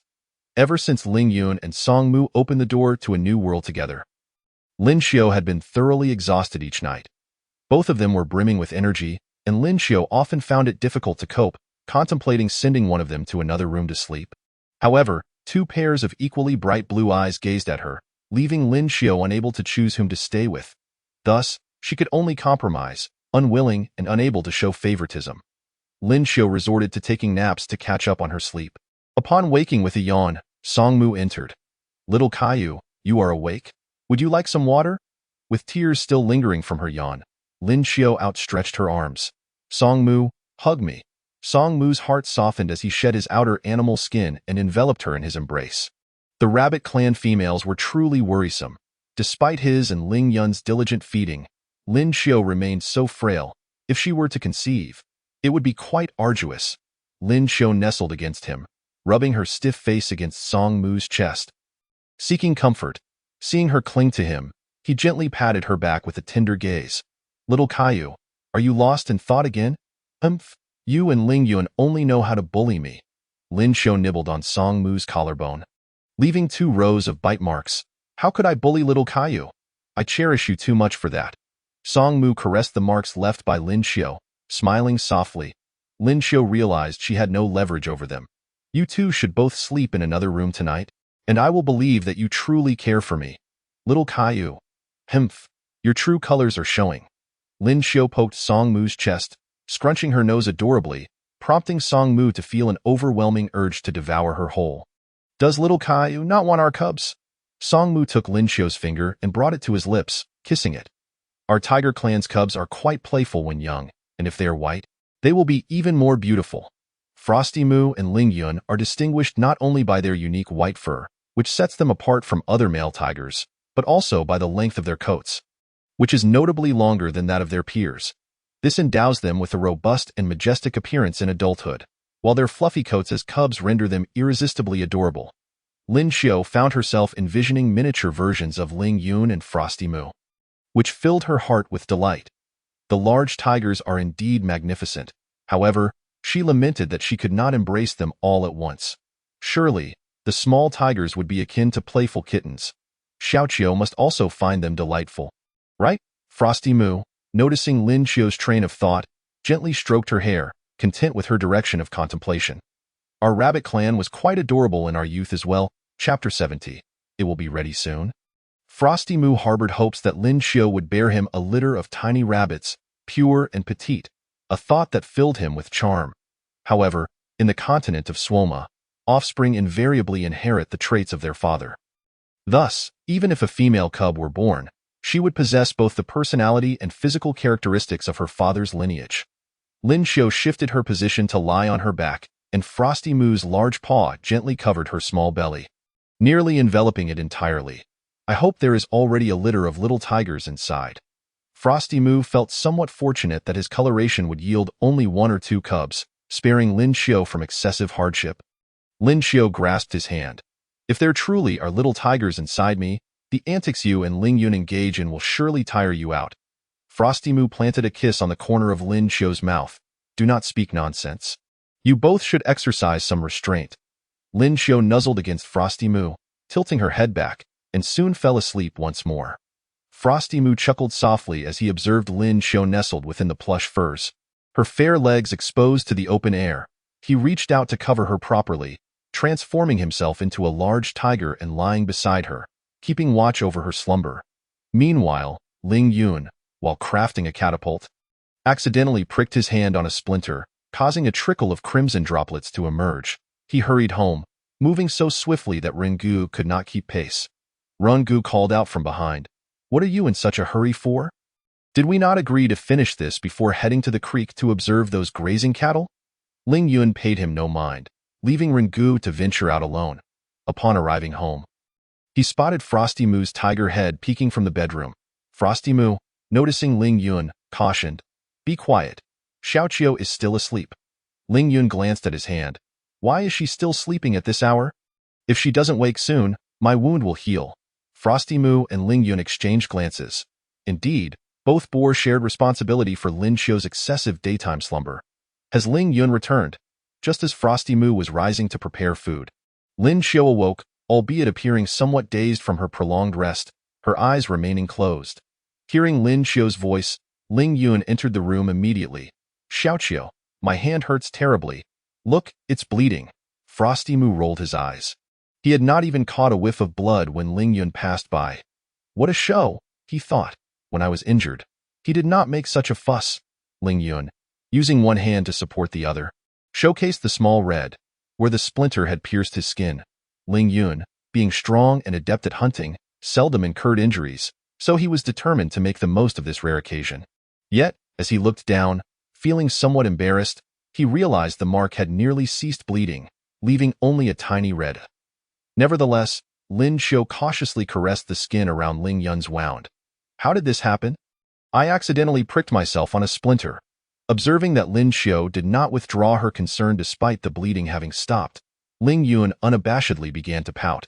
Frosty Moo couldn't bear to watch and retreated to the kitchen, wishing to avoid the scene. How could he have such a shameful brother? Lin Xiu comforted Ling Yun by stroking his head. "You should wash your hands with warm water. Otherwise, the dirt could infect the wound." "All right, I'll do that right away." Ling Yun beamed at Lin Xiu, his spirits lifted, and he cheerfully exited to wash his hands. Frosty Moo, uninterested in the spectacle, observed as Ling Yun fetched a ladle of water to cleanse both his hands and face. Ling Yun, with a playful hum, proudly presented his palm to Frosty Moo, eliciting a reluctant glare from him. Frosty Moo remarked, "Honestly, that little wound won't even scab over." Ling Yun retorted, "As long as Xiaoqiu finds it serious, that's all that matters." Chapter 71. Silly, how adorable. Frosty Moo was on the verge of exasperation with his brother, his frustration inadvertently intensifying his efforts in stir-frying the meat. Ling Yun joyfully hopped back onto the bed. "Xiaoqiu, I've washed up. I missed you so much today." He eagerly lunged at Lin Xiu, rubbing his face against hers. As beast men only sport facial hair in their beast forms, Ling Yun's face was exceptionally smooth. Lin Xiu chuckled at his antics. "Let me see your hand." Ling Yun extended his hand for her inspection. Lin Xiu scrutinized the small red, unable to discern much, but it appeared to have improved after washing. Showing no signs of swelling, she pressed her lips softly against the area surrounding Ling Yun's injury. "Be more careful next time. Don't hurt yourself." The gentle touch of her soft lips on his hand was insufficient for Ling Yun, who lifted her chin and pressed his lips to hers. Lin Xiu, now reclining on the bed, still felt a lingering sensation of losing control over her body. Ling Yun pinned her amid a pile of furs, his large paw wandering freely, rendering Lin Xiu utterly soft and pliable, gradually sapping her strength to push him away. Frosty Moo, exasperated, brought the meat to the table, interrupting Ling Yun. "Enough, it's time to eat." Ling Yun, reluctant, was pulled up by Frosty Moo by the scruff of his neck. Ling Yun shot a glare filled with indignation at Frosty Moo, who met his gaze with calm indifference. "Xiaoqiu has been sleeping all day. She must be famished." Ling Yun shot Frosty Moo a look of annoyance, then turned to Lin Xiu. "Would you like to drink some water before you eat?" Lin Xiu stretched. "Ling Yun, did your work on the catapult go smoothly today?" "Quite well, indeed. One is nearly assembled, and we can test it tomorrow." Lin Xiu thought to herself that Ling Yun was indeed reliable. What about the feathers? Did that avian beastman manage to hunt any birds? Archery is crucial, after all. While the catapult can launch broad attacks, it lacks precision. Should any wild beasts break through, it will fall to the males to pick them off one by one with arrows. Frosty Moo shook his head. We tried, but he is currently unable to draw a bow with his arm. However, I've taken him to the communal hall, where he can assist with some tasks. When did you take him there? Ling Yun and Frosty Moo exchanged knowing glances. Frosty Moo replied, he was injured, and the cave is too cold. It's warmer there, Ling Yun added. Moreover, it's rather pitiful for him to be alone. It's good for him to have someone to converse with. I hear that the avian beastmen enjoy lively company. The two brothers, each contributing their thoughts, ultimately convinced Lin Xiu. You both made the right decision. Sending him there is indeed better. Ling Yun readily agreed. Exactly. Plus, he has expressed a desire to stay. If he wishes to find a mate, he can familiarize himself with the eligible females of our tribe over there. Lin Xiu suddenly recalled, that's true. All the already mature females have their own families, so remaining at home would not allow him to meet them. Lin Xiu felt increasingly appreciative of her two males. Gazing at them with a hint of admiration, Ling Yun affectionately patted Lin Xiu's head. Silly, how adorable. Frosty Moo breathed a sigh of relief, knowing that if Xiaoqiu truly took an interest in Mei Yin, discovering he had been sent away would surely lead to her blaming him for it. Thankfully, it seemed that Xiaoqiu had shown no particular concern for Mei Yin. Chapter 72. A Visitor from Afar. Mei Yan's life in the communal dormitory was relatively comfortable. After all, in any tribe, he would not experience such an absence of worry regarding food and warmth. However, the beastmen of the Tiger clan seemed somewhat intimidating. Come look at this. If you wear it like this, it won't be easy to pull the arrowhead out, Pu Su said, a scar cutting across his face as he demonstrated the serrated arrowhead he had just designed against Mei Yan's arm. The serrated edges of the arrowhead slanted to one side, while the front featured smooth lines to ensure easy penetration into the prey's body. The reverse side, however, boasted sharp protruding teeth that would rend the flesh if the injured party attempted to extract the arrow. His words drew others' attention, sending shivers down Mei Yan's spine as he took a step back. If the arrow passes through my arm like that, it would suffice to simply break it in the middle when removing it. There's no need to pull the arrowhead out in reverse, and no matter how finely crafted, it would be of no use. The Tiger clan's strength allowed them to draw powerful bows, easily piercing targets within range, with the arrowhead often exiting the prey's body. Upon hearing Mei Yan's remarks, Pu Su stroked his chin. You make a fair point. The elder beastman, Sanggu, remained silent for a while before suggesting, what if we coated the arrowheads in poison?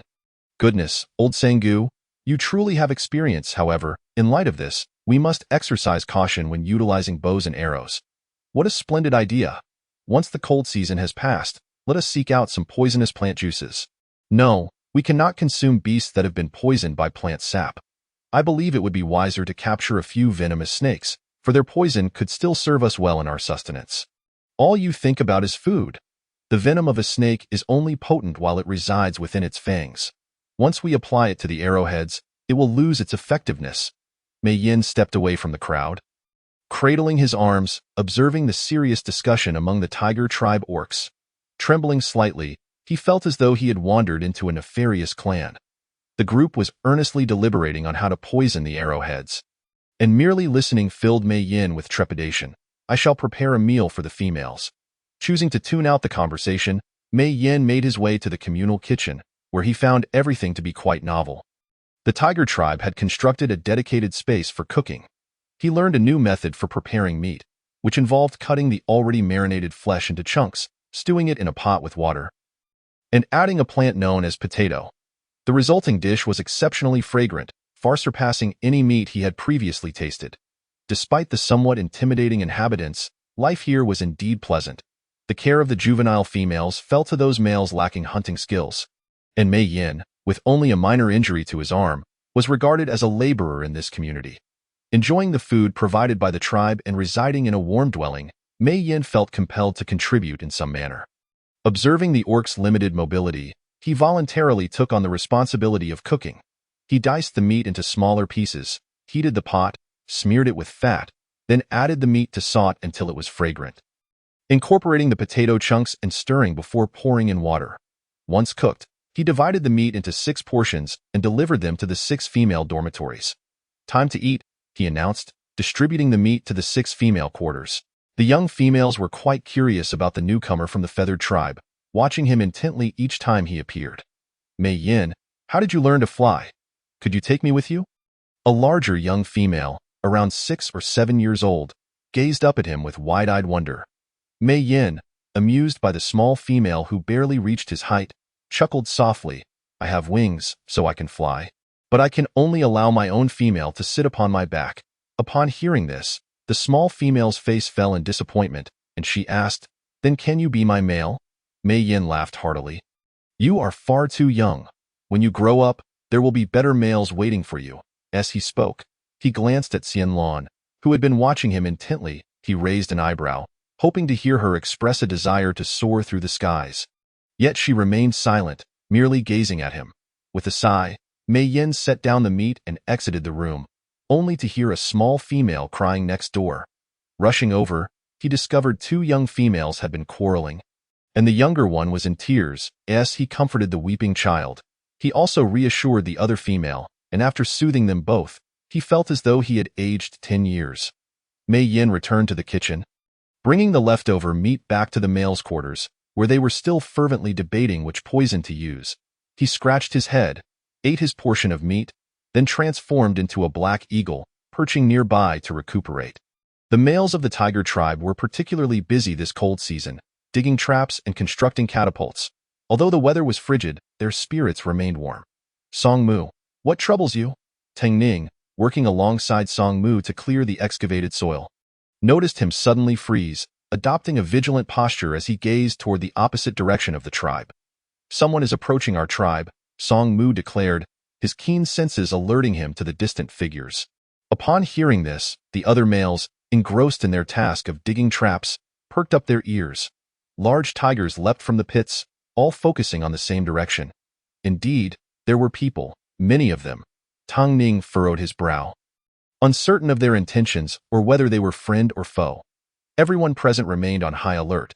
I will go and investigate, Song Mu asserted, transforming into his beast form, but Tang Ning called out, There are too many over there. You shouldn't go alone. With all of us here, we need not fear. After a moment's consideration, Song Mu chose to heed Tang Ning's advice. If they come to invade our tribe, we must quickly warn the others. I will go into the tribe to gather more people, Tang Ning replied. The others kept their watchful eyes trained on the direction of the tribe's perimeter. And after a lengthy pause, they finally discerned the approaching figures. Are those not Lin Xiu's kin? One among them recognized the rabbit tribe members, and all recalled Ji Nan from their previous encounters. My goodness, in this bitter cold, they even bring females. Upon recognizing the rabbit tribe, familiarity eased their tension. Since Ling Yun had returned without disclosing the situation of the rabbit tribe, they regarded them simply as an ordinary clan. As they observed the trembling females among the crowd, concern welled up within them. Chapter 73. A matter of rights, everyone rushed forth to greet them, except for Song Mu, who remained deep in thought. Ji Nan strode at the forefront, ultimately arriving before Song Mu. What brings you here? Song Mu had learned from Mei Yin that Ji Nan had succeeded his father as the leader of the rabbit tribe and was aware he continued his father's governance style, thus harboring disdain for him. However, Ji Nan now appeared more haggard than during his last visit, possibly due to the fatigue of travel. Our tribe was attacked by wandering beasts. It is now the cold season, and we hope you will take us and as rabbit tribe members. They seemed harmless. Ji Nan's voice was gentle, filled with earnest supplication. While Song Mu held a low opinion of the males of the rabbit tribe, he recognized the innocence of their females, especially the trembling young ones. You males cannot enter for now. Let us first bring the females inside to warm up. Before Song Mu could finish speaking, others had already begun ushering the females and younglings into the tribe. Tang Ning returned to inform Wu Chuan, and upon their arrival, they witnessed the tribe's males escorting several females inside. The adult females of the rabbit tribe numbered only 4. Appearing to be in their 30s to 40s, the younger females who had recently come of age, or were soon to do so, had been sacrificed to the wandering snake beast. There were 5 young females, the eldest barely 10 years of age, and no older females were present, likely perished on the migration journey. What is going on? Wu Chuan questioned, puzzled, as this scenario differed from what Teng Ning had previously reported. He had assumed an emergency had arisen. Tribe leader, the rabbit tribe is here seeking refuge from the cold season. Song Mu is currently negotiating with their leader. Given the freezing weather, we should bring the females and younglings back into the tribe. Wu Chuan glanced at the rabbit tribe infants in their arms, refraining from obstructing them but frowning as he walked toward the tribe's exterior. Song Mu is negotiating? What could he possibly negotiate? Tribe leader, we should go and see, Tang Ning suggested, aware of Song Mu's disposition. He had little interaction with the tribe's members, contrasting starkly with his brother Ling Yun.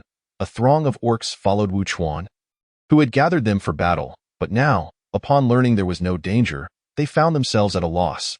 Since the rabbit tribe has come seeking assistance, you should all return for now, Tang Ning advised. Wu Chuan cast a cryptic glance at Tang Ning, who inquired, "What is it, tribe leader?" "Hurry along," Wu Chuan urged, diverting his gaze and striding toward the tribe's entrance. Outside, Song Mu led a group of tiger tribe orcs, locking eyes with the males of the rabbit tribe. Once Wu Chuan arrived, Jinan spoke, "Tiger tribe leader, our tribe has suffered from an invasion by wandering beasts. We had no choice but to migrate here. Hoping for your hospitality, as rabbit tribe members, we possess no capacity for harm. We beseech you, for the sake of the beast god, to save our tribe." Jinan, gaunt yet maintaining the same gentle demeanor, gradually articulated his plea, bowing slightly in supplication for Wu Chuan's protection. Wu Chuan frowned. "An invasion by wandering beasts?" "Indeed," Jinan replied, glancing at Song Mu, hesitating to speak but feeling compelled to do so. "My father indeed erred, but he has been slain by Ling Yun. I know he deserved it, and thus I bear no animosity toward your tiger tribe. However, it was due to him that several males from our tribe were killed, significantly weakening our strength, leaving us unable to withstand the wandering beast. He too must bear some responsibility." "What? When did this happen?" Wu Chuan turned to Song Mu. "Why did Ling Yun not inform me of this when he returned with Lin Xiu? Did he actually go to another tribe to kill?" "Tribe leader, Ling Yun had his reasons for doing this. Please, let me explain." "Enough. The rules of the continent of Swoma stipulate that tribes must not wage war against one another. Regardless of the reasons, you should at least report to me as the clan leader." Wu Chuan shot a fierce glare at Song Mu, then turned to Jinan. "Since you are a kin of Lin Xiu, we can provide you with a cave for shelter this cold season, and you may leave once the weather warms up." "Thank you, clan leader Wu Chuan." Jinan appeared deeply moved. Song Mu grasped Wu Chuan's arm. "No. Clan leader, do you remember the avian beast man who came to our tribe? He came from the rabbit tribe and informed me that the reason he braved the cold to leave was that Jinan had chosen to sacrifice females from our tribe to secure survival when the wandering beastmen arrived. He could not stop it, which is why he left the rabbit tribe." Song Mu's words left the tiger tribe's beastmen stunned. "What? Sacrificing females from the tribe to wandering beastmen? How could such a tribe exist?" "Surely, they must have misheard," Tang Ning said in disbelief. "Is that true? The words of that avian beast man cannot be trusted." Wu Chuan looked towards Song Mu. Song Mu frowned slightly. Compared to the other beastmen in the tribe, Wu Chuan's reaction seemed to miss the point. Nan coughed weakly twice and explained to Wu Chuan and Song Mu. "He only knows part of the story, and at the time, it was merely a stopgap measure. As I mentioned earlier, we did not have the strength to confront that wandering beast man. We could only agree to his demands temporarily. Once he hibernated, we immediately left our tribe to seek assistance." Jinan's demeanor was earnest, and the males behind him echoed, "Yes, indeed. How could we bear to sacrifice the females of our tribe? They are our sisters and daughters. We were left with no choice but to act as we did." Had Ling Yun been present, perhaps there would have been room for debate, but Song Mu had never excelled at arguing. He watched helplessly as Wu Chuan permitted these rabbit tribe beastmen to enter the tribe. Tang Ning noticed his discontent and tugged at Song Mu. "Given the frigid weather, let them in for now. The clan leader will ensure their safety." At that moment, Song Mu no longer had the inclination to dig further into the matter and returned home. As he entered, his cold demeanor brought a chill into the house, prompting Ling Yun to frown. "What are you doing? Do not bring such emotions into our home.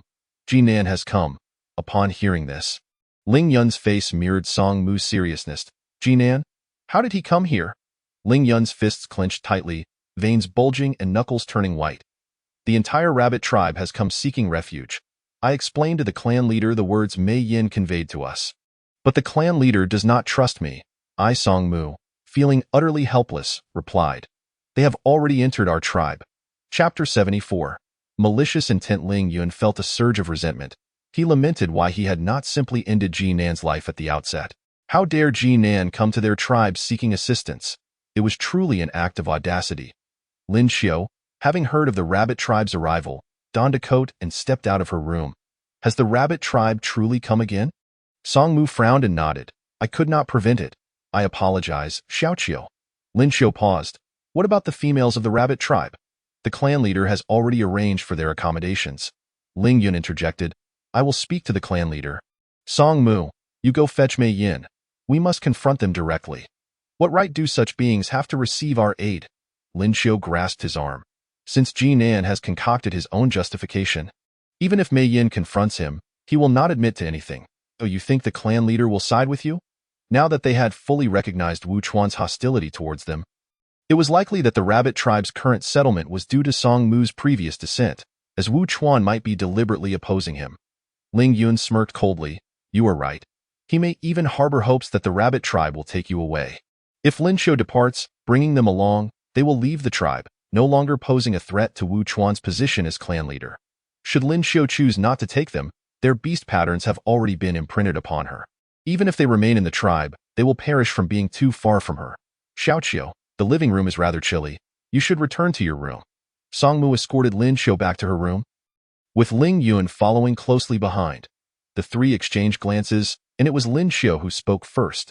If they truly only seek refuge, then so be it. The rabbit tribe poses little combat capability to you, Tiger tribe. Once the cold season passes, we can expel them from the tribe. However, if they harbor ulterior motives, what motives could they possibly have? Song Mu recalled a rumor he had heard that a lion tribe had taken in distressed fox beastmen out of compassion. They believed that, given the fox tribe's combat capabilities, even 10 beastmen could not match a single one of theirs. Moreover, both male and female foxes were exceptionally attractive, leading them to agree to a merging of the two tribes. Ling Yun continued. Consequently, the male lions began to pursue the female foxes fiercely, while the male foxes took an interest in the female lions. The male foxes, being both handsome and eloquent, became the most favored among the females. Years later, the number of fox beastmen within the tribe increased significantly. Leveraging their rapid reproductive advantage, the fox tribe gradually became dominant within the tribe. Their females began to use beast patterns to control the males they had mated with, compelling the lions to engage in internal conflict. The lion females sought to emulate this, but the combat prowess of male foxes was nearly insurmountable compared to the lions. After a chaotic battle, the foxes killed the reigning lion king, leading to a situation where every lion male was compelled to mate with a female fox upon reaching maturity.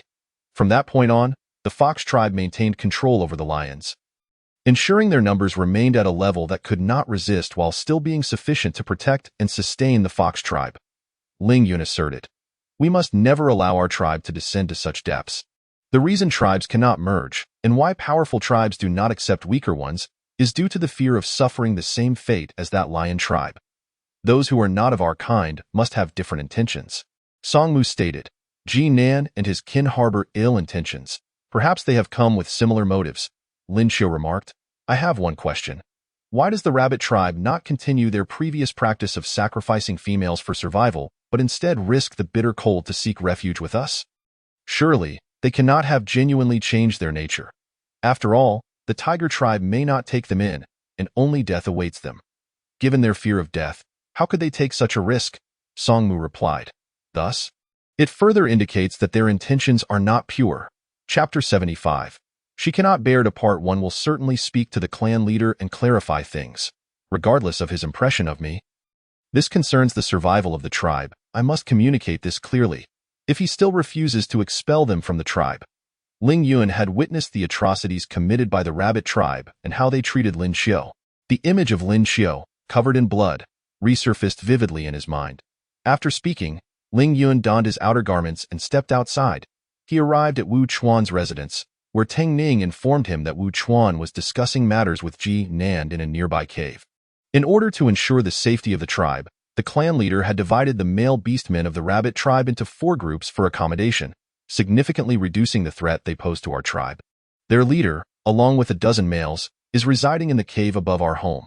You may seek him there. Upon hearing that Wu Chuan had considered these factors, Ling Yun's anger began to subside slightly. He thanked Teng Ning, who then called out to him. Did that rabbit tribe truly sacrifice females to wandering beastmen? Teng Ning recalled Lin Xiu's return, covered in wounds, and he could not help but connect the dots with Lin Xiu's earlier resolve to leave, only to be chased back by Ling Yun. Perhaps it was indeed the handiwork of the wandering beastmen. Ling Yun nodded at Teng Ning to alert him. What Song Mu said is true. Not only did I witness it, but Mei Yin also saw it. I have come to discuss this with the clan leader, and I hope you can persuade him at home. The rabbit tribe will not change their cowardly nature so easily. Remember the cautionary tale of the lion tribe, Teng Ning solemnly agreed. Rest assured, the clan leader is aware. We are merely providing them shelter for one cold season. Once the weather warms, they will be asked to leave the tribe. The rabbit tribe's survival is quite simple. They do not need to hunt. They merely need to find a secure place to evade fierce beasts. There are matters I must discuss directly with the clan leader. As Ling Yun entered the cave, he found Wu Chuan in conversation with Ji Nan. He overheard Ji Nan stating, I still wish to take Xiaoqiu with me. After my father's death, I reflected on my actions and realized how wrong I had been. I let Xiaoqiu down, but we shared feelings. After she left, I did not take another mate. I truly care for her. We are all males. I understand your sentiments. Wu Chuan remarked that upon hearing the dialogue between the two, Ling Yun realized that Ji Nan must have recounted the entire sequence of events to Wu Chuan, undoubtedly embellishing it with his own favorable portrayal. Wu Chuan, having formed an initial impression, would certainly lean towards Ji Nan's account. At this moment, Ling Yun's words held no weight. Whatever he said would likely mirror Ji Nan's narrative closely. It appeared that Wu Chuan had wholly accepted Ji Nan. After all, if Ji Nan intended to take Lin Xiu away, it was likely that he had struck a chord with Wu Chuan's sentiments. Chieftain, Xiaoqiu will never forgive him. Ling Yun's gaze was icy as he turned towards Ji Nan, unable to suppress the rising fury within him. Ji Nan, I should not have let you go last time. Ji Nan recognized Ling Yun as the very individual who had invaded their tribe, and a flicker of fear crossed his eyes. Ling Yun, what brings you here? Ji Nan questioned, rising to his feet as if to offer his neck to Ling Yun's wrath. His words caused Ling Yun's eyes to narrow. Ji Nan continued, do you not recall? You once grasped my throat in such a manner, yet Xiaoqiu forbade you from taking my life. Chapter 76. What she likes. Upon hearing this, Ling Yun's outstretched hand gradually clenched into a fist. Nonsense. Ji Nan discerned Ling Yun's hesitation through his demeanor and inwardly sighed in relief.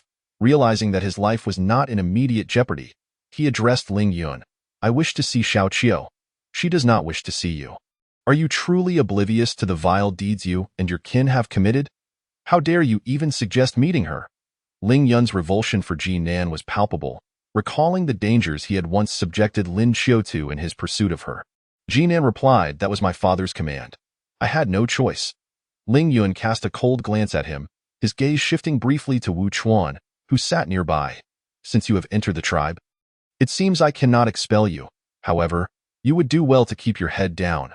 For this time, regardless of who intervenes, I shall show no mercy. Enough, Ling Yun. Wu Chuan interjected, stepping between the two. They came seeking refuge. They are guests in our tribe.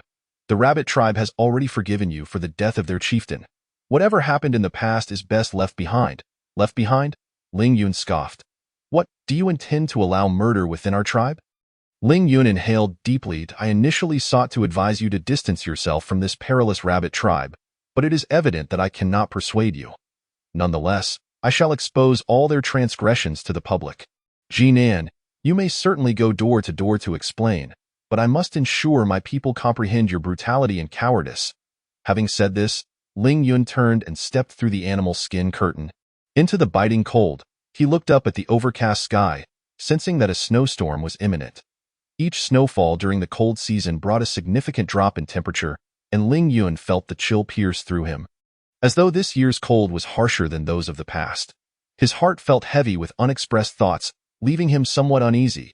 Ji Nan's words had sown doubt within him. Ling Yun was uncertain why Lin Xiu had intervened when he had sought to end Ji Nan's life. Lin Xiu had previously accepted Ji Nan's courtship and intended to join the rabbit tribe, planning to abandon him and Song Mu. Even after Lin Xiu returned and appeared to have developed feelings for him and Song Mu, it did not negate the possibility that she still held affection for Ji Nan. Ling Yun took several deep breaths, letting the frigid air fill his nostrils and lungs to dispel some of the turmoil within him. He kept his promise. Upon exiting Wu Chuan's cave, he warned every member of the tribe about the rabbit tribe's true nature. Whether it was the unwavering faith in Ling Yun's integrity or the evident testimonies of Lin Xiao and Mei Yin, everyone became aware of the dangers posed by these rabbit tribe beastmen, especially Mei Yin, who had witnessed the events firsthand. Upon learning that the rabbit tribe had come to their tribe, Mei Yin clenched his fists tightly. You took them in? Has the chieftain lost his senses? Sangu, overhearing, scolded him. Hey, watch your words in our tribe. Show some respect for our chieftain.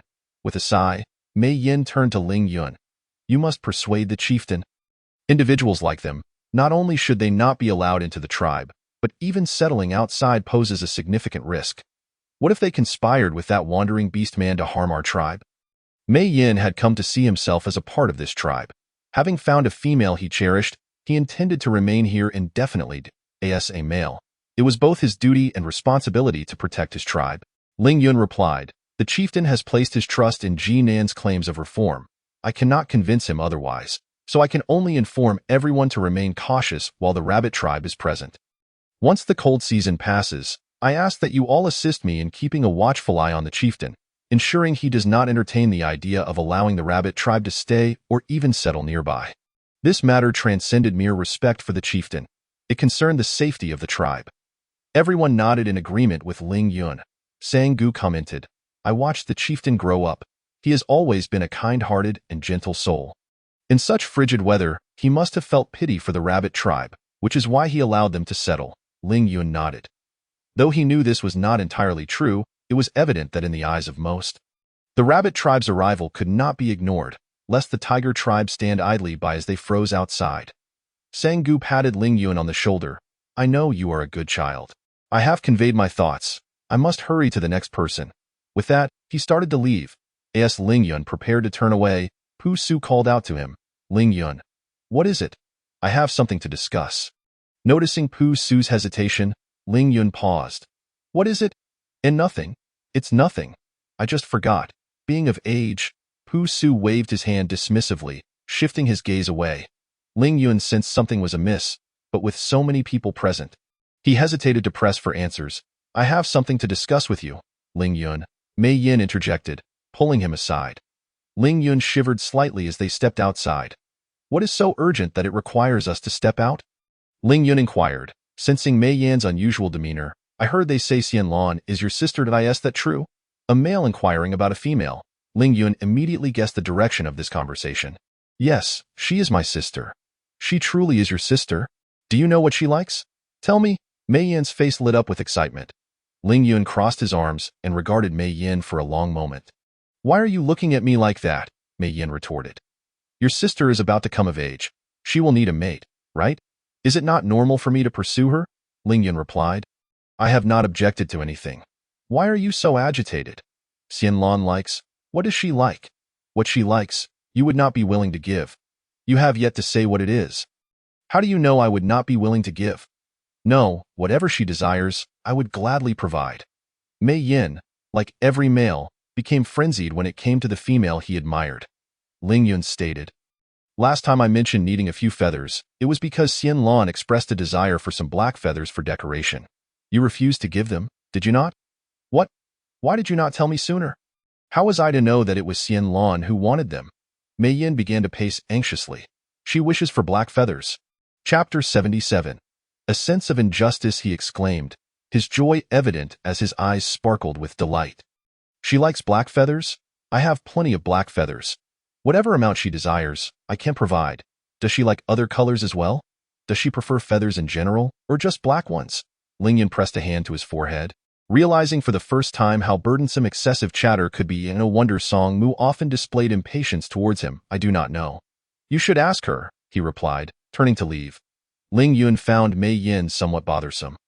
He was also uncertain about what Xianlan liked, as they had only shared a brief childhood together. Even as siblings, males often showed little concern for females outside their immediate interest, recognizing only a familiar bond. Upon discovering that Xianlan favored black feathers, Mei Yan's delight was palpable. He recalled how Xianlan would often gaze at him when he brought her food, perhaps contemplating the color of his feathers. If only Xianlan knew he was a shadow of black, how delighted she would be. Mei Yin returned to his room, swiftly transforming into his beast form. eagerly selecting feathers from his body. Plucking feathers could be somewhat painful for their kind, unless they naturally shed. After selecting for some time, Mei Yin finally chose a beautiful tail feather and determinedly plucked it out. Wow, Mei Yin, you are finally willing to part with your own feathers for her. Pu Su exclaimed, witnessing Mei Yan's act. Get away! The fearsome orc of the tiger clan, Mei Yin, immediately transformed into his human form, clutching his own feathers in hand. He had already gathered quite a few fallen feathers from his own body. Yet he still expected him to pluck more for arrows. Has this tribe gone mad over arrow making? Not a care for the life of an eagle. Mei Yin redressed himself, taking great care to protect the perfect feather he had chosen, and stepped outside. What is he up to? Pu Su pointed towards the direction in which Mei Yin had departed. Ha ha. The cautious demeanor he exhibits clearly indicates he intends to present that feather to a female. It was Mei Yan's first time gifting a feather to a female, and he felt a twinge of nervousness. This was an essential ritual for their feathered kin during courtship. He wondered if the tiger orcs were aware of such a tradition. What if Xianlan accepted his feather but refused to accept him? Would he demand it back? Mei Yan's thoughts became a jumble, and he called out, only to hear the female's consent to enter from within before lifting the curtain. Xianlan, I heard you desired black feathers. A bead of sweat formed on Mei Yan's brow as he extended the feather towards Xianlan. Upon seeing the feather, Xianlan's eyes sparkled with excitement. Where did you acquire this? You are truly impressive, as expected of a member of the feathered clan. Mei Yin replied with delight, this is my very own feather. Xianlan reached out to touch the feather.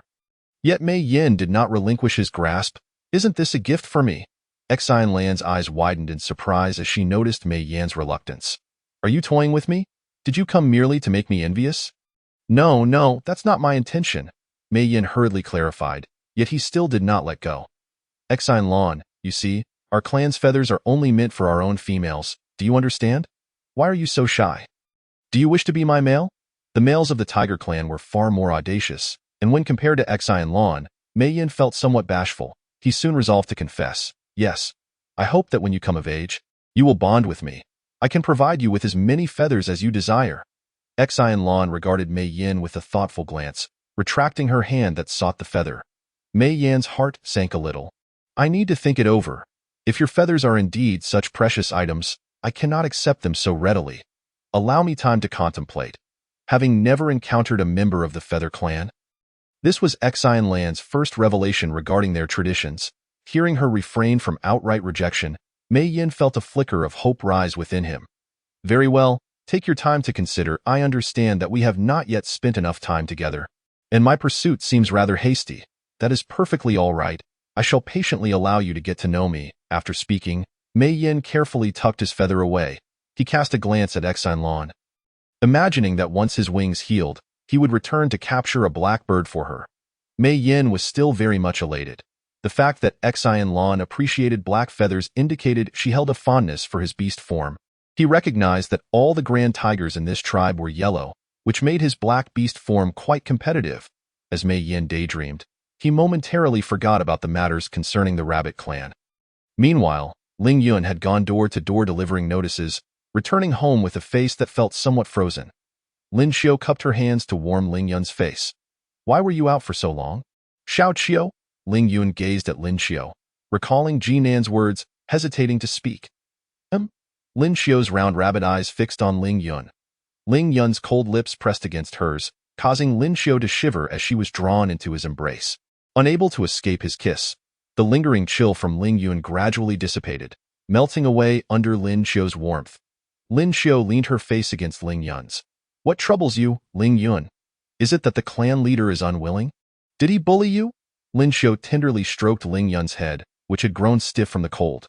Ling Yun shook his head, clearly troubled. If you have something to say, just say it.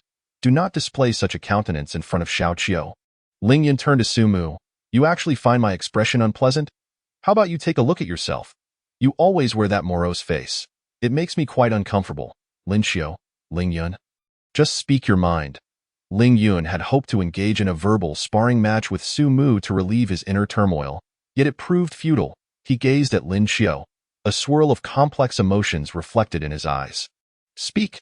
Lin Xiao felt a tinge of anxiety. She could not fathom what matter weighed so heavily on Ling Yun's heart, prompting such a demeanor. Xiao Qiu, you? Ling Yun began, but faltered, swallowing his words. Xu Mu, typically patient, found himself equally anxious. Hurry and tell me, what is the matter? Nothing is amiss. Everything is fine. I merely wish to ask. Ling Yun struggled to articulate. Xiao Qiu, when you prevented me from killing Jinan, it was because you still held feelings for him, wasn't it?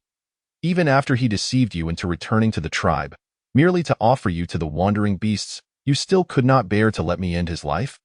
Ling Yun's voice quivered slightly at the last words, tinged with a sense of grievance. His breath faltered. He was not unwilling to speak, but rather afraid to hear Lin Xiu's response. Chapter 78. You should take a bite too. Su Mu stared at Ling Yun in shock. He had never broached this topic in their discussions upon Ling Yun's return. What do you mean Xiao Qiu still has feelings for Jinan? He grasped Ling Yun's arm. What are you saying? Clarify. Ling Yun shook off Su Mu's grip, fixing his gaze on Lin Xiu. Xiao Qiu, if Jinan, Ling Yun, why would you think that? I have long since lost any feelings for him. Lin Xiu was not one to harbor such affections. She recalled vividly how Jinan had brought her before the wandering beasts, a memory that still haunted her dreams. If she were to encounter Jinan again, she would likely feel a mixture of fear and disgust. I did not stop you from killing him. Lin Xiu shook her head. Perhaps I merely happened to call out to you at that moment. Lin Xiu did not remember clearly. All she recalled was the fear and joy she felt at that time. Anxiously wanting to confirm that it was indeed Ling Yun who had come to rescue her, she had paid little mind to Ling Yun's actions. Do not overthink things. Lin Xiu grasped Ling Yun's still-cold fingertips with her own, adding her other hand atop them. I have said before, as long as you all, I have no desire for other males, let alone him. Even now the thought of him repulses me. Lin Xiu's words eased the tension that had gripped Su Mu's heart. He patted Ling Yun's shoulder. All right, you are scaring Xiao Qiu. Ling Yun held Lin Xiu tightly in his embrace, uncertainly asking, is that true, Xiao Qiu? Yes, truly, Lin Xiu reassured, patting Ling Yun's back.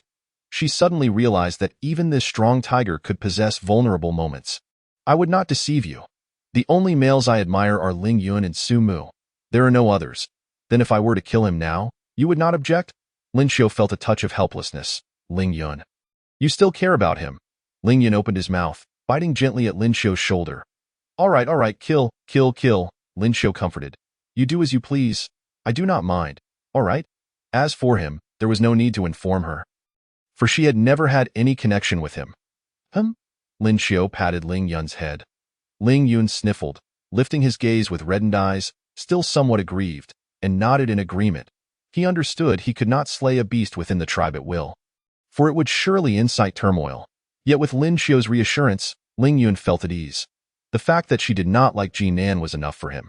Such a male would never treat Xiao Qiu with sincerity. Su Mu, observing for some time, noted that Ling Yun seemed to have calmed down, so he pulled him aside, drawing Lin Xiu into his embrace while using his fingertip to wipe away the drool Ling Yun had left on her shoulder. Hey, what are you doing? Ling Yun glared at him. Su Mu brushed Lin Xiu's shoulder, attempting to erase the bite marks. You already embraced her for a while. Now it is my turn. I was gone for such a long time. Were you not holding her the entire time? You even bit her. Su Mu held Lin Xiu tightly without letting go, and Lin Xiu could only pat him. Then you should take a bite too. Lin Xiu tugged down the garment on her other shoulder. Managing two large tigers simultaneously was no easy feat. Thankfully, she had two shoulders. Su Mu leaned down and kissed Lin Xiu's shoulder, then helped her adjust her clothing. Ling Yun is a wicked male. I cannot bear to bite you. I only wish to cherish you. Ling Yun. You make me seem foolish. Lin Xiu touched her face, thinking to herself that if he spoke like this at night, she would truly believe him. By the way, Ling Yun, let me show you my loom. I have finally completed it. Today, Lin Xiu had successfully figured out the details of the loom and was eagerly awaiting Ling Yun's return to showcase it. The vertical threads are the warp, while the horizontal threads are the weft. The wooden rod used to step on is called the warp rod, and the weft is threaded through with a shuttle, allowing strands to be woven tightly together from both directions to form a piece of cloth. Lin Xiu instructed them on how to thread the loom, while she herself sat at the front to test it out. It was quite similar to the one she had used in the village, albeit without any metal components. Thus, the durability of this weaving machine might not be sufficient. I understand, Ling Yun immediately remarked. It is still somewhat troublesome. Sitting for half a day would likely yield little progress. Xiao Qiu, do not exhaust yourself. Allow me to take over. The fabric woven from silkworm cocoons is soft and delicate. Yet it is also quite time-consuming, Lin Qiu said. I often weave some at home when I have nothing else to do.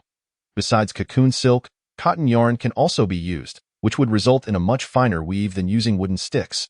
Making it lighter to wear. Chapter 79. An apology approaches Xiao Qiu. You need not concern yourself with anything, especially not such tedious tasks. But I find it quite boring to remain at home all day without doing anything. Lin Qiu felt stifled in her winter den, needing to don thick clothing to step outside for a breath of fresh air before shivering back indoors, or else she would truly lose her mind. Even with candles, the dim room felt oppressive, and after nearly a month of consuming meat, she might have developed some internal heat. How about this, Xiao Qiu? I am genuinely interested in the words and knowledge you speak of.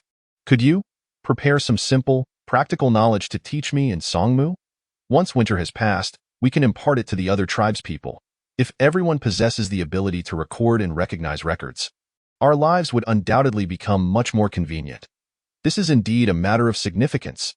Lin Qiu felt a pang of regret, having only learned the art of papermaking during her school years, knowing it involved wood, yet never delving deeper into the subject. Now that she wished to write and record, she was left with no option but to utilize animal hides. However, Lin Qiu understood that she could not expect to achieve everything at once. After all, humanity had long relied on bamboo slips and silk for documentation. Bamboo slips. Unlike silk and hides, which serve other purposes and cannot be used extensively for writing, bamboo slips can. There exists a vast bamboo grove on the mountains behind the Tiger Clan's territory, and Lin Qiu knew that in order to process bamboo slips, one must first kill the green to eliminate moisture and pests. It should not pose any problems to use bamboo slips for recording. Ling Yun and Song Mu observed Lin Qiu as her expression fluctuated between distress and inspiration, realizing she had conjured yet another idea. Very well, I shall teach you both during the winter season. When you have the time, please venture to the mountains and cut down some bamboo for us to create writing slips. Ling Yun inquired, cannot we simply use sand? It would be quite convenient to write and then wipe it away. It is precisely because it can be wiped away that it is only suitable for practice. However, if we are to record information, do you suggest we place hundreds of sand trays in our home? Lin Qiu replied, I shall go to the mountains to cut bamboo now. Song Mu departed with his bone knife, casting a glance at Ling Yun before leaving, as if to say, how dare you question Xiao Qiu? You wretched male. Xiao Qiu, I shall assist you with weaving. You can sit beside me to ensure I am doing it correctly. After Song Mu left, Ling Yun, disinterested in further banter, settled at the weaving machine. Regardless, work must take precedence. Very well, I shall watch you weave. As Lin Qiu observed Ling Yun, her mind wandered back to her first grade lessons. She thought that if she could impart all the knowledge she had acquired over 6 years of elementary school to everyone, it would suffice. As long as they learned the commonly used characters and the principles of addition, subtraction, multiplication, and division, these skills would be more than adequate for survival in the Somalith continent. The loom emitted a rhythmic clattering sound, and a serene atmosphere enveloped Lin Qiu and Ling Yun. Lin Qiu, Xiao Qiu, it is Jinan. May I have a moment of your time? Jinan's voice suddenly rang out from outside, causing Lin Qiu to shudder at the sound. The dark memories of the rabbit clan resurfaced, and it felt as though her nightmares had come to life. Ling Yun clenched his fists, suppressing his anger as he softly spoke to Lin Qiu. Do not worry. I shall not allow him to enter. Xiao Qiu, do not be afraid. Lin Qiu clung tightly to Ling Yun, her hands gripping his waist. Xiao Qiu, I know you are inside. Let me in. I have come to apologize. Jinan's voice echoed once more from outside. I refuse. Lin Qiu's voice trembled, and Ling Yun kissed her forehead gently. I will take you to the room. Do not be afraid. I will deal with him. Lin Qiu's demeanor caused Ling Yun to regret his earlier inquiries. The fury within him had reached its peak. He had clearly warned Jinan earlier today to tread carefully. He could not fathom where Jinan had found the audacity to confront them. He carried Lin Qiu into the room, and as he exited, his expression turned icy. Chapter 80. A state of unease. Ling Yun, from behind the bars, coldly regarded Jinan outside the door, who was attempting to force his way in. Remove your hands from the door. Jinan, aware of the Tiger Clan's territorial instincts, felt a surge of fear upon witnessing Ling Yun's anger. He recalled how, During their last encounter in the tribe, Ling Yun had swiftly dispatched several of his kin, leaving him nearly perishing at the hands of the beast. I have come to see Xiao Qiu. Please allow me to enter. Jinan composed himself. The slender form of the rabbit clan male, clad in heavy hides, appeared frail against the wind. Ling Yun curled his lips in disdain at this feeble sight, which would undoubtedly evoke pity from any female.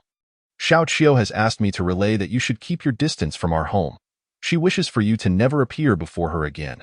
Ling Yun advanced, gripping Jinan's chin, as if he could crush his skull with a mere squeeze. Xiao Qiu has also stated that your life is of no concern to her, even if I were to slay you right here. She would not bat an eyelash. Jinan felt the pressure of Ling Yun's grip. The murderous intent in Ling Yun's eyes was unmistakably real. Release me?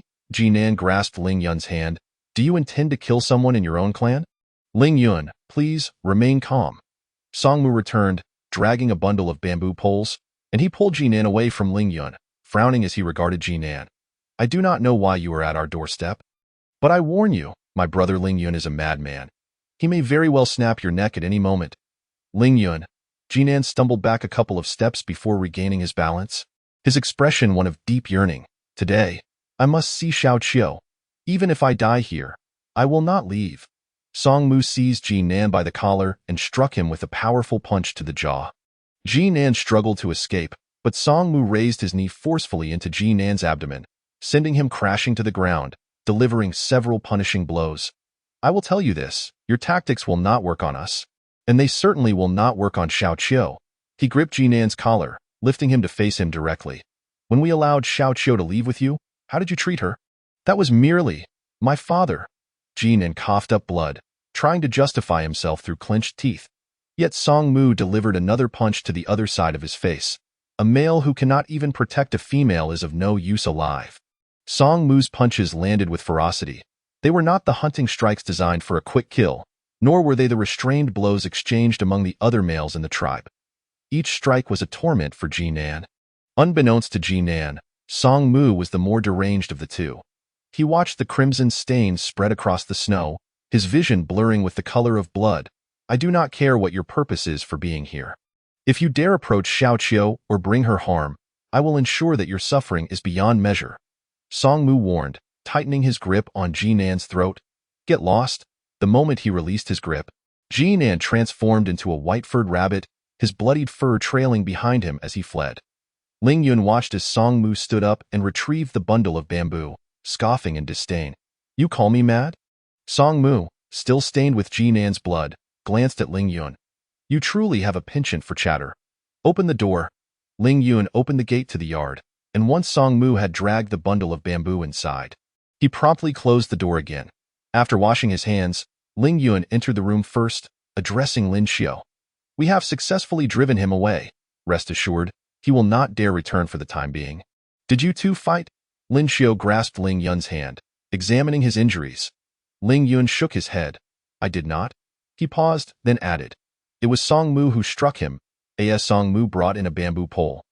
He overheard Ling Yun complaining to Lin Xiu. That is preferable to your pointless conversations with him. Songmu shot a glance at Ling Yun before softening his tone towards Lin Xiu. Let us not discuss him any further. Xiao Qiu, I have brought the bamboo back. Please instruct me on what to do next. Cannot you allow Xiao Qiu to rest for a moment? She has just woven fabric alongside me for quite some time. It has been quite taxing. Quickly, remove this filthy thing from my room. Ling Yun waved his hand, and Songmu took a half step back with the bamboo pole. Lin Xiu approached and said, just carve the bamboo into small sections of this length and width, and make them a bit thinner to keep as spares out. Of course, the more the better, but we don't need too many right now. Don't wear yourself out. Now that it's the cold season, there's nothing else to do, so I'll try to make a bit more. Songmu understood what to do and dragged the bamboo pole into the living room. Took a bone knife, and began to chop it as if it were Jinan. Hearing the crackling sounds from outside, Lin Xiu lifted the curtain to take a look, only to be pulled down by Ling Yun. You should lie down for a while. It's cold outside. I'll prepare something for you to eat.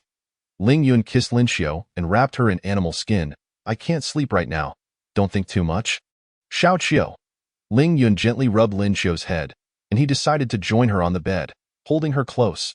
Ling Yun, Lin Xiu had never truly forgotten the dark experiences she endured in the rabbit tribe. But now, Having settled into a stable life, she believed those memories could gradually fade away. Don't be afraid. As long as I am here, I won't let you come to any harm. Xiao Qiu, I will never leave you. Ling Yun held Lin Xiu tightly, soothing her in soft whispers. Lin Xiu's grip around his waist tightened as she pressed her face against his chest. Ling Yun, promise to stay by my side forever. I will, Ling Yun. Xiao Qiu. Ling Yun tenderly arranged Lin Xiu's hair, his gentle fingertips soothing her, and Lin Xiu gradually calmed down. Before long, Lin Xiu's stomach growled, and Ling Yun chuckled, kissing her forehead. I'll go prepare something for you. I think I'll go talk with Songmu for a bit. Lin Xiu's unease was evident on her face, and though Ling Yun felt a pang of sympathy, he could do nothing. All right, but make sure to dress warmly. Ling Yun helped Lin Xiu put on her clothes before they both stepped out of the room. Songmu looked up. Xiao Qiu, you should keep your distance. It's better to return to your room. The bamboo shavings can be quite painful if they hit you. Lin Xiu replied. All right, I'll just watch you from here. She sat at the doorway, resting her chin on her hands as she observed Songmu at work, prompting him to be extra cautious while repairing the bamboo slips. Songmu was aware that Lin Xiu was disturbed by Jinan's unexpected appearance, and he felt that he had been too lenient with Jinan earlier. Chapter 81. Only want me. He stepped out to wash his hands and then brought Lin Xiu, who was curled up nearby, back into the room. Don't stay out there. It's too cold.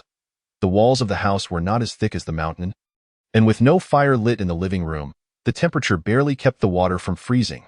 Lin Xiu grasped Songmu's wrist, looking up at him resolutely. I won't leave.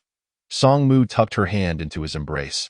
Warming it, if you're really worried, I can go help you deal with him.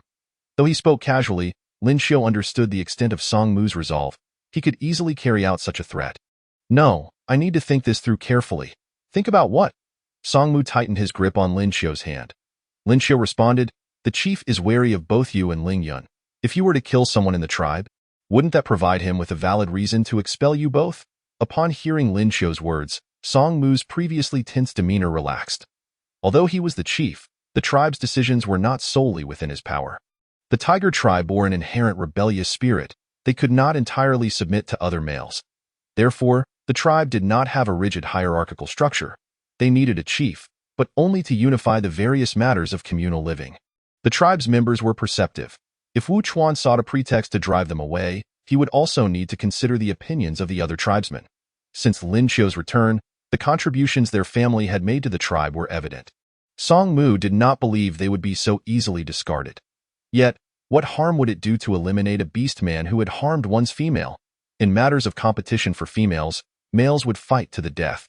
Even so, I don't want to give anyone leverage against us. I need to devise a foolproof plan that can keep Jinan at bay and simultaneously remove Wu Chuan from power. Remove him from power? Lin Xiu remarked. I believe Wu Chuan is no longer fit to be chief.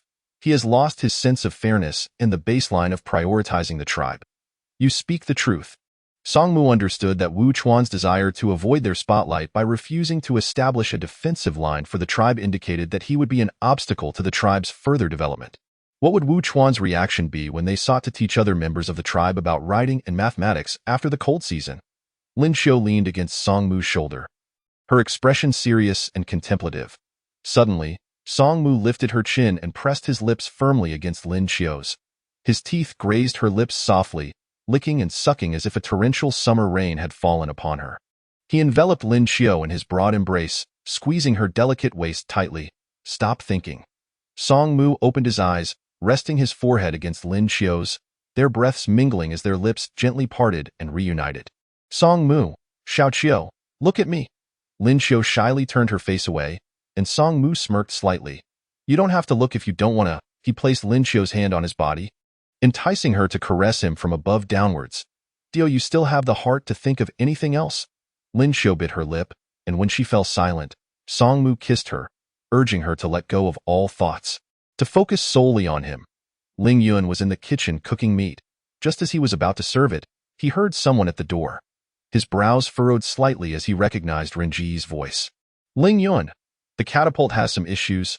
Hurry over and take a look. Ling Yun set down what he was holding, poking his head out to respond. Just a moment, I'm in the middle of cooking. Then make it quick. Rengu waited at the door. Ling Yun picked up the meat and brought it to Lin Xiu's room. Hearing Renji's words, Lin Xiu called out to Ling Yun, finish eating before you go. It won't take long. I'll take a look and come back as soon as it's resolved. Ling Yun was used to going without meals during the cold season, sometimes going days without food. He leaned down to peck Lin Xiu on the lips before donning a thicker layer of animal skin and following Ringu out. Song Mu wiped Lin Xiu's mouth and leaned in to kiss her again. Seeing his childish behavior, incongruent with his usual demeanor, Lin Xiu could only helplessly pat his head. Before long, Ling Yun returned, transforming into his beast form upon entering. He leaped onto the bed, nuzzling his tiger head into Lin Xiu's embrace. "I'm so tired, Xiao Qiu." Ling Yun lay on his back, asking Lin Xiu to stroke his fur. Thankfully, during the cold season, he shed less fur. Otherwise, mealtime would have been accompanied by a sprinkle of tiger hair. "You've worked hard. Get up and sit properly to eat the meat. We've already had our fill, and all of this is left for you." After coaxing the first one, Lin Xiu found herself soothing Ling Yun like a cub. Ling Yun sat up, curling his tail around himself. "Xiao Qiu, come feed me." He opened his mouth wide as he spoke. Lin Xiu glanced at Ling Yun's pink mouth, carefully prying it open for inspection. Good. His teeth were white and robust. A fine set of chompers. Ling Yun allowed her to examine him and even licked her palm with his tongue. Lin Xiu picked up the bowl and began to feed the big tiger. The term wolfing down was not without reason. Ling Yun, in his beast form, did not require much chewing. The stewed meat was cut into chunks, and he swallowed it whole without the need for tearing. Feeding an eager eater brought Lin Xiu immense satisfaction. The more Ling Yun consumed, the happier she became. After finishing a large bowl of meat, Lin Xiu even used a piece of animal skin to wipe Ling Yun's whiskers. Ling Yun felt enveloped by a delightful fragrance, as if each hair along his spine were standing on end, and his tail wagged excitedly. "What happened to you?"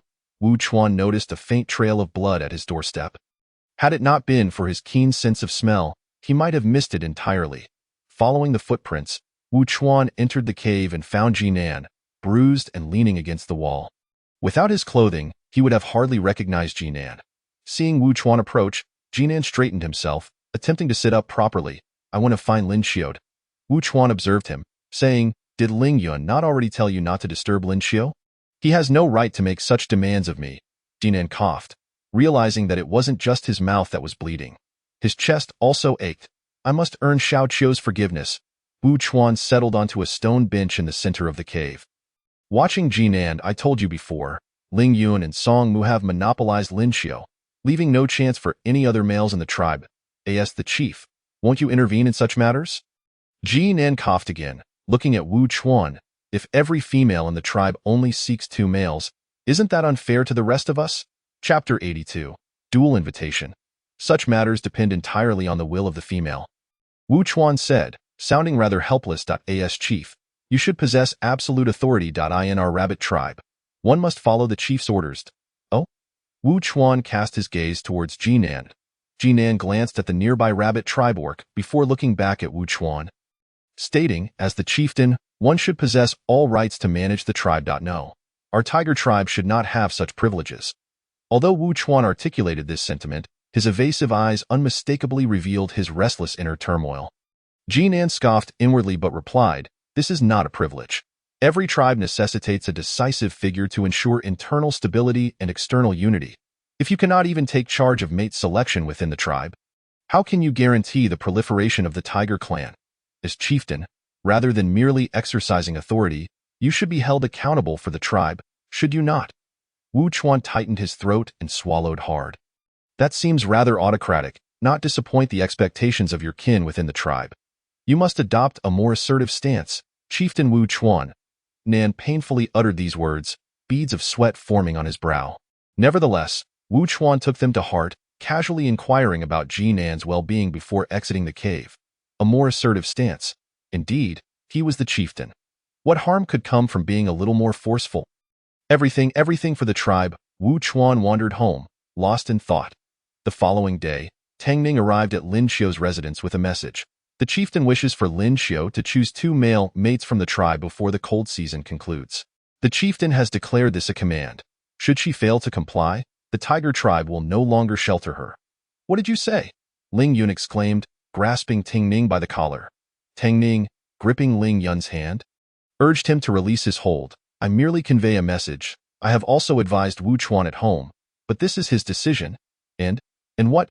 Ling Yun, aware that he should not take his anger out on Tang Ning, clenched his fists, eager to hear more words from Tang Ning that would further fuel his ire. Tang Ning frowned. The chieftain said that given the cold season, it is inconvenient for everyone to go out.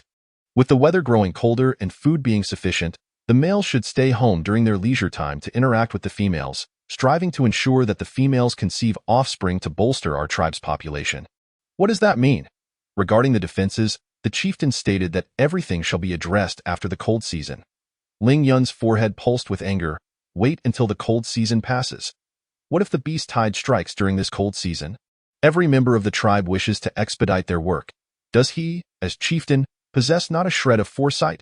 Ling Yun, do not be agitated. I will discuss this matter with him again. Your mother also wishes for everyone to get to work swiftly. I believe he may soon come to understand. Tang Ning, noticing Ling Yun struggling to suppress his fury, intended to comfort him with a hand on his shoulder but was startled by Ling Yun's transformation. In an instant, Ling Yun morphed into his beast form, his fur garments shredding to the ground, and like a gust of wind, he dashed towards his home. Tang Ning thought to himself that it was bad news and hurriedly followed. Upon reaching home, he heard Ling Yun challenging Wu Chuan to a duel. If you cannot fulfill your duties as chieftain, do not blame others for seeking to usurp your position. Today, we shall meet on the duel platform. Regardless of life or death, Ting Ning rushed forward. Ling Yun radiated an intensity that made him hesitant to approach too closely. Ling Yun, calm down to Wu Chuan. Come out. Ling Yun seemed not to hear Ting Ning's words. Swiping a large pit into the snow before their home, the flying shards of ice accompanied by a resonant tiger roar, manifesting his fury. Inside the house, Wu Chuan's expression darkened. Ling Yun's roar echoed throughout the tribe, and the other males recognized it as a challenge to duel in the midst of the snowfall. Who could be at odds? The crowd hurriedly followed the sound, witnessing Ling Yun, fur bristling, his tiger eyes blazing with wrath. Ling Yun, what has transpired? You intend to duel the chieftain. Do you aspire to become the new chieftain? What has happened that it has come to this? Ling Yun, you must remain calm. Rengu transformed into his beast form. Positioning himself before Ling Yun, state your grievances clearly, and let us resolve this together. When Songmu arrived, he was equally bewildered, and as others questioned him about the situation, he could only shake his head in confusion. Having heard nothing of the conversation between the two earlier, Wu Chuan, initially reluctant to answer the challenge, slowly stepped outside as the crowd grew larger. Ling Yun, are you certain about this extreme decision? Even if you were to slay me and assume the chieftaincy today, you would set a precedent. Every male in the tribe would feel entitled to challenge you, leaving you without respite. Enough of your excuses. Wu Chuan, you coerced the females, disregarding the tribe's safety. Today, before everyone, elucidate why you insist on forcing Lin Xiao to mate with others. And why have you cancelled the tribe's defensive measures? Ling Yun, I only wish for the tribe's propagation. Furthermore, we need not brave the cold to undertake such tasks. Wu Chuan stood in the courtyard, confronting Ling Yun across the fence. Ling Yun anticipated such a response, sneering coldly. Explain to me clearly. During the siege of the woolly beasts, did you not deliberately send me to that location, allowing me to fall into the swamp? What nonsense are you spouting? Ling Yun turned to Rongqian, who had been on his team. Your father directed you to lead the way. Correct? Rongqian squinted, his facial muscles tensing involuntarily. Ling Yun, that is not true. No one knew there would be a swamp there. Rangu, who had intended to interject when Ling Yun spoke of the chieftain's refusal to allow continued defenses, was increasingly astonished by Ling Yun's subsequent remarks, his mind racing, unsure of which matter to address first. No. How did we arrive at this? Ling Yun, were you not the one leading the charge and inadvertently stepping in first? The memory of Ling Yun's fall into the swamp was vivid in everyone's minds, especially as he had returned to instruct them on self-rescue methods afterward. The crowd began to seek out the other males who had accompanied Ling Yun to surround the woolly beasts. What is the situation? Please explain further. Before they could ponder deeply, someone inquired, why would the chieftain wish to harm Ling Yun? For reasons unknown, perhaps due to Ling Yun's considerable contributions to the tribe of late, the crowd began to lean towards believing Ling Yun's claims. I remember, initially it was indeed Rongqian who was leading the way. Later, as we approached, Rongqian suggested encircling them, prompting us to split into two paths. Chapter 83. Irresolute, will someone initiated a recollection? and others followed suit. It was also Rongqian who led us to the path with the swamp. Rongqian, did you intend for us to accompany Ling Yun to our demise? After all, at that time, no one could have predicted that Ling Yun would fortuitously be at the forefront, and when he fell into the swamp, those behind him still had a chance to retreat unscathed. The two who had followed Ling Yun down the same route grew increasingly furious, with one person grabbing Rongqian and delivering a punch. Rongqian, speak up. Rongqian wiped the blood trickling from the corner of his mouth. I did not. Do not let Ling Yun's words mislead you. He is falsely accusing me and my father. He has long desired to usurp my father's position as chieftain. He seeks to sow discord between me and my father with such fabrications. Rongqian shook off the grip of the orc holding him and vehemently accused Ling Yun. Ling Yun paid no heed to Rongqian's slanders and continued to interrogate. Aside from this matter, I implore the chieftain to clarify how the rabbit tribe discovered our location while they are here. Our tribe has always been concealed within the valley, and given the rabbit tribe's survival abilities, they would not venture this far. How did they come to know that Lin Qiu was among us? What does this mean? Why bring this up? Tan Yuan arrived belatedly, hearing the standoff between the two sides. Others shared the same confusion, and Song Mu interjected. It seems that Chieftain Wu Chuan is eager for the rabbit tribe to take Lin Qiu away, thereby prompting us to leave the tribe as well. How could that be? Lin Qiu is a female. Why would their chieftain wish to cast out a female from their own tribe? Ling Yun turned to face the others. This is our esteemed chieftain. Ling Yun then turned sharply to glare at Wu Chuan. While I am uncertain what has sparked your wariness of me, leading you to believe I covet your position, the numerous transgressions you have committed against me and my family surely warrant my challenge to you for a duel. Do they not? If it were only one issue, perhaps some might waver, thinking Ling Yun overly sensitive. However, the intertwining of the rabbit tribe's arrival, Ling Yun's fall into the swamp, and Wu Chuan's resistance to allowing the tribe to fortify defenses alongside Ling Yun and Song Mu could not simply be dismissed as mere coincidence. Additionally, there was the matter of their previous encroachment upon the cattle territory, which the chieftain had also disapproved of. At the time, they had not given it much thought, but now it seemed to align with Ling Yun's assertions. Ling Yun had always maintained amiable relations within the tribe, much like his father, and his standing was esteemed. Thus, his claim that Wu Chuan felt threatened by him held merit. Chieftain, we all demand an explanation. Ren Gu felt immense gratitude towards Ling Yun for assisting him in capturing his mother's prized cow. Without Ling Yun, his offspring might have perished from hunger. He stood by Ling Yun's side. Yet he wished for a resolution that did not resort to such extreme measures. If communication were possible, the worst that could happen would be to have Wu Chuan step down. The duel on the sacred stone was a life and death matter. Although Ling Yun could easily defeat Wu Chuan now, opening this door would likely lead to endless disputes within the Tiger clan. Do you possess evidence? Without evidence, it is mere slander. You claim that I fear you. But perhaps it is more accurate to admit that you seek to usurp my position as clan leader. Wu Chuan and his favored son, Rongqian, echoed the same sentiments, both adamantly denying Ling Yun's accusations and refusing to accept his challenge to a duel.